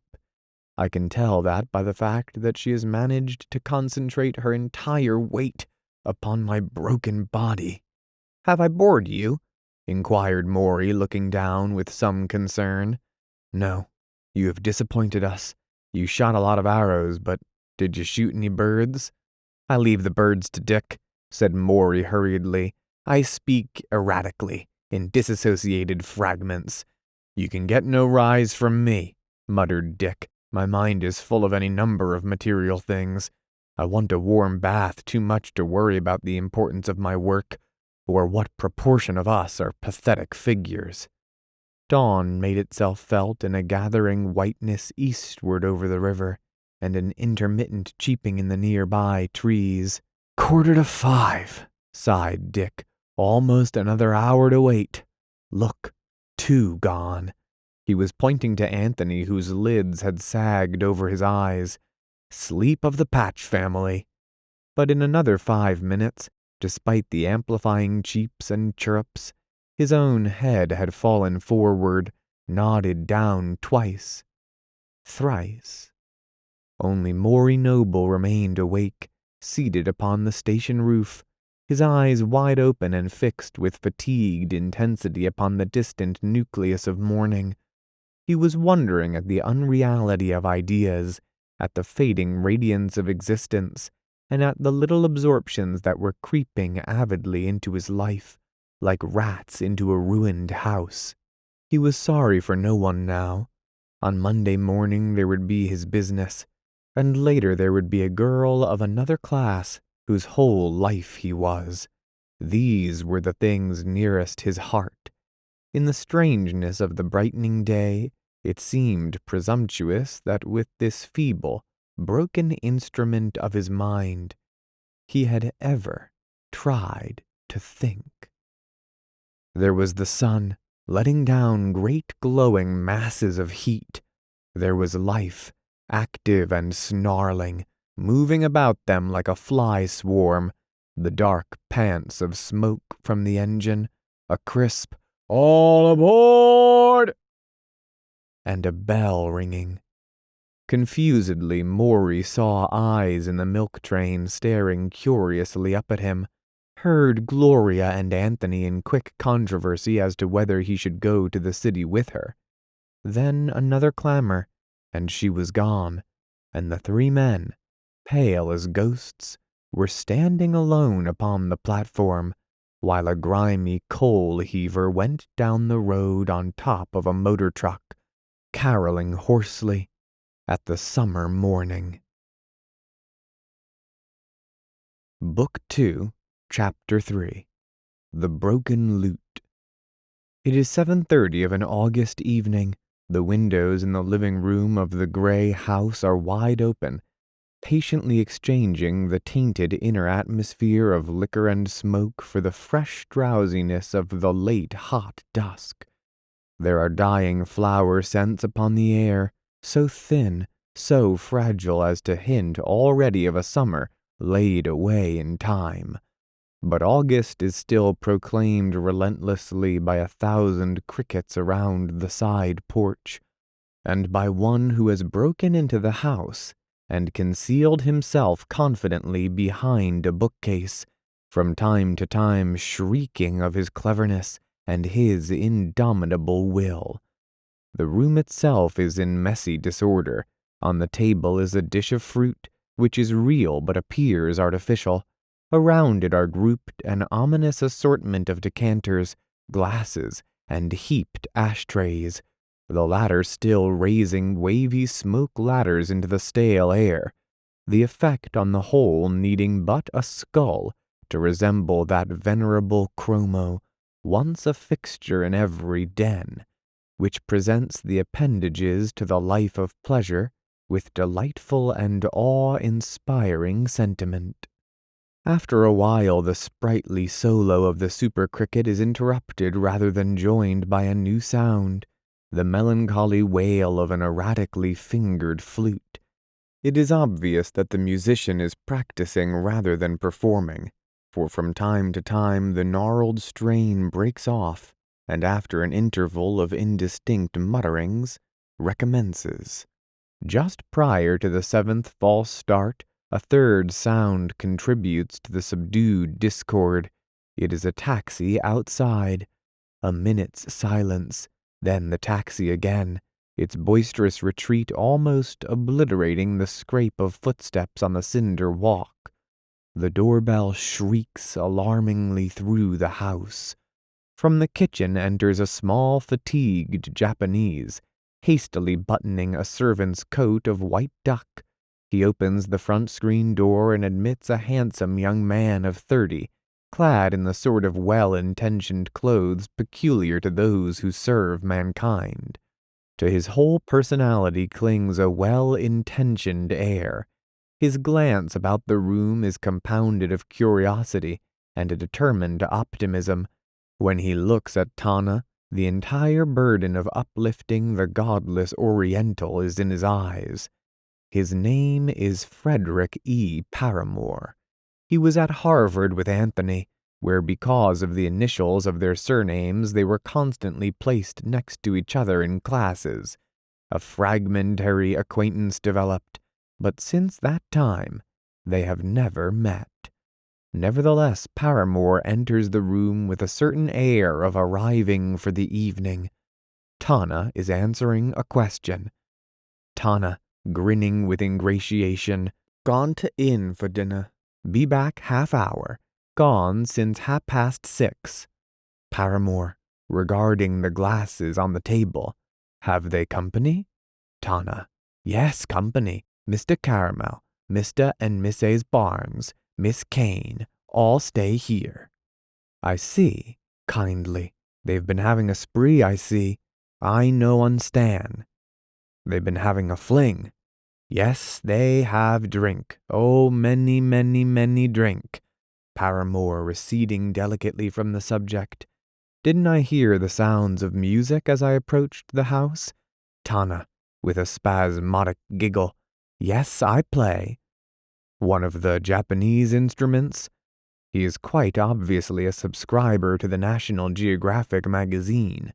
I play flute, Japanese flute. What song were you playing? One of your Japanese melodies?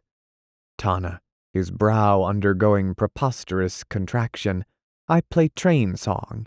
How you call? Railroad song. So call in my country. Like train. It goes so, that mean whistle. Train start. Then go so, that mean train go. Go like that. Very nice song in my country. Children's song. It sounded very nice. It is apparent at this point that only a gigantic effort at control restrains Tana from rushing upstairs for his postcards, including the 6 made in America. I fix highball for gentlemen? No thanks. I don't use it. He smiled. Tana withdraws into the kitchen, leaving the intervening door slightly ajar. From the crevice there suddenly issues again the melody of the Japanese train song. This time not a practice, surely, but a performance, a lusty, spirited performance. The phone rings. Tana, absorbed in his harmonics, gives no heed, so Paramore takes up the receiver. Hello? Yes. No, he's not here now, but he'll be back any moment. Butterworth? Hello? I didn't quite catch the name. Hello, hello? Hello? Hello? Huh? The phone obstinately refuses to yield up any more sound. Paramore replaces the receiver. At this point, the taxi motif re-enters, wafting with it a second young man. He carries a suitcase and opens the front door without ringing the bell. Maury, in the hall. Oh, Anthony! Yo-ho! He comes into the large room and sees Paramore. How do? Paramore gazing at him with gathering intensity. Is this Maury Noble? That's it. He advances, smiling and holding out his hand. How are you, old boy? Haven't seen you for years. He has vaguely associated the face with Harvard, but is not even positive about that. The name, if he ever knew it, he has long since forgotten. However, with a fine sensitiveness and an equally commendable charity, Paramore recognizes the fact and tactfully relieves the situation. You've forgotten Fred Paramore? We were both in old Unc Roberts' history class. No, I haven't. Fred. Unc was a great fellow, wasn't he? Paramore nodding his head humorously several times. Great old character. Great old character. Maury, after a short pause. Yes, he was. Where's Anthony? The Japanese servant told me he was at some inn, having dinner, I suppose. Maury looking at his watch. Gone long? I guess so. The Japanese told me they'd be back shortly. Suppose we have a drink? No thanks, I don't use it. He smiles. Mind if I do? Yawning as he helps himself from a bottle. What have you been doing since you left college? Oh, many things. I've led a very active life, knocked about here and there. His tone implies anything from lion stalking to organized crime. Oh? Been over to Europe? No, I haven't, unfortunately. I guess we'll all go over before long. Do you really think so? Sure. Country's been fed on sensationalism for more than 2 years. Everybody's getting restless, want to have some fun. Then you don't believe any ideals are at stake? Nothing of much importance. People and excitement every so often. Paramore intently. It's very interesting to hear you say that. Now I was talking to a man who'd been over there. During the ensuing testament, left to be filled in by the reader with such phrases as saw with his own eyes, splendid spirit of France, and salvation of civilization, Maury sits with lowered eyelids, dispassionately bored. Maury, at the first available opportunity, by the way, do you happen to know that there's a German agent in this very house? Paramore smiling cautiously. Are you serious? Absolutely. Feel it my duty to warn you. Paramore, convinced. A governess? Maury, in a whisper indicating the kitchen with his thumb. Tana. That's not his real name. I understand he constantly gets mail addressed to Lieutenant Emile Tannenbaum. Paramore, laughing with hearty tolerance. You were kidding me. I may be accusing him falsely, but you haven't told me what you've been doing. For one thing, writing. Fiction? No, nonfiction. What's that? A sort of literature that's half fiction and half fact? Oh, I've confined myself to fact. I've been doing a good deal of social service work. Oh. An immediate glow of suspicion leaps into his eyes. It is as though Paramore had announced himself as an amateur pickpocket. At present I'm doing service work in Stamford. Only last week someone told me that Anthony Patch lived so near. They are interrupted by a clamor outside, unmistakable as that of two sexes in conversation and laughter. Then there enter the room in a body Anthony, Gloria, Richard Carmel, Muriel Kane, Rachel Barnes, and Rodman Barnes, her husband.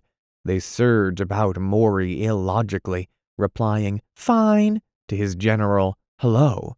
Anthony meanwhile approaches his other guests. "Well, I'll be darned. How are you? Mighty glad to see you." Paramore, "It's good to see you, Anthony. I'm stationed in Stamford, so I thought I'd run over."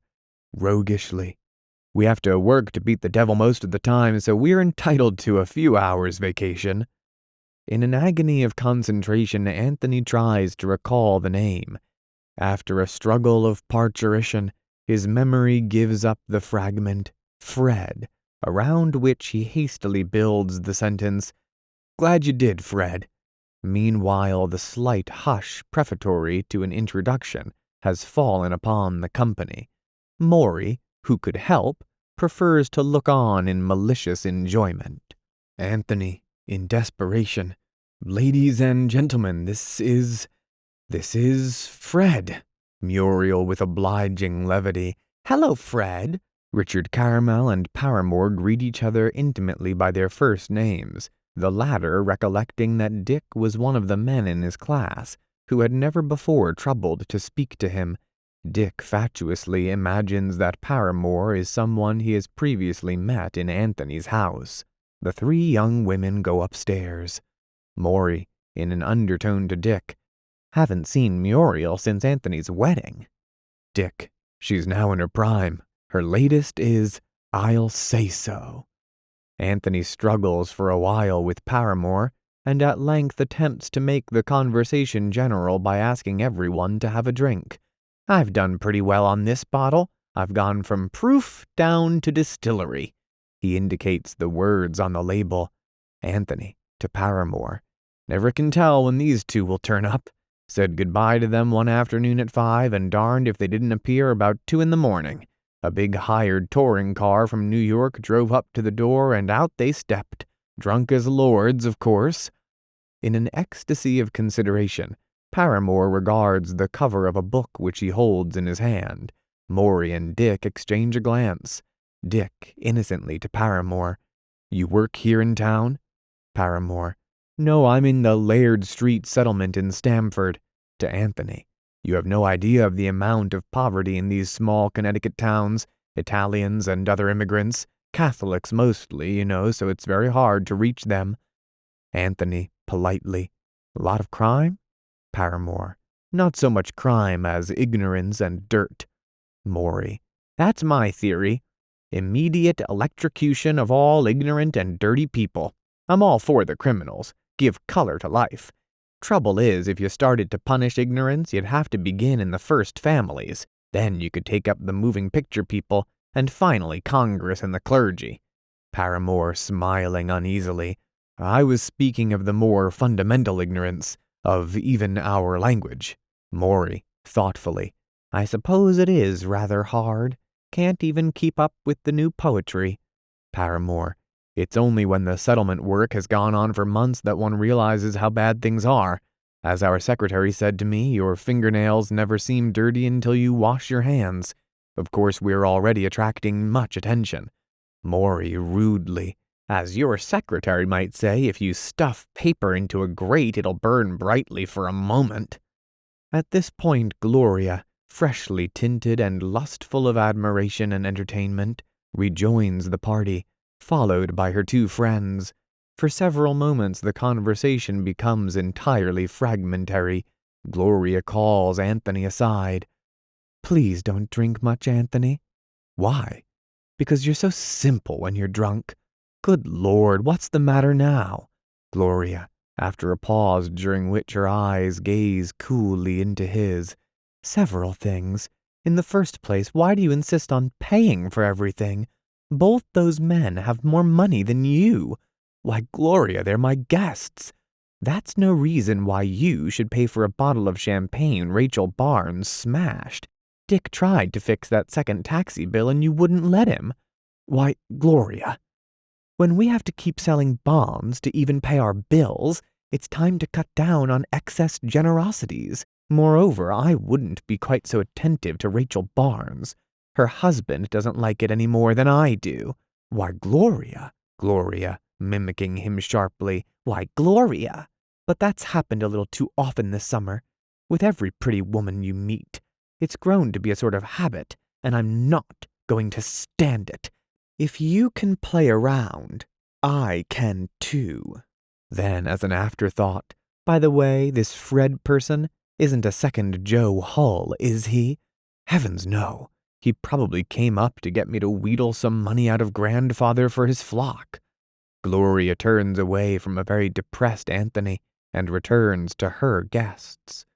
By 9 o'clock, these can be divided into two classes, those who have been drinking consistently and those who have taken little or nothing. In the second group are the Barneses, Muriel and Frederick E. Paramore. Muriel. I wish I could write. I get these ideas, but I never seem to be able to put them in words. Dick. As Goliath said, he understood how David felt, but he couldn't express himself.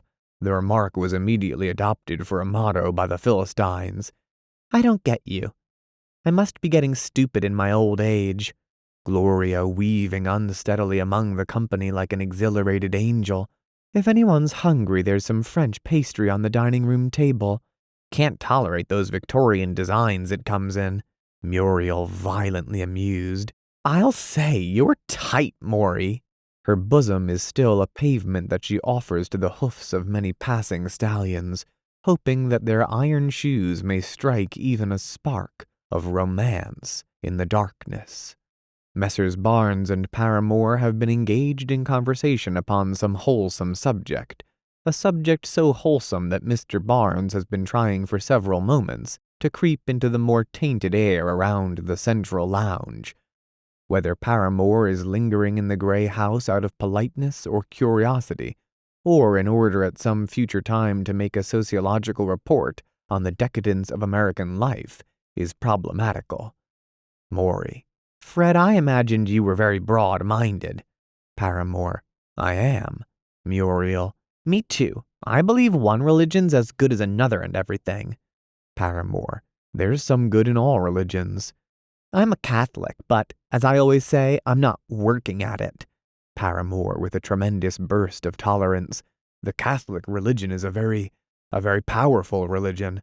Maury. Well, such a broad-minded man should consider the raised plane of sensation and the stimulated optimism contained in this cocktail. Paramore taking the drink rather defiantly. Thanks. I'll try one. One?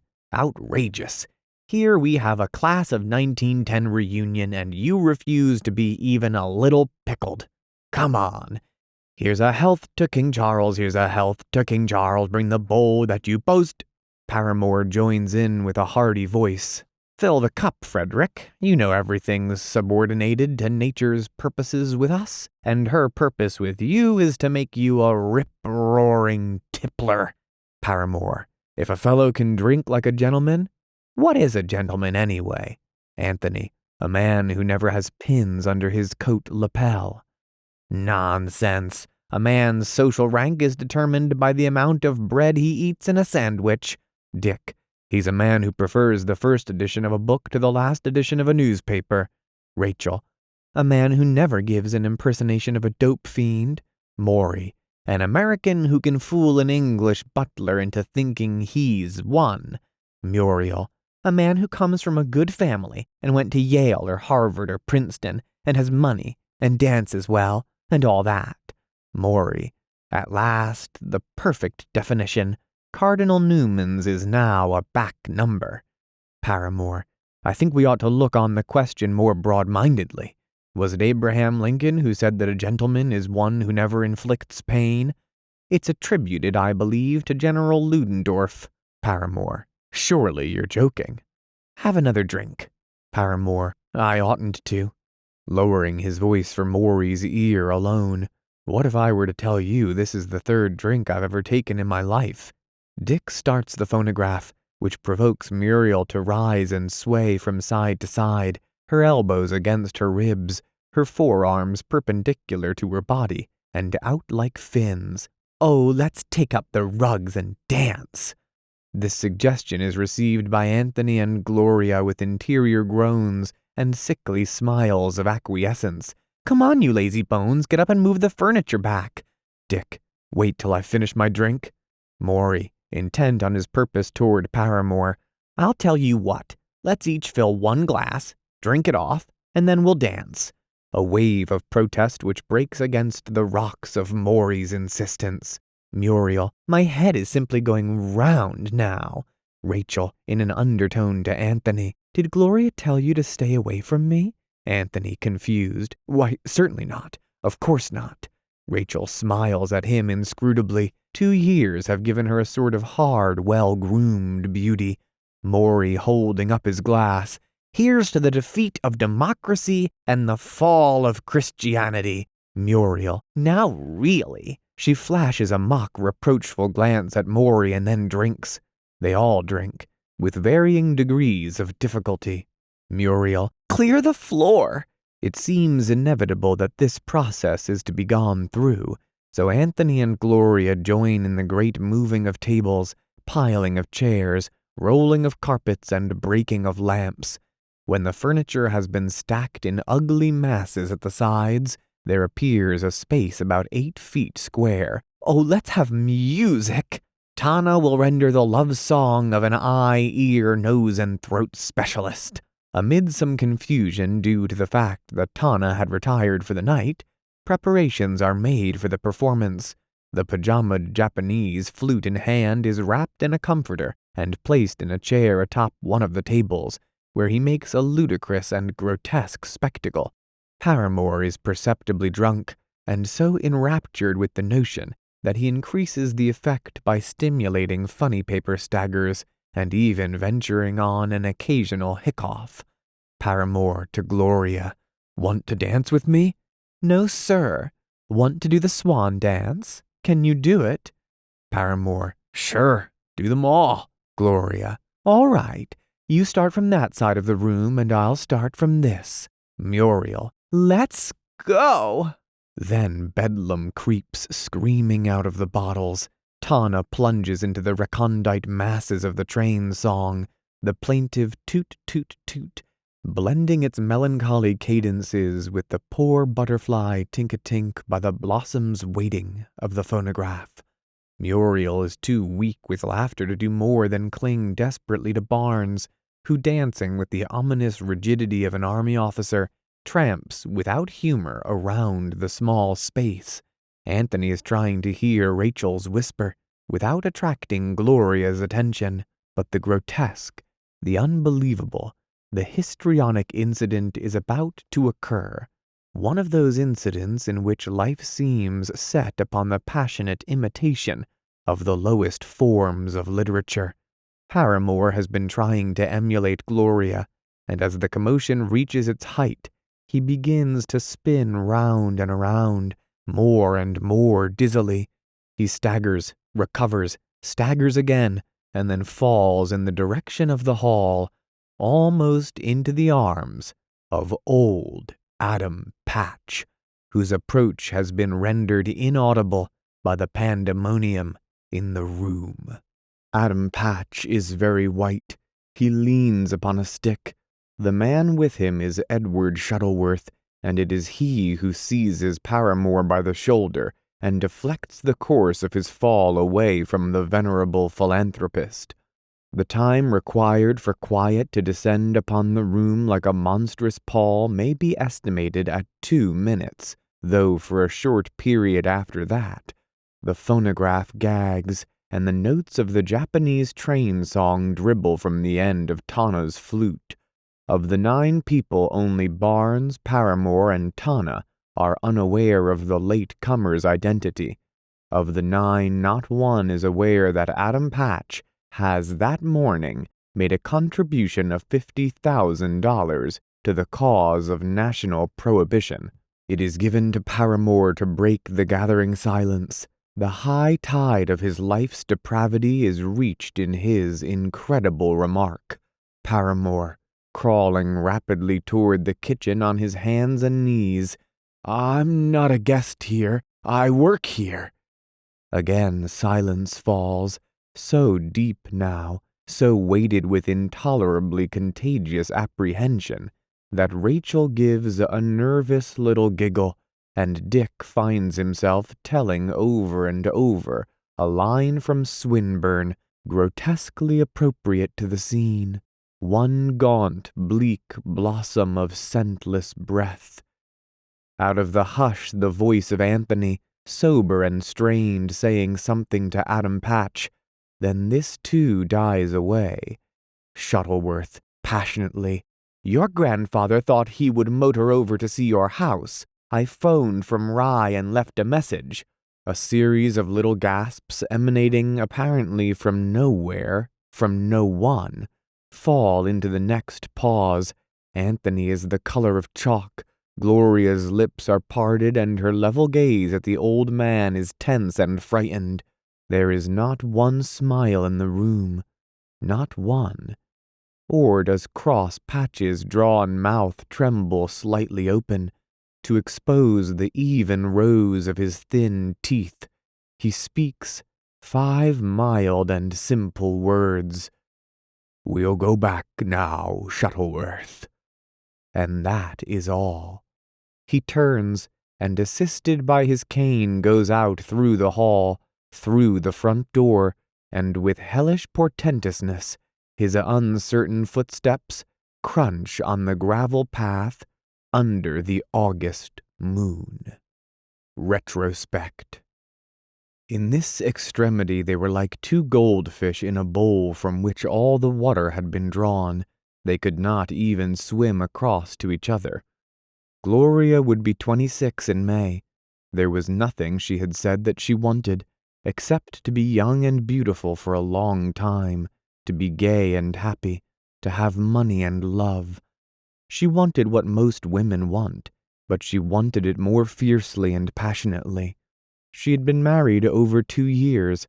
At first there had been days of serene understanding, rising to ecstasies of proprietorship and pride.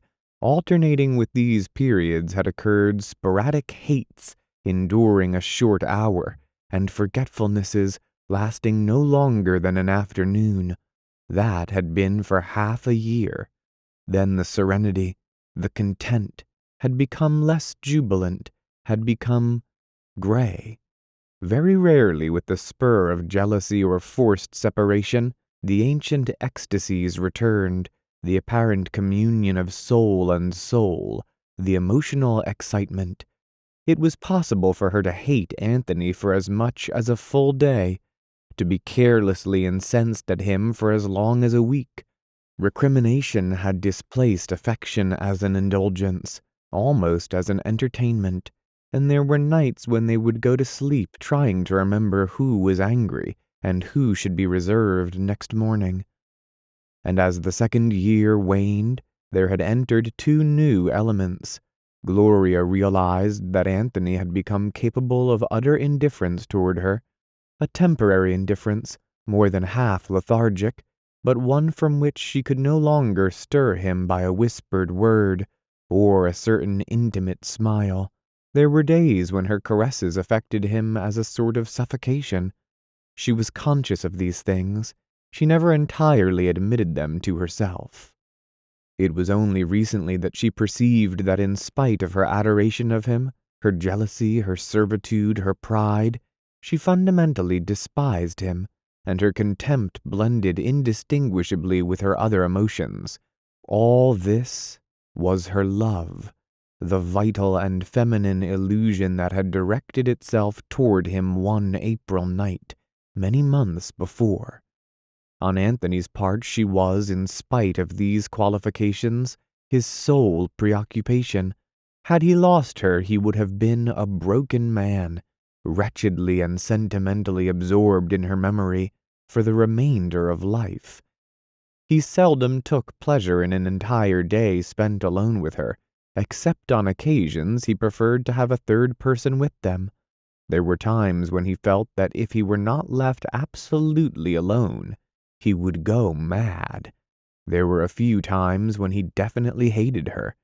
In his cups he was capable of short attractions toward other women, the hitherto suppressed outcroppings of an experimental temperament.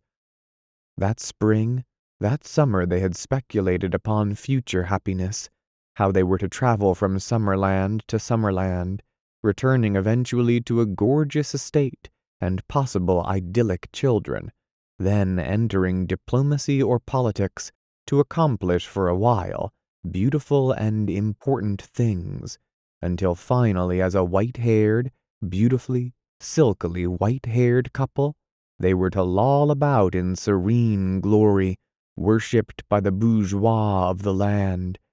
These times were to begin when we get our money. It was on such dreams rather than on any satisfaction with their increasingly irregular, increasingly dissipated life that their hope rested. On gray mornings when the jests of the night before had shrunk to ribaldries without wit or dignity, they could, after a fashion, bring out this batch of common hopes and count them over, then smile at each other and repeat, by way of clinching the matter, the terse yet sincere Nietzscheanism of Gloria's defiant, "I don't care." Things had been slipping perceptibly. There was the money question, increasingly annoying, increasingly ominous. There was the realization that liquor had become a practical necessity to their amusement, not an uncommon phenomenon in the British aristocracy of 100 years ago, but a somewhat alarming one in a civilization steadily becoming more temperate and more circumspect. Moreover, both of them seemed vaguely weaker in fiber, not so much in what they did, as in their subtle reactions to the civilization about them. In Gloria had been born something that she had hitherto never needed, the skeleton, incomplete but nevertheless unmistakable, of her ancient abhorrence, a conscience.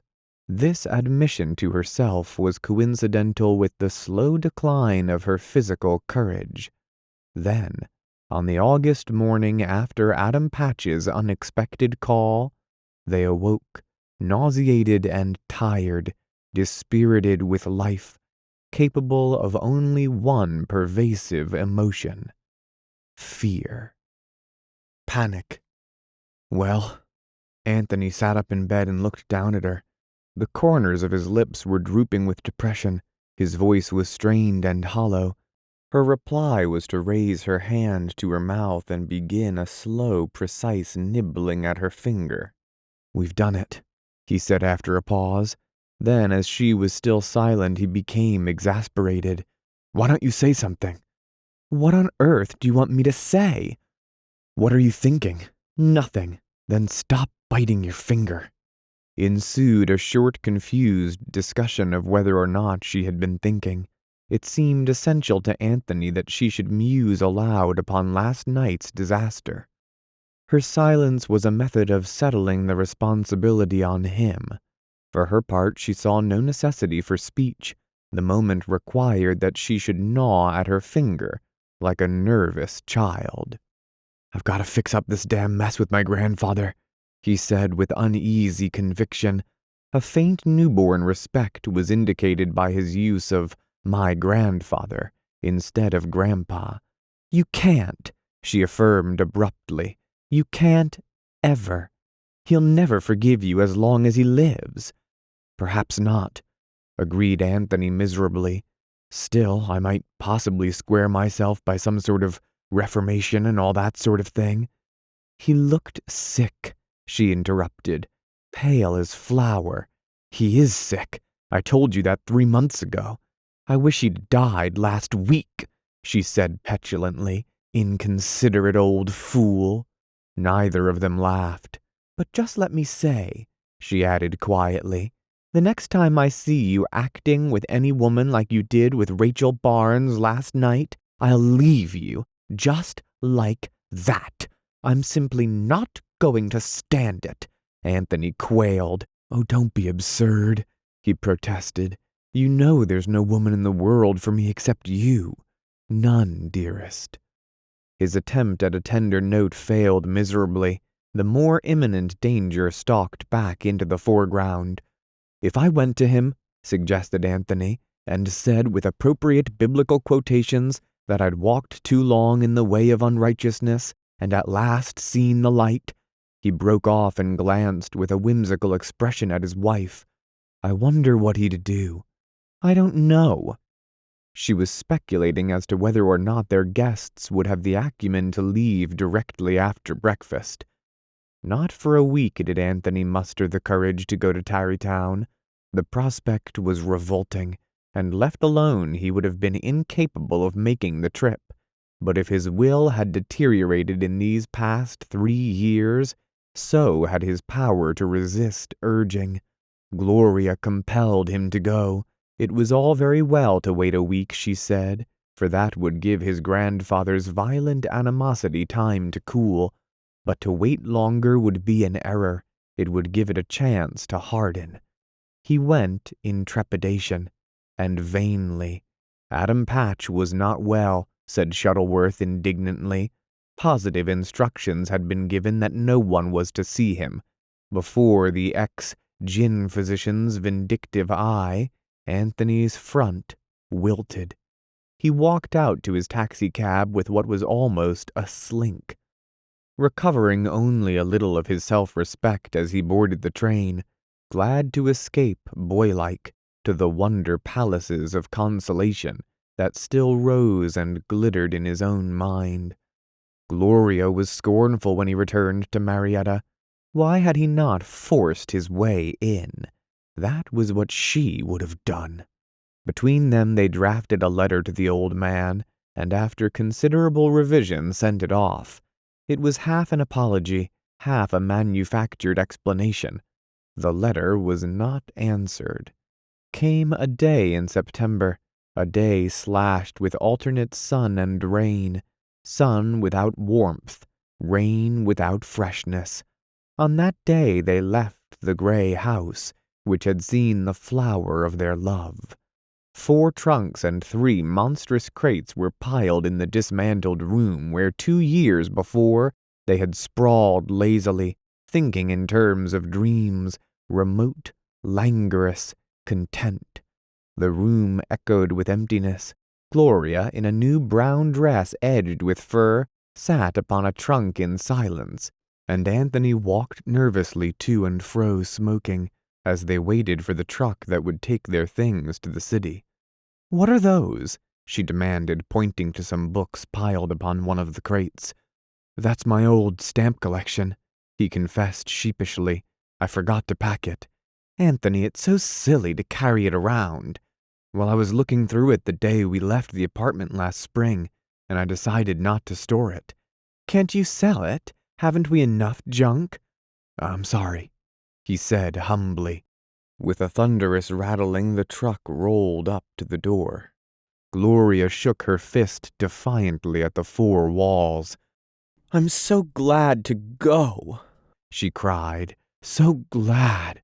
Oh my God, how I hate this house." So the brilliant and beautiful lady went up with her husband to New York. On the very train that bore them away, they quarreled.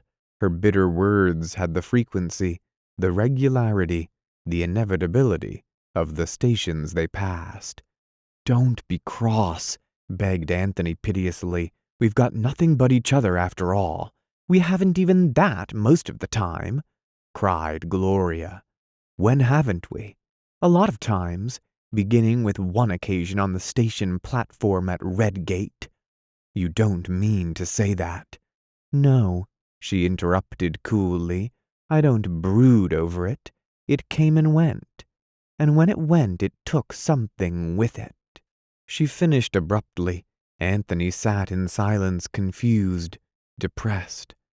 The drab visions of Trainside Mamaroneck, Larchmont, Rye, Pelham Manor succeeded each other with intervals of bleak and shoddy wastes posing ineffectually as country.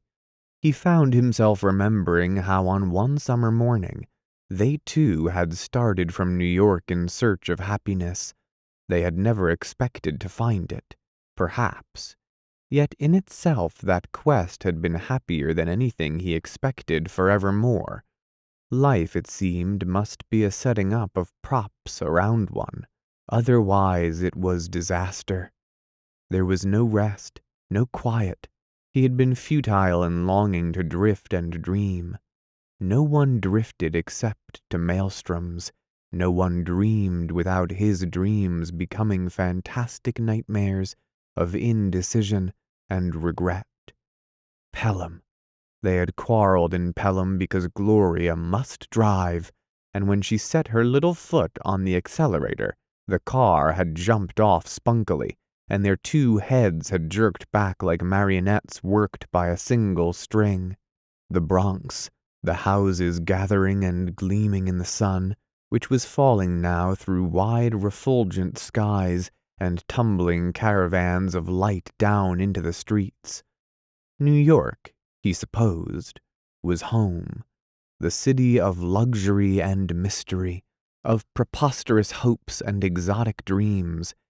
Here on the outskirts, absurd stucco palaces reared themselves in the cool sunset, poised for an instant in cool unreality, glided off far away, succeeded by the mazed confusion of the Harlem River. The train moved in through the deepening twilight, above and past 100 cheerful sweating streets of the Upper East Side, each one passing the car window like the space between the spokes of a gigantic wheel, each one with its vigorous, colorful revelation of poor children swarming in feverish activity like vivid ants in alleys of red sand. From the tenement windows leaned rotund moon-shaped mothers as constellations of this sordid heaven, women like dark imperfect jewels, women like vegetables, women like great bags of abominably dirty laundry. "I like these streets," observed Anthony aloud. "I always feel as though it's a performance being staged for me, as though the second I've passed they'll all stop leaping and laughing, and instead grow very sad, remembering how poor they are, and retreat with bowed heads into their houses.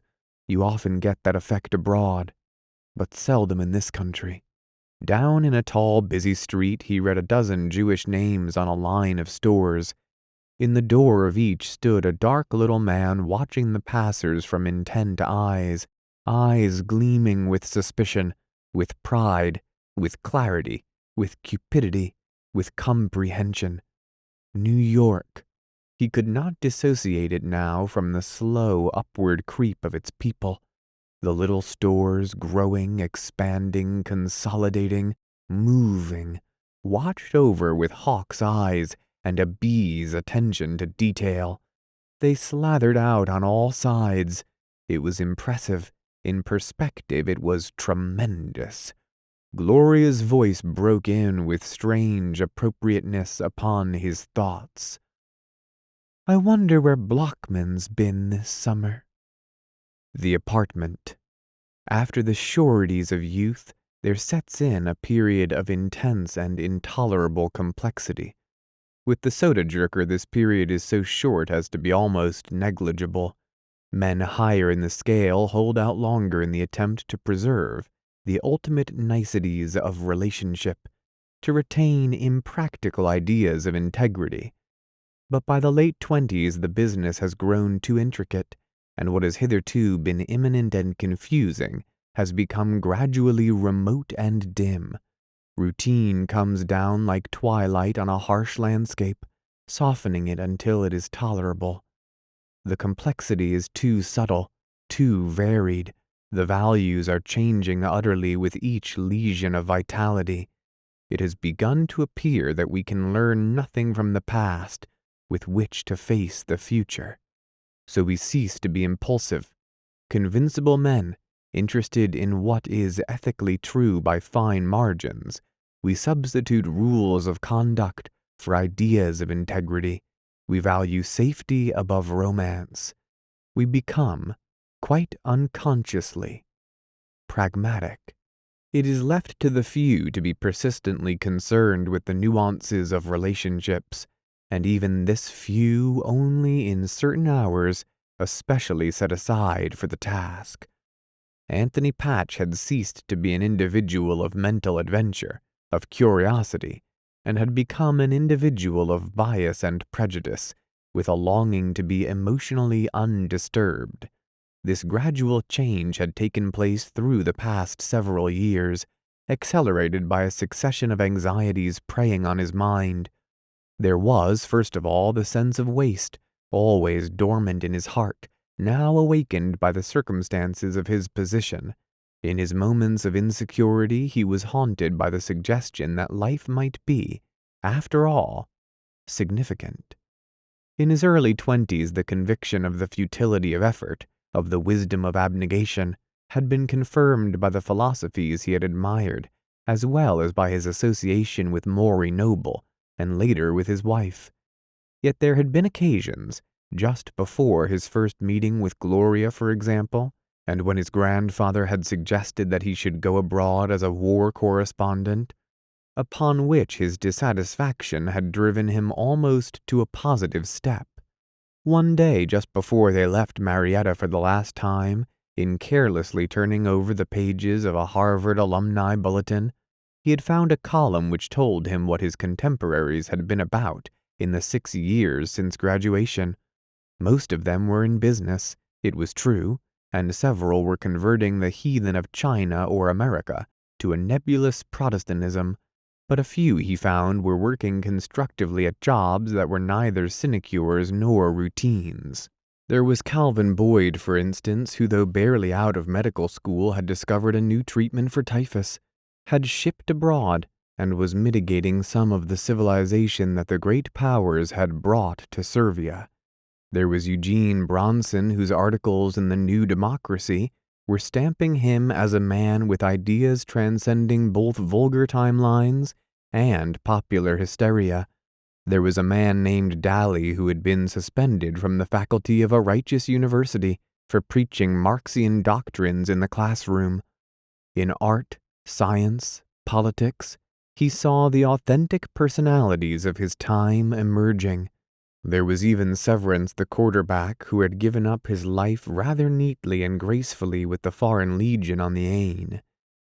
He laid down the magazine and thought for a while about these diverse men. In the days of his integrity, he would have defended his attitude to the last. An Epicurus in nirvana, he would have cried that to struggle was to believe was to limit. He would as soon have become a churchgoer because the prospect of immortality gratified him as he would have considered entering the leather business because the intensity of the competition would have kept him from unhappiness. But at present he had no such delicate scruples. This autumn, as his 29th year began, he was inclined to close his mind to many things, to avoid prying deeply into motive and first causes, and mostly to long passionately for security from the world and from himself. He hated to be alone. As has been said, he often dreaded being alone with Gloria.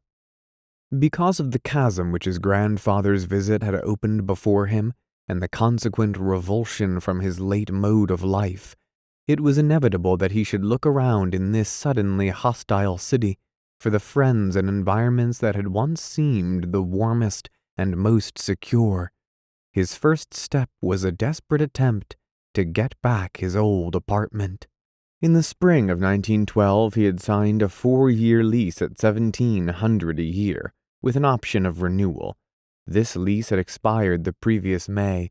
When he had first rented the rooms, they had been mere potentialities, scarcely to be discerned as that, but Anthony had seen into these potentialities and arranged in the lease that he and the landlord should each spend a certain amount in improvements. Rents had gone up in the past 4 years, and last spring when Anthony had waived his option, the landlord, a Mr. Soenberg, had realized that he could get a much bigger price for what was now a prepossessing apartment. Accordingly, when Anthony approached him on the subject in September, he was met with Soenberg's offer of a 3-year lease at $2,500 a year. This, it seemed to Anthony, was outrageous. It meant that well over a third of their income would be consumed in rent. In vain he argued that his own money, his own ideas on the repartitioning, had made the rooms attractive. In vain he offered $2,000, $2,200, though they could ill afford it. Mr. Soenberg was obdurate. It seemed that 2 other gentlemen were considering it. Just that sort of apartment was in demand for the moment, and it would scarcely be business to give it to Mr. Patch.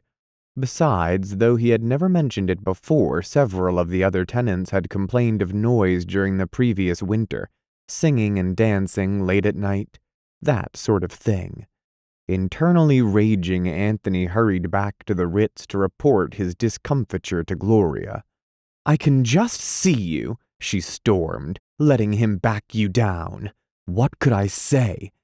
You could have told him what he was. I wouldn't have stood it. No other man in the world would have stood it. You just let people order you around and cheat you and bully you and take advantage of you, as if you were a silly little boy. It's absurd. Oh, for heaven's sake, don't lose your temper. I know, Anthony, but you are such an ass." "Well, possibly. Anyway, we can't afford that apartment, but we can afford it better than living here at the Ritz. You were the one who insisted on coming here." "Yes, because I knew you'd be miserable in a cheap hotel." "Of course I would. At any rate, we've got to find a place to live. How much can we pay?" she demanded. "Well, we can pay even his price if we sell more bonds, but we agreed last night that until I had gotten something definite to do, we—" "Oh, I know all that. I asked you how much we can pay out of just our income." "They say you ought to not pay more than 1/4. "How much is 1/4? $150 a month." "Do you mean to say we've got only $600 coming in every month?" A subdued note crept into her voice.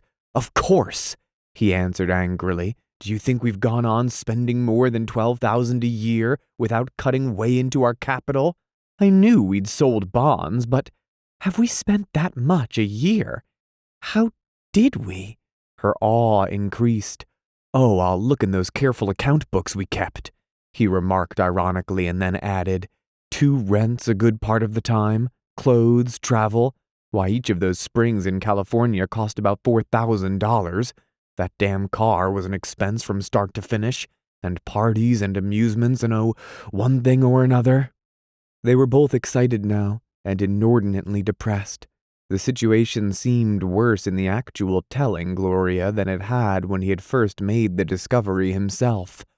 "You've got to make some money," she said suddenly. "I know it, and you've got to make another attempt to see your grandfather." "I will." "When?" "When we get settled."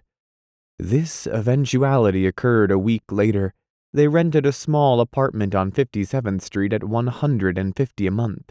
It included bedroom, living room, kitchenette, and bath in a thin white stone apartment house, and though the rooms were too small to display Anthony's best furniture, they were clean, new, and in a blonde and sanitary way not unattractive. Bounds had gone abroad to enlist in the British Army, and in his place they tolerated rather than enjoyed the services of a gaunt, big-boned Irishwoman, whom Gloria loathed because she discussed the glories of Sinn Fein as she served breakfast. But they vowed they would have no more Japanese, and English servants were for the present hard to obtain. Like Bounds, the woman prepared only breakfast. Their other meals they took at restaurants and hotels.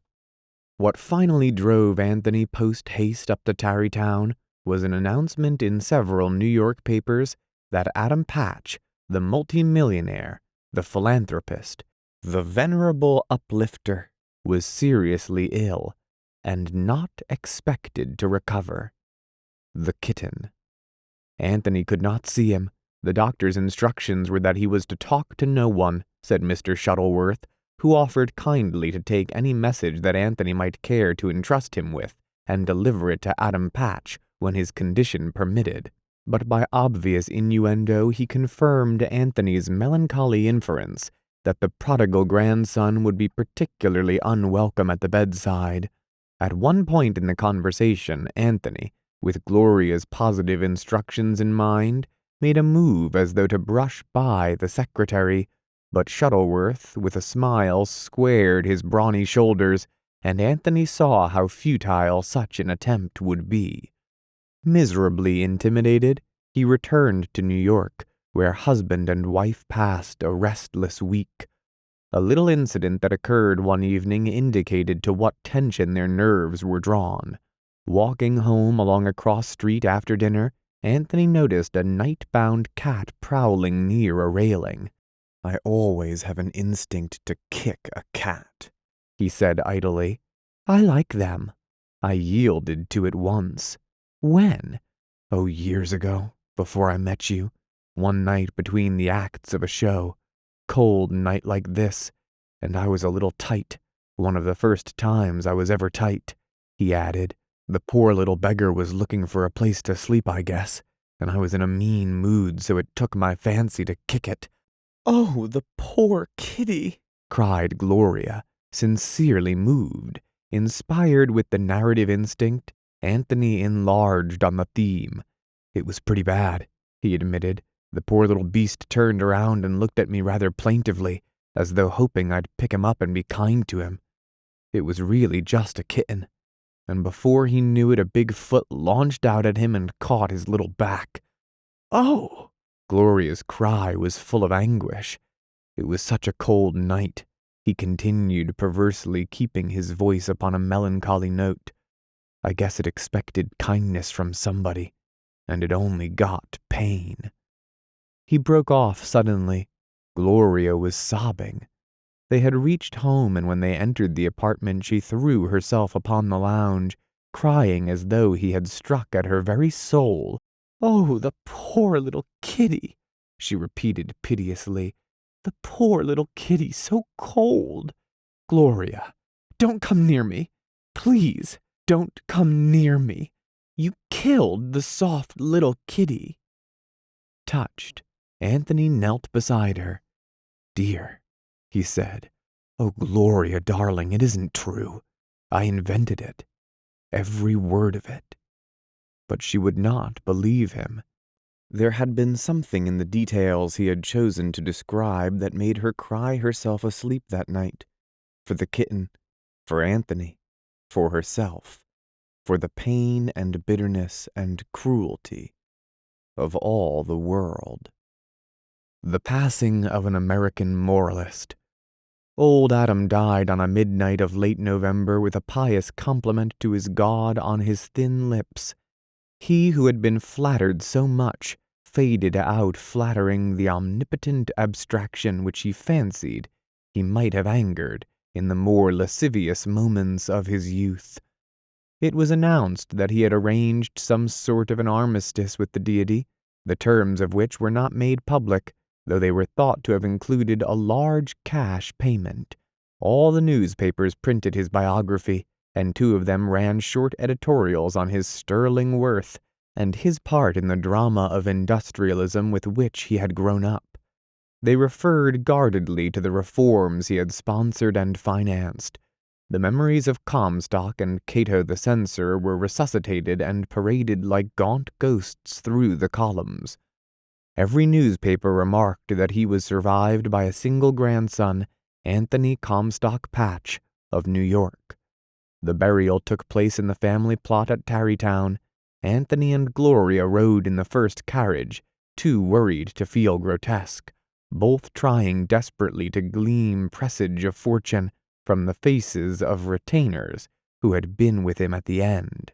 They waited a frantic week for decency, and then, having received no notification of any kind, Anthony called up his grandfather's lawyer. Mr. Brett was not in. He was expected back in an hour. Anthony left his telephone number. It was the last day of November, cool and crackling outside, with a lusterless sun peering bleakly in at the windows. While they waited for the call, ostensibly engaged in reading, the atmosphere, within and without, seemed pervaded with a deliberate rendition of the pathetic fallacy. After an interminable while, the bell jingled, and Anthony, starting violently, took up the receiver. "Hello?" His voice was strained and hollow. "Yes, I did leave word. Who is this, please?" "Yes. Why, it was about the estate. Naturally, I'm interested, and I've received no word about the reading of the will. I thought you might not have my address." "What?" "Yes." Gloria fell on her knees. The intervals between Anthony's speeches were like tourniquets winding on her heart. She found herself helplessly twisting the large buttons from a velvet cushion. Then, That's very, very odd. That's very odd. That's very odd. Not even any, mention or any, reason." His voice sounded faint and far away. She uttered a little sound, half gasp, half cry. "Yes, I'll see. All right. Thanks." "Thanks." The phone clicked. Her eyes, looking across the floor, saw his feet cut the pattern of a patch of sunlight on the carpet. She arose and faced him with a gray, level glance, just as his arms folded about her. "My dearest," he whispered huskily. "He did it. God damn him." Next day. "Who are the heirs?" asked Mr. Height. "You see, when you can tell me so little about it." Mr. Height was tall and bent and beetle-browed. He had been recommended to Anthony as an astute and tenacious lawyer. "I only know vaguely," answered Anthony.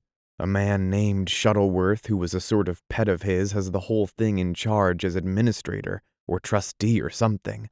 All except the direct bequests to charity, and the provisions for servants, and for those 2 cousins in Idaho." "How distant are the cousins?" "Oh, 3rd or 4th anyway. I never heard of them." Mr. Height nodded comprehensively. "And you want to contest a provision of the will?" "I guess so," admitted Anthony helplessly. "I want to do what sounds most hopeful. That's what I want you to tell me." "You want them to refuse probate to the will?" Anthony shook his head. "You've got me. I haven't any idea what probate is. I want a share of the estate." "Suppose you tell me some more details. For instance, do you know why the testator disinherited you?" "Why, yes," began Anthony. "You see, he was always a sucker for moral reform and all that." "I know," interjected Mr. Height humorlessly. "And I don't suppose he ever thought I was much good. I didn't go into business, you see. But I feel certain that up to last summer I was one of the beneficiaries. We had a house in Marietta, and one night Grandfather got the notion he'd come over and see us. It just happened that there was a rather gay party going on, and he arrived without any warning. Well, he took one look, he and this fellow Shuttleworth, and then turned around and tore right back to Tarrytown. After that, he never answered my letters, or even let me see him." "He was a prohibitionist, wasn't he?" "He was everything. Regular religious maniac." "How long before his death was the will made that disinherited you?" "Recently. I mean, since August. And you think that the direct reason for his not leaving you the majority of the estate was his displeasure with your recent actions? Yes, Mr. Height considered. Upon what grounds was Anthony thinking of contesting the will? Why, isn't there something about evil influence? Undue influence is one ground, but it's the most difficult. You would have to show that such pressure was brought to bear so that the deceased was in a condition where he disposed of his property contrary to his intentions. Well, suppose this fellow Shuttleworth dragged him over to Marietta just when he thought some sort of celebration was probably going on. That wouldn't have any bearing on the case. There's a strong division between advice and influence. You have to prove that the secretary had a sinister intention. I'd suggest some other grounds. A will is automatically refused probate in case of insanity, drunkenness. Here Anthony smiled. Or feeble-mindedness through premature old age. But, objected Anthony, his private physician being one of the beneficiaries, would testify that he wasn't feeble-minded. And he wasn't. As a matter of fact, he probably did just what he intended to with his money. It was perfectly consistent with everything he'd ever done in his life. Well, you see, feeble-mindedness is a great deal like undue influence. It implies that the property wasn't disposed of as originally intended. The most common ground is duress, physical pressure. Anthony shook his head. Not much chance on that, I'm afraid. Undue influence sounds best to me. After more discussion so technical as to be largely unintelligible to Anthony, he retained Mr. Height as counsel. The lawyer proposed an interview with Shuttleworth, who jointly with Wilson, Heimer, and Hardy was executor of the will. Anthony was to come back later in the week. It transpired that the estate consisted of approximately $40 million. The largest bequest to an individual was of $1 million to Edward Shuttleworth, who received in addition $30,000 a year salary as administrator of the $30 million trust fund, left to be doled out to various charities and reform societies, practically at his own discretion. The remaining $9 millions were proportioned among the two cousins in Idaho, and about 25 other beneficiaries, friends, secretaries, servants, and employees, who had at one time or another earned the seal of Adam Patch's approval. At the end of another fortnight, Mr. Height, on a retainer's fee of $15,000, had begun preparations for contesting the will. The winter of discontent. Before they had been 2 months in the little apartment on 57th Street, it had assumed for both of them the same identifiable but almost material taint that had impregnated the gray house in Marietta. There was the odor of tobacco always. Both of them smoked incessantly. It was in their clothes, their blankets, the curtains, and the ash-littered carpets. Added to this was the wretched aura of stale wine, with its inevitable suggestion of beauty gone foul and revelry remembered in disgust. About a particular set of glass goblets on the sideboard the odor was particularly noticeable, and in the main room the mahogany table was ringed with white circles where glasses had been set down upon it. There had been many parties. People broke things, people became sick in Gloria's bathroom, people spilled wine, people made unbelievable messes of the kitchenette. These things were a regular part of their existence. Despite the resolutions of many Mondays, it was tacitly understood as the weekend approached that it should be observed with some sort of unholy excitement. When Saturday came, they would not discuss the matter, but would call up this person or that from among their circle of sufficiently irresponsible friends and suggest a rendezvous. Only after the friends had gathered and Anthony had set out decanters would he murmur casually, "I guess I'll have just one highball myself." Then they were off for 2 days, realizing on a wintry dawn that they had been the noisiest and most conspicuous members of the noisiest and most conspicuous party at the Bol Miche, or the Club Ramée, or at other resorts much less particular about the hilarity of their clientele. They would find that they had somehow squandered $80 or $90. How, they never knew. They customarily attributed it to the general penury of the friends who had accompanied them. It began to be not unusual for the more sincere of their friends to remonstrate with them in the very course of a party, and to predict a somber end for them in the loss of Gloria's looks and Anthony's constitution. The story of the summarily interrupted revel in Marietta had, of course, leaked out in detail.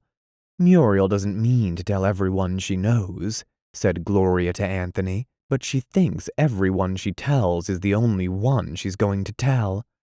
And diaphanously veiled, the tale had been given a conspicuous place in town tattle. When the terms of Adam Patch's will were made public and the newspapers printed items concerning Anthony's suit, the story was beautifully rounded out, to Anthony's infinite disparagement.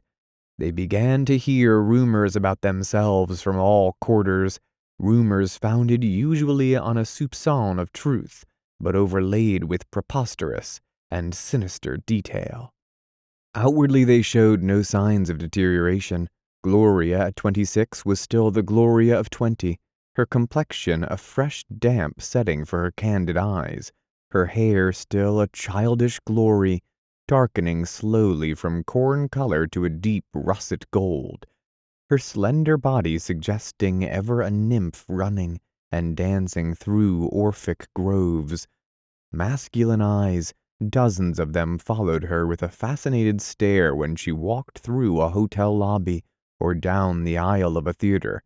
Men asked to be introduced to her, fell into prolonged states of sincere admiration, made definite love to her, for she was still a thing of exquisite and unbelievable beauty, and for his part Anthony had rather gained than lost in appearance.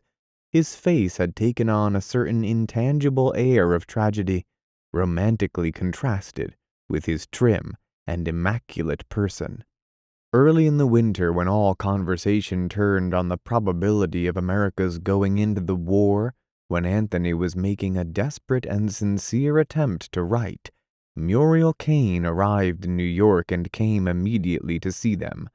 Like Gloria, she seemed never to change. She knew the latest slang, danced the latest dances, and talked of the latest songs and plays with all the fervor of her first season as a New York drifter. Her coyness was eternally new, eternally ineffectual. Her clothes were extreme. Her black hair was bobbed, now like Gloria's. "I've come up from the midwinter prom at New Haven," she announced, imparting her delightful secret. Though she must have been older then than any of the boys in college, she managed always to secure some sort of invitation, imagining vaguely that at the next party would occur the flirtation, which was to end at the romantic altar. "Where have you been?" inquired Anthony, unfailingly amused. "I've been at Hot Springs. It's been slick and peppy this fall. More men." "Are you in love, Muriel?" "What do you mean, love?" This was the rhetorical question of the year. "I'm going to tell you something," she said, switching the subject abruptly. "I suppose it's none of my business, but I think it's time for you two to settle down." "Why, we are settled down." "Yes, you are," she scoffed archly.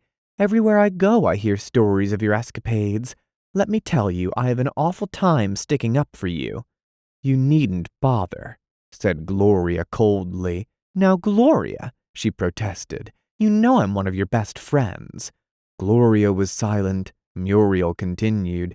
"It's not so much the idea of a woman drinking, but Gloria's so pretty, and so many people know her by sight all around, that it's naturally conspicuous." "What have you heard recently?" demanded Gloria, her dignity going down before her curiosity. "Well, for instance, that the party in Marietta killed Anthony's grandfather."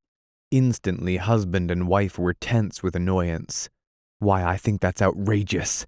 "That's what they say," persisted Muriel stubbornly. Anthony paced the room. "It's preposterous," he declared.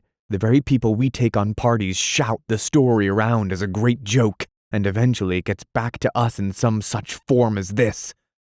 Gloria began running her finger through a stray reddish curl.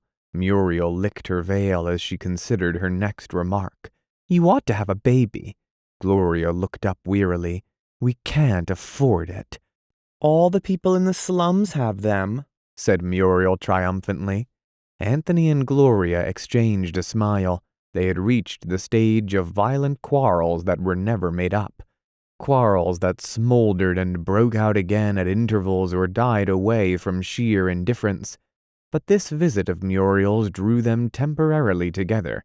When the discomfort under which they were living was remarked upon by a third party, it gave them the impetus to face this hostile world together.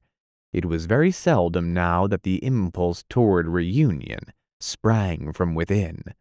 Anthony found himself associating his own existence with that of the apartment's night elevator man, a pale, scraggly, bearded person of about 60, with an air of being somewhat above his station. It was probably because of this quality that he had secured the position. It made him a pathetic and memorable figure of failure. Anthony recollected without humor a hoary jest about the elevator man's career being a matter of ups and downs. It was, at any rate, an enclosed life of infinite dreariness. Each time Anthony stepped into the car, he waited breathlessly for the old man's, "Well, I guess we're going to have some sunshine today." Anthony thought how little rain or sunshine he would enjoy, shut into that close little cage in the smoke-colored windowless hall. A darkling figure, he attained tragedy in leaving the life that had used him so shabbily. 3 young gunmen came in one night, tied him up, and left him on a pile of coal in the cellar while they went through the trunk room. When the janitor found him next morning, he had collapsed from chill. He died of pneumonia 4 days later. He was replaced by a glib Martinique Negro with an incongruous British accent and a tendency to be surly, whom Anthony detested. The passing of the old man had approximately the same effect on him that the kitten story had had on Gloria. He was reminded of the cruelty of all life, and in consequence, of the increasing bitterness of his own. He was writing, and in earnest at last. He had gone to Dick and listened for a tense hour to an elucidation of those minutiae of procedure, which hitherto he had rather scornfully looked down upon. He needed money immediately. He was selling bonds every month to pay their bills. Dick was frank and explicit. So far as articles on literary subjects in these obscure magazines go, you couldn't make enough to pay your rent. Of course, if a man has the gift of humor or a chance at a big biography or some specialized knowledge, he may strike it rich. But for you, fiction's the only thing. You say you need money right away? I certainly do. Well, it'd be a 1.5 years before you'd make any money out of a novel. Try some popular short stories. And by the way, unless they're exceptionally brilliant, they have to be cheerful and on the side of the heaviest artillery to make you any money. Anthony thought of Dick's recent output, which had been appearing in a well-known monthly. It was concerned chiefly with the preposterous actions of a class of sawdust effigies, who, one was assured, were New York society people, and it turned, as a rule, upon questions of the heroine's technical purity, with mock sociological overtones about the mad antics of the 400. "But your stories," exclaimed Anthony aloud, almost involuntarily. "Oh, that's different," Dick asserted astoundingly. "I have a reputation, you see, so I'm expected to deal with strong themes." Anthony gave an interior start, realizing with this remark how much Richard Caramel had fallen off. Did he actually think that these amazing latter productions were as good as his first novel? Anthony went back to the apartment and set to work. He found that the business of optimism was no mean task. After 6 futile starts, he went to the public library and for a week investigated the files of a popular magazine. Then, better equipped, he accomplished his first story, The Dictaphone of Fate. It was founded upon one of his few remaining impressions of that 6 weeks in Wall Street the year before. It purported to be the sunny tale of an office boy who, quite by accident, hummed a wonderful melody into the dictaphone. The cylinder was discovered by the boss's brother, a well-known producer of musical comedy, and then immediately lost. The body of the story was concerned with the pursuit of the missing cylinder and the eventual marriage of the noble office boy, now a successful composer, to Miss Rooney, the virtuous stenographer who was half Joan of Arc and half Florence Nightingale. He had gathered that this was what the magazines wanted. He offered in his protagonists the customary denizens of the pink and blue literary world, immersing them in a saccharine plot that would offend not a single stomach in Marietta. He had it typed in double space, this last as advised by a booklet, Success as a Writer Made Easy, by R. Meggs Weidelstein, which assured the ambitious plumber of the futility of perspiration, since after a 6-lesson course he could make at least $1,000 a month. After reading it to a bored Gloria and coaxing from her the immemorial remark that it was better than a lot of stuff that gets published, he satirically affixed the nom de plume of Gilles de Sade, enclosed the proper return envelope, and sent it off. Following the gigantic labor of conception, he decided to wait until he heard from the first story before beginning another. Dick had told him that he might get as much as $200. If by any chance it did happen to be unsuited, the editor's letter would no doubt give him an idea of what changes should be made. "It is, without question, the most abominable piece of writing in existence," said Anthony. The editor quite conceivably agreed with him. He returned the manuscript with a rejection slip. Anthony sent it off elsewhere and began another story. The second one was called The Little Open Doors. It was written in 3 days. It concerned the occult. An estranged couple were brought together by a medium in a vaudeville show.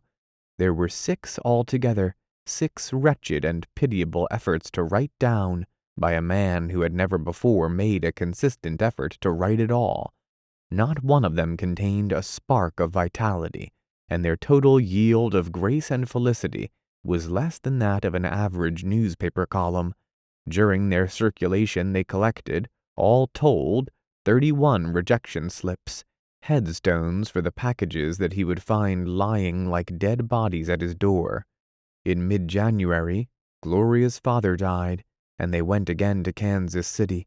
A miserable trip for Gloria brooded interminably, not upon her father's death, but on her mother's. Russell Gilbert's affairs having been cleared up, they came into possession of about $3,000 and a great amount of furniture. This was in storage, for he had spent his last days in a small hotel. It was due to his death that Anthony made a new discovery concerning Gloria. On the journey east she disclosed herself astonishingly as a bilphist. "Why, Gloria," he cried, "you don't mean to tell me you believe that stuff?" "Well," she said defiantly, "why not?" "Because it's fantastic. You know that in every sense of the word you're an agnostic. You'd laugh at any orthodox form of Christianity, and then you come out with the statement that you believe in some silly rule of reincarnation? What if I do? I've heard you and Maury and everyone else for whose intellect I have the slightest respect agree that life as it appears is utterly meaningless. But it's always seemed to me that if I were unconsciously learning something here, it might not be so meaningless. You're not learning anything. You're just getting tired. And if you must have a faith to soften things, take up one that appeals to the reason of someone beside a lot of hysterical women. A person like you oughtn't to accept anything unless it's decently demonstrable. I don't care about truth. I want some happiness." "Well, if you've got a decent mind, the second has got to be qualified by the first. Any simple soul can delude himself with mental garbage." "I don't care," she held out stoutly. "And what's more, I'm not propounding any doctrine." The argument faded off, but reoccurred to Anthony several times thereafter. It was disturbing to find this old belief, evidently assimilated from her mother, inserting itself again under its immemorial disguise as an innate idea. They reached New York in March after an expensive and ill-advised week spent in hot springs, and Anthony resumed his abortive attempts at fiction.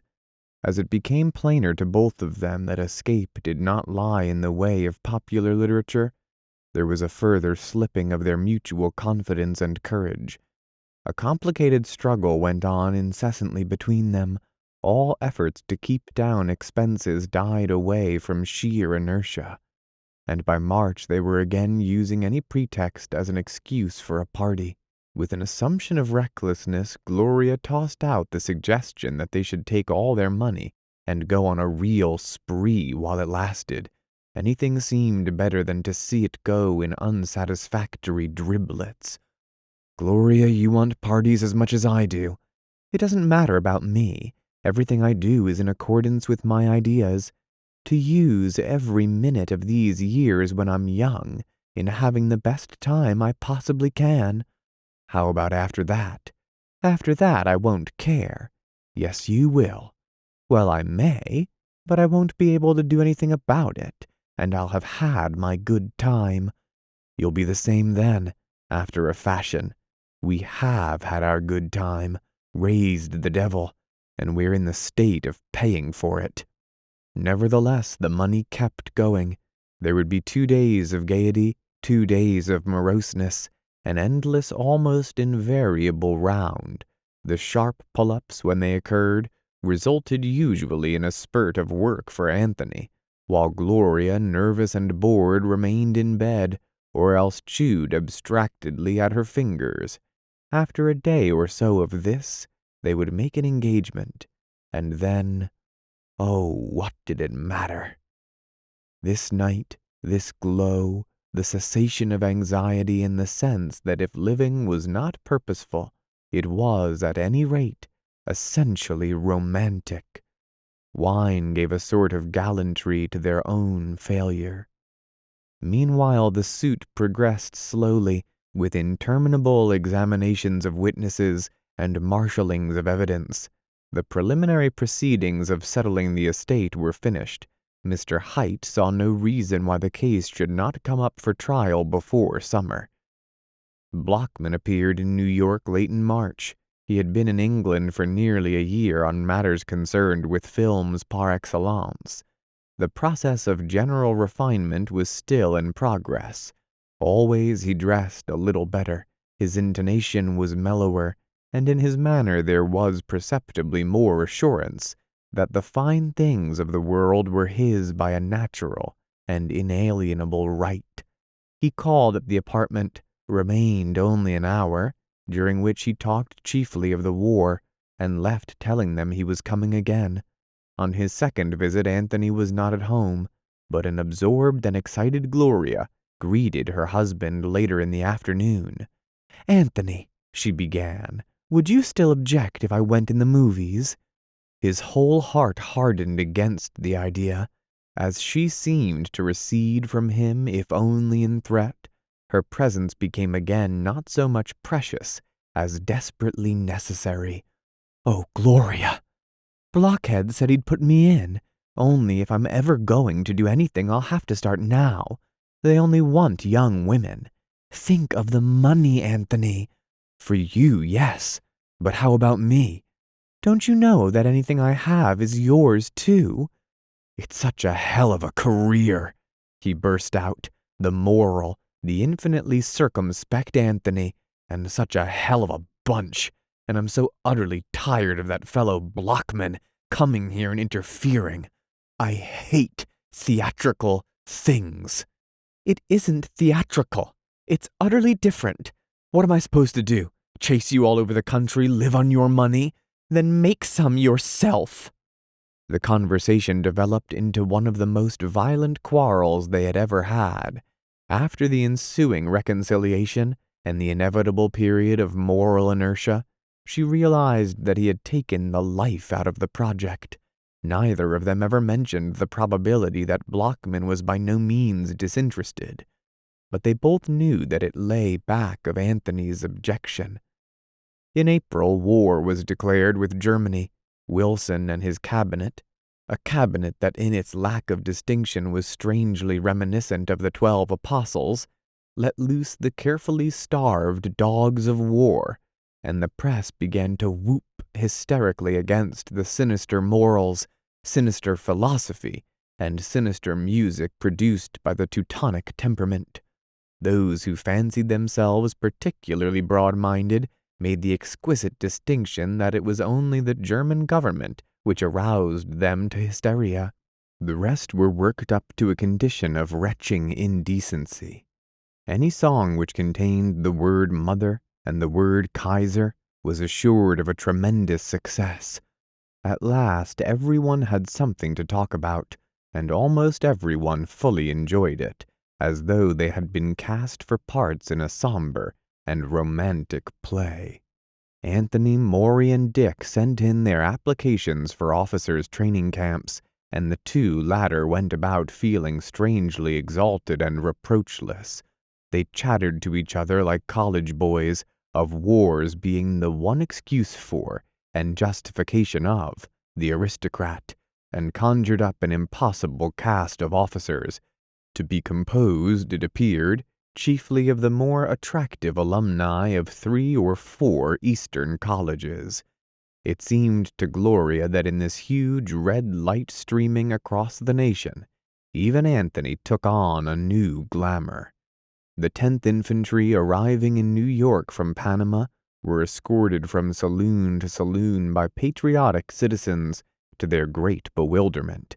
West Pointers began to be noticed for the first time in years, and the general impression was that everything was glorious, but not half so glorious as it was going to be pretty soon, and that everybody was a fine fellow, and every race a great race, always excepting the Germans, and in every strata of society, outcasts and scapegoats had but to appear in uniform to be forgiven, cheered, and wept over by relatives, ex-friends, and utter strangers. Unfortunately, a small and precise doctor decided that there was something the matter with Anthony's blood pressure. He could not conscientiously pass him for an officer's training camp. The Broken Lute. Their 3rd anniversary passed uncelebrated, unnoticed.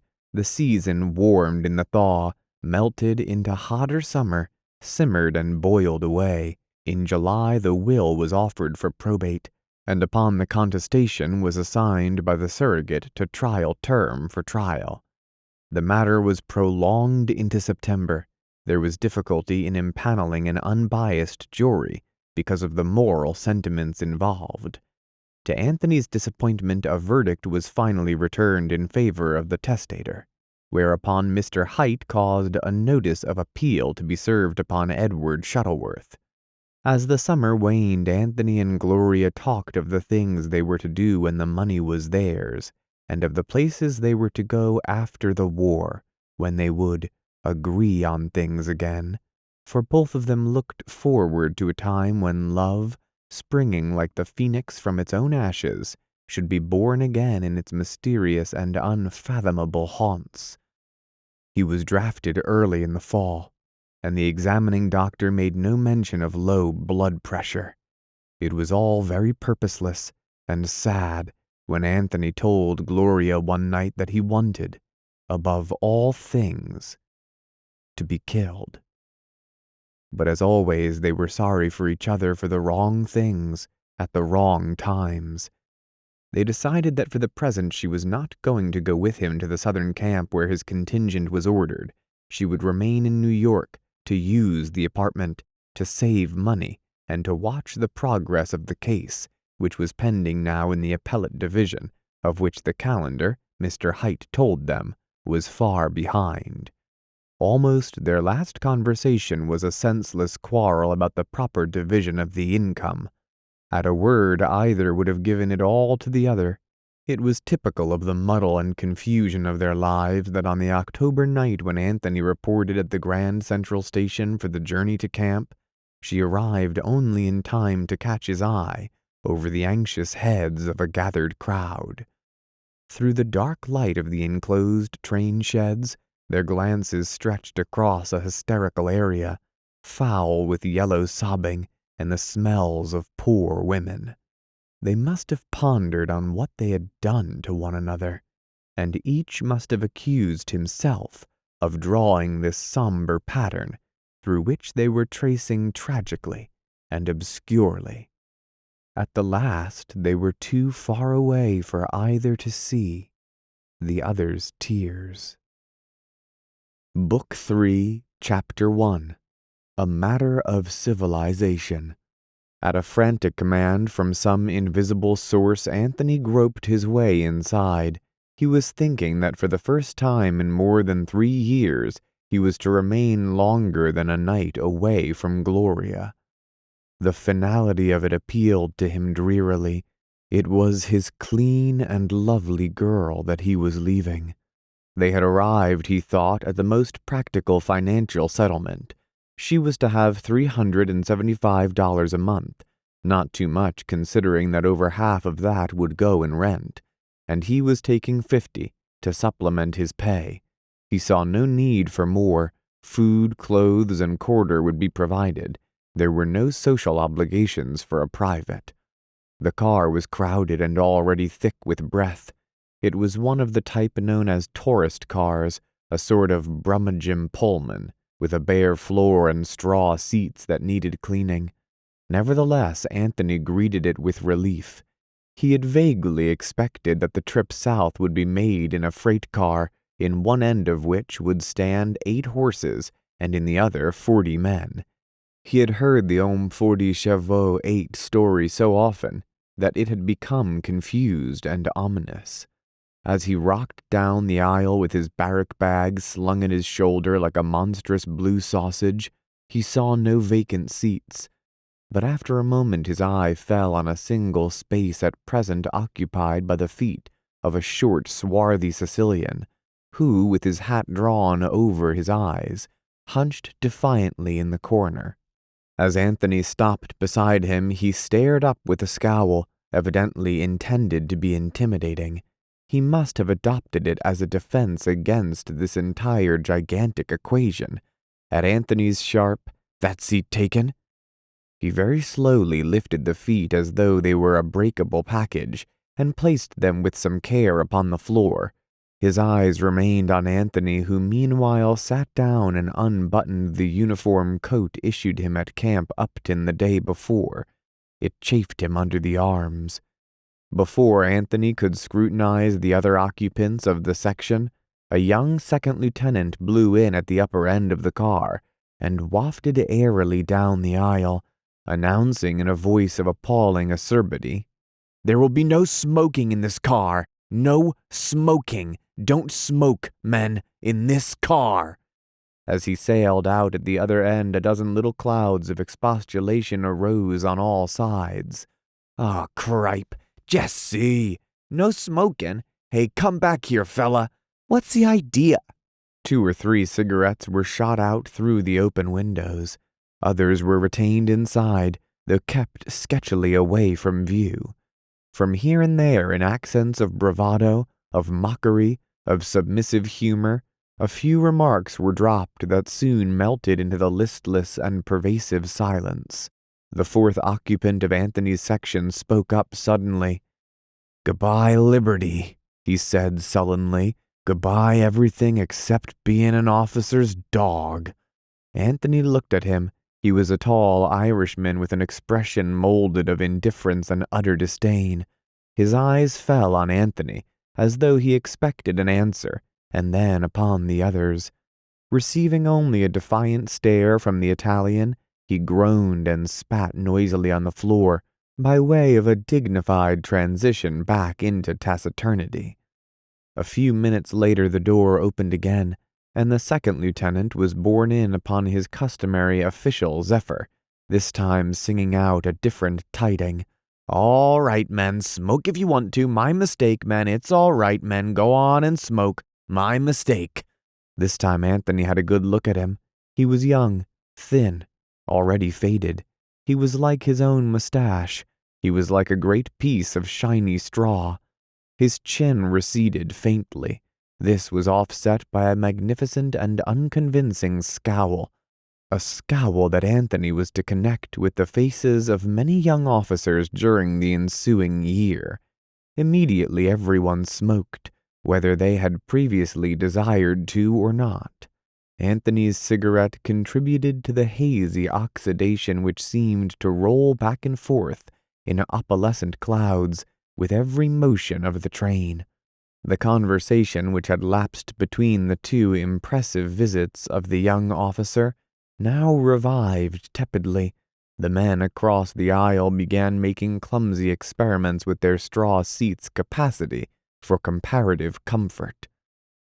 2 card games, half-heartedly begun, soon drew several spectators to sitting position on the arms of seats. In a few minutes, Anthony became aware of a persistently obnoxious sound. The small, defiant Sicilian had fallen audibly asleep. It was wearisome to contemplate that animate protoplasm, reasonable by courtesy only, shut up in a car by an incomprehensible civilization, taken somewhere to do a vague something without aim, or significance, or consequence. Anthony sighed, opened a newspaper which he had no recollection of buying, and began to read by the dim yellow light. 10 o'clock bumped stuffily into 11. The hours clogged and caught and slowed down. Amazingly, the train halted along the dark countryside, from time to time indulging in short, deceitful movements backward or forward, and whistling harsh paeans into the high October night. Having read his newspaper through, editorials, cartoons, and war poems, his eye fell on a half-column headed Shakespeareville, Kansas. It seemed that the Shakespeareville Chamber of Commerce had recently held an enthusiastic debate as to whether the American soldiers should be known as Sammies or battling Christians. The thought gagged him. He dropped the newspaper, yawned, and let his mind drift off at a tangent. He wondered why Gloria had been late. It seemed so long ago already. He had a pang of elusive loneliness. He tried to imagine from what angle she would regard her new position, what place in her considerations he would continue to hold. The thought acted as a further depressant. He opened his paper and began to read again. The members of the Chamber of Commerce in Shakespeareville had decided upon Liberty Lads.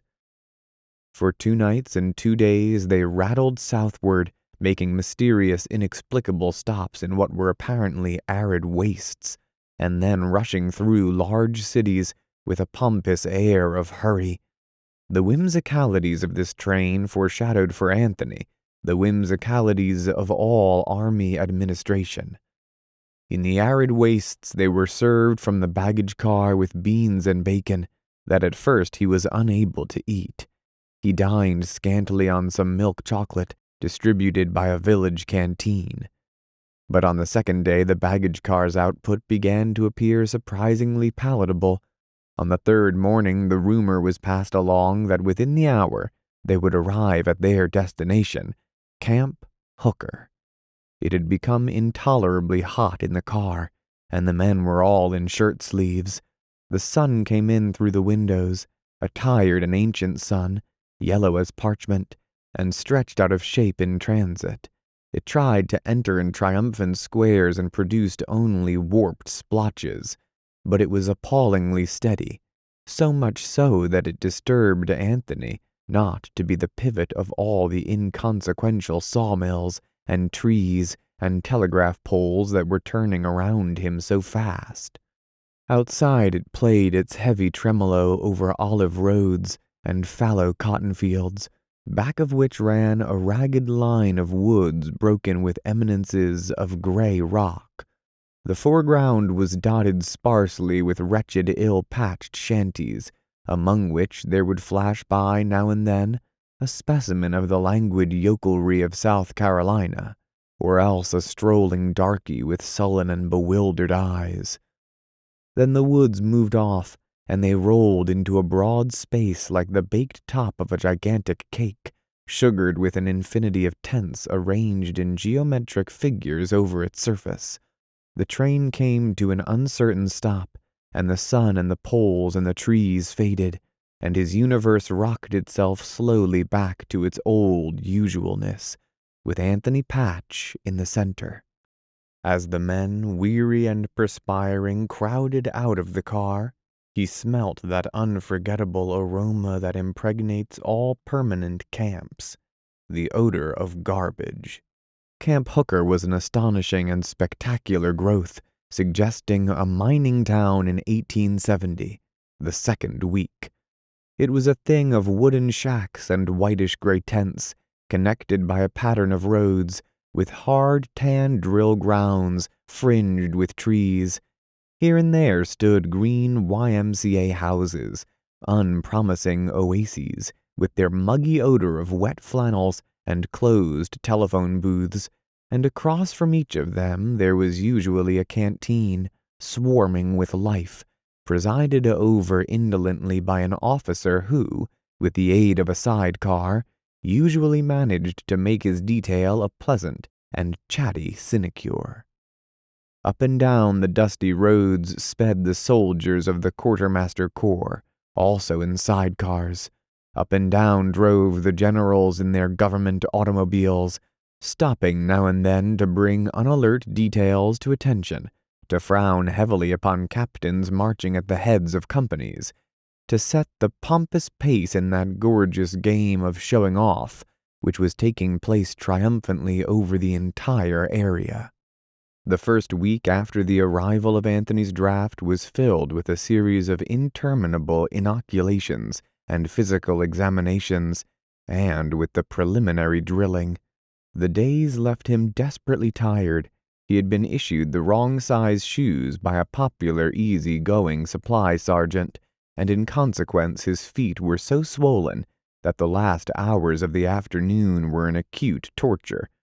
For the first time in his life, he could throw himself down on his cot between dinner and afternoon drill call, and seeming to sink with each moment deeper into a bottomless bed, drop off immediately to sleep, while the noise and laughter around him faded to a pleasant drone of drowsy summer sound.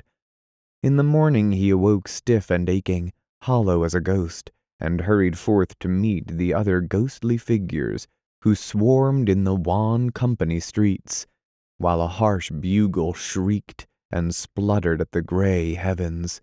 He was in a skeleton infantry company of about 100 men. After the invariable breakfast of fatty bacon, cold toast, and cereal, the entire 100 would rush for the latrines, which, however well policed, seemed always intolerable, like the lavatories in cheap hotels. Out on the field, then, in ragged order, the lame man on his left grotesquely marring Anthony's listless efforts to keep in step, the platoon sergeants either showing off violently to impress the officers and recruits, or else quietly lurking in close to the line of march, avoiding both labor and unnecessary visibility. When they reached the field, work began immediately. They peeled off their shirts for calisthenics. This was the only part of the day that Anthony enjoyed. Lieutenant Kretching, who presided at the antics, was sinewy and muscular, and Anthony followed his movements faithfully, with a feeling that he was doing something of positive value to himself. The other officers and sergeants walked about among the men with the malice of schoolboys, grouping here and there around some unfortunate who lacked the muscular control, giving him confused instructions and commands. When they discovered a particularly forlorn, ill-nourished specimen, they would linger the full half-hour, making cutting remarks and snickering among themselves. One little officer named Hopkins, who had been a sergeant in the regular army, was particularly annoying.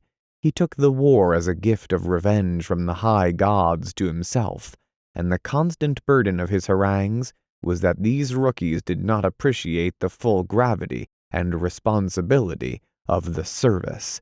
He considered that by a combination of foresight and dauntless efficiency, he had raised himself to his current magnificence. He aped the particular tyrannies of every officer under whom he had served in times gone by. His frown was frozen on his brow.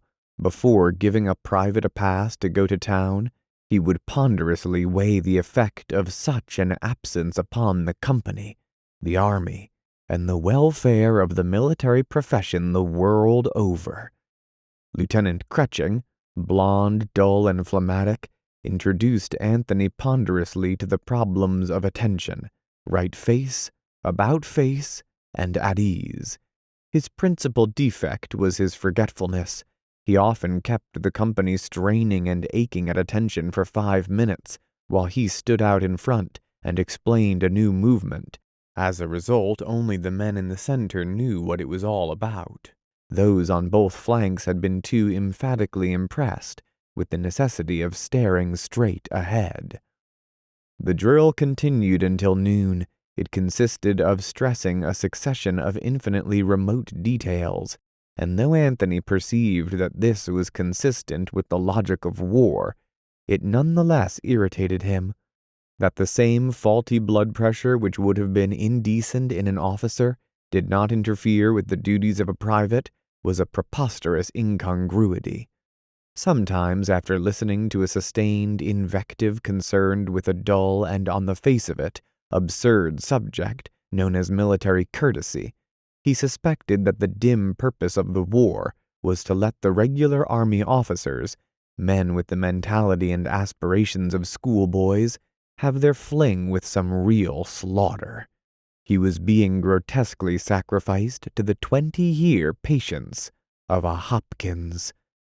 Of his 3 tent-mates, a flat-faced conscientious objector from Tennessee, a big scared Pole, and the disdainful Celt whom he had sat beside on the train, the 2 former spent the evening in writing eternal letters home, while the Irishman sat in the tent door whistling over and over to himself 6 shrill and monotonous bird calls.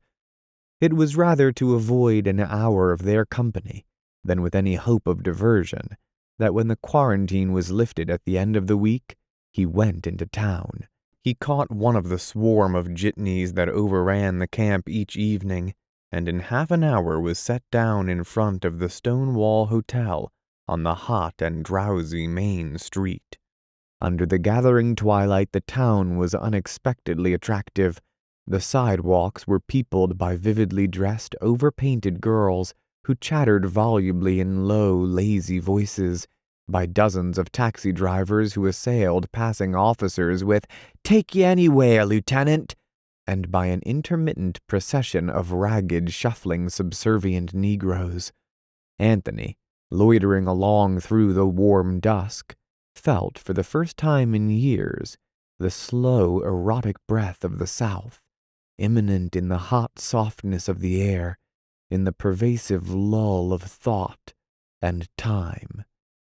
He had gone about a block when he was arrested suddenly by a harsh command at his elbow. "Haven't you been taught to salute officers?" He looked dumbly at the man who addressed him, a stout, black-haired captain who fixed him menacingly with brown pop eyes. "Come to attention!" The words were literally thundered. A few pedestrians nearby stopped and stared. A soft-eyed girl in a lilac dress tittered to her companion. Anthony came to attention. "What's your regiment and company?" Anthony told him. "After this, when you pass an officer on the street, you straighten up and salute." "All right." "Say yes, sir." "Yes, sir." The stout officer grunted, turned sharply, and marched down the street. After a moment, Anthony moved on. The town was no longer indolent and exotic. The magic was suddenly gone out of the dusk. His eyes were turned precipitately inward upon the indignity of his position. He hated that officer, every officer. Life was unendurable. After he had gone half a block, he realized that the girl in the lilac dress who had giggled at his discomfiture was walking with her friend about 10 paces ahead of him. Several times she had turned and stared at Anthony, with cheerful laughter in the large eyes that seemed the same color as her gown. At the corner, she and her companion visibly slackened their pace. He must make his choice between joining them and passing obliviously by. He passed, hesitated, then slowed down. In a moment the pair were abreast of him again, dissolved in laughter now, not such strident mirth as he would have expected in the North from actresses in this familiar comedy, but a soft, low rippling, like the overflow from some subtle joke into which he had inadvertently blundered. "How do you do?" he said. Her eyes were soft as shadows. Were they violet, or was it their blue darkness mingling with the gray hues of dusk? "Pleasant evening?" ventured Anthony uncertainly. "Sure is," said the second girl. "Hasn't been a very pleasant evening for you," sighed the girl in lilac. Her voice seemed as much a part of the night as the drowsy breeze stirring the wide brim of her hat. "He had to have a chance to show off," said Anthony with a scornful laugh. "Reckon so," she agreed. They turned the corner and moved lackadaisically up a side street, as if following a drifting cable to which they were attached. In this town it seemed entirely natural to turn corners like that. It seemed natural to be bound nowhere in particular, to be thinking nothing.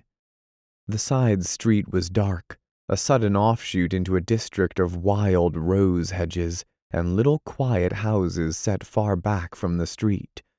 "Where are you going?" he inquired politely. "Just goin'." The answer was an apology, a question, an explanation. "Can I stroll along with you?" "Reckon so." It was an advantage that her accent was different. He could not have determined the social status of a Southerner from her talk. In New York, a girl of a lower class would have been raucous, unendurable, except through the rosy spectacles of intoxication. Dark was creeping down. Talking little, Anthony in careless, casual questions, the other two with provincial economy of phrase and burden, they sauntered past another corner and another. In the middle of a block, they stopped beneath a lamp-post. "I live near here," explained the other girl. "I live around the block," said the girl in lilac. "Can I see you home?" "To the corner if you want to." The other girl took a few steps backward. Anthony removed his hat. "You're supposed to salute," said the girl in lilac with a laugh. "All the soldiers salute." "I'll learn," he responded soberly. The other girl said, "Well," hesitated, then added, "Call me up tomorrow, Dot," and retreated from the yellow circle of the street lamp. Then, in silence, Anthony and the girl in lilac walked the 3 blocks to the small rickety house which was her home. Outside the wooden gate she hesitated. "Well, thanks. Must you go in so soon?" "I ought to." "Can't you stroll around a little longer?" She regarded him dispassionately. "I don't even know you." Anthony laughed. "It's not too late." "I reckon I better go in." "I thought we might walk down and see a movie." "I'd like to." "Then I could bring you home. I'd have just enough time. I've got to be in camp by 11. It was so dark that he could scarcely see her now. She was a dress, swayed infinitesimally by the wind. 2 limpid, reckless eyes. "Why don't you come?" Dot. "Don't you like movies?" "Better come." She shook her head. "I oughtn't to." He liked her, realizing that she was temporizing for the effect on him. He came closer and took her hand. "If we get back by 10, can't you?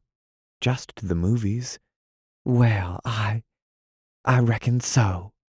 Hand in hand they walked back toward downtown, along a hazy, dusky street where a Negro newsboy was calling an extra in the cadence of the local vendor's tradition, a cadence that was as musical as song. Dot. Anthony's affair with Dorothy Raycroft was an inevitable result of his increasing carelessness about himself. He did not go to her desiring to possess the desirable, nor did he fall before a personality more vital, more compelling than his own, as he had done with Gloria 4 years before. He merely slid into the matter through his inability to make definite judgments. He could say no, neither to man nor woman. Borrower and temptress alike found him tender-minded and pliable. Indeed, he seldom made decisions at all, and when he did they were but half-hysterical resolves, formed in the panic of some aghast and irreparable awakening. The particular weakness he indulged on this occasion was his need of excitement and stimulus from without. He felt that for the first time in 4 years he could express and interpret himself anew. The girl promised rest.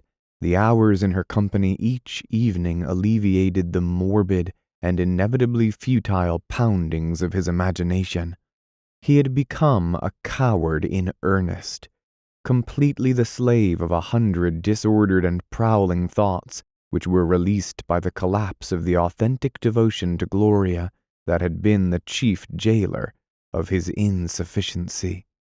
On that first night as they stood by the gate he kissed Dorothy and made an engagement to meet her the following Saturday, then went out to camp, and with the light burning lawlessly in his tent, he wrote a long letter to Gloria, a glowing letter, full of the sentimental dark, full of the remembered breath of flowers, full of a true and exceeding tenderness. These things he had learned again for a moment, in a kiss given and taken under a rich, warm moonlight, just an hour before. When Saturday night came, he found Dot waiting at the entrance of the Bijou Moving Picture Theater. She was dressed as on the preceding Wednesday, in her lilac gown of frailest organdy, but it had evidently been washed and starched since then, for it was fresh and unrumpled. Daylight confirmed the impression he had received that in a sketchy, faulty way, she was lovely. She was clean. Her features were small, irregular, but eloquent and appropriate to each other. She was a dark, enduring little flower.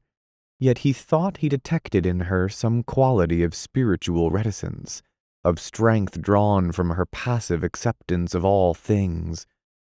In this, he was mistaken. Dorothy Raycroft was 19. Her father had kept a small, unprosperous corner store, and she had graduated from high school in the lowest fourth of her class 2 days before he died. At high school she had enjoyed a rather unsavory reputation. As a matter of fact, her behavior at the class picnic, where the rumors started, had been merely indiscreet. She had retained her technical purity until over a year later. The boy had been a clerk in a store on Jackson Street, and on the day after the incident he departed unexpectedly to New York. He had been intending to leave for some time, but had tarried for the consummation of his amorous enterprise. After a while she confided the adventure to a girlfriend, and later as she watched her friend disappear down the sleepy street of dusty sunshine, she knew in a flash of intuition that her story was going out into the world. Yet after telling it she felt much better, and a little bitter, and made as near an approach to character as she was capable of by walking in another direction and meeting another man with the honest intention of gratifying herself again. As a rule, things happened to Dot. She was not weak, because there was nothing in her to tell her she was being weak. She was not strong, because she never knew that some of the things she did were brave. She neither defied nor conformed, nor compromised. She had no sense of humor, but, to take its place, a happy disposition that made her laugh at the proper times when she was with men. She had no definite intentions. Sometimes she regretted vaguely that her reputation precluded what chance she had ever had for security. There had been no open discovery, Her mother was interested only in starting her off on time each morning for the jewelry store where she earned $14 a week. But some of the boys she had known in high school now looked the other way when they were walking with nice girls, and these incidents hurt her feelings. When they occurred, she went home and cried. Besides the Jackson Street clerk, there had been 2 other men, of whom the first was a naval officer who passed through town during the early days of the war. He had stayed overnight to make a connection and was leaning idly against one of the pillars of the Stonewall Hotel when she passed by. He remained in town 4 days. She thought she loved him, lavished on him that first hysteria of passion that would have gone to the pusillanimous clerk. The naval officer's uniform, there were few of them in those days, had made the magic. He left with vague promises on his lips, and once, on the train, rejoiced that he had not told her his real name. Her resultant depression had thrown her into the arms of Cyrus Fielding, the son of a local clothier, who had hailed her from his roadster one day as she passed along the sidewalk. She had always known him by name. Had she been born to a higher stratum, he would have known her before. She had descended a little lower, so he met her after all. After a month he had gone away to training camp, a little afraid of the intimacy, a little relieved in perceiving that she had not cared deeply for him, and that she was not the sort who would ever make trouble. Dot romanticized this affair, and conceded to her vanity that the war had taken these men away from her.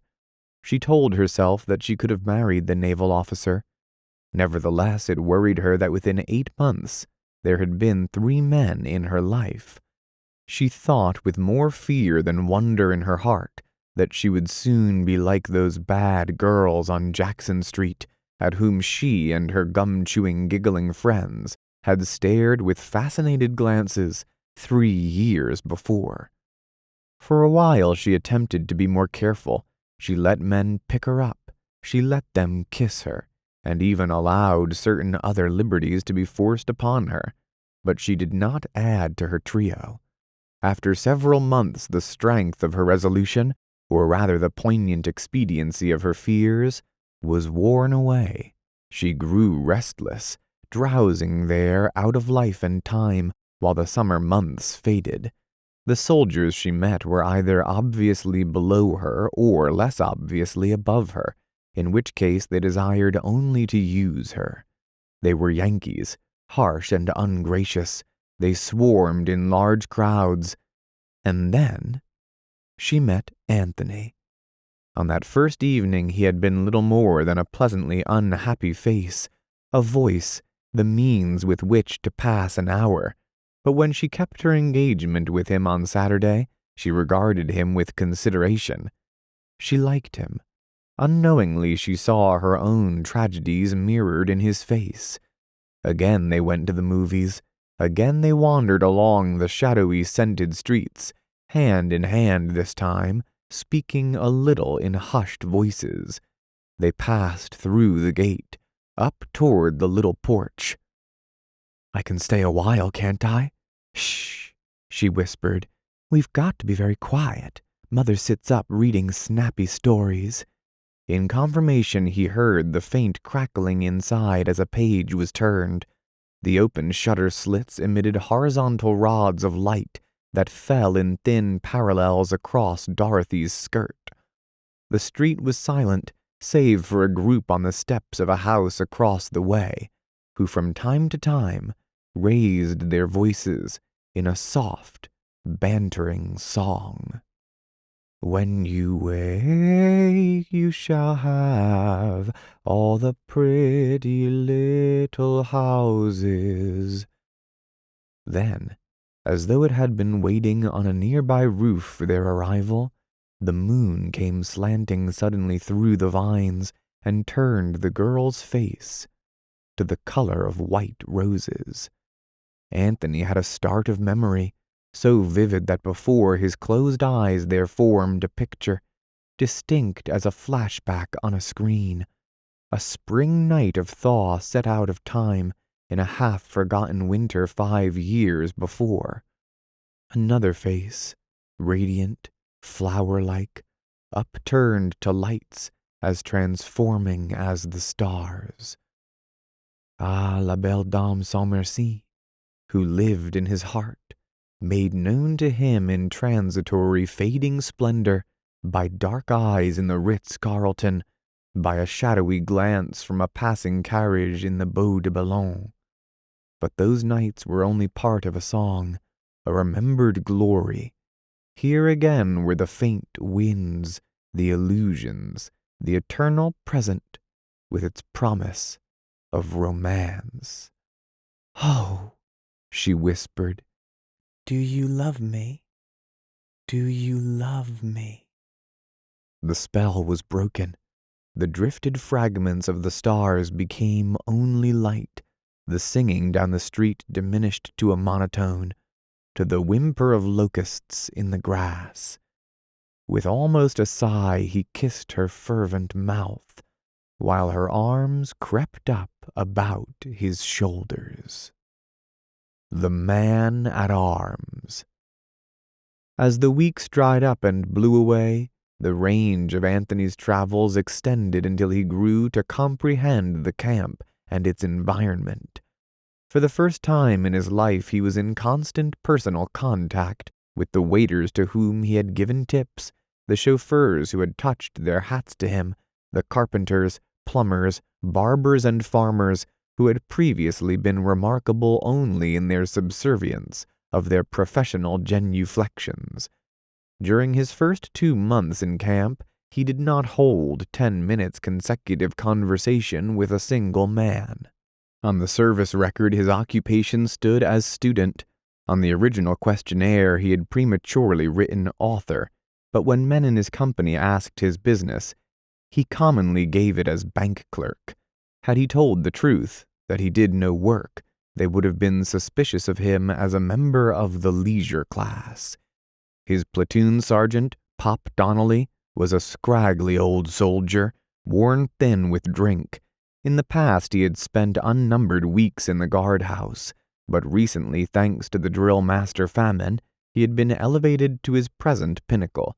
His complexion was full of shell holes. It bore an unmistakable resemblance to those aerial photographs of the battlefield at blank.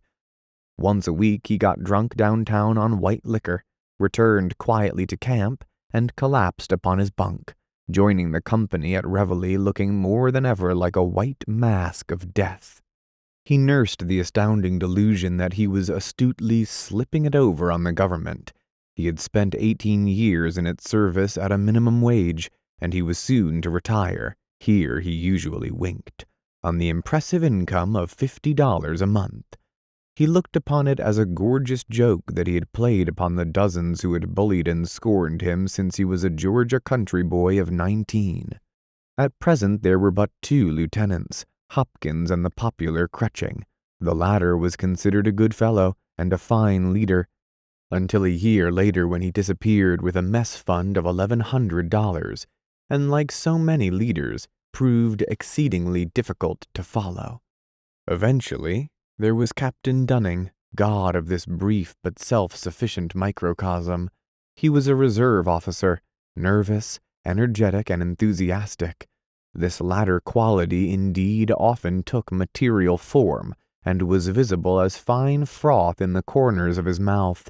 Like most executives, he saw his charges strictly from the front, and to his hopeful eyes, his command seemed just such an excellent unit as such an excellent war deserved.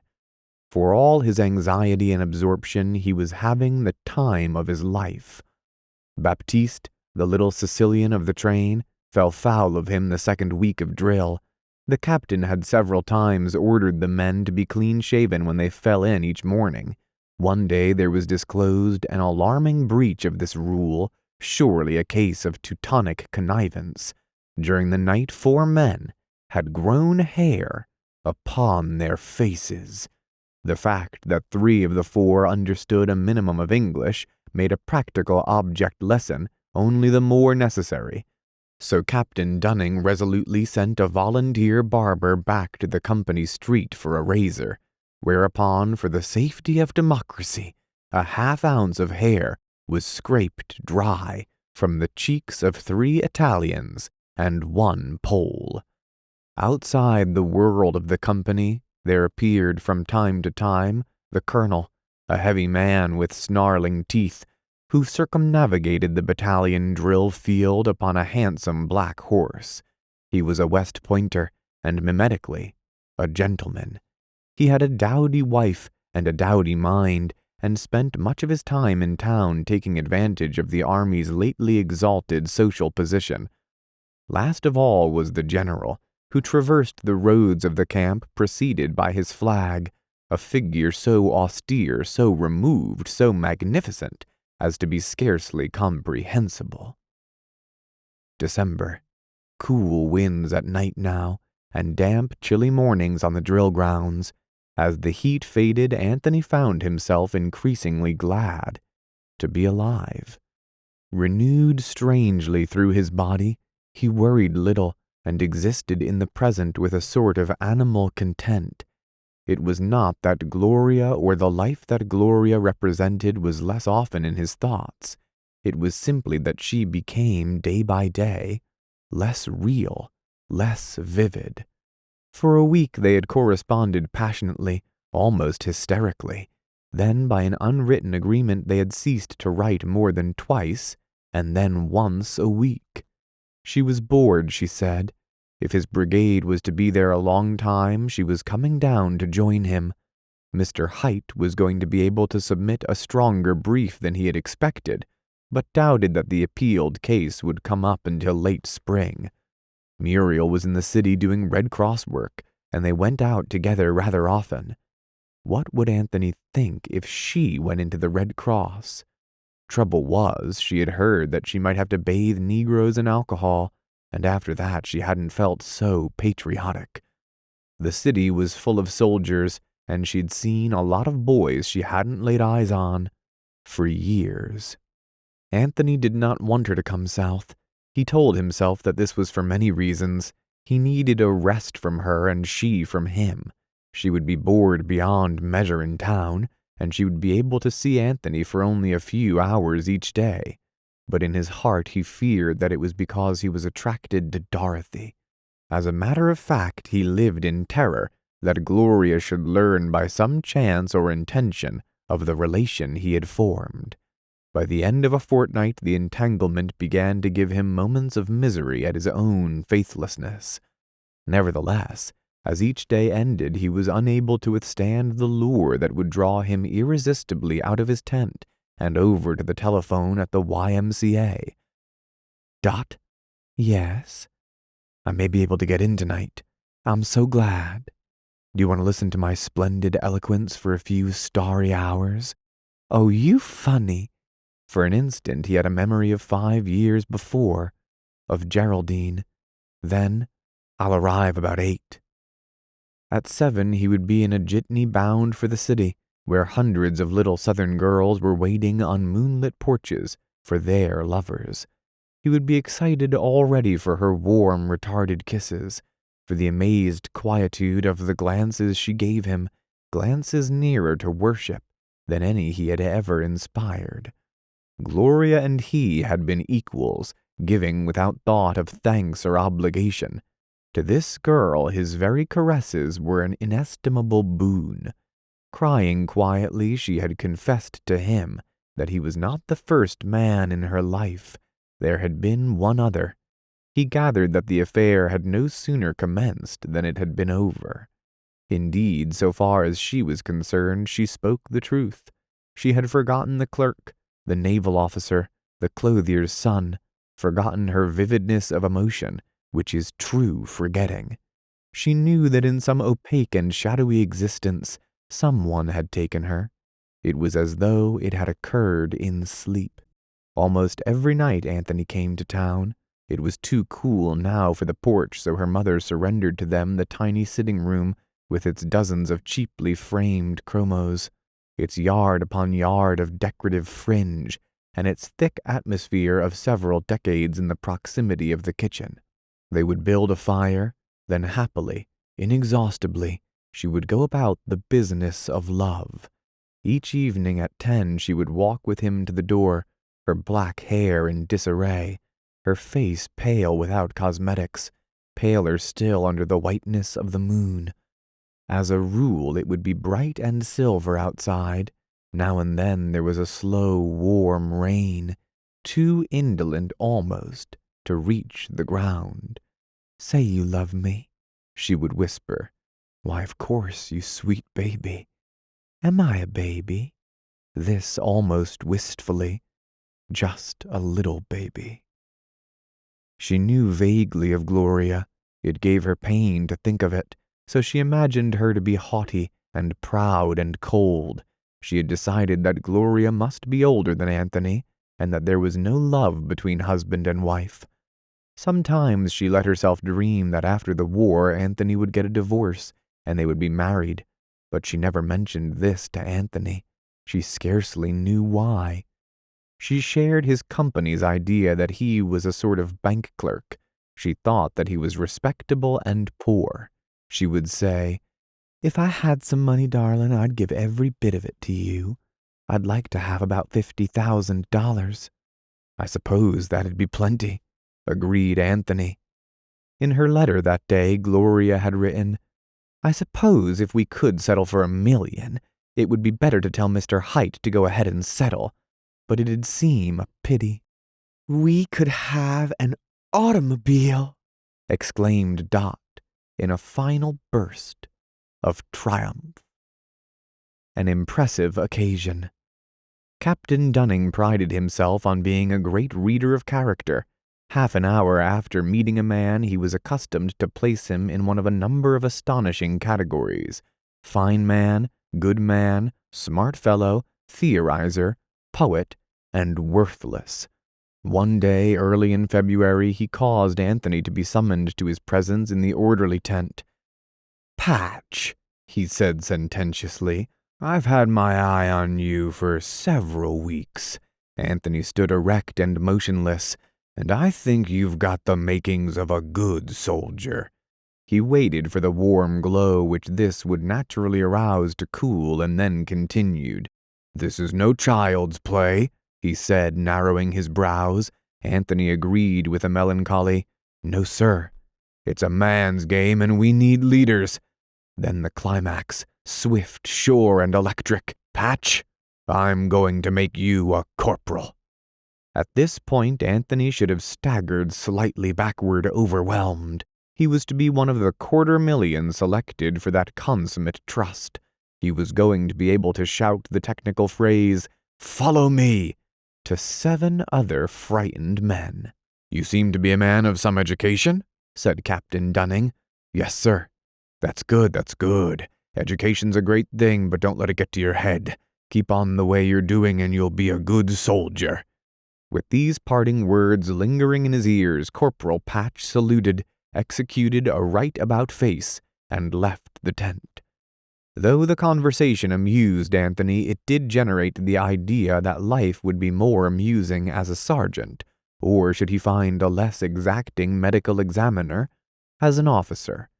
He was little interested in the work, which seemed to belie the Army's boasted gallantry. At the inspections one did not dress up to look well, one dressed up to keep from looking badly.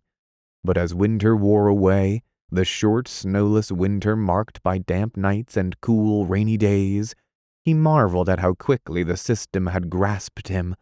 He was a soldier. All who were not soldiers were civilians. The world was divided primarily into those 2 classifications. It occurred to him that all strongly accentuated classes, such as the military, divided men into 2 kinds, their own kind and those without. To the clergyman there were clergy and laity. To the Catholic there were Catholics and non-Catholics. To the Negro there were blacks and whites. To the prisoner there were the imprisoned and the free. And to the sick man there were the sick and the well. So without thinking of it once in his lifetime, he had been a civilian, a layman, a non-Catholic, a Gentile, white, free, and well. As the American troops were poured into the French and British trenches, He began to find the names of many Harvard men among the casualties recorded in the Army and Navy Journal. But for all the sweat and blood, the situation appeared unchanged, and he saw no prospect of the wars ending in the perceptible future. In the old chronicles, the right wing of one army always defeated the left wing of the other, the left wing being, meanwhile, vanquished by the enemy's right. After that, the mercenaries fled. It had been so simple in those days, almost as if prearranged. Gloria wrote that she was reading a great deal. What a mess they had made of their affairs, she said. She had so little to do now that she spent her time imagining how differently things might have turned out. Her whole environment appeared insecure, and a few years back she had seemed to hold all the strings in her own little hand. In June her letters grew hurried and less frequent. She suddenly ceased to write about coming south. Defeat. March in the country around was rare with jasmine and jonquils and patches of violets in the warming grass. Afterward he remembered especially one afternoon of such a fresh and magic glamour that as he stood in the rifle pit marking targets he recited Atalanta in Caledon to an uncomprehending Pole, his voice mingling with the rip, sing, and splatter of the bullets overhead. When the hounds of spring are on the winter's traces, the mother of months, "Hey, come to! Mark 3! In town the streets were in a sleepy dream again, and together Anthony and Dot idled in their own tracks of the previous autumn, until he began to feel a drowsy attachment for this South, a South it seemed more of Algiers than of Italy, with faded aspirations pointing back over innumerable generations to some warm, primitive nirvana, without hope or care. Here there was an inflection of cordiality, of comprehension in every voice. Life plays the same lovely and agonizing joke on all of us, they seemed to say in their plaintive, pleasant cadence, in the rising inflection terminating on an unresolved minor. He liked his barber shop where he was "Hi, Corporal," to a pale, emaciated young man who shaved him and pushed a cool, vibrating machine endlessly over his insatiable head.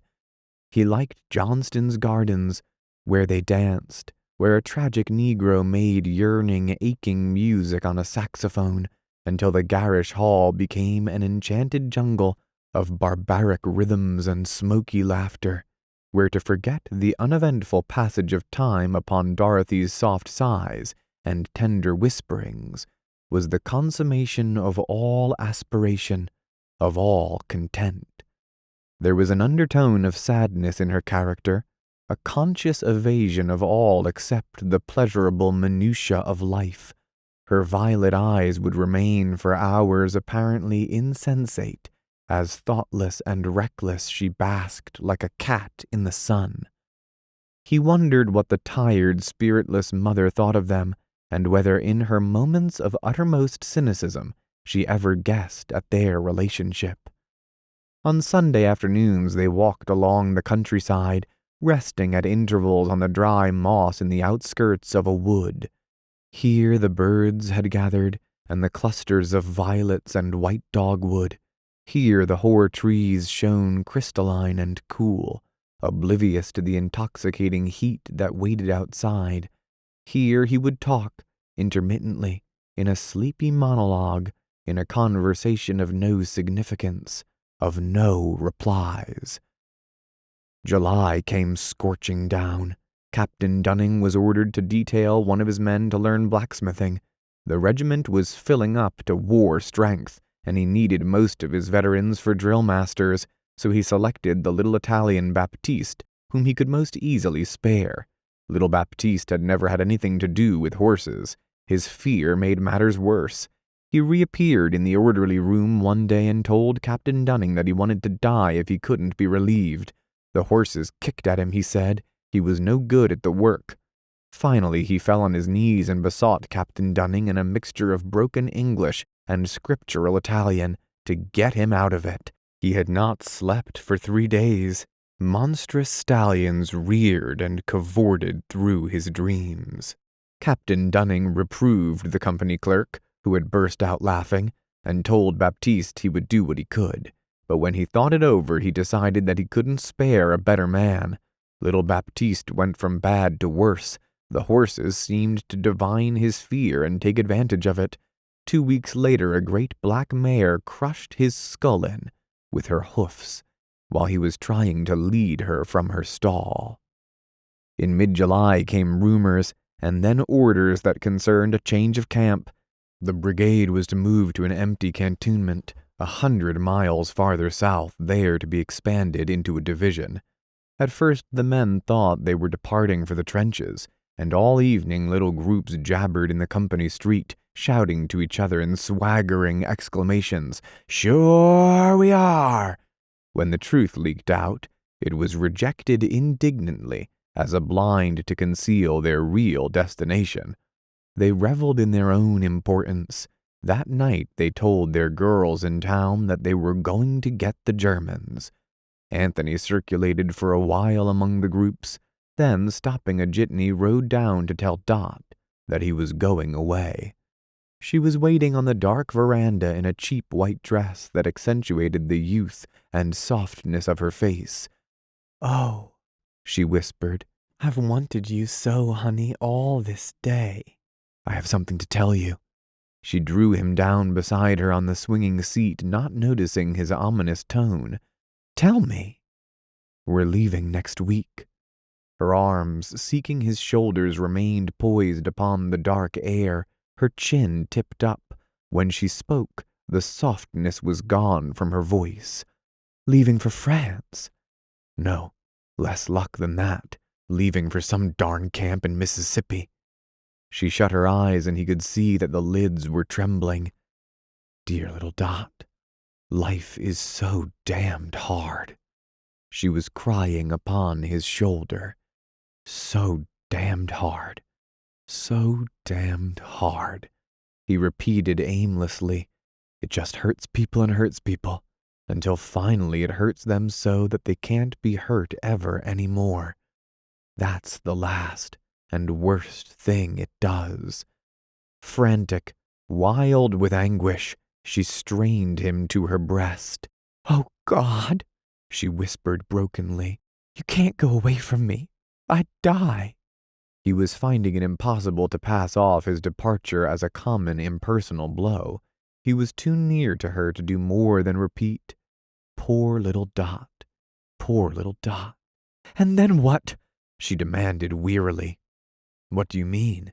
"You're my whole life, that's all. I'd die for you right now if you said so. I'd get a knife and kill myself. You can't leave me here." Her tone frightened him. "These things happen," he said evenly. "Then I'm going with you." Tears were streaming down her cheeks.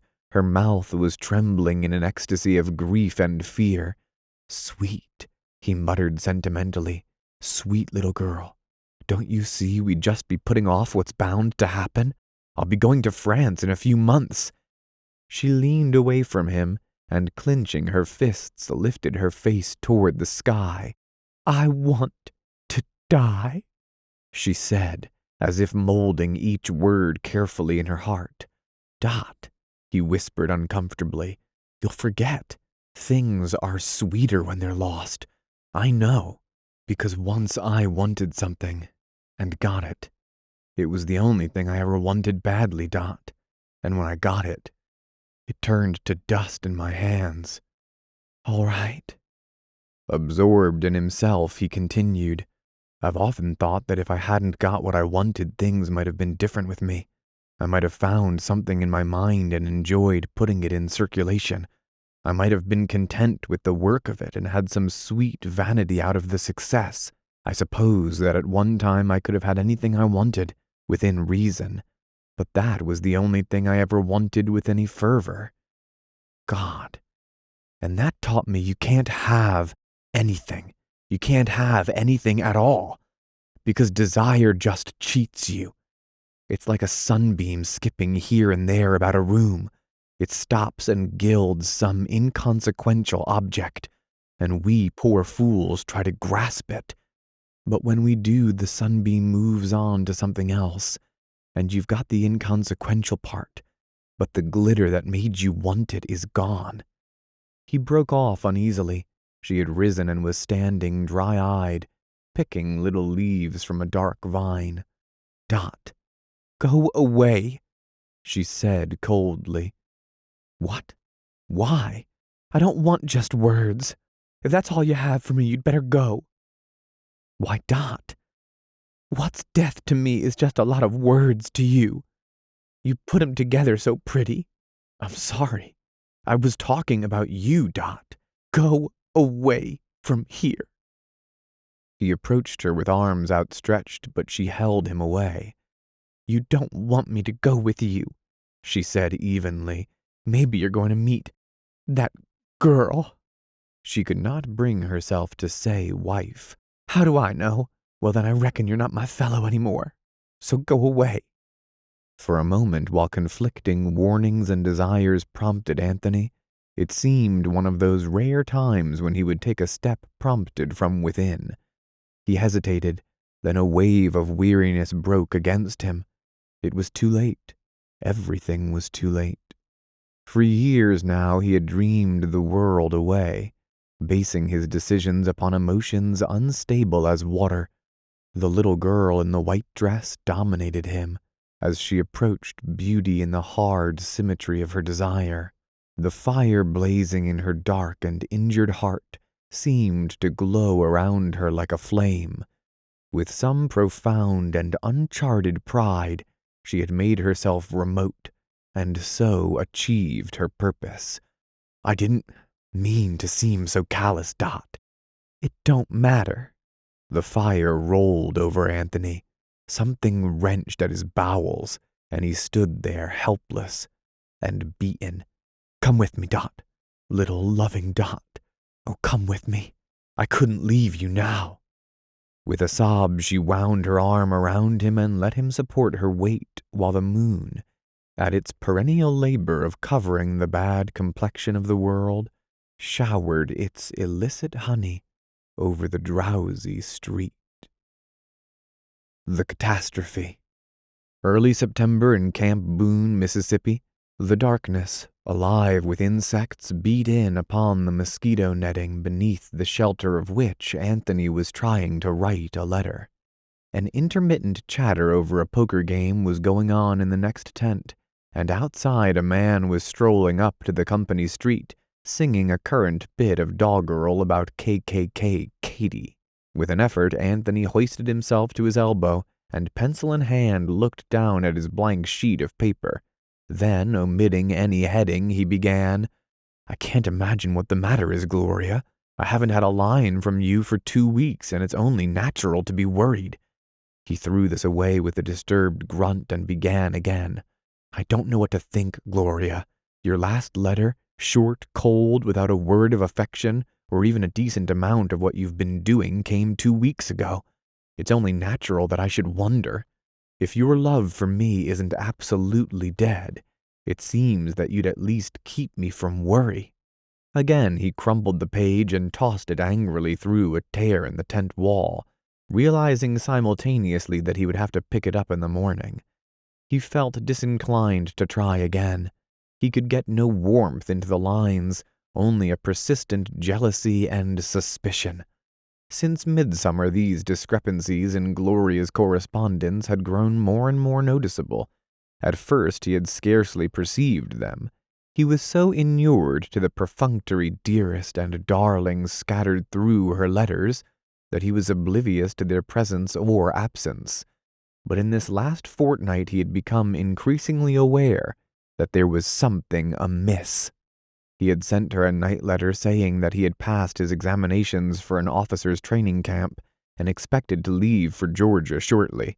She had not answered. He had wired again.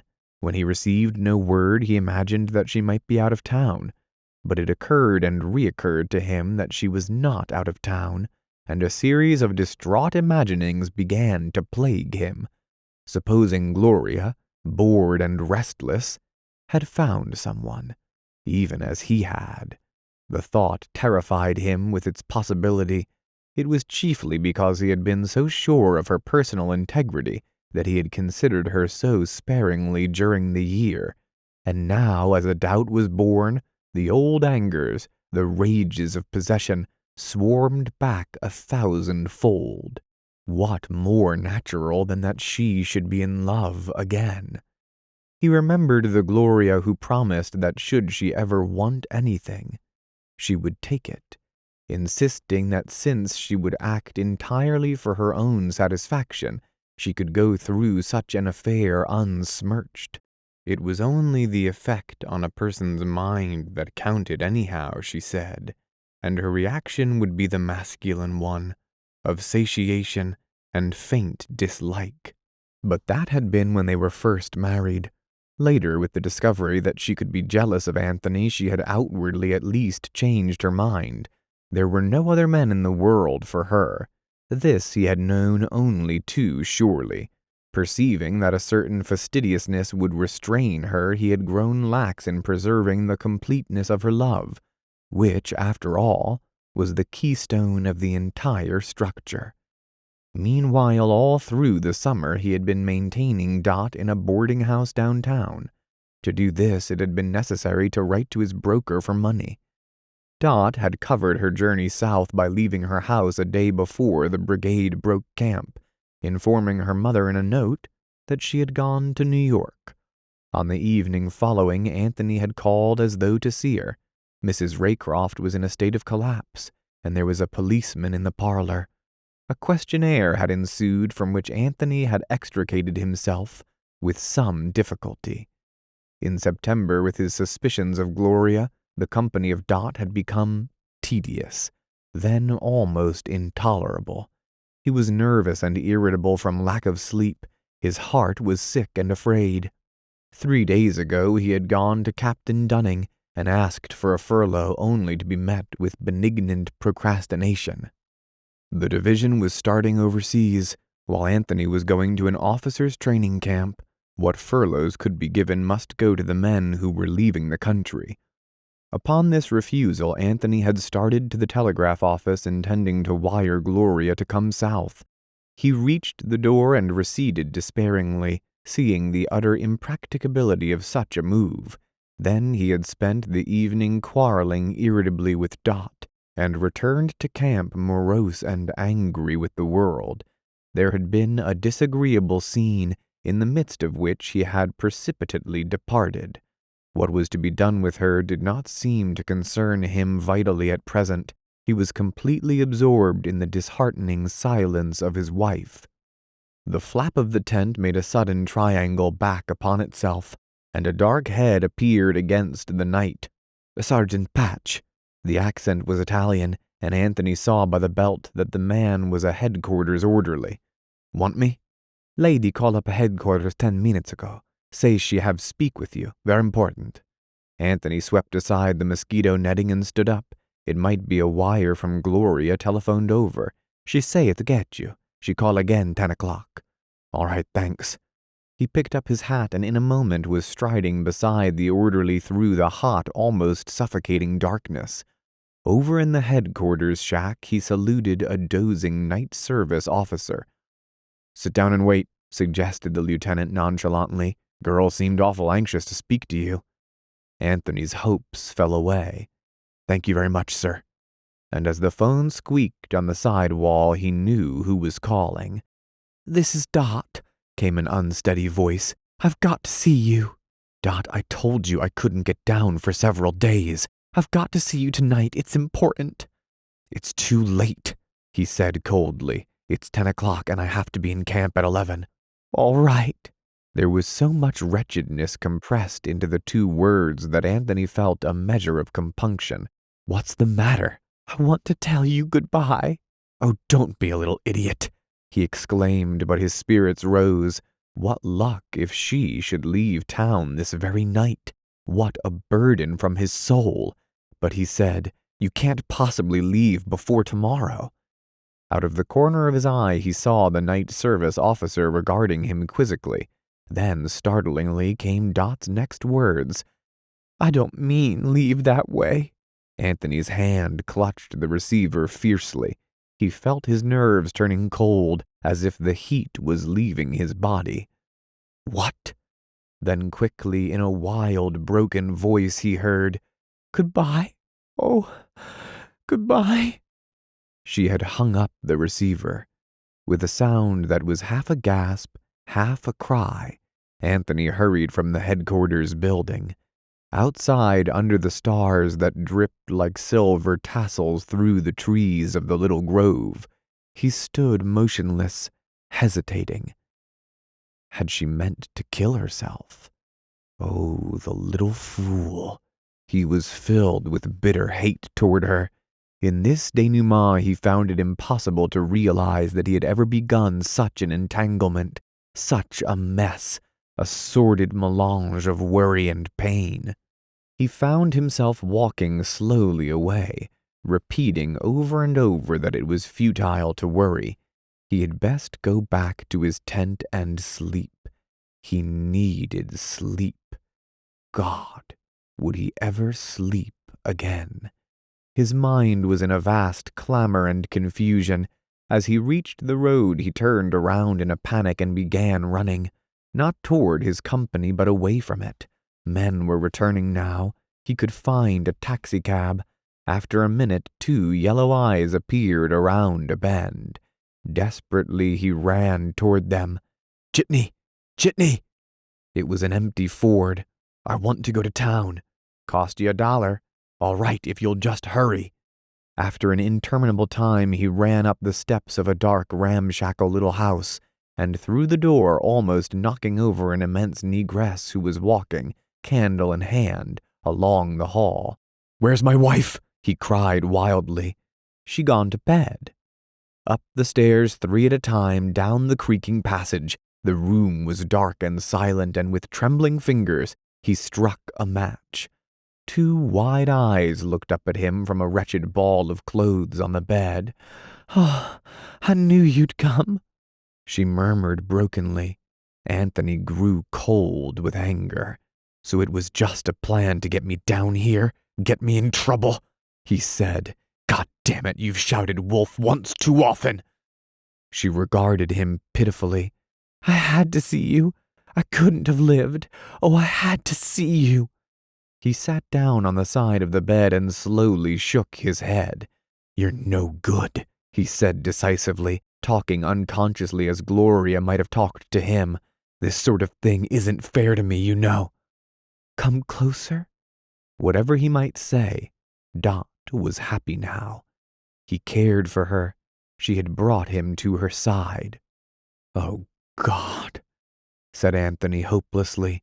As weariness rolled along its inevitable wave, his anger subsided, receded, vanished. He collapsed suddenly, fell sobbing beside her on the bed. "Oh, my darling," she begged him. "Don't cry, oh, don't cry." She took his head upon her breast and soothed him, mingled her happy tears with the bitterness of his. Her hand played gently with his dark hair. "I'm such a little fool," she murmured brokenly. "But I love you, and when you're cold to me it seems as if it isn't worth while to go on living." After all, this was peace. The quiet room with the mingled scent of women's powder and perfume. Dot's hand soft as a warm wind upon his hair. The rise and fall of her bosom as she took breath. For a moment it was as though it were Gloria there, as though he were at rest in some sweeter and safer home than he had ever known. An hour passed. A clock began to chime in the hall. He jumped to his feet and looked at the phosphorescent hands of his wristwatch. It was 12 o'clock.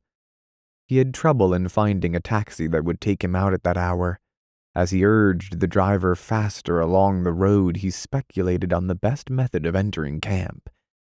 He had been late several times recently, and he knew that were he caught again, his name would probably be stricken from the list of officer candidates. He wondered if he had not better dismiss the taxi and take a chance on passing the sentry in the dark. Still, officers often rode past the sentries after midnight. "Halt!" The monosyllable came from the yellow glare that the headlights dropped upon the changing road. The taxi driver threw out his clutch, and a sentry walked up carrying his rifle at the port. With him, by an ill chance, was the officer of the guard. "Out late, Sergeant." "Yes, sir. Got delayed." "Too bad. Have to take your name." As the officer waited, notebook and pencil in hand, something not fully intended crowded to Anthony's lips, something born of panic, of muddle, of despair. "Sergeant R.A. Foley," he answered breathlessly. "And the outfit?" "Company Q, 83rd Infantry." "All right, you'll have to walk from here, Sergeant." Anthony saluted, quickly paid his taxi driver, and set off for a run toward the regiment he had named. When he was out of sight, he changed his course, and with his heart beating wildly, hurried to his company, feeling that he had made a fatal error of judgment. 2 days later, the officer who had been in command of the guard recognized him in a barber shop downtown. In charge of a military policeman, he was taken back to the camp, where he was reduced to the ranks without trial, and confined for a month to the limits of his company street. With this blow, a spell of utter depression overtook him, and within a week he was again caught downtown, wandering around in a drunken daze with a pint of bootleg whiskey in his hip pocket. It was because of a sort of craziness in his behavior at the trial that his sentence to the guardhouse was for only 3 weeks. Nightmare. Early in his confinement, the conviction took root in him that he was going mad. It was as though there were a quantity of dark yet vivid personalities in his mind, some of them familiar, some of them strange and terrible, held in check by a little monitor who sat aloft somewhere and looked on. The thing that worried him was that the monitor was sick and holding out with difficulty. Should he give up, should he falter for a moment, out would rush these intolerable things.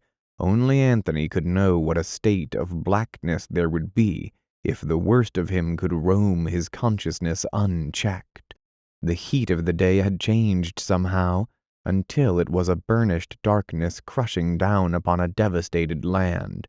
Over his head the blue circles of ominous uncharted suns, of unnumbered centers of fire, revolved interminably before his eyes, as though he were lying constantly exposed to the hot light and in a state of feverish coma.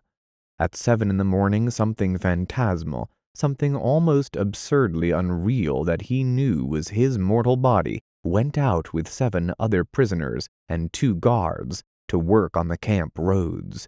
One day they loaded and unloaded quantities of gravel, spread it, raked it. The next day they worked with huge barrels of red-hot tar, flooding the gravel with black shining pools of molten heat. At night, locked up in the guardhouse, he would lie without thought, without courage to compass thought, staring at the irregular beams of the ceiling overhead until about 3 o'clock, when he would slip into a broken, troubled sleep.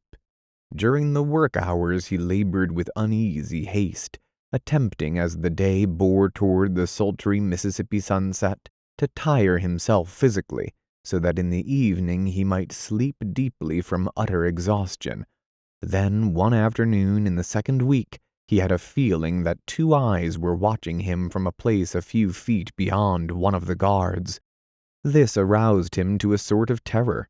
He turned his back on the eyes and shoveled feverishly, until it became necessary for him to face about and go for more gravel. Then they entered his vision again, and his already taut nerves tightened up to the breaking point. The eyes were leering at him.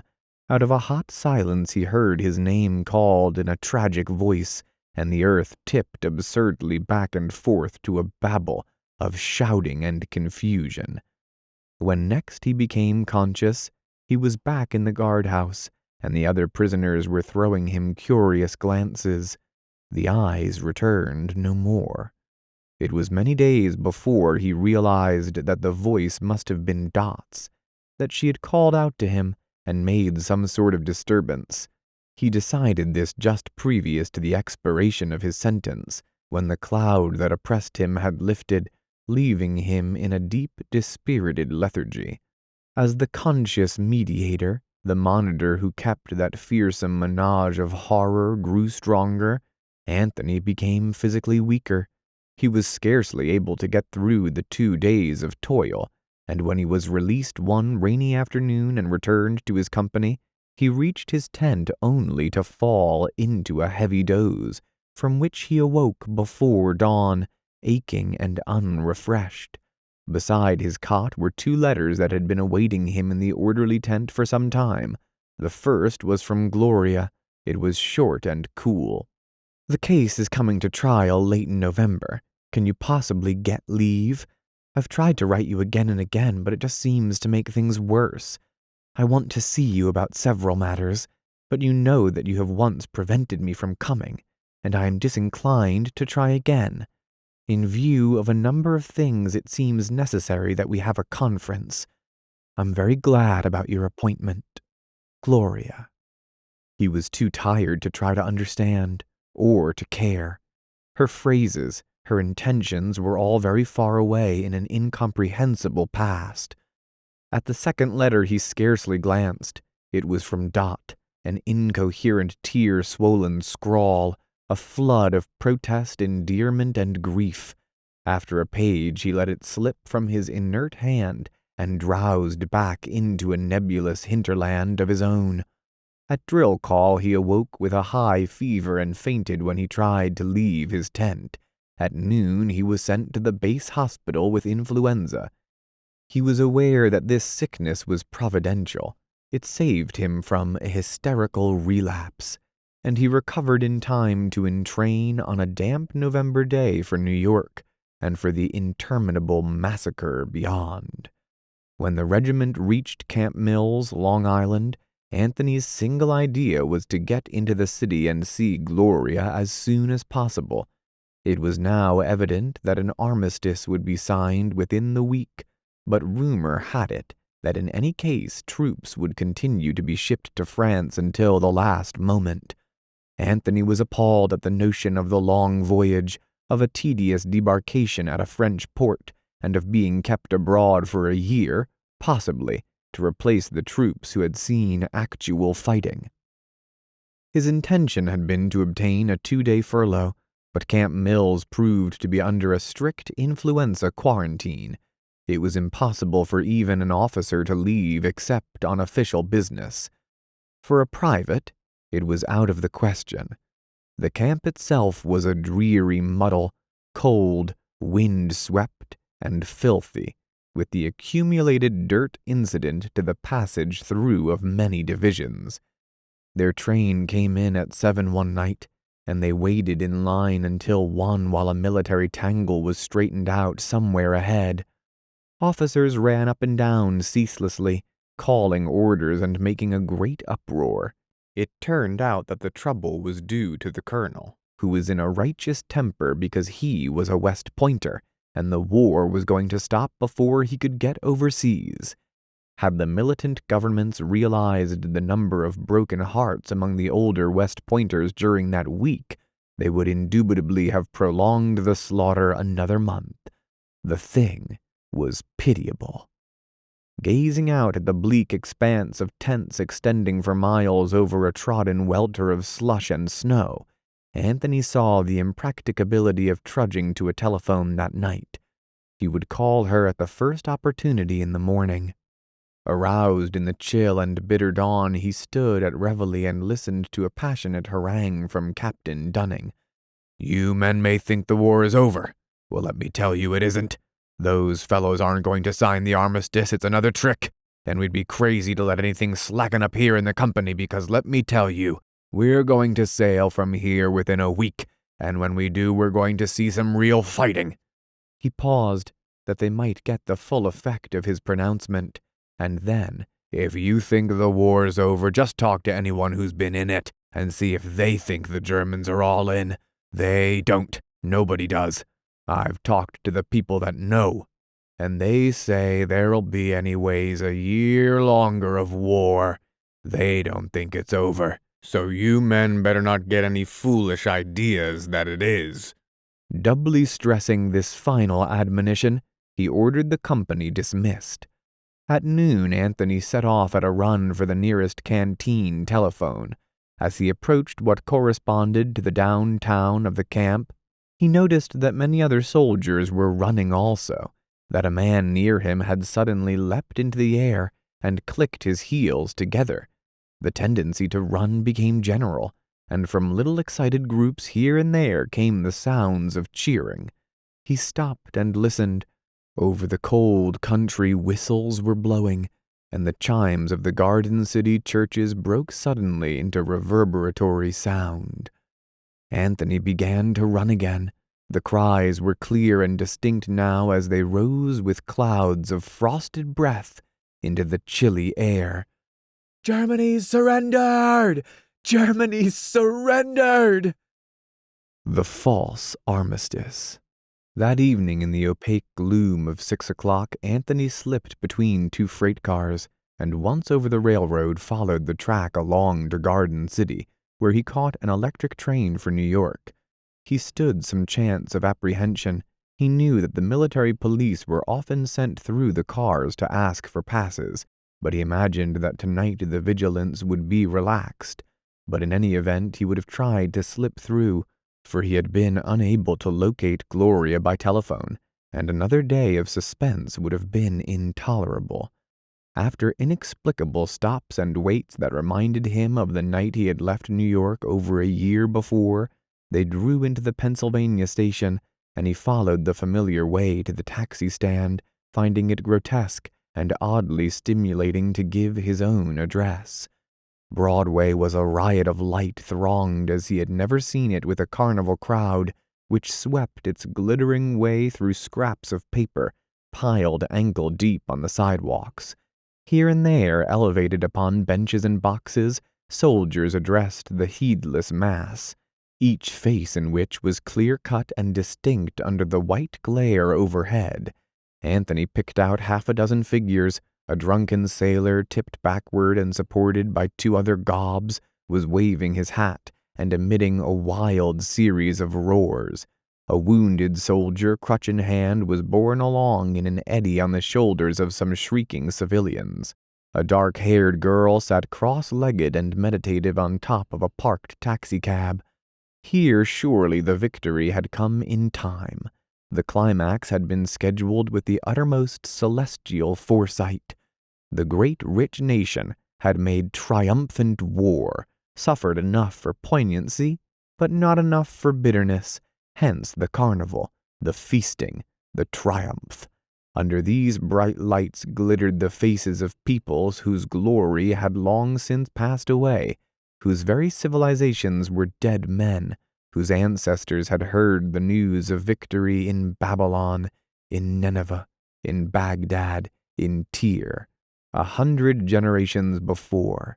Men whose ancestors had seen a flower-decked, slave-adorned cortege drift with its wake of captives down the avenues of imperial Rome. Past the Rialto, the glittering front of the Astor, the jeweled magnificence of Times Square, a gorgeous alley of incandescence ahead. Then, was it years later? He was paying the taxi driver in front of a white building on 57th Street. He was in the hall. Ah, there was the Negro boy from Martinique, lazy, indolent, unchanged. "Is Mrs. Patch in?" "I've just come on, sir," the man announced with his incongruous British accent. "Take me up." Then the slow drone of the elevator, the 3 steps to the door, which swung open at the impetus of his knock. "Gloria!" His voice was trembling. No answer. A faint string of smoke was rising from a cigarette tray. A number of Vanity Fair sat astraddle on the table. "Gloria!" He ran into the bedroom, the bath. She was not there. A negligee of robin's egg blue laid out upon the bed diffused a faint perfume elusive and familiar. On a chair were a pair of stockings and a street dress. An open powder box yawned upon the bureau. She must just have gone out. The telephone rang abruptly, and he started, answered it with all the sensations of an impostor. "Hello? Is Mrs. Patch there?" "No, I'm looking for her myself. Who is this?" "This is Mr. Crawford." "This is Mr. Patch speaking. I've just arrived unexpectedly and I didn't know where to find her." "Oh." Mr. Crawford sounded a bit taken aback. "Why, I imagine she's at the Armistice ball. I know she intended going, but I didn't think she'd leave so early." "Where's the Armistice ball?" "At the Astor." "Thanks." Anthony hung up sharply and rose. Who was Mr. Crawford, and who was it that was taking her to the ball? How long had this been going on? All these questions asked and answered themselves a dozen times, a dozen ways. His very proximity to her drove him half frantic. In a frenzy of suspicion, he rushed here and there about the apartment, hunting for some sign of masculine occupation, opening the bathroom cupboard, searching feverishly through the bureau drawers. Then he found something that made him stop suddenly and sit down on one of the twin beds, the corners of his mouth drooping as though he were about to weep. There, in a corner of her drawer, tied with a frail blue ribbon, were all the letters and telegrams he had written her during the year past. He was suffused with happy and sentimental shame. "I'm not fit to touch her," he cried aloud to the four walls. "I'm not fit to touch her little hand." Nevertheless, he went out to look for her. In the Astor lobby, he was engulfed immediately in a crowd so thick as to make progress almost impossible. He asked the direction of the ballroom from half a dozen people before he could get a sober and intelligible answer. Eventually, after a last long wait, he checked his military overcoat in the hall. It was only 9, but the dance was in full blast. The panorama was incredible. Women everywhere. Girls gay with wine singing shrilly above the clamor of the dazzling confetti-covered throng. Girls set off by the uniforms of a dozen nations. Fat females collapsing without dignity upon the floor and retaining self-respect by shouting, "Hurrah for the Allies!" 3 women with white hair dancing hand in hand around a sailor, who revolved in a dizzying spin upon the floor, clasping to his heart an empty bottle of champagne. Breathlessly, Anthony scanned the dancers, scanned the muddled lines trailing in single file in and out among the tables, scanned the horn-blowing, kissing, coughing, laughing drinking parties under the great full-bosomed flags which leaned in glowing color over the pageantry and the sound. Then he saw Gloria. She was sitting at a table for 2 directly across the room. Her dress was black, and above it her animated face, tinted with the most glamorous rose, made, he thought, a spot of poignant beauty on the room. His heart leapt as though to a new music. He jostled his way toward her and called her name just as the gray eyes looked up and found him. For that instant, as their bodies met and melted, the world, the revel, the tumbling whimper of the music faded to an ecstatic monotone, hushed as a song of bees. "Oh, my Gloria!" he cried. Her kiss was a cool rill flowing from her heart. Book 3, Chapter 2. A Matter of Aesthetics. On the night when Anthony had left for Camp Hooker 1 year before, all that was left of the beautiful Gloria Gilbert, her shell, her young and lovely body, moved up the broad marble steps of the Grand Central Station, with the rhythm of the engine beating in her ears like a dream, and out onto Vanderbilt Avenue, where the huge bulk of the Biltmore overhung the street, and, down at its low, gleaming entrance, sucked in the many-colored opera cloaks of gorgeously dressed girls. For a moment she paused by the taxi stand and watched them, wondering that but a few years before she had been of their number, ever setting out for a radiant somewhere, always just about to have that ultimate passionate adventure for which the girls' cloaks were delicate and beautifully furred, for which their cheeks were painted and their hearts higher than the transitory dome of pleasure that would engulf them, coiffure, cloak, and all. It was growing colder, and the men passing had flipped up the collars of their overcoats. This change was kind to her. It would have been kinder still had everything changed, weather, streets, and people, and had she been whisked away to wake in some high, fresh-scented room, alone and statuesque within and without, as in her virginal and colorful past. Inside the taxicab she wept impotent tears. That she had not been happy with Anthony for over a year mattered little. Recently his presence had been no more than what it would awake in her of that memorable June. The Anthony of late, irritable, weak, and poor, could do no less than make her irritable in return, and bored with everything except the fact that in a highly imaginative and eloquent youth they had come together in an ecstatic revel of emotion. Because of this mutually vivid memory, she would have done more for Anthony than for any other human. So when she got into the taxicab, she wept passionately and wanted to call his name aloud. Miserable, lonesome as a forgotten child, she sat in the quiet apartment and wrote him a letter full of confused sentiment. I can almost look down the tracks and see you going, but without you, dearest, dearest, I can't see or hear or feel or think. Being apart, whatever has happened or will happen to us, is like begging for mercy from a storm. Anthony, it's like growing old. I want to kiss you so, in the back of your neck where your old black hair starts, because I love you.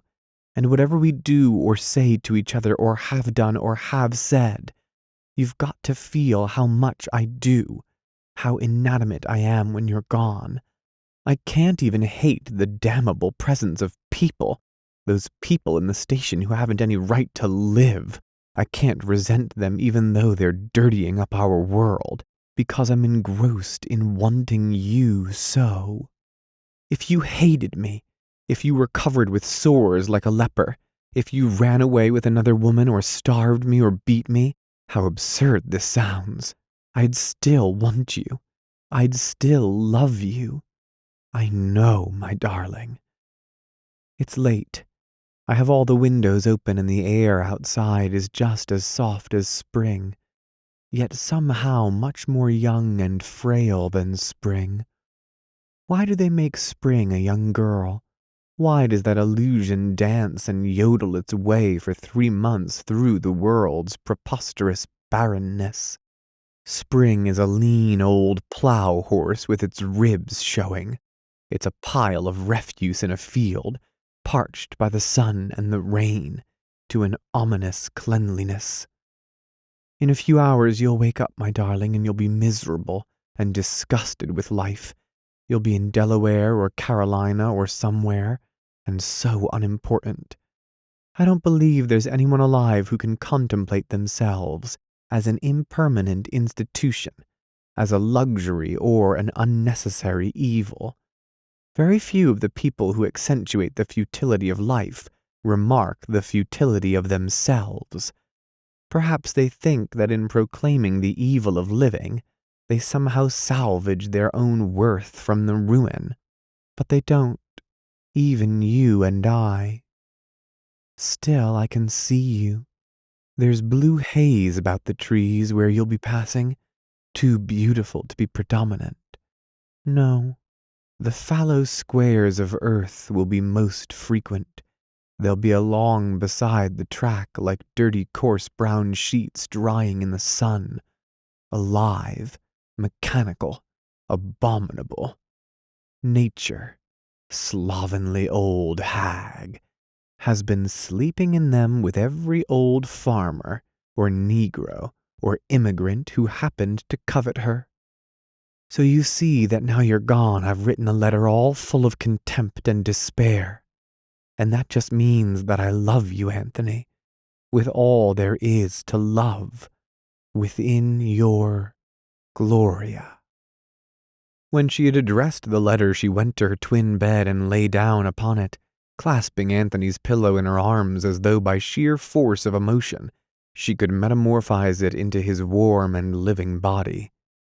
2 o'clock saw her dry-eyed, staring with steady, persistent grief into the darkness, remembering unmercifully, blaming herself for 100 fancied unkindnesses, making a likeness of Anthony akin to some martyred and transfigured Christ.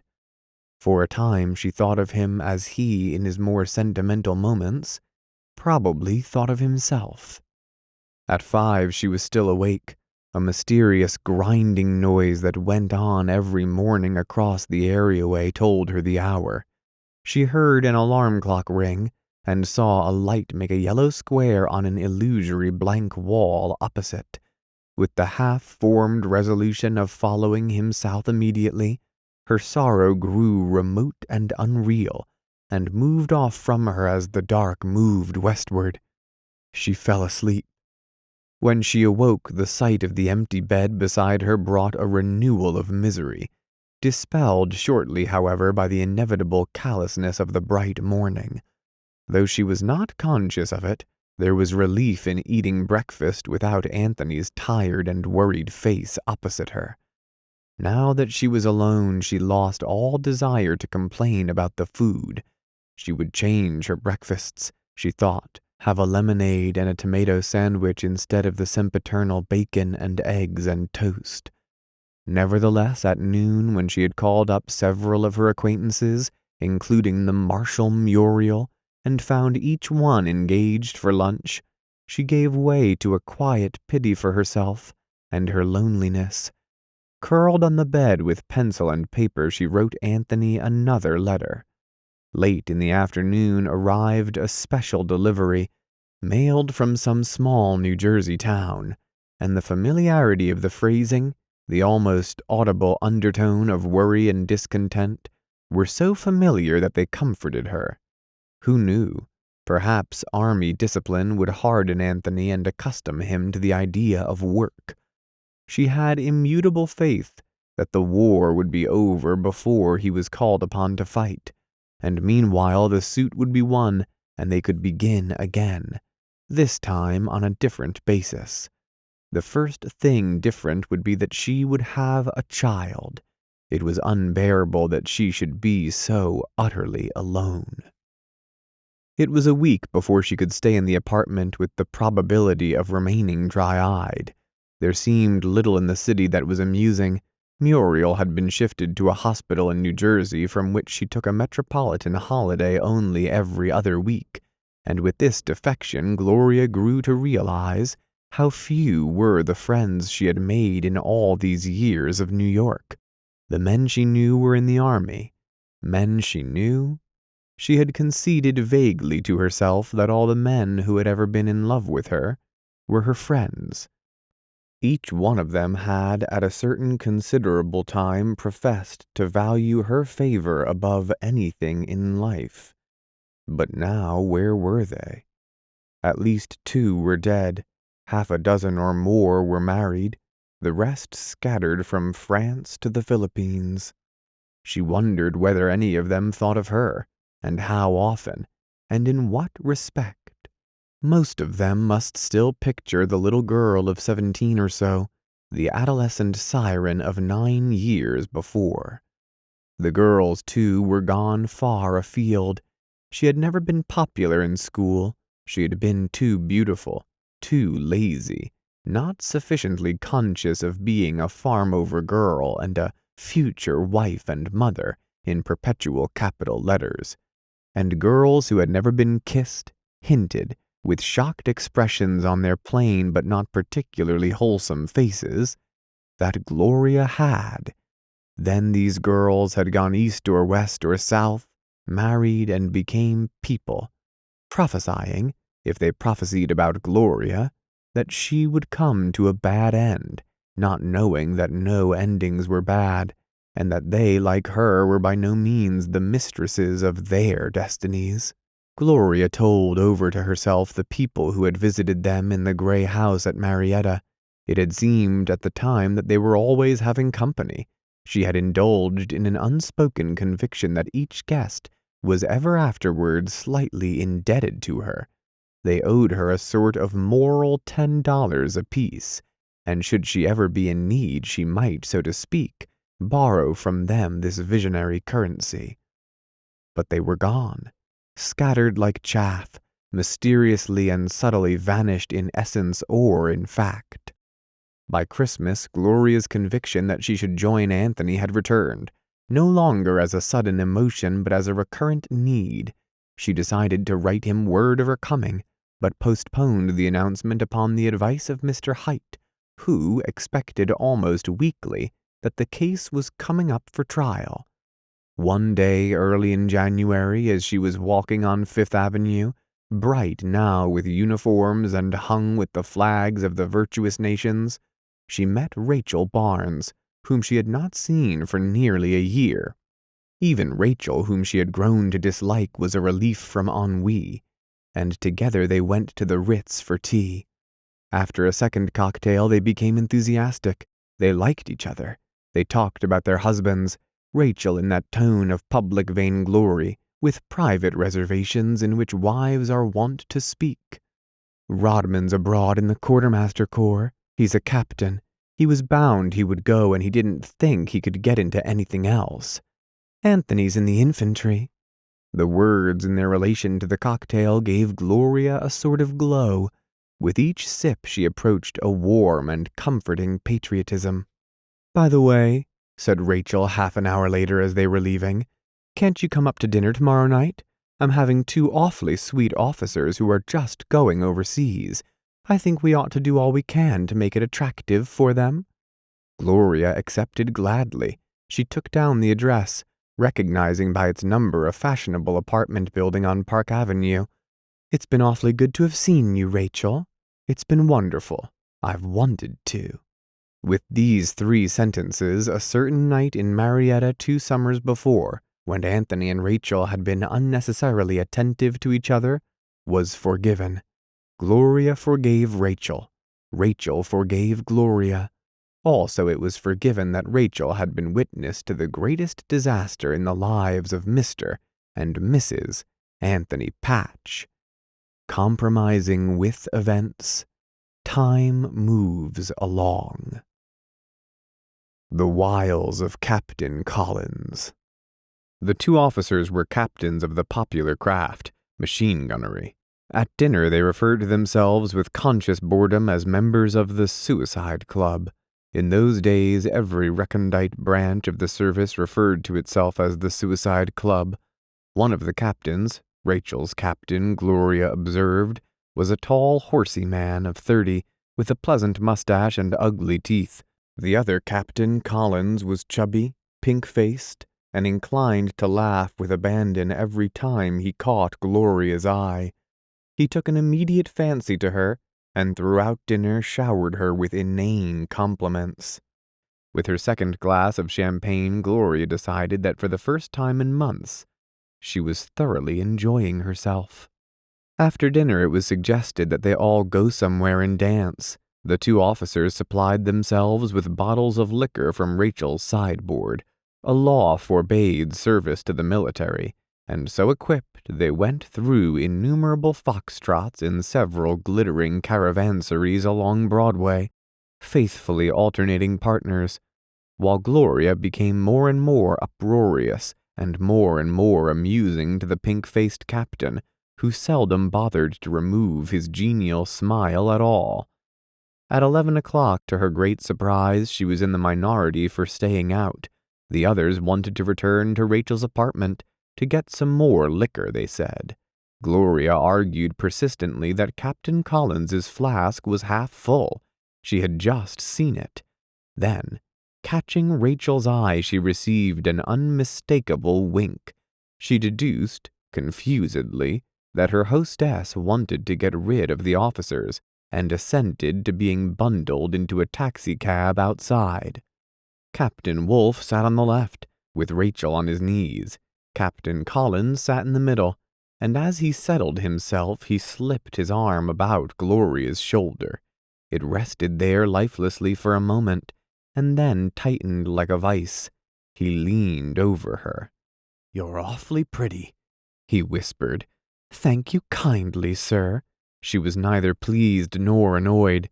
Before Anthony came, so many arms had done likewise that it had become little more than a gesture, sentimental but without significance. Up in Rachel's long front room, a low fire and 2 lamps shaded with orange silk gave all the light, so that the corners were full of deep and somnolent shadows. The hostess, moving about in a dark-figured gown of loose chiffon, seemed to accentuate the already sensuous atmosphere. For a while they were all 4 together, tasting the sandwiches that waited on the tea-table. Then Gloria found herself alone with Captain Collins on the fireside lounge. Rachel and Captain Wolfe had withdrawn to the other side of the room, where they were conversing in subdued voices. "I wish you weren't married," said Collins, his face a ludicrous travesty of "in all seriousness." "Why?" She held out her glass to be filled with a highball. "Don't drink any more," he urged her, frowning. "Why not? You'd be nicer if you didn't." Gloria caught suddenly the intended suggestion of the remark, the atmosphere he was attempting to create. She wanted to laugh, yet she realized that there was nothing to laugh at. She had been enjoying the evening and she had no desire to go home. At the same time, it hurt her pride to be flirted with on just that level. "Pour me another drink," she insisted. "Please." "Oh, don't be ridiculous," she cried in exasperation. "Very well," he yielded with ill grace. Then his arm was about her again, and again she made no protest. But when his pink cheek came close, she leaned away. "You're awfully sweet," he said with an aimless air. She began to sing softly, wishing now that he would take down his arm. Suddenly her eye fell on an intimate scene across the room. Rachel and Captain Wolfe were engrossed in a long kiss. Gloria shivered slightly. She knew not why. Pink Face approached again. "You shouldn't look at them," he whispered almost immediately. His other arm was around her. His breath was on her cheek. Again absurdity triumphed over disgust, and her laugh was a weapon that needed no edge of words. "Oh, I thought you were a sport," he was saying. "What's a sport?" "Why, a person that likes to enjoy life." "Is kissing you generally considered a joyous affair?" They were interrupted as Rachel and Captain Wolfe appeared suddenly before them. "It's late, Gloria," said Rachel. She was flushed and her hair was disheveled. "You'd better stay here all night." For an instant, Gloria thought the officers were being dismissed. Then she understood, and understanding got to her feet as casually as she was able. Uncomprehendingly, Rachel continued, "You can have the room just off this one. I can lend you everything you need." Collins's eyes implored her like a dog's. Captain Wolfe's arm had settled familiarly around Rachel's waist. They were waiting. But the lure of promiscuity, colorful, various, labyrinthine, and ever a little odorous and stale, had no call or promise for Gloria. Had she so desired, she would have remained, without hesitation, without regret.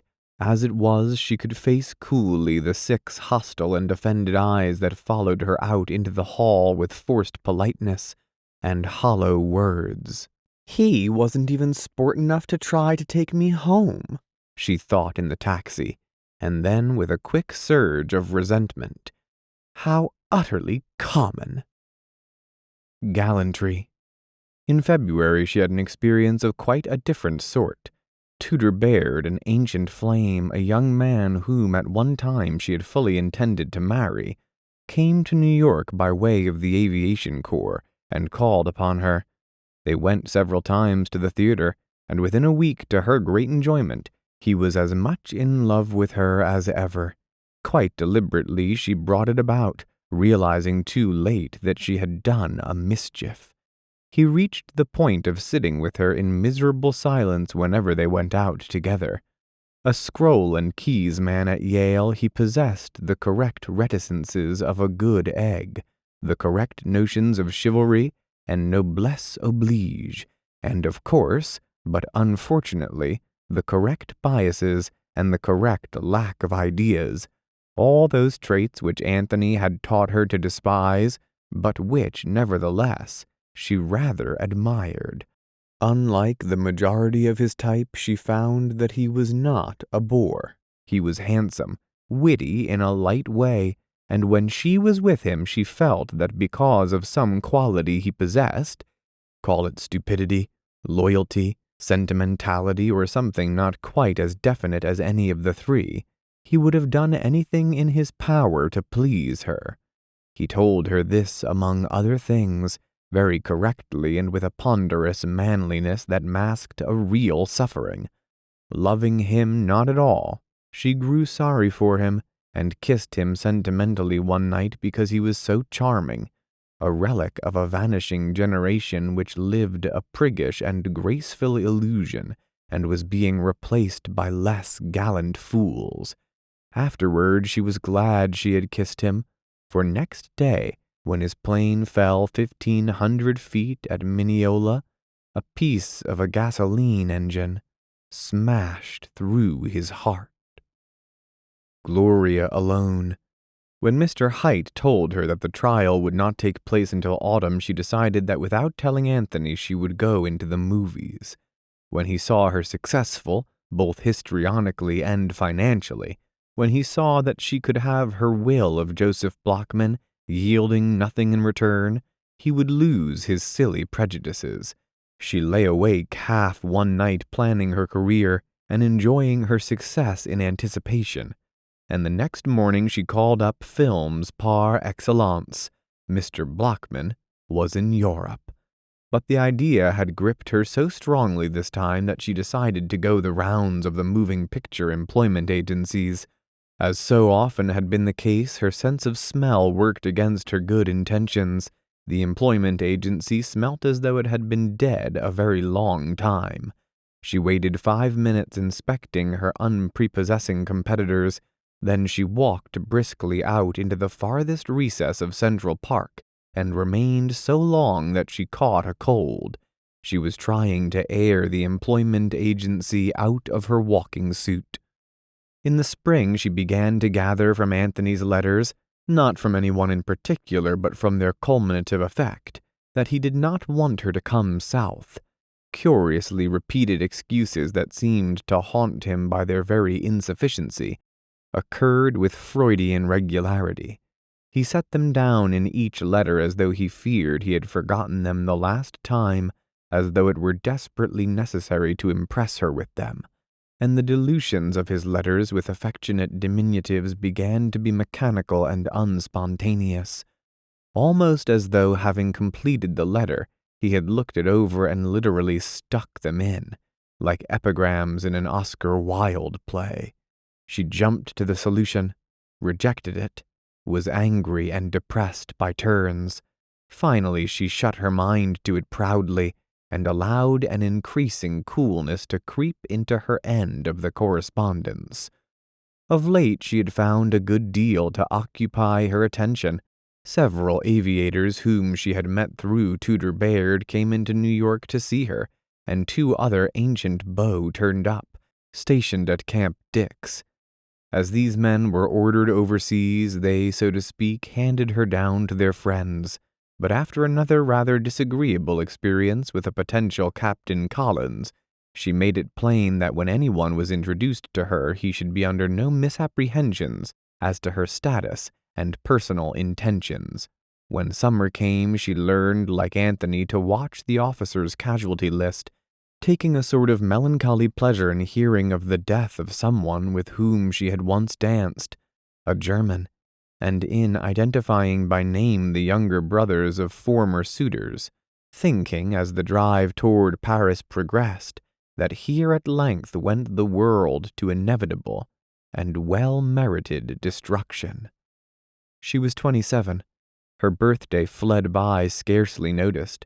Years before it had frightened her when she became 20, to some extent when she reached 26, but now she looked in the glass with calm self-approval, seeing the British freshness of her complexion and her figure boyish and slim as of old. She tried not to think of Anthony. It was as though she were writing to a stranger. She told her friends that he had been made a corporal, and was annoyed when they were politely unimpressed. One night she wept because she was sorry for him. Had he been even slightly responsive, she would have gone to him without hesitation on the first train. Whatever he was doing, he needed to be taken care of spiritually, and she felt that now she would be able to do even that. Recently, without his continual drain upon her moral strength, she found herself wonderfully revived. Before he left, she had been inclined through sheer association to brood on her wasted opportunities. Now she returned to her normal state of mind, strong, disdainful, existing each day for each day's worth. She bought a doll and dressed it. One week she wept over Ethan Frome. The next she reveled in some novels of Galsworthy's, whom she liked for his power of recreating, by spring in darkness, that illusion of young romantic love to which women look forever forward and forever back. In October, Anthony's letters multiplied, became almost frantic, then suddenly ceased. For a worried month it needed all her powers of control to refrain from leaving immediately for Mississippi.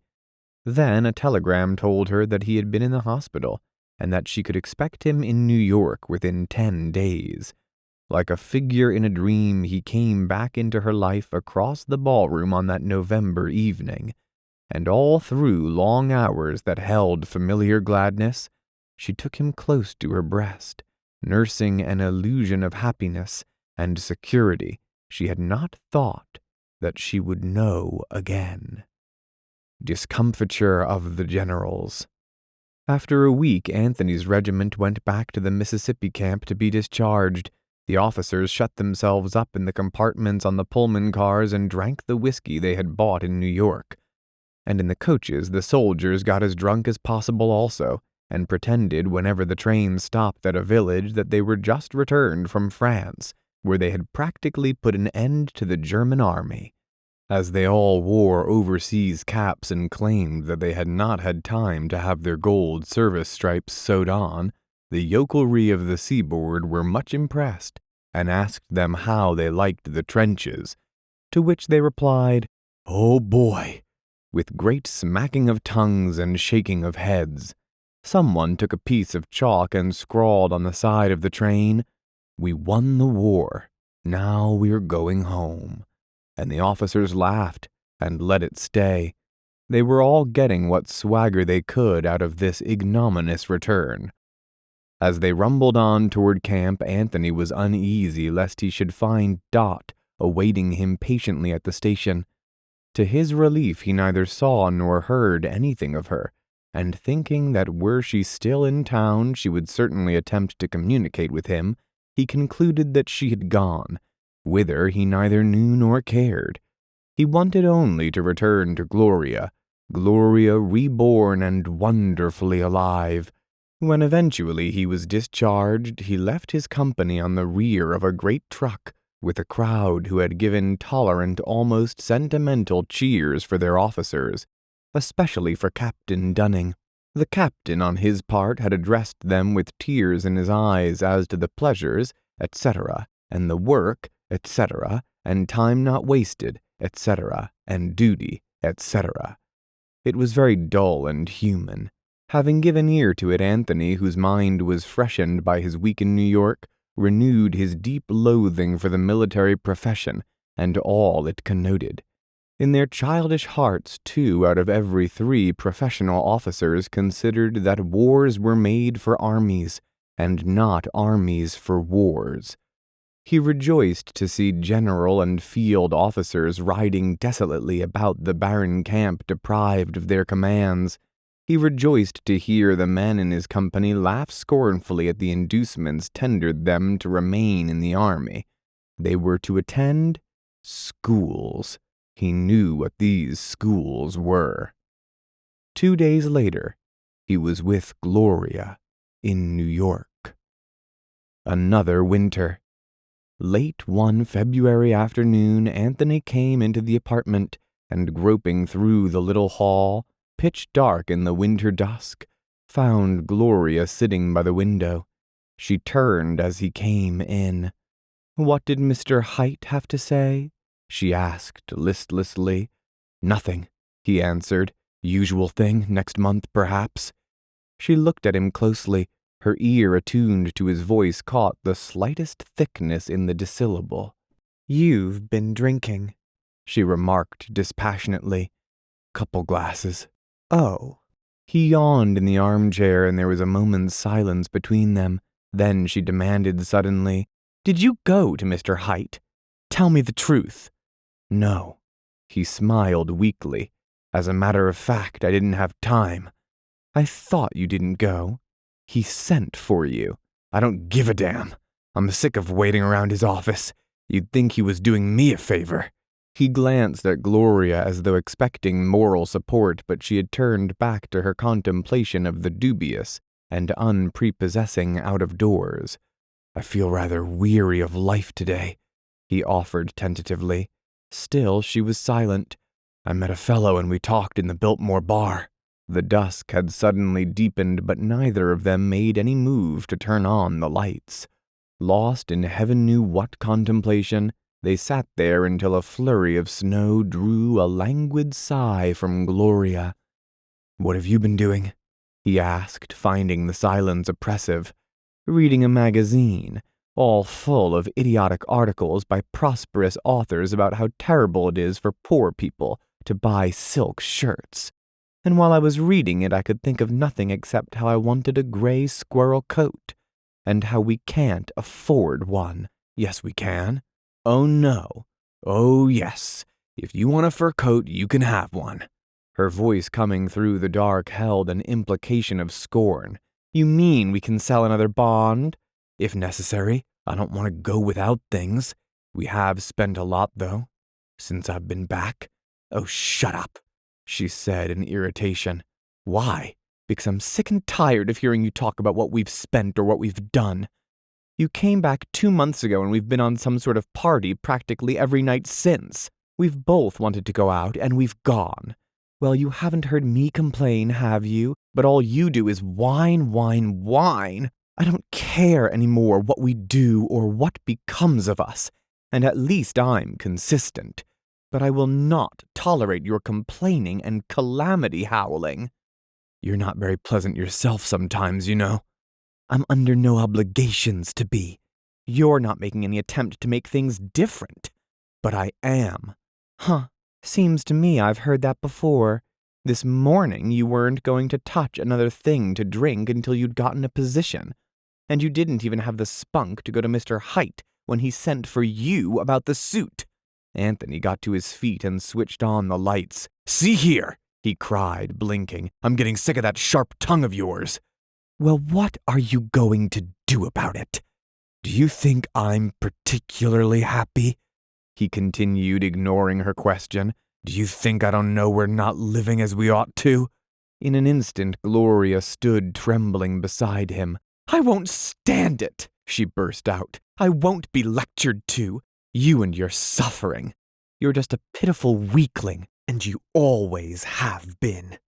They faced one another idiotically, each of them unable to impress the other, each of them tremendously, achingly bored. Then she went into the bedroom and shut the door behind her.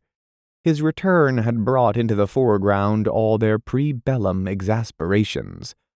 Prices had risen alarmingly, and in perverse ratio their income had shrunk to a little over half of its original size. There had been the large retainer's fee to Mr. Height.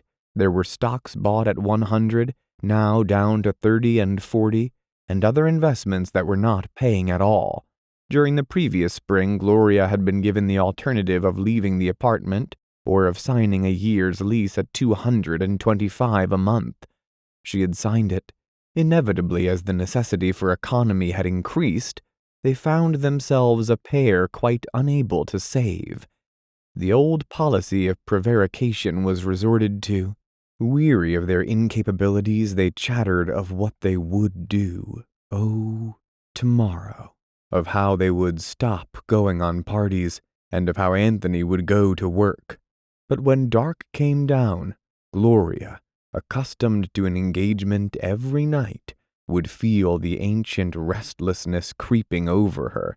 She would stand in the doorway of the bedroom, chewing furiously at her fingers, and sometimes meeting Anthony's eyes as he glanced up from his book. Then the telephone, and her nerves would relax. She would answer it with ill-concealed eagerness. Someone was coming up for just a few minutes. And oh, the weariness of pretense, the appearance of the wine table, the revival of their jaded spirits, and the awakening like the midpoint of a sleepless night in which they moved. As the winter passed, with the march of the returning troops along Fifth Avenue, they became more and more aware that since Anthony's return, their relations had entirely changed. After that reflowering of tenderness and passion, each of them had returned into some solitary dream, unshared by the other, and what endearments passed between them passed, it seemed, from empty heart to empty heart, echoing hollowly the departure of what they knew at last was gone. Anthony had again made the rounds of the metropolitan newspapers, and had again been refused encouragement by a motley of office boys, telephone girls, and city editors. The word was, "We're keeping any vacancies open for our own men who are still in France." Then, late in March, his eye fell on an advertisement in the morning paper, and in consequence he found at last the semblance of an occupation. "You can sell. Why not earn while you learn? Our salesmen make $50 to $200 weekly." There followed an address on Madison Avenue, and instructions to appear at 1 o'clock that afternoon. Gloria, glancing over his shoulder after one of their usual late breakfasts, saw him regarding it idly. "Why don't you try it?" she suggested. "Oh, it's one of these crazy schemes." "It might not be. At least it'd be experience." At her urging, he went at 1 o'clock to the appointed address, where he found himself one of a dense miscellany of men waiting in front of the door. They ranged from a messenger boy evidently misusing his company's time to an immemorial individual with a gnarled body and a gnarled cane. Some of the men were seedy, with sunken cheeks and puffy pink eyes. Others were young, possibly still in high school. After a jostled 15 minutes during which they all eyed one another with apathetic suspicion, there appeared a smart young shepherd, clad in a waistline suit and wearing the manner of an assistant rector, who herded them upstairs into a large room, which resembled a schoolroom and contained innumerable desks. Here the prospective salesman sat down and again waited. After an interval, a platform at the end of the hall was clouded with half a dozen sober but sprightly men, who, with one exception, took seats in a semicircle facing the audience. The exception was the man who seemed the soberest, the most sprightly, and the youngest of the lot, and who advanced to the front of the platform. The audience scrutinized him hopefully. He was rather small and rather pretty, with the commercial rather than the thespian sort of prettiness. He had straight blonde bushy brows and eyes that were almost preposterously honest, and as he reached the edge of his rostrum, he seemed to throw these eyes out into the audience, simultaneously extending his arm with 2 fingers outstretched. Then, while he rocked himself to a state of balance, an expectant silence settled over the hall. With perfect assurance, the young man had taken his listeners in hand, and his words, when they came, were steady and confident, and of the school of straight from the shoulder. "Men," he began and paused. The word died with a prolonged echo at the end of the hall. The faces regarding him, hopefully, cynically, wearily, were alike arrested, engrossed. 600 eyes were turned slightly upward, with an even, graceless flow that reminded Anthony of the rolling of bowling balls. He launched himself into the sea of exposition. "This bright and sunny morning you picked up your favorite newspaper, and you found an advertisement which made the plain, unadorned statement that you could sell. That was all it said. It didn't say what, it didn't say how, it didn't say why. It just made one single solitary assertion that you, and you, and you, business of pointing, could sell. Now my job isn't to make a success of you, because every man is born a success. He makes himself a failure. It's not to teach you how to talk, because each man is a natural orator and only makes himself a clam. My business is to tell you one thing in a way that will make you know it, and it's to tell you that you and you and you have the heritage of money and prosperity waiting for you to come and claim it." At this point, an Irishman of saturnine appearance rose from his desk near the rear of the hall and went out. "That man thinks he'll go look for it in the beer parlor around the corner." Laughter. "He won't find it there. Once upon a time I looked for it there myself." Laughter. "But that was before I did what every one of you men, no matter how young or old, how poor or how rich," a faint ripple of satirical laughter, "can do. It was before I found myself. Now I wonder if any of you men know what a heart talk is. A heart talk is a little book in which I started about 5 years ago to write down what I had discovered were the principal reasons for a man's failure and the principal reasons for a man's success, from John D. Rockefeller back to John D. Napoleon." Laughter. "And before that, back in the days when Abel sold his birthright for a mess of pottage." There are now 100 of these heart talks. Those of you who are sincere, who are interested in our proposition, above all who are dissatisfied with the way things are breaking for you at present, will be handed one to take home with you as you go out yonder door this afternoon. Now in my pocket I have 4 letters just received concerning heart talks. These letters have names signed to them that are familiar in every household in the USA. Listen to this one from Detroit. "Dear Mr. Carlton, I want to order 3,000 more copies of Heart Talks for distribution among my salesmen. They have done more for getting work out of the men than any bonus proposition ever considered. I read them myself constantly, and I desire to heartily congratulate you on getting at the roots of the biggest problem that faces our generation today, the problem of salesmanship. The rock bottom on which the country is founded is the problem of salesmanship. With many felicitations, I am, yours very cordially, Henry W. Terrell." He brought the name out in 3 long, booming triumphancies, pausing for it to produce its magical effect. Then he read 2 more letters, one from a manufacturer of vacuum cleaners, and one from the president of the Great Northern Doily Company. "And now," he continued, "I'm going to tell you in a few words what the proposition is that's going to make those of you who go into it in the right spirit. Simply put, it's this. Heart Talks have been incorporated as a company. We're going to put these little pamphlets into the hands of every big business organization, every salesman and every man who knows, I don't say thinks, I says knows that he can sell. We are offering some of the stock of the Heart Talks concern upon the market, and in order that the distribution may be as wide as possible, and in order also that we can furnish a living concrete flesh-and-blood example of what salesmanship is, or rather what it may be, we're going to give those of you who are the real thing a chance to sell that stock. Now, I don't care what you've tried to sell before or how you've tried to sell it. It don't matter how old you are or how young you are. I want to know two things. First, do you want success? And second, will you work for it? My name is Sammy Carlton.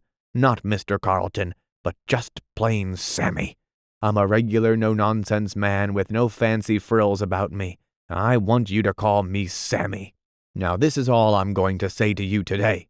Tomorrow I want those of you who have thought it over and have read the copy of Heart Talk, which will be given to you at the door, to come back to this same room at this same time. Then we'll go into the proposition further, and I'll explain to you what I've found the principles of success to be. I'm going to make you feel that you and you and you can sell.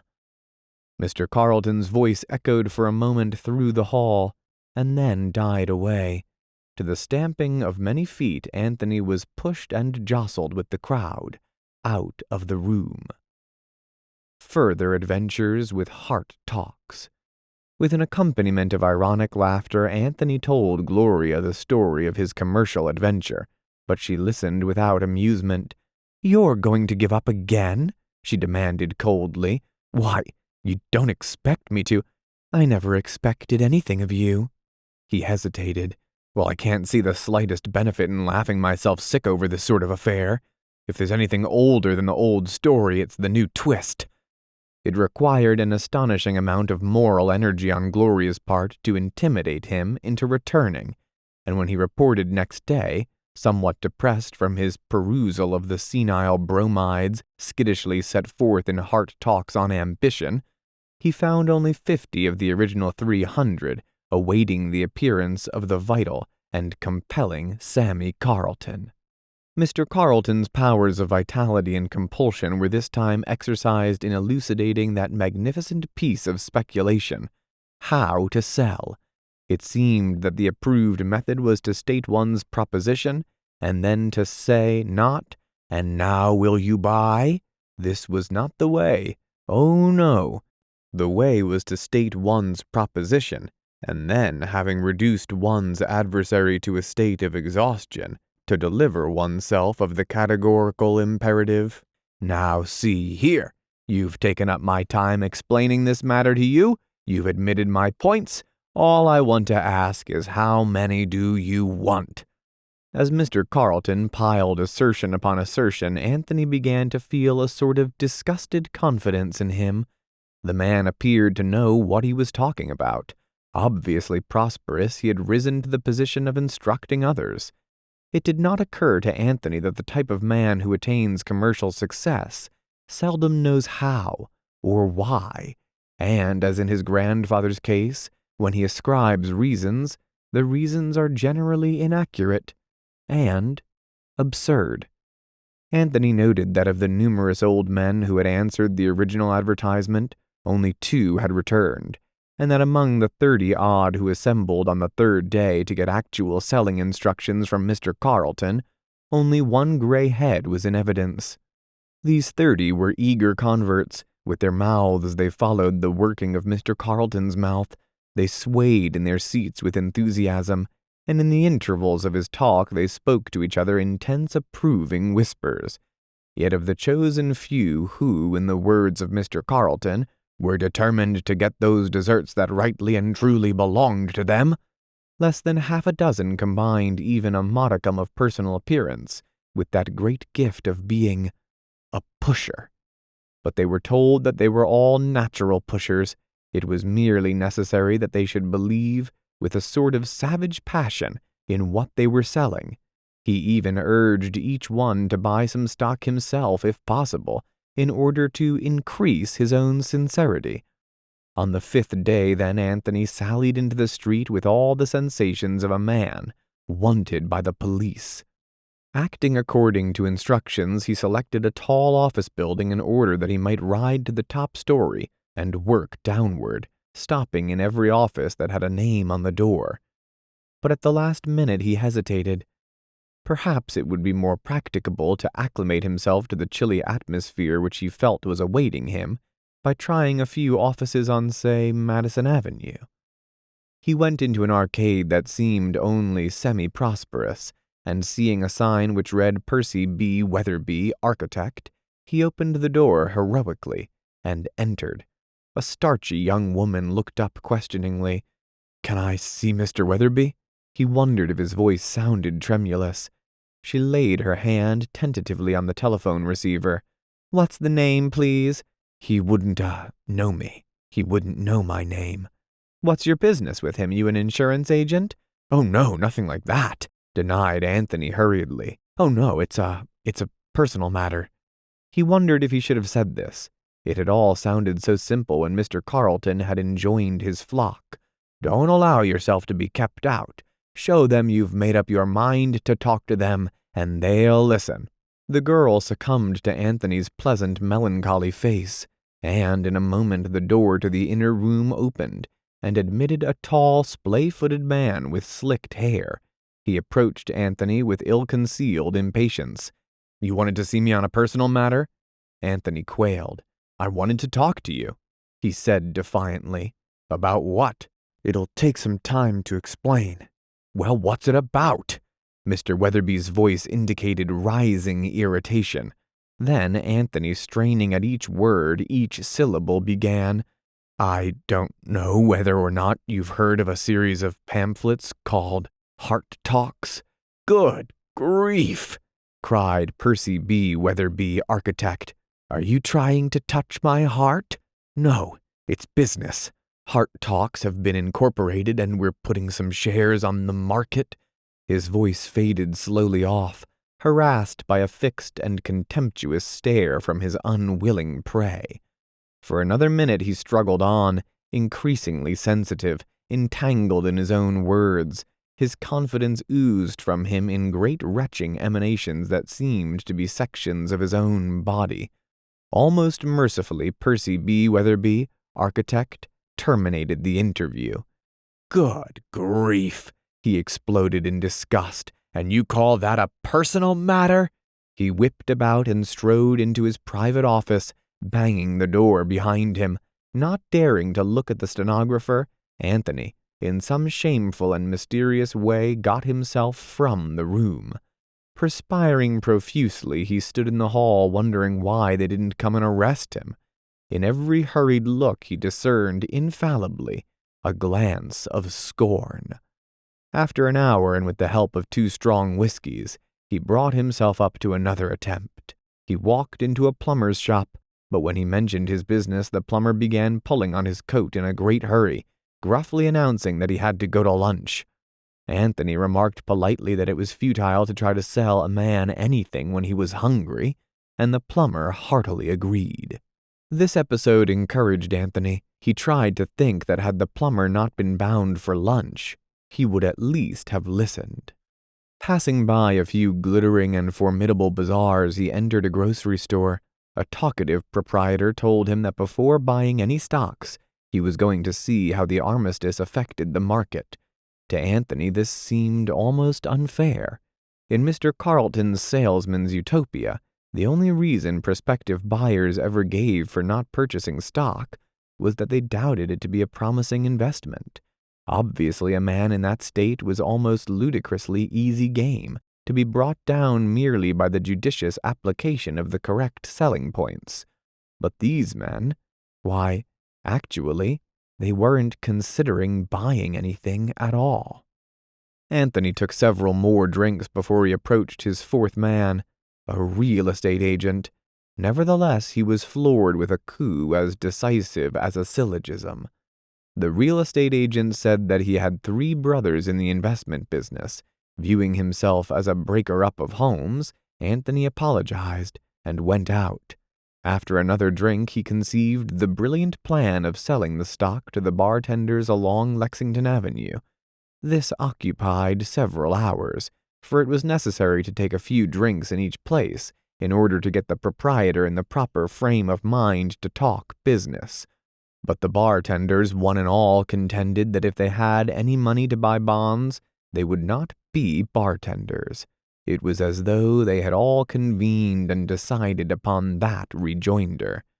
As he approached a dark and soggy 5 o'clock, he found that they were developing a still more annoying tendency to turn him off with a jest. At 5, then, with a tremendous effort at concentration, he decided that he must put more variety into his canvassing.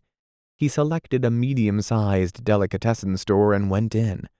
He felt illuminatingly that the thing to do was to cast a spell, not only over the storekeeper but over all the customers as well, and perhaps through the psychology of the herd instinct, they would buy as an astounded and immediately convinced whole. "Afternoon," he began in a loud, thick voice.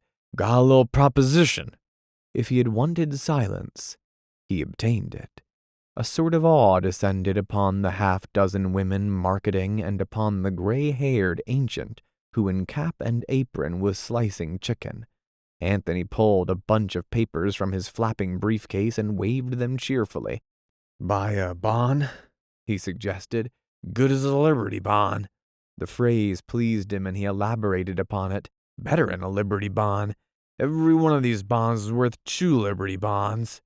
His mind made a hiatus and skipped to his peroration, which he delivered with appropriate gestures, these being somewhat marred by the necessity of clinging to the counter with one or both hands. "Now see here, you taking up my time. I don't want to know why you won't buy. I just want you say why. Want you say how many." At this point, they should have approached him with checkbooks and fountain pens in hand. Realizing that they must have missed a cue, Anthony, with the instincts of an actor, went back and repeated his finale. "Now, see here. You taking up my time. You followed proposition. You agree the reasoning. Now all I want from you is how many Liberty bonds." "See here," broke in a new voice. A portly man whose face was adorned with symmetrical scrolls of yellow hair had come out of a glass cage in the rear of the store and was bearing down upon Anthony. "See here, you." "How many?" repeated the salesman sternly. "You taking up my time." "Hey, you!" cried the proprietor. "I'll have you taken up by the police." "You most certainly won't," returned Anthony with fine defiance. "All I want to know is how many."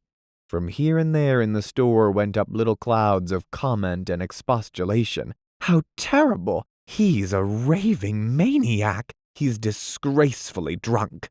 The proprietor grasped Anthony's arm sharply. "Get out, or I'll call a policeman." Some relics of rationality moved Anthony to nod and replace his bonds clumsily in the case. "How many?" he reiterated doubtfully. "The whole force, if necessary," thundered his adversary, his yellow mustache trembling fiercely. "Sell 'em all a bond." With this, Anthony turned, bowed gravely to his late auditors, and wobbled from the store. He found a taxicab at the corner and rode home to the apartment.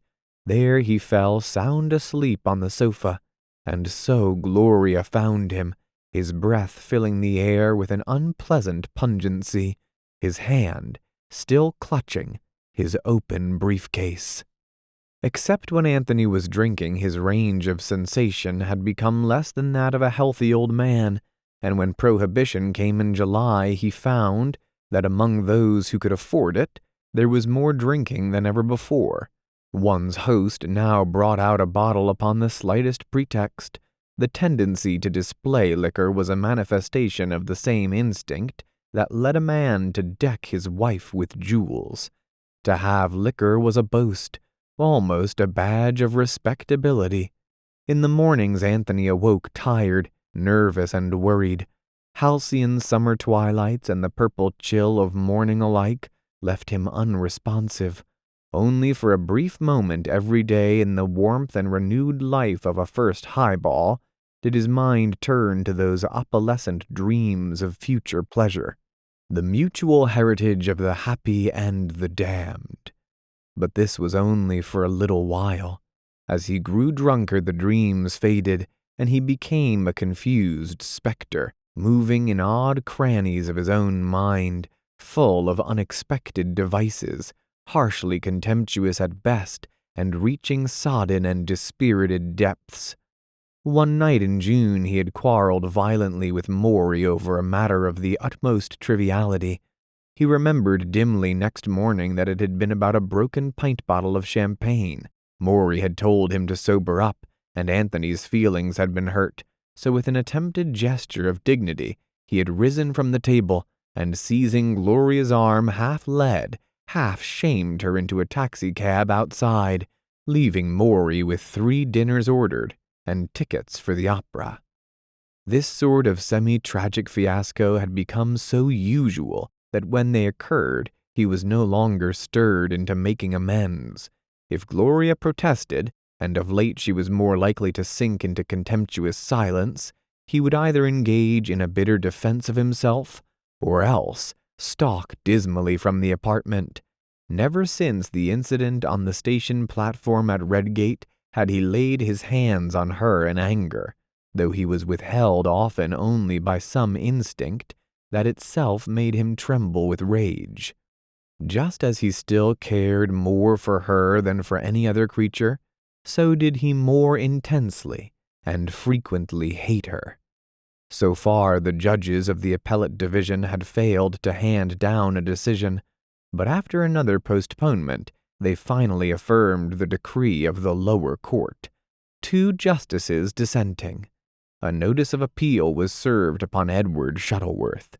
The case was going to the court of last resort, and they were in for another interminable wait. 6 months, perhaps a year. It had grown enormously unreal to them, remote and uncertain as heaven. Throughout the previous winter, one small matter had been a subtle and omnipresent irritant, the question of Gloria's gray fur coat. At that time, women enveloped in long squirrel wraps could be seen every few yards along Fifth Avenue. The women were converted to the shape of tops. They seemed porcine and obscene. They resembled kept women in the concealing richness, the feminine animality of the garment. Yet Gloria wanted a gray squirrel coat. Discussing the matter, or rather arguing it, for even more than in the first year of their marriage did every discussion take the form of bitter debate, full of such phrases as, most certainly, utterly outrageous, it's so, nevertheless, and the ultra-emphatic, regardless. They concluded that they could not afford it, and so gradually it began to stand as a symbol of their growing financial anxiety. To Gloria, the shrinkage of their income was a remarkable phenomenon, without explanation or precedent. That it could happen at all within the space of 5 years seemed almost an intended cruelty, conceived and executed by a sardonic god.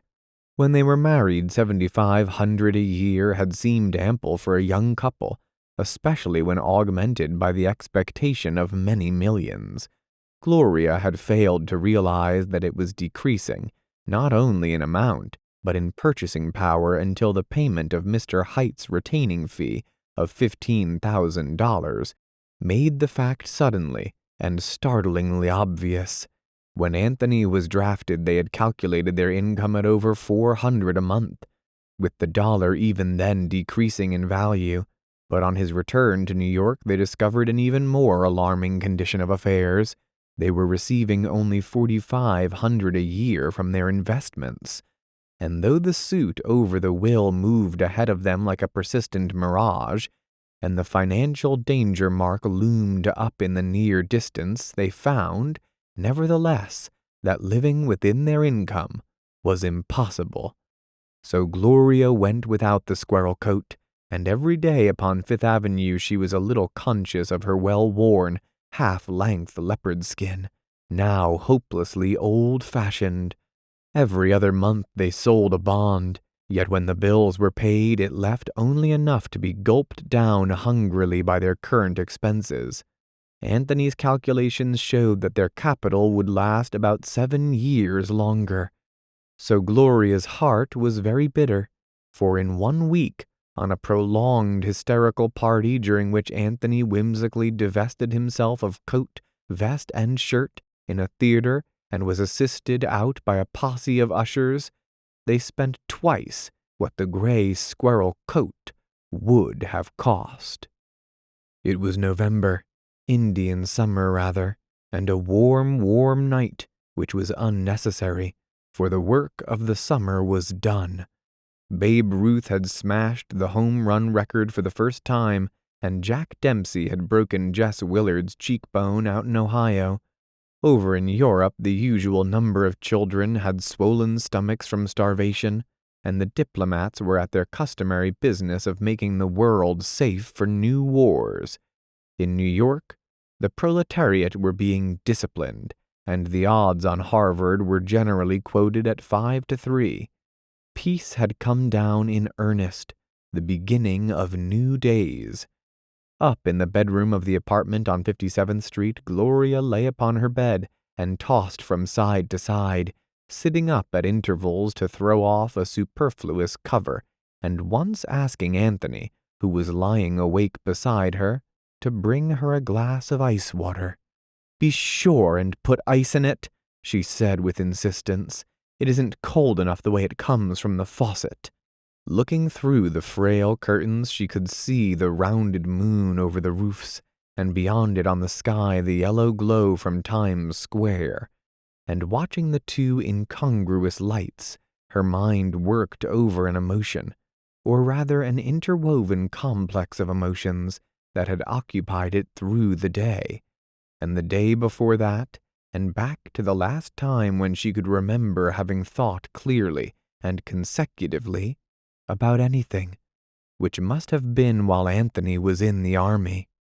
She would be 29 in February. The month assumed an ominous and inescapable significance, making her wonder through these nebulous, half-fevered hours whether after all she had not wasted her faintly tired beauty, whether there was such a thing as use for any quality bounded by a harsh and inevitable mortality. Years before, when she was 21, she had written in her diary, "Beauty is only to be admired, only to be loved, to be harvested carefully, and then flung at a chosen lover like a gift of roses." It seems to me, as far as I can judge clearly at all, that my beauty should be used like that. And now all this November day, all this desolate day under a sky dirty and white, Gloria had been thinking that perhaps she had been wrong. To preserve the integrity of her first gift, she had looked no more for love. When the first flame and ecstasy had grown dim, sunk down, departed, she had begun preserving what? It puzzled her that she no longer knew just what she was preserving. A sentimental memory, or some profound and fundamental concept of honor. She was doubting now whether there had been any moral issue involved in her way of life. To walk unworried and unregretful along the gayest of all possible lanes, and to keep her pride by being always herself, and doing what it seemed beautiful that she should do. From the first little boy in an Eton collar whose girl she had been, down to the latest casual man whose eyes had grown alert and appreciative as they rested upon her, there was needed only that matchless candor she could throw into a look or clothe with an inconsequent clause. For she had talked always in broken clauses, to weave about her immeasurable illusions, immeasurable distances, immeasurable light. To create souls in men, to create fine happiness and fine despair, she must remain deeply proud. Proud to be inviolate, proud also to be melting, to be passionate and possessed. She knew that in her breast she had never wanted children. The reality, the earthiness, the intolerable sentiment of childbearing, the menace to her beauty, had appalled her. She wanted to exist only as a conscious flower, prolonging and preserving itself. Her sentimentality could cling fiercely to her own illusions, but her ironic soul whispered that motherhood was also the privilege of the female baboon. So her dreams were of ghostly children only, the early, the perfect symbols of her early and perfect love for Anthony. In the end, then, her beauty was all that never failed her. She had never seen beauty like her own. What it meant ethically or aesthetically faded before the gorgeous concreteness of her pink and white feet, the clean perfectness of her body, and the baby mouth that was like the material symbol of a kiss. She would be 29 in February. As the long light waned, she grew supremely conscious that she and beauty were going to make use of these next 3 months. At first she was not sure for what, but the problem resolved itself gradually into the old lure of the screen. She was in earnest now. No material want could have moved her as this fear moved her. No matter for Anthony.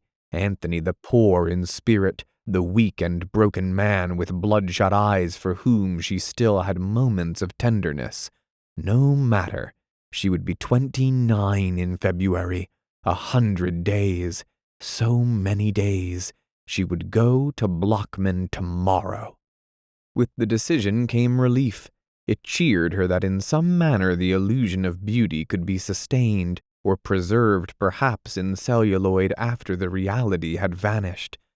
Well, tomorrow. The next day she felt weak and ill. She tried to go out and saved herself from collapse only by clinging to a mailbox near the front door. The Martinique elevator boy helped her upstairs, and she waited on the bed for Anthony's return without energy to unhook her brassiere.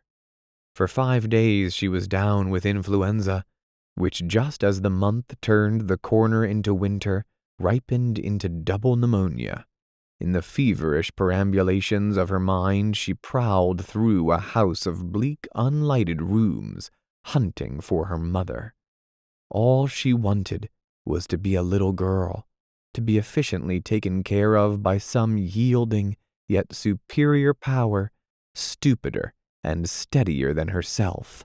It seemed that the only lover she had ever wanted was a lover in a dream. Odi profanum vulgus. One day in the midst of Gloria's illness, there occurred a curious incident that puzzled Miss McGovern, the trained nurse, for some time afterward. It was noon, but the room in which the patient lay was dark and quiet. Miss McGovern was standing near the bed mixing some medicine, when Mrs. Patch, who had apparently been sound asleep, sat up and began to speak vehemently. "Millions of people," she said, "swarming like rats, chattering like apes, smelling like all hell. Monkeys, or lice, I suppose. For one really exquisite palace, on Long Island, say, or even in Greenwich. For one palace full of pictures from the old world and exquisite things, with avenues of trees and green lawns and a view of the blue sea, and lovely people about in slick dresses. I'd sacrifice 100,000 of them, 1,000,000 of them." She raised her hand feebly and snapped her fingers. "I care nothing for them. Understand me?" The look she bent upon Miss McGovern at the conclusion of this speech was curiously elfin, curiously intent. Then she gave a short little laugh polished with scorn, and tumbling backward fell off again to sleep. Miss McGovern was bewildered. She wondered what were the 100,000 things that Mrs. Patch would sacrifice for her palace. Dollars, she supposed. Yet it had not sounded exactly like dollars. The movies. It was February, 7 days before her birthday, and the great snow that had filled up the cross streets as dirt fills the cracks in a floor had turned to slush and was being escorted to the gutters by the hoses of the street cleaning department. The wind, none the less bitter for being casual, whipped in through the open windows of the living room, bearing with it the dismal secrets of the areaway, and clearing the patch apartment of stale smoke in its cheerless circulation. Gloria, wrapped in a warm kimono, came into the chilly room, and taking up the telephone receiver, called Joseph Blockman. "Do you mean Mr. Joseph Black?" demanded the telephone girl at films par excellence. "Blockman, Joseph Blockman, B-L-O. Mr. Joseph Blockman has changed his name to Black. Do you want him?" "Why, yes." She remembered nervously that she had once called him Blockhead to his face. His office was reached by courtesy of 2 additional female voices. The last was a secretary who took her name. Only with the flow through the transmitter of his own familiar but faintly impersonal tone did she realize that it had been 3 years since they had met, and he had changed his name to Black. "Can you see me?" she suggested lightly. "It's on a business matter, really. I'm going into the movies at last, if I can." "I'm awfully glad. I've always thought you'd like it." "Do you think you can get me a trial?" she demanded with the arrogance peculiar to all beautiful women, to all women who have ever at any time considered themselves beautiful. He assured her that it was merely a question of when she wanted the trial. Any time? Well, he'd phone later in the day and let her know a convenient hour. The conversation closed with conventional padding on both sides. Then from 3 o'clock to 5 she sat close to the telephone, with no result. But next morning came a note that contented and excited her. "My dear Gloria, just by luck a matter came to my attention that I think will be just suited to you. I would like to see you start with something that would bring you notice. At the same time, if a very beautiful girl of your sort is put directly into a picture, next to one of the rather shop-worn stars with which every company is afflicted, tongues would very likely wag. But there is a flapper part in a Percy B. Debris production that I think would be just suited to you, and would bring you notice. Willa Sable plays opposite Gaston Mears in a sort of character part, and your part, I believe, would be her younger sister. Anyway, Percy B. Debris, who is directing the picture, says if you'll come to the studios day after tomorrow, Thursday, he will run off a test. If 10 o'clock is suited to you, I will meet you there at that time. With all good wishes, ever faithfully, Joseph Black." Gloria had decided that Anthony was to know nothing of this until she had obtained a definite position, and accordingly she was dressed and out of the apartment next morning before he awoke. Her mirror had given her, she thought, much the same account as ever. She wondered if there were any lingering traces of her sickness. She was still slightly underweight, and she had fancied a few days before that her cheeks were a trifle thinner, but she felt that those were merely transitory conditions, and that on this particular day she looked as fresh as ever.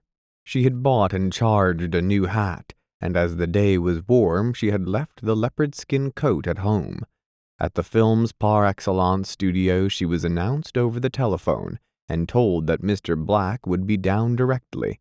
She looked around her. 2 girls were being shown about by a little fat man in a slash pocket coat, and one of them had indicated a stack of thin parcels, piled breast-high against the wall, and extending along for 20 feet. "That's studio mail," explained the fat man.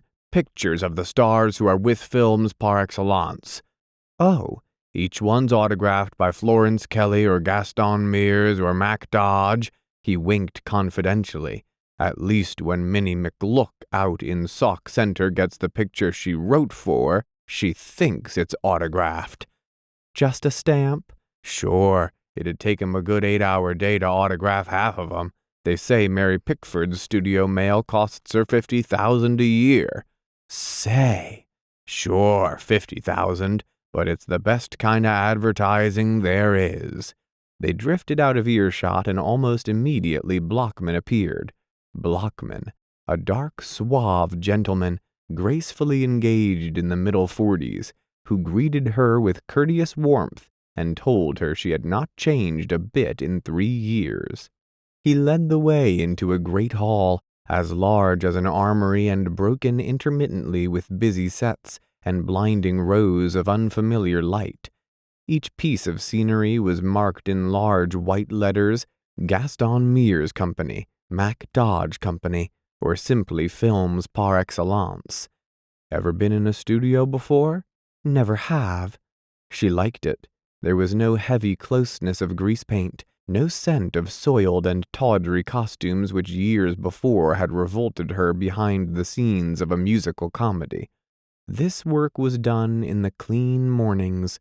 The appurtenances seemed rich and gorgeous and new.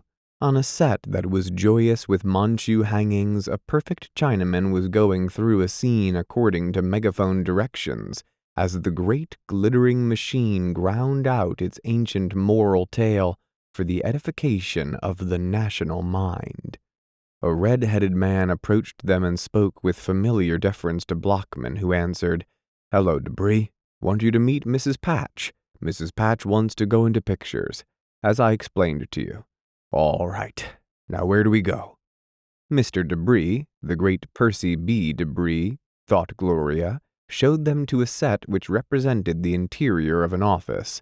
Some chairs were drawn up around the camera, which stood in front of it, and the three of them sat down. "Ever been in a studio before?" asked Mr. Debris, giving her a glance that was surely the quintessence of keenness. "No? Well, I'll explain exactly what's going to happen. We're going to take what we call a test in order to see how your features photograph, and whether you've got natural stage presence, and how you respond to coaching. There's no need to be nervous over it. I'll just have the cameraman take a few 100 feet in an episode I've got marked here in the scenario. We can tell pretty much what we want to from that." He produced a typewritten continuity and explained to her the episode she was to enact. It developed that one Barbara Wainwright had been secretly married to the junior partner of the firm whose office was there represented. Entering the deserted office one day by accident, she was naturally interested in seeing where her husband worked. The telephone rang, and after some hesitation she answered it. She learned that her husband had been struck by an automobile and instantly killed. She was overcome. At first she was unable to realize the truth, but finally she succeeded in comprehending it and went into a dead faint on the floor. "Now that's all we want," concluded Mr. Debris. "I'm going to stand here and tell you approximately what to do, and you're to act as though I wasn't here, and just go on, do it your own way. You needn't be afraid we're going to judge this too severely. We simply want to get a general idea of your screen personality." "I see." "You'll find makeup in the room in back of the set. Go light on it. Very little red." "I see," repeated Gloria, nodding.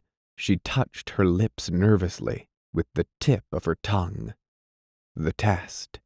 As she came into the set through the real wooden door and closed it carefully behind her, she found herself inconveniently dissatisfied with her clothes. She should have bought a Mrs. dress for the occasion. She could still wear them, and it might have been a good investment if it had accentuated her airy youth.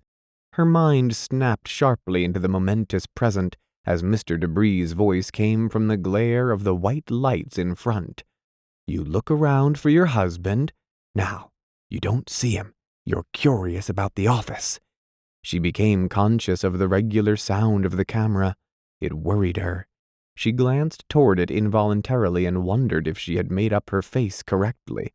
Then, with a definite effort, she forced herself to act. And she had never felt that the gestures of her body were so banal, so awkward, so bereft of grace or distinction. She strolled around the office, picking up articles here and there and looking at them inanely. Then she scrutinized the ceiling, the floor, and thoroughly inspected an inconsequential lead pencil on the desk. Finally, because she could think of nothing else to do, and less than nothing to express, she forced a smile. "All right, now the phone rings. Ting-a-ling-ling, hesitate, and then answer it." She hesitated, and then, too quickly she thought, picked up the receiver. "Hello?" Her voice was hollow and unreal. The words rang in the empty set like the ineffectualities of a ghost. The absurdities of their requirements appalled her. Did they expect that on an instant's notice she could put herself in the place of this preposterous and unexplained character? "No, not yet. Now listen. John Sumner has just been knocked over by an automobile and instantly killed." Gloria let her baby mouth drop slowly open. Then, "Now hang up with a bang." She obeyed, clung to the table with her eyes wide and staring. At length she was feeling slightly encouraged, and her confidence increased. "My God!" she cried. Her voice was good, she thought. "Oh, my God!" "Now faint." She collapsed forward to her knees and, throwing her body outward on the ground, lay without breathing. "All right," called Mr. Debris. "That's enough, thank you, that's plenty. Get up, that's enough." Gloria arose, mustering her dignity and brushing off her skirt. "Awful," she remarked with a cool laugh, though her heart was bumping tumultuously. "Terrible, wasn't it? Did you mind it?" said Mr. Debris, smiling blandly. "Did it seem hard? I can't tell anything about it until I have it run off." "Of course not," she agreed, trying to attach some sort of meaning to his remark, and failing. It was just the sort of thing he would have said had he been trying not to encourage her. A few moments later she left the studio. Blockman had promised that she should hear the result of the test within the next few days. Too proud to force any definite comment, she felt a baffling uncertainty, and only now when the step had at last been taken did she realize how the possibility of a successful screen career had played in the back of her mind for the past 3 years. That night she tried to tell over to herself the elements that might decide for or against her. Whether or not she had used enough makeup worried her, and as the part was that girl of 20, she wondered if she had not been just a little too grave. About her acting she was least of all satisfied. Her entrance had been abominable. In fact, not until she reached the phone had she displayed a shred of poise, and then the test had been over. If they had only realized! She wished that she could try it again. A mad plan to call up in the morning and ask for a new trial took possession of her, and as suddenly faded. It seemed neither politic nor polite to ask another favor of Blockman. The 3rd day of waiting found her in a highly nervous condition. She had bitten the insides of her mouth until they were raw and smarting, and burnt unbearably when she washed them with Listerine. She had quarreled so persistently with Anthony that he had left the apartment in a cold fury, but because he was intimidated by her exceptional frigidity, he called up an hour afterward, apologized, and said he was having dinner at the Amsterdam Club, the only one in which he still retained membership. It was after 1 o'clock, and she had breakfasted at 11, so deciding to forego luncheon, she started for a walk in the park. At 3 there would be a mail. She would be back by 3. It was an afternoon of premature spring. Water was drying on the walks, and in the park, little girls were gravely wheeling white doll buggies up and down under the thin trees, while behind them followed bored nursery maids in twos, discussing with each other those tremendous secrets that are peculiar to nursery maids. 2 o'clock by her little gold watch. She should have a new watch, one made in a platinum oblong and encrusted with diamonds, but those cost even more than squirrel coats, and of course they were out of her reach now, like everything else. Unless perhaps the right letter was awaiting her. In about an hour, 58 minutes exactly. 10 to get there left 48. 47 now. Little girls soberly wheeling their buggies along the damp, sunny walks. The nursery maids chattering in pairs about their inscrutable secrets. Here and there a raggedy man seated upon newspapers spread on a drying bench, related not to the radiant and delightful afternoon, but to the dirty snow that had slept exhausted in obscure corners, waiting for extermination. Ages later, coming into the dim hall, she saw the Martinique elevator boy standing incongruously in the light of the stained glass window. "Is there any mail for us?" she asked. "Upstairs, madam." The switchboard squawked abominably and Gloria waited while he ministered to the telephone. She sickened as the elevator groaned its way up. The floors passed like the slow lapse of centuries, each one ominous, accusing, significant.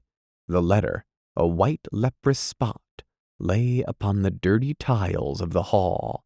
"My dear Gloria, we had the test run off yesterday afternoon, and Mr. Debris seemed to think that for the part he had in mind, he needed a younger woman.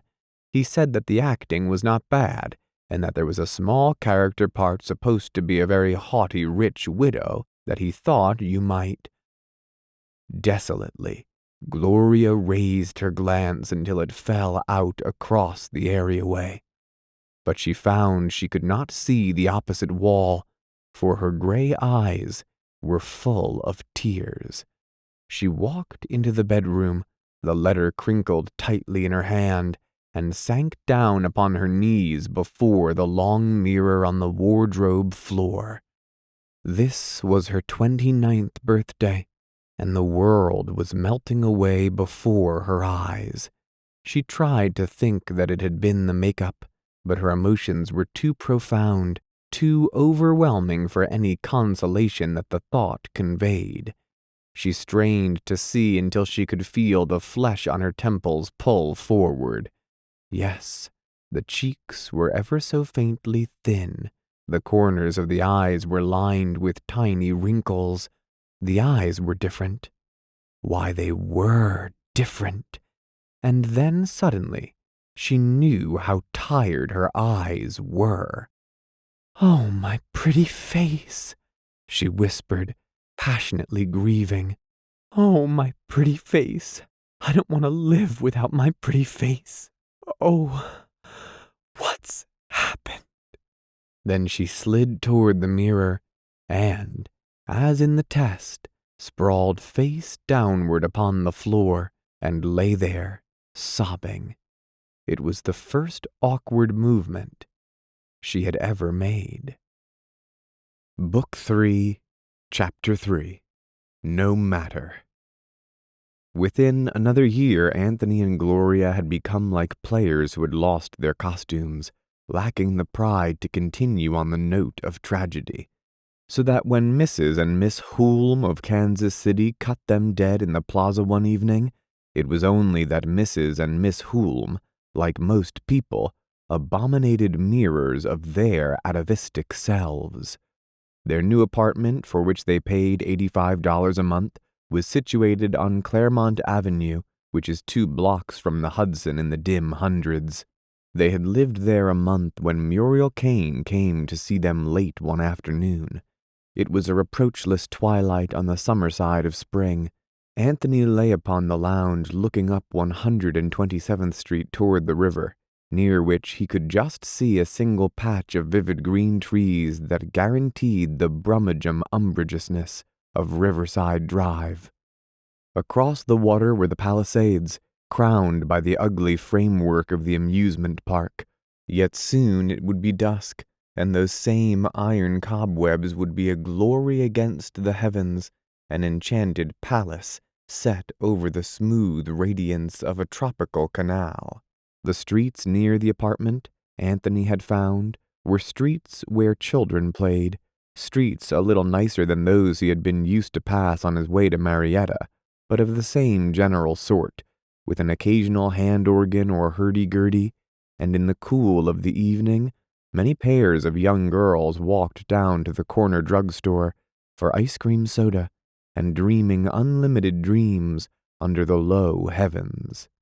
Dusk in the streets now, and children playing, shouting up incoherent, ecstatic words that faded out close to the open window, and Muriel, who had come to find Gloria, chattering to him from an opaque gloom over across the room.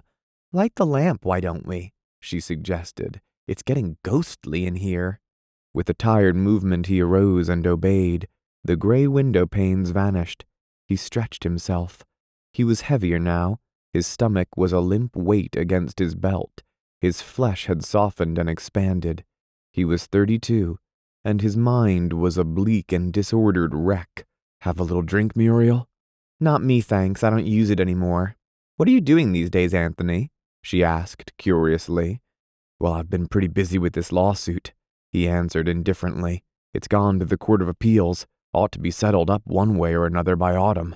There's been some objection as to whether the Court of Appeals has jurisdiction over the matter."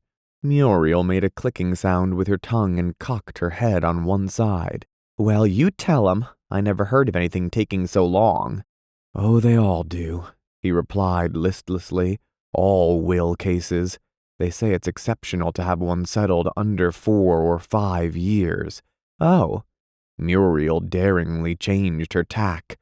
"Why don't you go to work, you lazy?" "At what?" he demanded abruptly. "Why, at anything, I suppose. You're still a young man." "If that's encouragement, I'm much obliged," he answered dryly, and then, with sudden weariness, "Does it bother you particularly that I don't work?" "It doesn't bother me, but it does bother a lot of people who claim—" "Oh, God," he said brokenly. "It seems to me that for 3 years I've heard nothing about myself but wild stories and virtuous admonitions. I'm tired of it. If you don't want to see us, let us alone. I don't bother my former friends, but I need no charity calls and no criticism disguised as good advice." Then he added apologetically, "I'm sorry, but really, Muriel, you mustn't talk like a lady slum worker, even if you are visiting the lower middle classes." He turned his bloodshot eyes on her reproachfully, eyes that had once been a deep, clear blue, that were weak now, strained, and half ruined from reading when he was drunk. "Why do you say such awful things?" she protested. "You talk as if you and Gloria were in the middle classes." "Why pretend we're not? I hate people who claim to be great aristocrats when they can't even keep up the appearance of it." "Do you think a person has to have money to be aristocratic?" Muriel, the horrified Democrat. "Why, of course. Aristocracy's only an admission that certain traits which we call fine, courage and honor and beauty and all that sort of thing, can best be developed in a favorable environment, where you don't have the warpings of ignorance and necessity."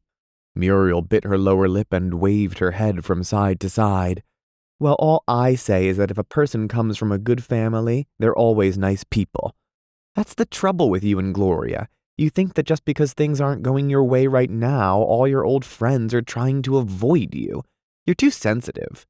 "As a matter of fact," said Anthony, "you know nothing at all about it. With me, it's simply a matter of pride. And for once, Gloria is reasonable enough to agree that we oughtn't to go where we're not wanted. And people don't want us.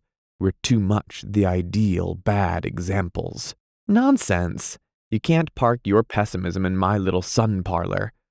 I think you ought to forget all those morbid speculations and go to work." "Here I am, 32. Suppose I did start in at some idiotic business.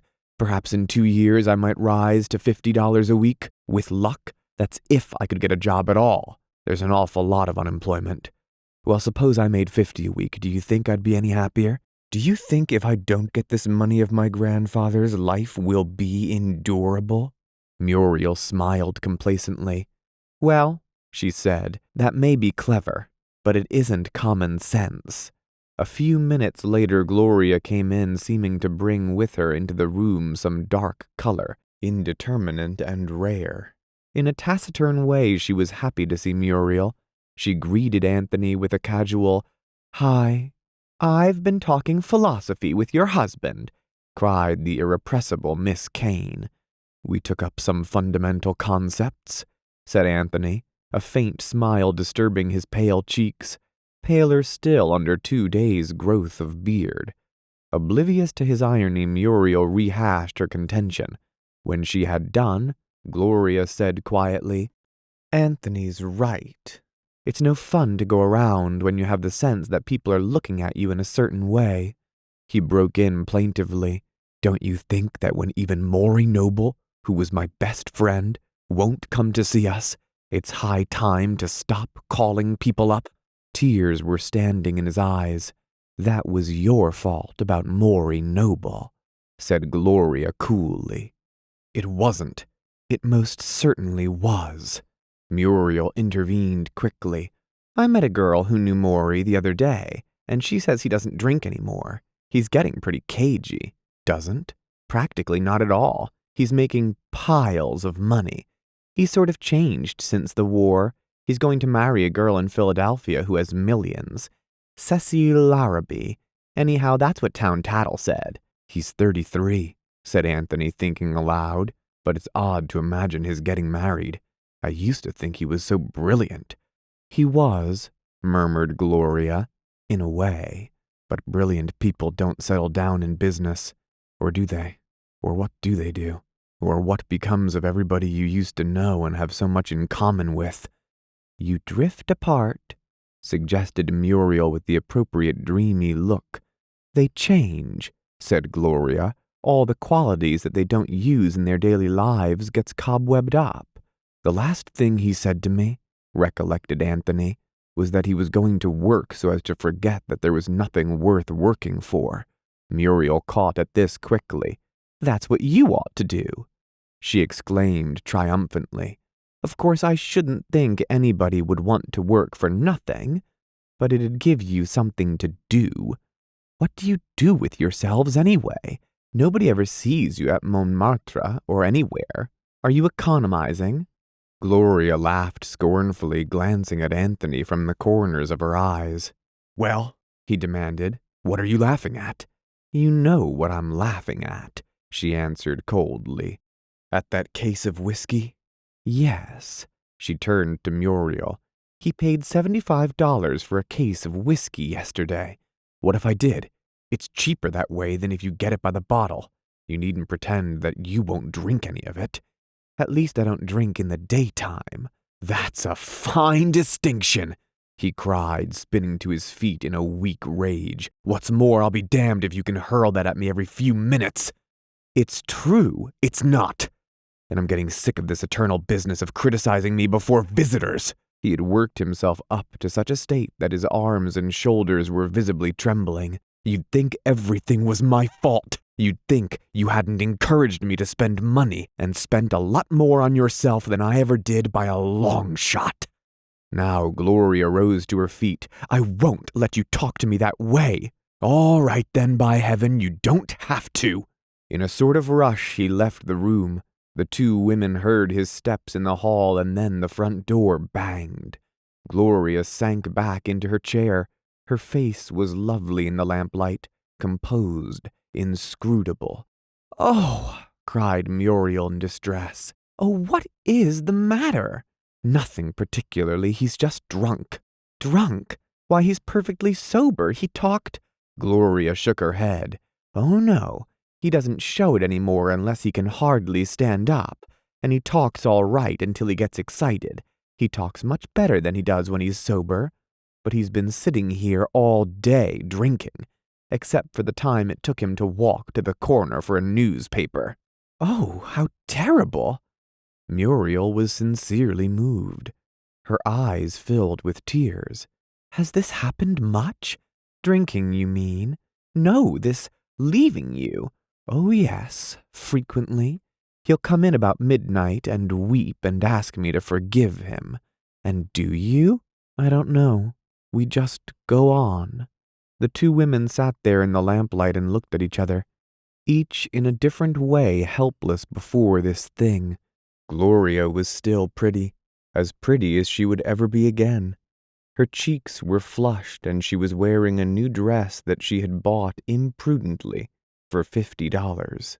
She had hoped she could persuade Anthony to take her out tonight, to a restaurant or even to one of the great gorgeous moving picture palaces where there would be a few people to look at her, at whom she could bear to look in turn.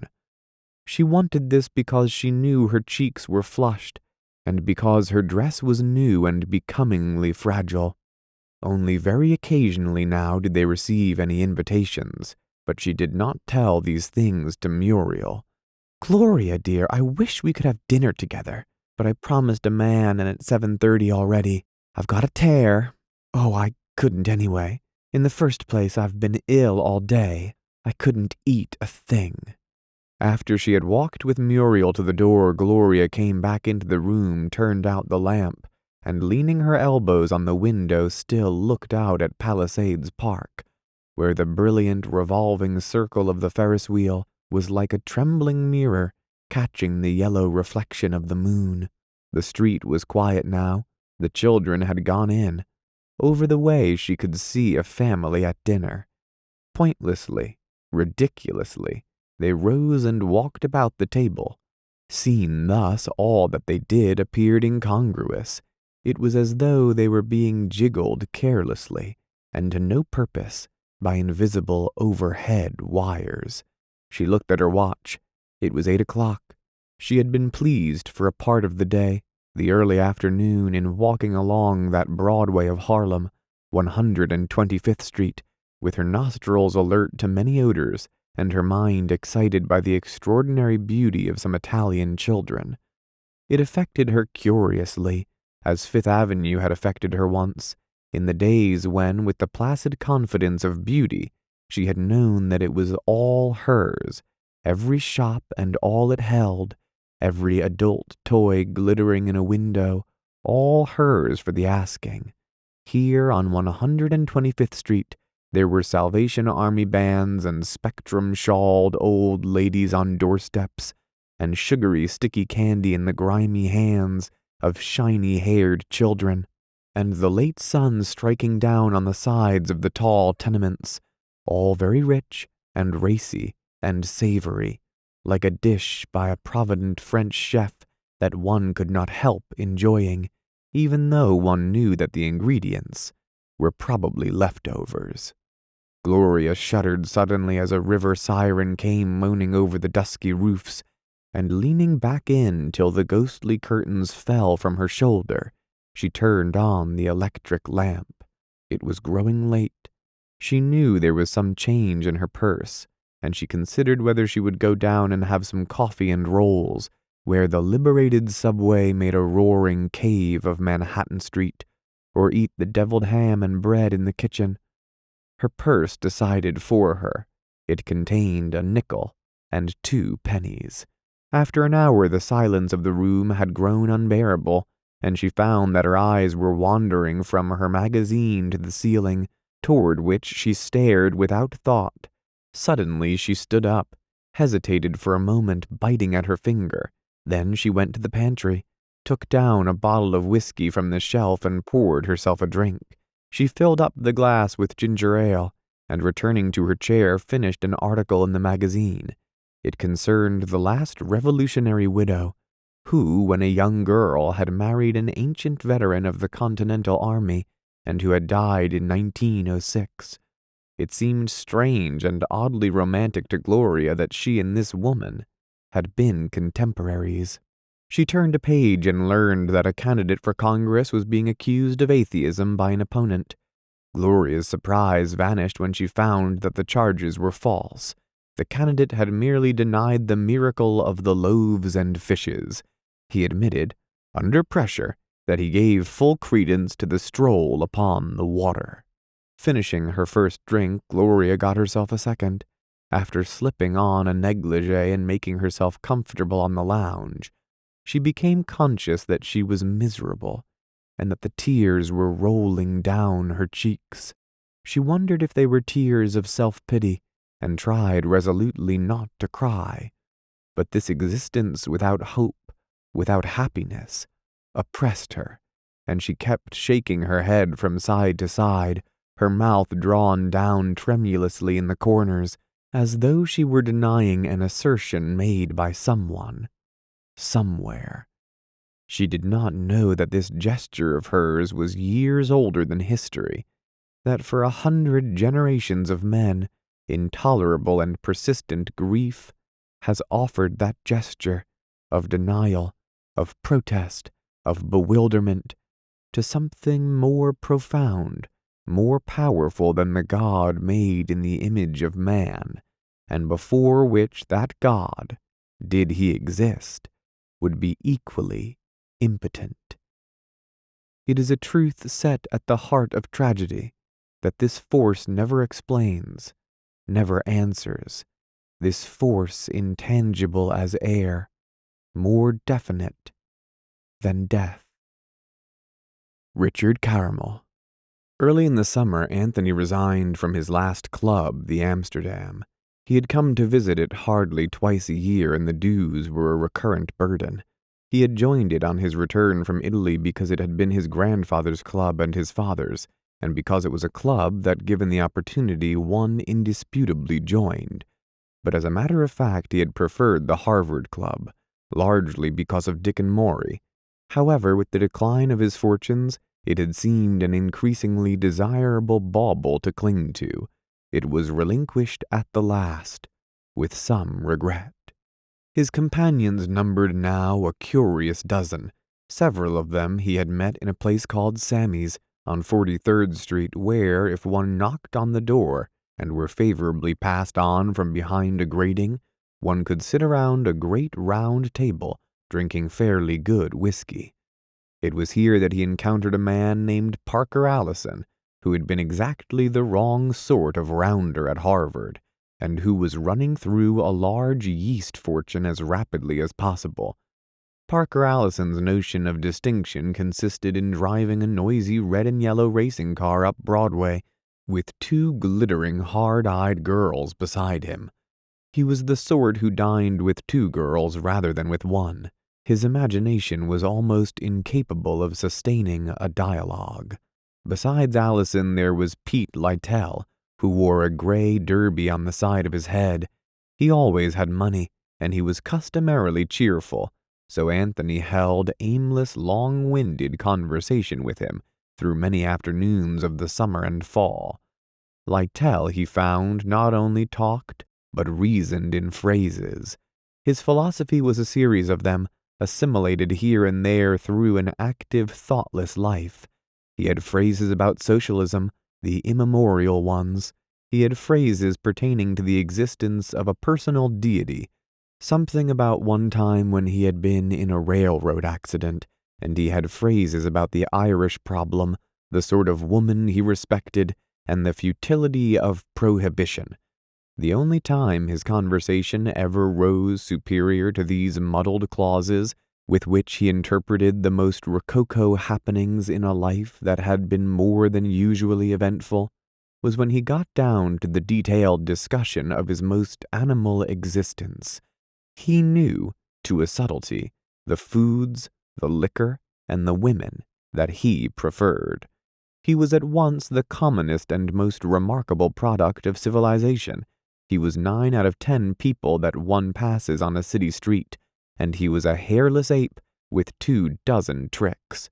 He was the hero of 1,000 romances of life and art, and he was a virtual moron, performing staidly yet absurdly a series of complicated and infinitely astounding epics over a span of 70 years. With such men as these two, Anthony Patch drank and discussed, and drank and argued. He liked them because they knew nothing about him, because they lived in the obvious, and had not the faintest conception of the inevitable continuity of life. They sat not before a motion picture with consecutive reels, but at a musty old-fashioned travelogue, with all values stark, and hence all implications confused. Yet they themselves were not confused, because there was nothing in them to be confused. They changed phrases from month to month as they changed neckties. Anthony the courteous, the subtle, the perspicacious, was drunk each day in Sammy's with these men, in the apartment over a book, some book he knew, and very rarely with Gloria, who in his eyes had begun to develop the unmistakable outlines of a quarrelsome and unreasonable woman. She was not the Gloria of old, certainly, the Gloria who, had she been sick, would have preferred to inflict misery upon everyone around her, rather than confess that she needed sympathy or assistance. She was not above whining now. She was not above being sorry for herself. Each night when she prepared for bed, she smeared her face with some new unguent, which she hoped, illogically, would give back the glow and freshness to her vanishing beauty. When Anthony was drunk, he taunted her about this. When he was sober, he was polite to her, on occasions even tender. He seemed to show for short hours a trace of that old quality of understanding too well to blame, that quality which was the best of him and had worked swiftly and ceaselessly toward his ruin. But he hated to be sober. It made him conscious of the people around him, of that air of struggle, of greedy ambition, of hope more sordid than despair, of incessant passage up or down, which in every metropolis is most evident through the unstable middle class. Unable to live with the rich, he thought that his next choice would have been to live with the very poor. Anything was better than this cup of perspiration and tears. The sense of the enormous panorama of life, never strong in Anthony, had become dim almost to extinction. At long intervals now, some incident, some gesture of Gloria's would take his fancy, but the gray veils had come down in earnest upon him. As he grew older, these things faded. After that, there was wine. There was a kindliness about intoxication. There was that indescribable gloss and glamour it gave, like the memories of ephemeral and faded evenings. After a few highballs, there was magic in the tall, glowing Arabian night of the Bush Terminal building, its summit, a peak of sheer grandeur, gold and dreaming against the inaccessible sky, and Wall Street, the crass, the banal. Again it was the triumph of gold, a gorgeous sentient spectacle. It was where the great kings kept the money for their wars. The fruit of youth or of the grape, the transitory magic of the brief passage from darkness to darkness, the old illusion that truth and beauty were in some way entwined. As he stood in front of Delmonico's lighting a cigarette one night, he saw two hansoms drawn up close to the curb, waiting for a chance drunken fare. The outmoded cabs were worn and dirty, the cracked patent leather wrinkled like an old man's face. The cushions faded to a brownish lavender. The very horses were ancient and weary, and so were the white-haired men who sat aloft, cracking their whips with a grotesque affectation of gallantry, a relic of vanished gaiety. Anthony Patch walked away in a sudden fit of depression, pondering the bitterness of such survivals. There was nothing, it seemed, that grew stale so soon as pleasure. On 42nd Street one afternoon he met Richard Caramel for the first time in many months, a prosperous, fattening Richard Caramel, whose face was filling out to match the Bostonian brow. "Just got in this week from the coast. Was going to call you up, but I didn't know your new address. We've moved." Richard Caramel noticed that Anthony was wearing a soiled shirt, that his cuffs were slightly but perceptibly frayed, that his eyes were set in half-moons, the color of cigar smoke. "So I gathered," he said, fixing his friend with his bright yellow eye. "But where and how is Gloria? My God, Anthony, I've been hearing the doggonedest stories about you two even out in California, and when I get back to New York I find you've sunk absolutely out of sight. Why don't you pull yourself together?" "Now listen," chattered Anthony unsteadily. "I can't stand a long lecture. We've lost money in a dozen ways, and naturally people have talked on account of the lawsuit, but the thing's coming to a final decision this winter, surely." "You're talking so fast that I can't understand you," interrupted Dick calmly. Well, I've said all I'm going to say, snapped Anthony. Come and see us if you like, or don't. With this, he turned and started to walk off in the crowd, but Dick overtook him immediately and grasped his arm. Say, Anthony, don't fly off the handle so easily. You know Gloria's my cousin and you're one of my oldest friends, so it's natural for me to be interested when I hear that you're going to the dogs and taking her with you. I don't want to be preached to. Well then, all right. How about coming up to my apartment and having a drink? I've just got settled. I've bought 3 cases of Gordon gin from a revenue officer. As they walked along, he continued in a burst of exasperation. And how about your grandfather's money? You going to get it? Well, answered Anthony resentfully, that old fool Height seems hopeful, especially because people are tired of reformers right now. You know, it might make a slight difference, for instance, if some judge thought that Adam Patch made it harder for him to get liquor. You can't do without money, said Dick sententiously. Have you tried to write any, lately? Anthony shook his head silently. That's funny, said Dick. I always thought that you and Maury would write someday, and now he's grown to be a sort of tight-fisted aristocrat, and I'm the bad example. I wonder why.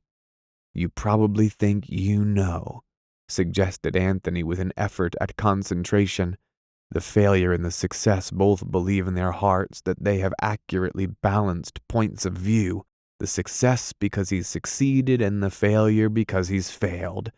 The successful man tells his son to profit by his father's good fortune, and the failure tells his son to profit by his father's mistakes. I don't agree with you, said the author of A Shave Tale in France. I used to listen to you and Maury when we were young, and I used to be impressed because you were so consistently cynical, but now, well, after all, by God, which of us 3 has taken to the intellectual life? I don't want to sound vainglorious, but it's me, and I've always believed that moral values existed, and I always will. Well, objected Anthony, who was rather enjoying himself, even granting that, you know that in practice life never presents problems as clear-cut, does it? It does to me. There's nothing I'd violate certain principles for. But how do you know when you're violating them? You have to guess at things just like most people do. You have to apportion the values when you look back. You finish up the portrait, then paint in the details and shadows. Dick shook his head with a lofty stubbornness. Same old futile cynic, he said. It's just a mode of being sorry for yourself. You don't do anything, so nothing matters. Oh, I'm quite capable of self-pity, admitted Anthony, nor am I claiming that I'm getting as much fun out of life as you are. You say, at least you used to, that happiness is the only thing worthwhile in life. Do you think you're any happier for being a pessimist? Anthony grunted savagely. His pleasure in the conversation began to wane. He was nervous and craving for a drink. My golly, he cried, where do you live? I can't keep walking forever. Your endurance is all mental, eh? Returned Dick sharply. Well, I live right here. He turned in at the apartment house on 49th Street, and a few minutes later they were in a large new room with an open fireplace and 4 walls lined with books. A colored butler served them gin rickeys, and an hour vanished politely with the mellow shortening of their drinks and the glow of a light mid-autumn fire. The arts are very old, said Anthony after a while. With a few glasses, the tension of his nerves relaxed, and he found that he could think again. Which art? All of them. Poetry is dying first. It'll be absorbed into prose sooner or later. For instance, the beautiful word, the colored and glittering word, and the beautiful simile belong in prose now. To get attention, poetry has got to strain for the unusual word, the harsh, earthy word that's never been beautiful before. Beauty, as the sum of several beautiful parts, reached its apotheosis in Swinburne. It can't go any further. Except in the novel, perhaps. Dick interrupted him impatiently. You know, these new novels make me tired. My God! Everywhere I go, some silly girl asks me if I've read This Side of Paradise. Are our girls really like that? If it's true to life, which I don't believe, the next generation is going to the dogs. I'm sick of all this shoddy realism. I think there's a place for the romanticist in literature. Anthony tried to remember what he had read lately of Richard Caramel's. There was A Shave Tale in France, a novel called The Land of Strong Men, and several dozen short stories which were even worse. It had become a custom among young and clever reviewers to mention Richard Caramel with a smile of scorn. Mr. Richard Caramel, they called him. His corpse was dragged obscenely through every literary supplement. He was accused of making a great fortune by writing trash for the movies. As the fashion in books shifted, he was becoming almost a byword of contempt. While Anthony was thinking this, Dick had got to his feet and seemed to be hesitating at an avowal. "I've gathered quite a few books," he said suddenly. "So I see. I've made an exhaustive collection of good American stuff, old and new. I don't mean the usual Longfellow Whittier thing. In fact, most of it's modern." He stepped to one of the walls, and seeing that it was expected of him, Anthony arose and followed. "Look." Under a printed tag Americana, he displayed 6 long rows of books, beautifully bound and obviously carefully chosen. "And here are the contemporary novelists." Then Anthony saw the Joker. Wedged in between Mark Twain and Dreiser were 8 strange and inappropriate volumes, the works of Richard Caramel. The Demon Lover, true enough, but also 7 others that were execrably awful, without sincerity or grace. Unwillingly, Anthony glanced at Dick's face and caught a slight uncertainty there. "I've put my own books in, of course," said Richard Caramel hastily, "though 1 or 2 of them are uneven. I'm afraid I wrote a little too fast when I had that magazine contract. But I don't believe in false modesty. Of course, some of the critics haven't paid so much attention to me since I've been established, but after all, it's not the critics that count. They're just sheep." For the first time in so long that he could scarcely remember, Anthony felt a touch of the old pleasant contempt for his friend. Richard Caramel continued, "My publishers, you know, have been advertising me as the Thackeray of America, because of my New York novel." "Yes," Anthony managed to muster. "I suppose there's a good deal in what you say." He knew that his contempt was unreasonable. He knew that he would have changed places with Dick unhesitatingly. He himself had tried his best to write with his tongue in his cheek. Ah, well then, can a man disparage his life work so readily? And that night, while Richard Caramel was hard at toil, with great hittings of the wrong keys and screwing up of his weary, unmatched eyes, laboring over his trash far into those cheerless hours when the fire dies down, and the head is swimming from the effect of prolonged concentration, Anthony, abominably drunk, was sprawled across the back seat of a taxi on his way to the flat on Claremont Avenue. The Beating. As winter approached, it seemed that a sort of madness seized upon Anthony. He awoke in the morning so nervous that Gloria could feel him trembling in the bed before he could muster enough vitality to stumble into the pantry for a drink. He was intolerable now except under the influence of liquor, and as he seemed to decay and coarsen under her eyes, Gloria's soul and body shrank away from him. When he stayed out all night, as he did several times, she not only failed to be sorry, but even felt a measure of relief. Next day he would be faintly repentant, and would remark in a gruff, hang-dog fashion that he guessed he was drinking a little too much. For hours at a time he would sit in the great armchair that had been in his apartment, lost in a sort of stupor. Even his interest in reading his favorite books seemed to have departed, and though an incessant bickering went on between husband and wife, the one subject upon which they ever really conversed was the progress of the will case.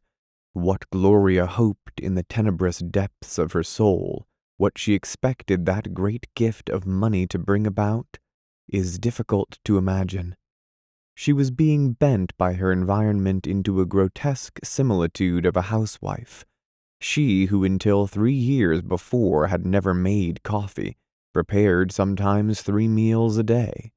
She walked a great deal in the afternoons, and in the evenings she read, Books, magazines, anything she found at hand. If now she wished for a child, even a child of the Anthony who sought her blind drunk, she neither said so nor gave any show or sign of interest in children. It is doubtful if she could have made it clear to anyone what it was she wanted, or indeed what there was to want. A lonely, lovely woman, 30 now, retrenched behind some impregnable inhibition born and coexistent with her beauty. One afternoon when the snow was dirty again alongside Riverside Drive, Gloria, who had been to the grocer's, entered the apartment to find Anthony pacing the floor in a state of aggravated nervousness. The feverish eyes he turned on her were traced with tiny pink lines that reminded her of rivers on a map. For a moment she received the impression that he was suddenly and definitely old. "Have you any money?" he inquired of her precipitately. "What? What do you mean?" "Just what I said. Money. Money. Can't you speak English?" She paid no attention but brushed by him and into the pantry to put the bacon and eggs in the icebox. When his drinking had been unusually excessive, he was invariably in a whining mood. This time he followed her, and standing in the pantry door persisted in his question. "You heard what I said. Have you any money?" She turned about from the icebox and faced him. "Why, Anthony, you must be crazy. You know I haven't any money, except $1 in change." He executed an abrupt about-face and returned to the living room where he renewed his pacing. It was evident that he had something portentous on his mind. He quite obviously wanted to be asked what was the matter. Joining him a moment later, she sat upon the long lounge and began taking down her hair. It was no longer bobbed, and it had changed in the last year from a rich gold dusted with red to an unresplendent light brown. She had bought some shampoo soap and meant to wash it now. She had considered putting a bottle of peroxide into the rinsing water. "Well," she implied silently. "That darn bank," he quavered. "They've had my account for over 10 years. 10 years!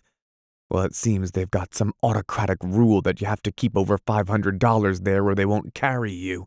They wrote me a letter a few months ago and told me I'd been running too low. Once I gave out 2 bum checks, remember? That night in Reisenweber's. But I made them good the very next day. Well, I promised old Halloran, he's the manager, the greedy Mick, that I'd watch out, and I thought I was going all right. I kept up the stubs in my checkbook pretty regular. Well, I went in there today to cash a check, and Halloran came out and told me they'd have to close my account. Too many bad checks, he said, and I never had more than 500 to my credit, and that only for a day or so at a time. And by God, what do you think he said then?" "What?" "He said this was a good time to do it because I didn't have a damn penny in there." "You didn't?" "That's what he told me. Seems I'd given those Bedrose people a check for $60 for that last case of liquor, and I only had $45 in the bank. Well, the Bedrose people deposited $15 to my account and drew the whole thing out." In her ignorance, Gloria conjured up a specter of imprisonment and disgrace. "Oh, they won't do anything," he assured her. "Bootlegging's too risky a business. They'll send me a bill for $15 and I'll pay it." "Oh." She considered a moment. "Well, we can sell another bond." He laughed sarcastically. "Oh, yes. That's always easy. When the few bonds we have that are paying any interest at all are only worth between 50 and 80 cents on the dollar, we lose about half the bond every time we sell. What else can we do?" "Oh, we'll sell something, as usual. We've got paper worth $80,000 at par." Again he laughed unpleasantly. "Bring about 30,000 on the open market." "I distrusted those 10% investments." "The deuce you did," he said. "You pretended you did so you could claw at me if they went to pieces, but you wanted to take a chance as much as I did." She was silent for a moment as if considering. Then, "Anthony," she cried suddenly, $200 a month is worse than nothing. Let's sell all the bonds and put the $30,000 in the bank. And if we lose the case, we can live in Italy for 3 years and then just die." In her excitement as she talked, she was aware of a faint flush of sentiment, the first she had felt in many days. 3 years? He said nervously. 3 years, you're crazy. Mr. Hyde'll take more than that if we lose. Do you think he's working for charity? I forgot that. And here it is, Saturday, he continued, and I've only got $1 and some change, and we've got to live till Monday, when I can get to my broker's. And not a drink in the house, he added as a significant afterthought. Can you call up Dick? I did. His man says he's gone down to Princeton to address a literary club or some such thing, won't be back till Monday. Well, let's see. Don't you know some friend you might go to? I tried a couple fellows. Couldn't find anybody in. I wish I'd sold that Keats letter like I started to last week. How about those men you play cards with in that Sammy place? Do you think I'd ask them? His voice rang with a righteous horror. Gloria winced. He would rather contemplate her active discomfort than feel his own skin crawl at asking an inappropriate favor. I thought of Muriel, he suggested. She's in California. Well, how about some of those men who gave you such a good time while I was in the army? You think they might be glad to do a little favor for you? She looked at him contemptuously, but he took no notice. Or how about your old friend Rachel or Constance Merriam? Constance Merriam's been dead a year, and I wouldn't ask Rachel. Well, how about that gentleman who was so anxious to help you once that he could hardly restrain himself? Blockman. Oh, he had hurt her at last, and he was not too obtuse or too careless to perceive it. Why not him? He insisted callously. Because he doesn't like me any more, she said with difficulty, and then, as he did not answer, but only regarded her cynically, if you want to know why, I'll tell you. A year ago I went to Blockman. He's changed his name to Black, and asked him to put me into pictures. You went to Blockman? Yes. Why didn't you tell me? He demanded incredulously, the smile fading from his face. Because you were probably off drinking somewhere. He had them give me a test, and they decided that I wasn't young enough for anything except a character part. A character part? The woman of 30 sort of thing. I wasn't 30, and I didn't think I looked 30. Why, damn him, cried Anthony, championing her violently with a curious perverseness of emotion. Why? Well, that's why I can't go to him. Why, the insolence, insisted Anthony nervously. The insolence! Anthony, that doesn't matter now. The thing is, we've got to live over Sunday, and there's nothing in the house but a loaf of bread and a half-pound of bacon and 2 eggs for breakfast. She handed him the contents of her purse. There's 70, 80, $1.15. With what you have, that makes about 2.5 altogether, doesn't it? Anthony, we can get along on that. We can buy lots of food with that, more than we can possibly eat. Jingling the change in his hand, he shook his head. Nope. I've got to have a drink. I'm so darn nervous that I'm shivering. A thought struck him. Perhaps Sammy'd cash a check and then Monday I could rush down to the bank with the money. But they've closed your account. That's right. I'd forgotten. I'll tell you what, I'll go down to Sammy's and I'll find somebody there who'll lend me something. I hate like the devil to ask them, though. He snapped his fingers suddenly. I know what I'll do. I'll hock my watch. I can get $20 on it and get it back Monday for 60 cents extra. It's been hocked before when I was at Cambridge. He had put on his overcoat, and with a brief goodbye, he started down the hall toward the outer door. Anthony, she called after him. Haven't you better leave $2 with me? You only need car fare. The outer door slammed. He had pretended not to hear. She stood for a moment looking after him. Then she went into the bathroom among her tragic unguents and began preparations for washing her hair. Down at Sammy's he found Parker Allison and Pete Lytell sitting alone at a table, drinking whiskey sours. It was just after 6 o'clock, and Sammy, or Samuel Bendiri, as he had been christened, was sweeping an accumulation of cigarette butts and broken glass into a corner. "Hi, Tony," called Parker Allison to Anthony. Sometimes he addressed him as Tony. At other times it was Dan. To him, all Anthonys must sail under one of these diminutives. "Sit down, what'll you have?" On the subway, Anthony had counted his money and found that he had almost $4. He could pay for 2 rounds at 50 cents a drink, which meant that he would have 6 drinks. Then he would go over to 6th Avenue and get $20 and a pawn ticket in exchange for his watch. "Well, roughnecks," he said jovially, "how's the life of crime?" "Pretty good," said Allison. He winked at Pete Lytell. "Too bad you're a married man. We got some pretty good stuff lined up for about 11 o'clock when the show's let out." Oh boy. "Yes, sir. Too bad he's married. Isn't it, Pete? 'S a shame." At 7:30, when they had completed the 6 rounds, Anthony found that his intentions were giving audience to his desires. He was happy and cheerful now, thoroughly enjoying himself. It seemed to him that the story which Pete had just finished telling was unusually and profoundly humorous, and he decided, as he did every day at about this point, that they were damn good fellows, by golly, who would do a lot more for him than anyone else he knew. The pawn shops would remain open until late Saturday nights, and he felt that if he took just one more drink, he would attain a gorgeous rose-colored exhilaration. Artfully, he fished in his vest pockets, brought up his 2 quarters, and stared at them as though in surprise. "Well, I'll be darned," he protested in an aggrieved tone. "Here I've come out without my pocketbook." "Need some cash?" asked Lytell easily. "I left my money on the dresser at home and I wanted to buy you another drink." "Oh, knock it." Lytell waved the suggestion away despairingly. "I guess we can blow a good fella to all the drinks he wants. What'll you have, same?" "I tell you," suggested Parker Allison, "suppose we send Sammy across the street for some sandwiches and eat dinner here." The other 2 agreed. "Good idea. Hey, Sammy, won't you do a sumpum for us?" Just after 9 o'clock, Anthony staggered to his feet, and bidding them a thick good night, walked unsteadily to the door, handing Sammy one of his 2 quarters as he passed out.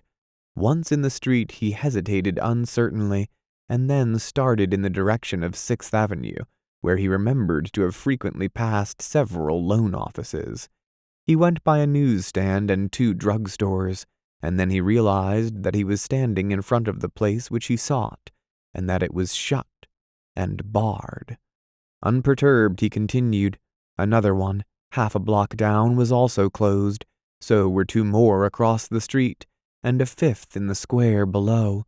Seeing a faint light in the last one, he began to knock on the glass door. He desisted only when a watchman appeared in the back of the shop and motioned him angrily to move on. With growing discouragement, with growing befuddlement, he crossed the street and walked back toward 43rd. On the corner near Sammy's he paused, undecided. If he went back to the apartment, as he felt his body required, he would lay himself open to bitter reproach. Yet now that the pawn shops were closed, he had no notion where to get the money. He decided finally that he might ask Parker Allison after all, but he approached Sammy's only to find the door locked and the lights out. He looked at his watch. 9:30. He began walking. 10 minutes later, he stopped aimlessly at the corner of 43rd Street and Madison Avenue, diagonally across from the bright but nearly deserted entrance to the Biltmore Hotel. Here he stood for a moment, and then sat down heavily on a damp board amid some debris of construction work. He rested there for almost half an hour, his mind a shifting pattern of surface thoughts, chiefest among which were that he must obtain some money and get home before he became too sodden to find his way. Then, glancing over toward the Biltmore, he saw a man standing directly under the overhead glow of the porte-cochere lamps beside a woman in an ermine coat. As Anthony watched, the couple moved forward and signaled to a taxi. Anthony perceived by the infallible identification that lurks in the walk of a friend that it was Maury Noble. He rose to his feet. "Maury!" he shouted. Maury looked in his direction, then turned back to the girl just as the taxi came up into place. With the chaotic idea of borrowing $10, Anthony began to run as fast as he could across Madison Avenue and along 43rd Street. As he came up, Maury was standing beside the yawning door of the taxicab. His companion turned and looked curiously at Anthony. "Hello, Maury," he said, holding out his hand. "How are you?" "Fine, thank you." Their hands dropped and Anthony hesitated. Maury made no move to introduce him, but only stood there regarding him with an inscrutable feline silence. "I wanted to see you," began Anthony uncertainly. He did not feel that he could ask for a loan with the girl not 4 feet away, so he broke off and made a perceptible motion of his head as if to beckon Maury to one side. "I'm in rather a big hurry, Anthony." "I know, but can you... Again he hesitated. "I'll see you some other time," said Maury. "It's important."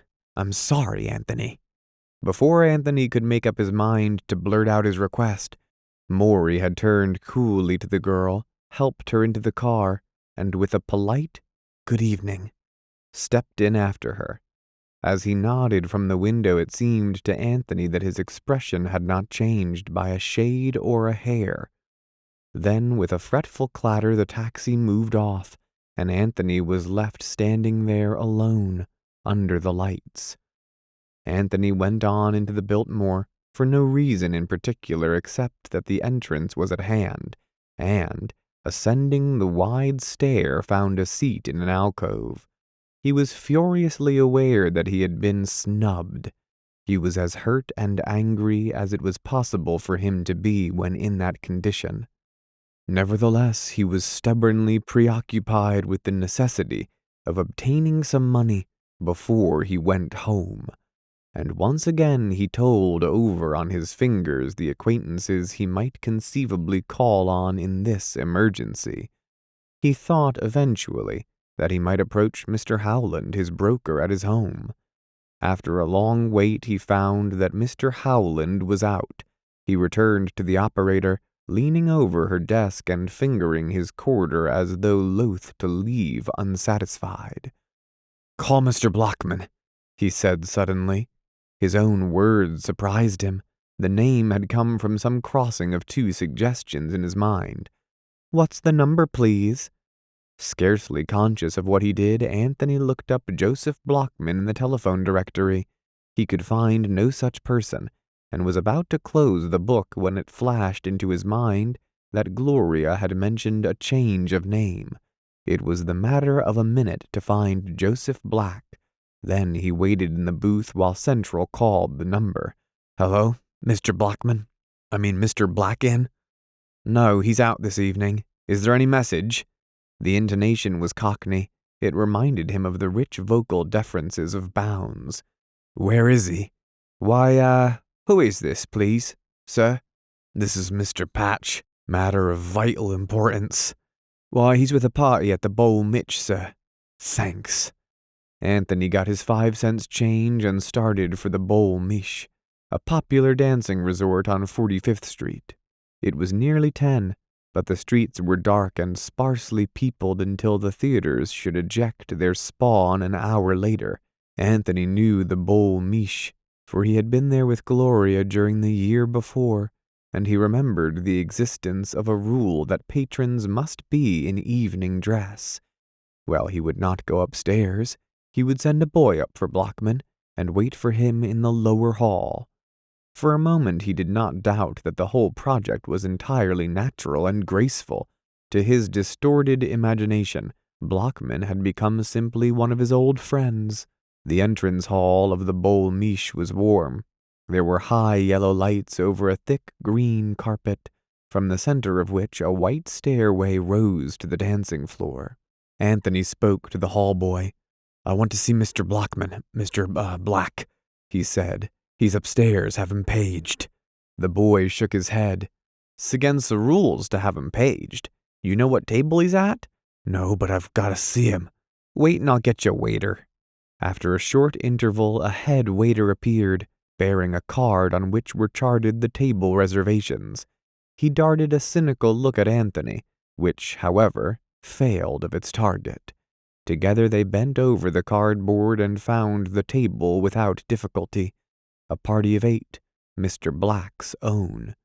"Tell him, Mr. Patch, very, very important."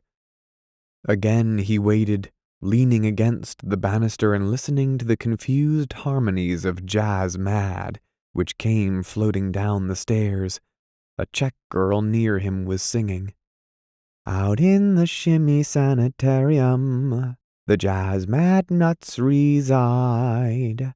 Out in the shimmy sanitarium, I left my blushing bride. She went and shook herself insane, so let her shiver back again." Then he saw Blockman descending the staircase, and took a step forward to meet him and shake hands. "You wanted to see me?" said the older man coolly. "Yes," answered Anthony, nodding. "Personal matter. Can you just step over here?" Regarding him narrowly, Blockman followed Anthony to a half-bend made by the staircase, where they were beyond observation or earshot of anyone entering or leaving the restaurant. "Well?" he inquired. "Wanted to talk to you." "What about?" Anthony only laughed, a silly laugh. He intended it to sound casual. "What do you want to talk to me about?" repeated Blockman. "What's the hurry, old man?" He tried to lay his hand in a friendly gesture upon Blockman's shoulder, but the latter drew away slightly. "How have you been?" "Very well, thanks. See here, Mr. Patch, I've got a party upstairs. They'll think it's rude if I stay away too long. What was it you wanted to see me about?" For the second time that evening, Anthony's mind made an abrupt jump, and what he said was not at all what he had intended to say. "I understand you keep my wife out of the movies?" "What?" Blockman's ruddy face darkened in parallel planes of shadows. "You heard me." "Look here, Mr. Patch," said Blockman, evenly and without changing his expression. "You're drunk. You're disgustingly and insultingly drunk." "Not too drunk talk to you," insisted Anthony with a leer. "First place, my wife wants nothing whatever to do with you. Never did. Understand me?" "Be quiet," said the older man angrily. "I should think you'd respect your wife enough not to bring her into the conversation under these circumstances. Never you mind how I expect my wife. One thing, you leave her alone. You go to hell. See here, I think you're a little crazy," exclaimed Blockman. He took 2 paces forward as though to pass by, but Anthony stepped in his way. "Not so fast, you goddamn Jew." For a moment they stood regarding each other, Anthony swaying gently from side to side, Blockman almost trembling with fury. "Be careful," he cried in a strained voice. Anthony might have remembered then a certain look Blockman had given him in the Biltmore Hotel years before, but he remembered nothing. Nothing. "I'll say it again, you god—" Then Blockman struck out, with all the strength in the arm of a well-conditioned man of 45, struck out and caught Anthony squarely in the mouth. Anthony cracked up against the staircase, recovered himself, and made a wild, drunken swing at his opponent. But Blockman, who took exercise every day and knew something of sparring, blocked it with ease and struck him twice in the face, with 2 swift, smashing jabs. Anthony gave a little grunt and toppled over onto the green plush carpet, finding, as he fell, that his mouth was full of blood, and seemed oddly loose in front. He struggled to his feet, panting and spitting, and then, as he stared toward Blockman, who stood a few feet away, his fists clenched, but not up. 2 waiters who had appeared from nowhere seized his arms and held him, helpless. In back of them a dozen people had miraculously gathered. "I'll kill him," cried Anthony, pitching and straining from side to side. "Let me kill—" "Throw him out," ordered Blockman excitedly, just as a small man with a pockmarked face pushed his way hurriedly through the spectators. "Any trouble, Mr. Black?" "This bum tried to blackmail me," said Blockman, and then, his voice rising to a faintly shrill note of pride, "He got what was coming to him." The little man turned to a waiter. "Call a policeman," he commanded. "Oh no," said Blockman quickly. "I can't be bothered. Just throw him out in the street." "Oh, what an outrage!" He turned and with conscious dignity walked toward the washroom, just as 6 brawny hands seized upon Anthony and dragged him toward the door. The bum was propelled violently to the sidewalk, where he landed on his hands and knees with a grotesque slapping sound and rolled over slowly onto his side. The shock stunned him. He lay there for a moment in acute distributed pain. Then his discomfort became centralized in his stomach, and he regained consciousness to discover that a large foot was prodding him. "You've got to move on, you bum! Move on!" It was the bulky doorman speaking. A town car had stopped at the curb and its occupants had disembarked. That is, 2 of the women were standing on the dashboard, waiting in offended delicacy until this obscene obstacle should be removed from their path. "Move on, or else I'll throw ya on." "Here, I'll get 'em."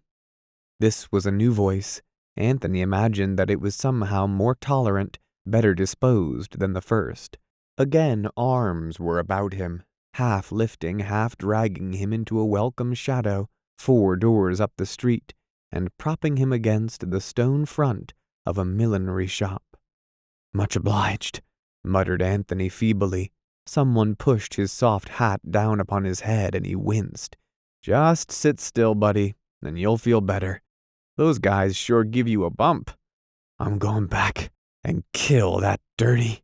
He tried to get to his feet but collapsed backward against the wall. "You can't do nothing now," came the voice. "Get 'em some other time. I'm telling you straight, ain't I? I'm helping you." Anthony nodded. "And you better go home. You dropped a tooth tonight, buddy, you know that?" Anthony explored his mouth with his tongue verifying the statement. Then with an effort he raised his hand and located the gap. "I'm a-gonna get you home, friend. Whereabouts do you live?" "Oh, by God, interrupted Anthony, clenching his fists passionately. "I'll show the dirty bunch. You help me show 'em and I'll fix it with you. My grandfather's Adam Patch of Tarrytown." "Who?" "Adam Patch, by God." "You want to go all the way to Tarrytown?" "No." "Well, you tell me where to go, friend, and I'll get a cab." Anthony made out that his Samaritan was a short, broad-shouldered individual, somewhat the worse for wear. "Where do you live? Hey!" Sodden and shaken as he was, Anthony felt that his address would be poor collateral for his wild boast about his grandfather. "Get me a cab," he commanded, feeling in his pockets. A taxi drove up. Again Anthony essayed to rise, but his ankle swung loose, as though it were in 2 sections. The Samaritan must needs help him in, and climb in after him. "See here, fella," said he. "You're soused and you're bunged up and you won't be able to get in your house lest somebody carries you in, so I'm going with you. And I know you'll make it right with me. Where do you live?" With some reluctance, Anthony gave his address. Then, as the cab moved off, he leaned his head against the man's shoulder and went into a shadowy, painful torpor. When he awoke, the man had lifted him from the cab in front of the apartment on Claremont Avenue and was trying to set him on his feet. "Can you walk?" "Yes, sort of. You better not come in with me." Again he felt helplessly in his pockets. "Say," he continued apologetically, swaying dangerously on his feet, "I'm afraid I haven't got a cent." "Huh? I'm cleaned out." "Say, didn't I hear you promise you'd fix it with me? Who's gonna pay the taxi bill?" He turned to the driver for confirmation. "Didn't you hear him say he'd fix it? All that about his grandfather?" "Matter of fact," muttered Anthony imprudently, "it was you did all the talking. However, if you come round tomorrow—" At this point the taxi driver leaned from his cab and said facetiously, "Poke him one, the dirty cheapskate. If he wasn't a bum, they wouldn't have throwed him out." In answer to this suggestion, the fist of the Samaritan shot out like a battering ram and sent Anthony crashing down against the stone steps of the apartment house, where he lay without movement, while the tall buildings rocked to and fro above him. After a long while he awoke and was conscious that it had grown much colder. He tried to move himself, but his muscles refused to function. He was curiously anxious to know the time, but he reached for his watch only to find the pocket empty. Involuntarily his lips formed an immemorial phrase. What a night! Strangely enough, he was almost sober. Without moving his head, he looked up to where the moon was anchored in mid-sky, shedding light down into Claremont Avenue as into the bottom of a deep and uncharted abyss. There was no sign or sound of life, save for the continuous buzzing in his own ears. But after a moment Anthony himself broke the silence with a distinct and peculiar murmur. It was the sound that he had consistently attempted to make back there in the Boul' Mich', when he had been face to face with Blockman, the unmistakable sound of ironic laughter. And on his torn and bleeding lips, it was like a pitiful retching of the soul.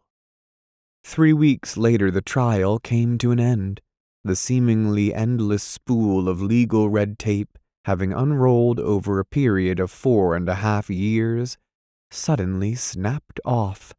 Anthony and Gloria, and on the other side Edward Shuttleworth and a platoon of beneficiaries, testified and lied and ill-behaved generally, in varying degrees of greed and desperation. Anthony awoke one morning in March realizing that the verdict was to be given at 4 that afternoon, and at the thought he got up out of his bed and began to dress. With his extreme nervousness there was mingled an unjustified optimism as to the outcome. He believed that the decision of the lower court would be reversed, if only because of the reaction, due to excessive prohibition, that had recently set in against reforms and reformers. He counted more on the personal attacks that they had leveled at Shuttleworth than on the more sheerly legal aspects of the proceedings. Dressed, he poured himself a drink of whiskey, and then went into Gloria's room, where he found her already wide awake. She had been in bed for a week, humoring herself, Anthony fancied, though the doctor had said that she had best not be disturbed. "Good morning," she murmured without smiling. Her eyes seemed unusually large and dark. "How do you feel?" he asked grudgingly. "Better?" "Yes." "Much?" "Yes." "Do you feel well enough to go down to court with me this afternoon?" She nodded. "Yes, I want to. Dick said yesterday that if the weather was nice he was coming up in his car and take me for a ride in Central Park. And look, the room's all full of sunshine." Anthony glanced mechanically out the window and then sat down upon the bed. "God, I'm nervous," he exclaimed. "Please don't sit there," she said quickly. "Why not? You smell of whiskey. I can't stand it." He got up absent-mindedly and left the room. A little later she called to him and he went out and brought her some potato salad and cold chicken from the delicatessen. At 2 o'clock Richard Caramel's car arrived at the door, and when he phoned up, Anthony took Gloria down in the elevator and walked with her to the curb. She told her cousin that it was sweet of him to take her riding.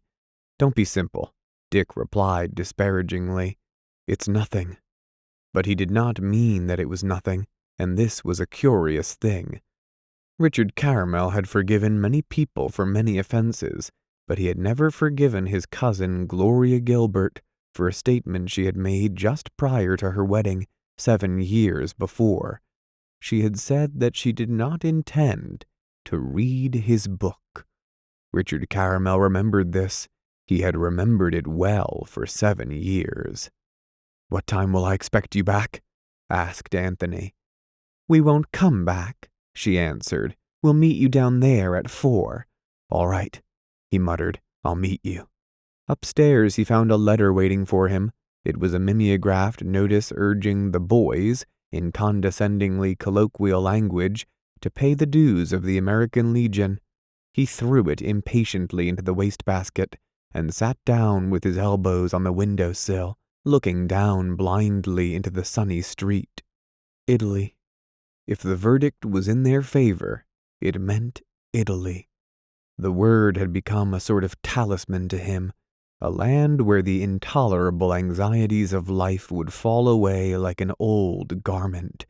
They would go to the watering places first, and among the bright and colorful crowds, forget the gray appendages of despair.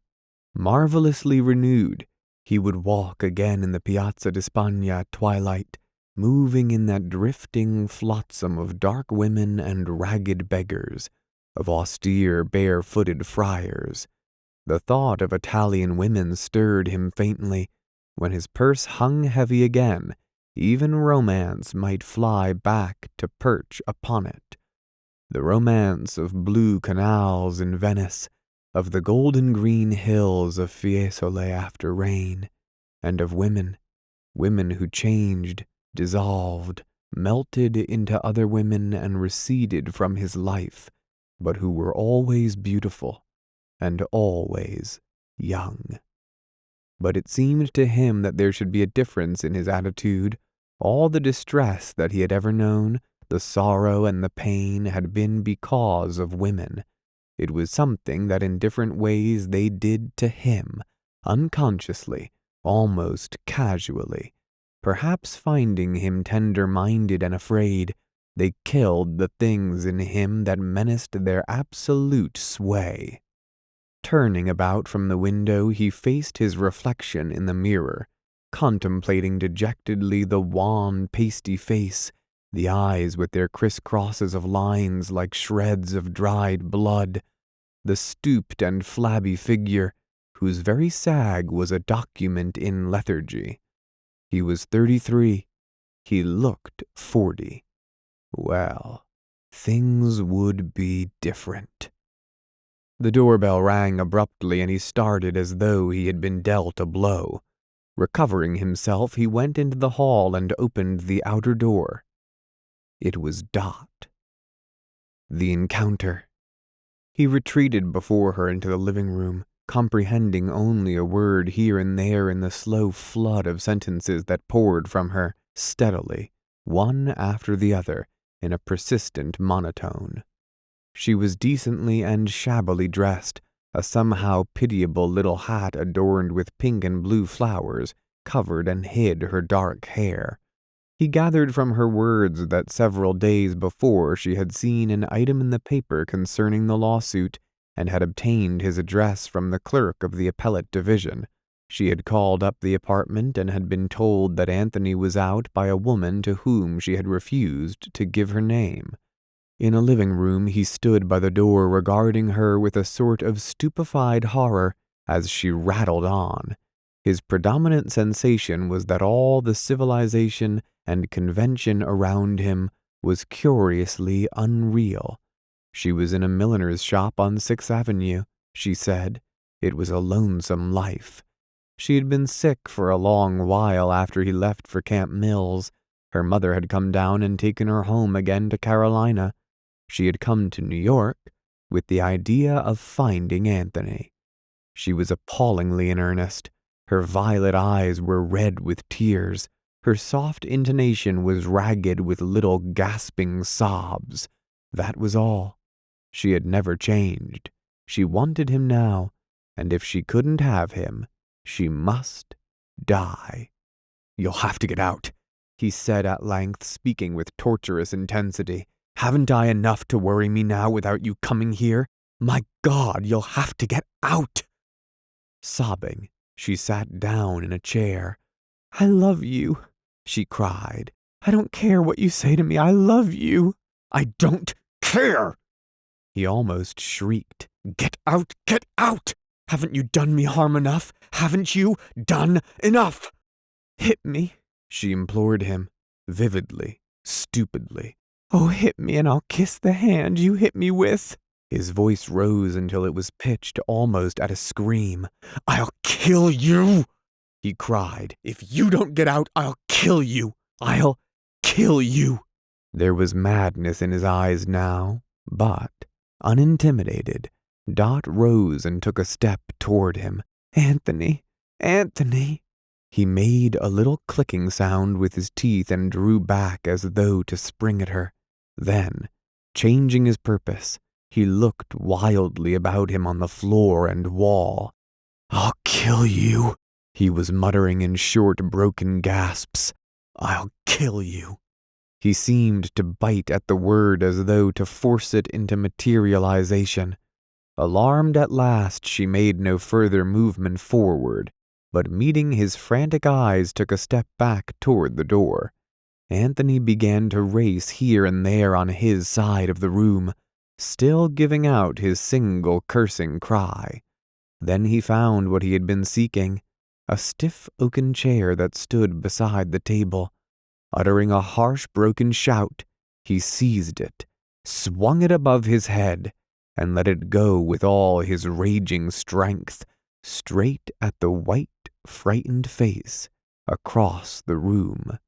Then a thick, impenetrable darkness came down upon him and blotted out thought, rage, and madness together. With almost a terrible snapping sound, the face of the world changed before his eyes.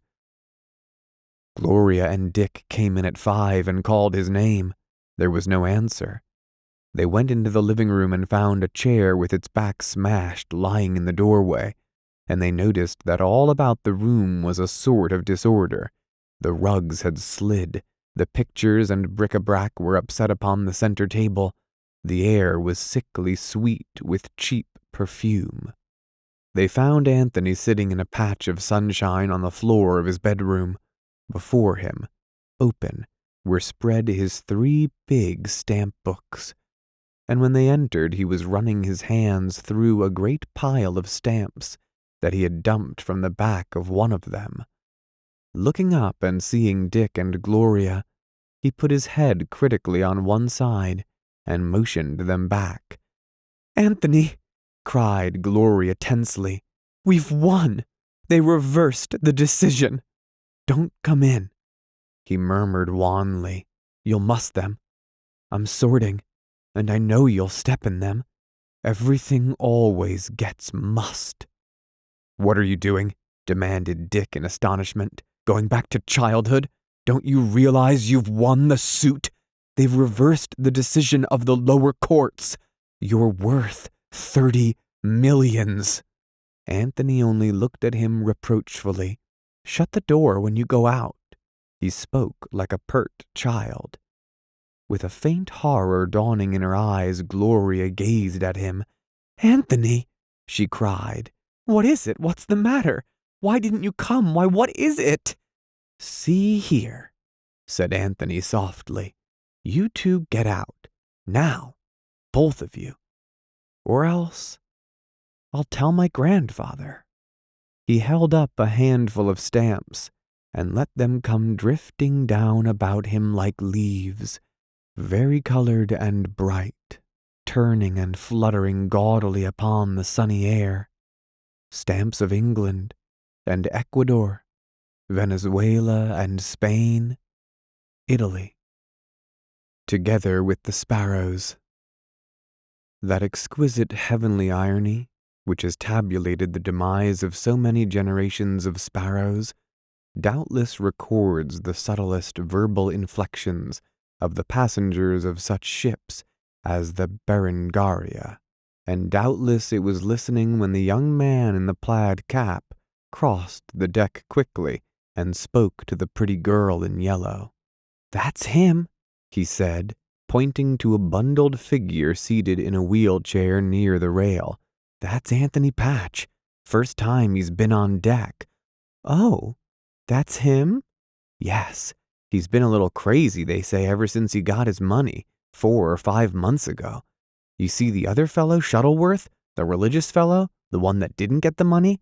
He locked himself up in a room in a hotel and shot himself." "Oh, he did?" "But I guess Anthony Patch don't care much. He got his 30 million, and he's got his private physician along in case he doesn't feel just right about it." "Has she been on deck?" he asked. The pretty girl in yellow looked around cautiously. "She was here a minute ago. She had on a Russian sable coat that must have cost a small fortune. She frowned and then added decisively, I can't stand her, you know. She seems sort of dyed and unclean, if you know what I mean. Some people just have that look about them whether they are or not. Sure, I know, agreed the man with the plaid cap. She's not bad looking, though. He paused. Wonder what he's thinking about. His money, I guess. Or maybe he's got remorse about that fellow Shuttleworth. Probably. But the man in the plaid cap was quite wrong. Anthony Patch, sitting near the rail and looking out at the sea, was not thinking of his money, for he had seldom in his life been really preoccupied with material vainglory, nor of Edward Shuttleworth, for it is best to look on the sunny side of these things. No, he was concerned with a series of reminiscences, much as a general might look back upon a successful campaign and analyze his victories. He was thinking of the hardships, the insufferable tribulations he had gone through. They had tried to penalize him for the mistake of his youth. He had been exposed to ruthless misery. His very craving for romance had been punished. His friends had deserted him. Even Gloria had turned against him. He had been alone facing it all. Only a few months before, people had been urging him to give in, to submit to mediocrity, to go to work. But he had known that he was justified in his way of life, and he had stuck it out staunchly.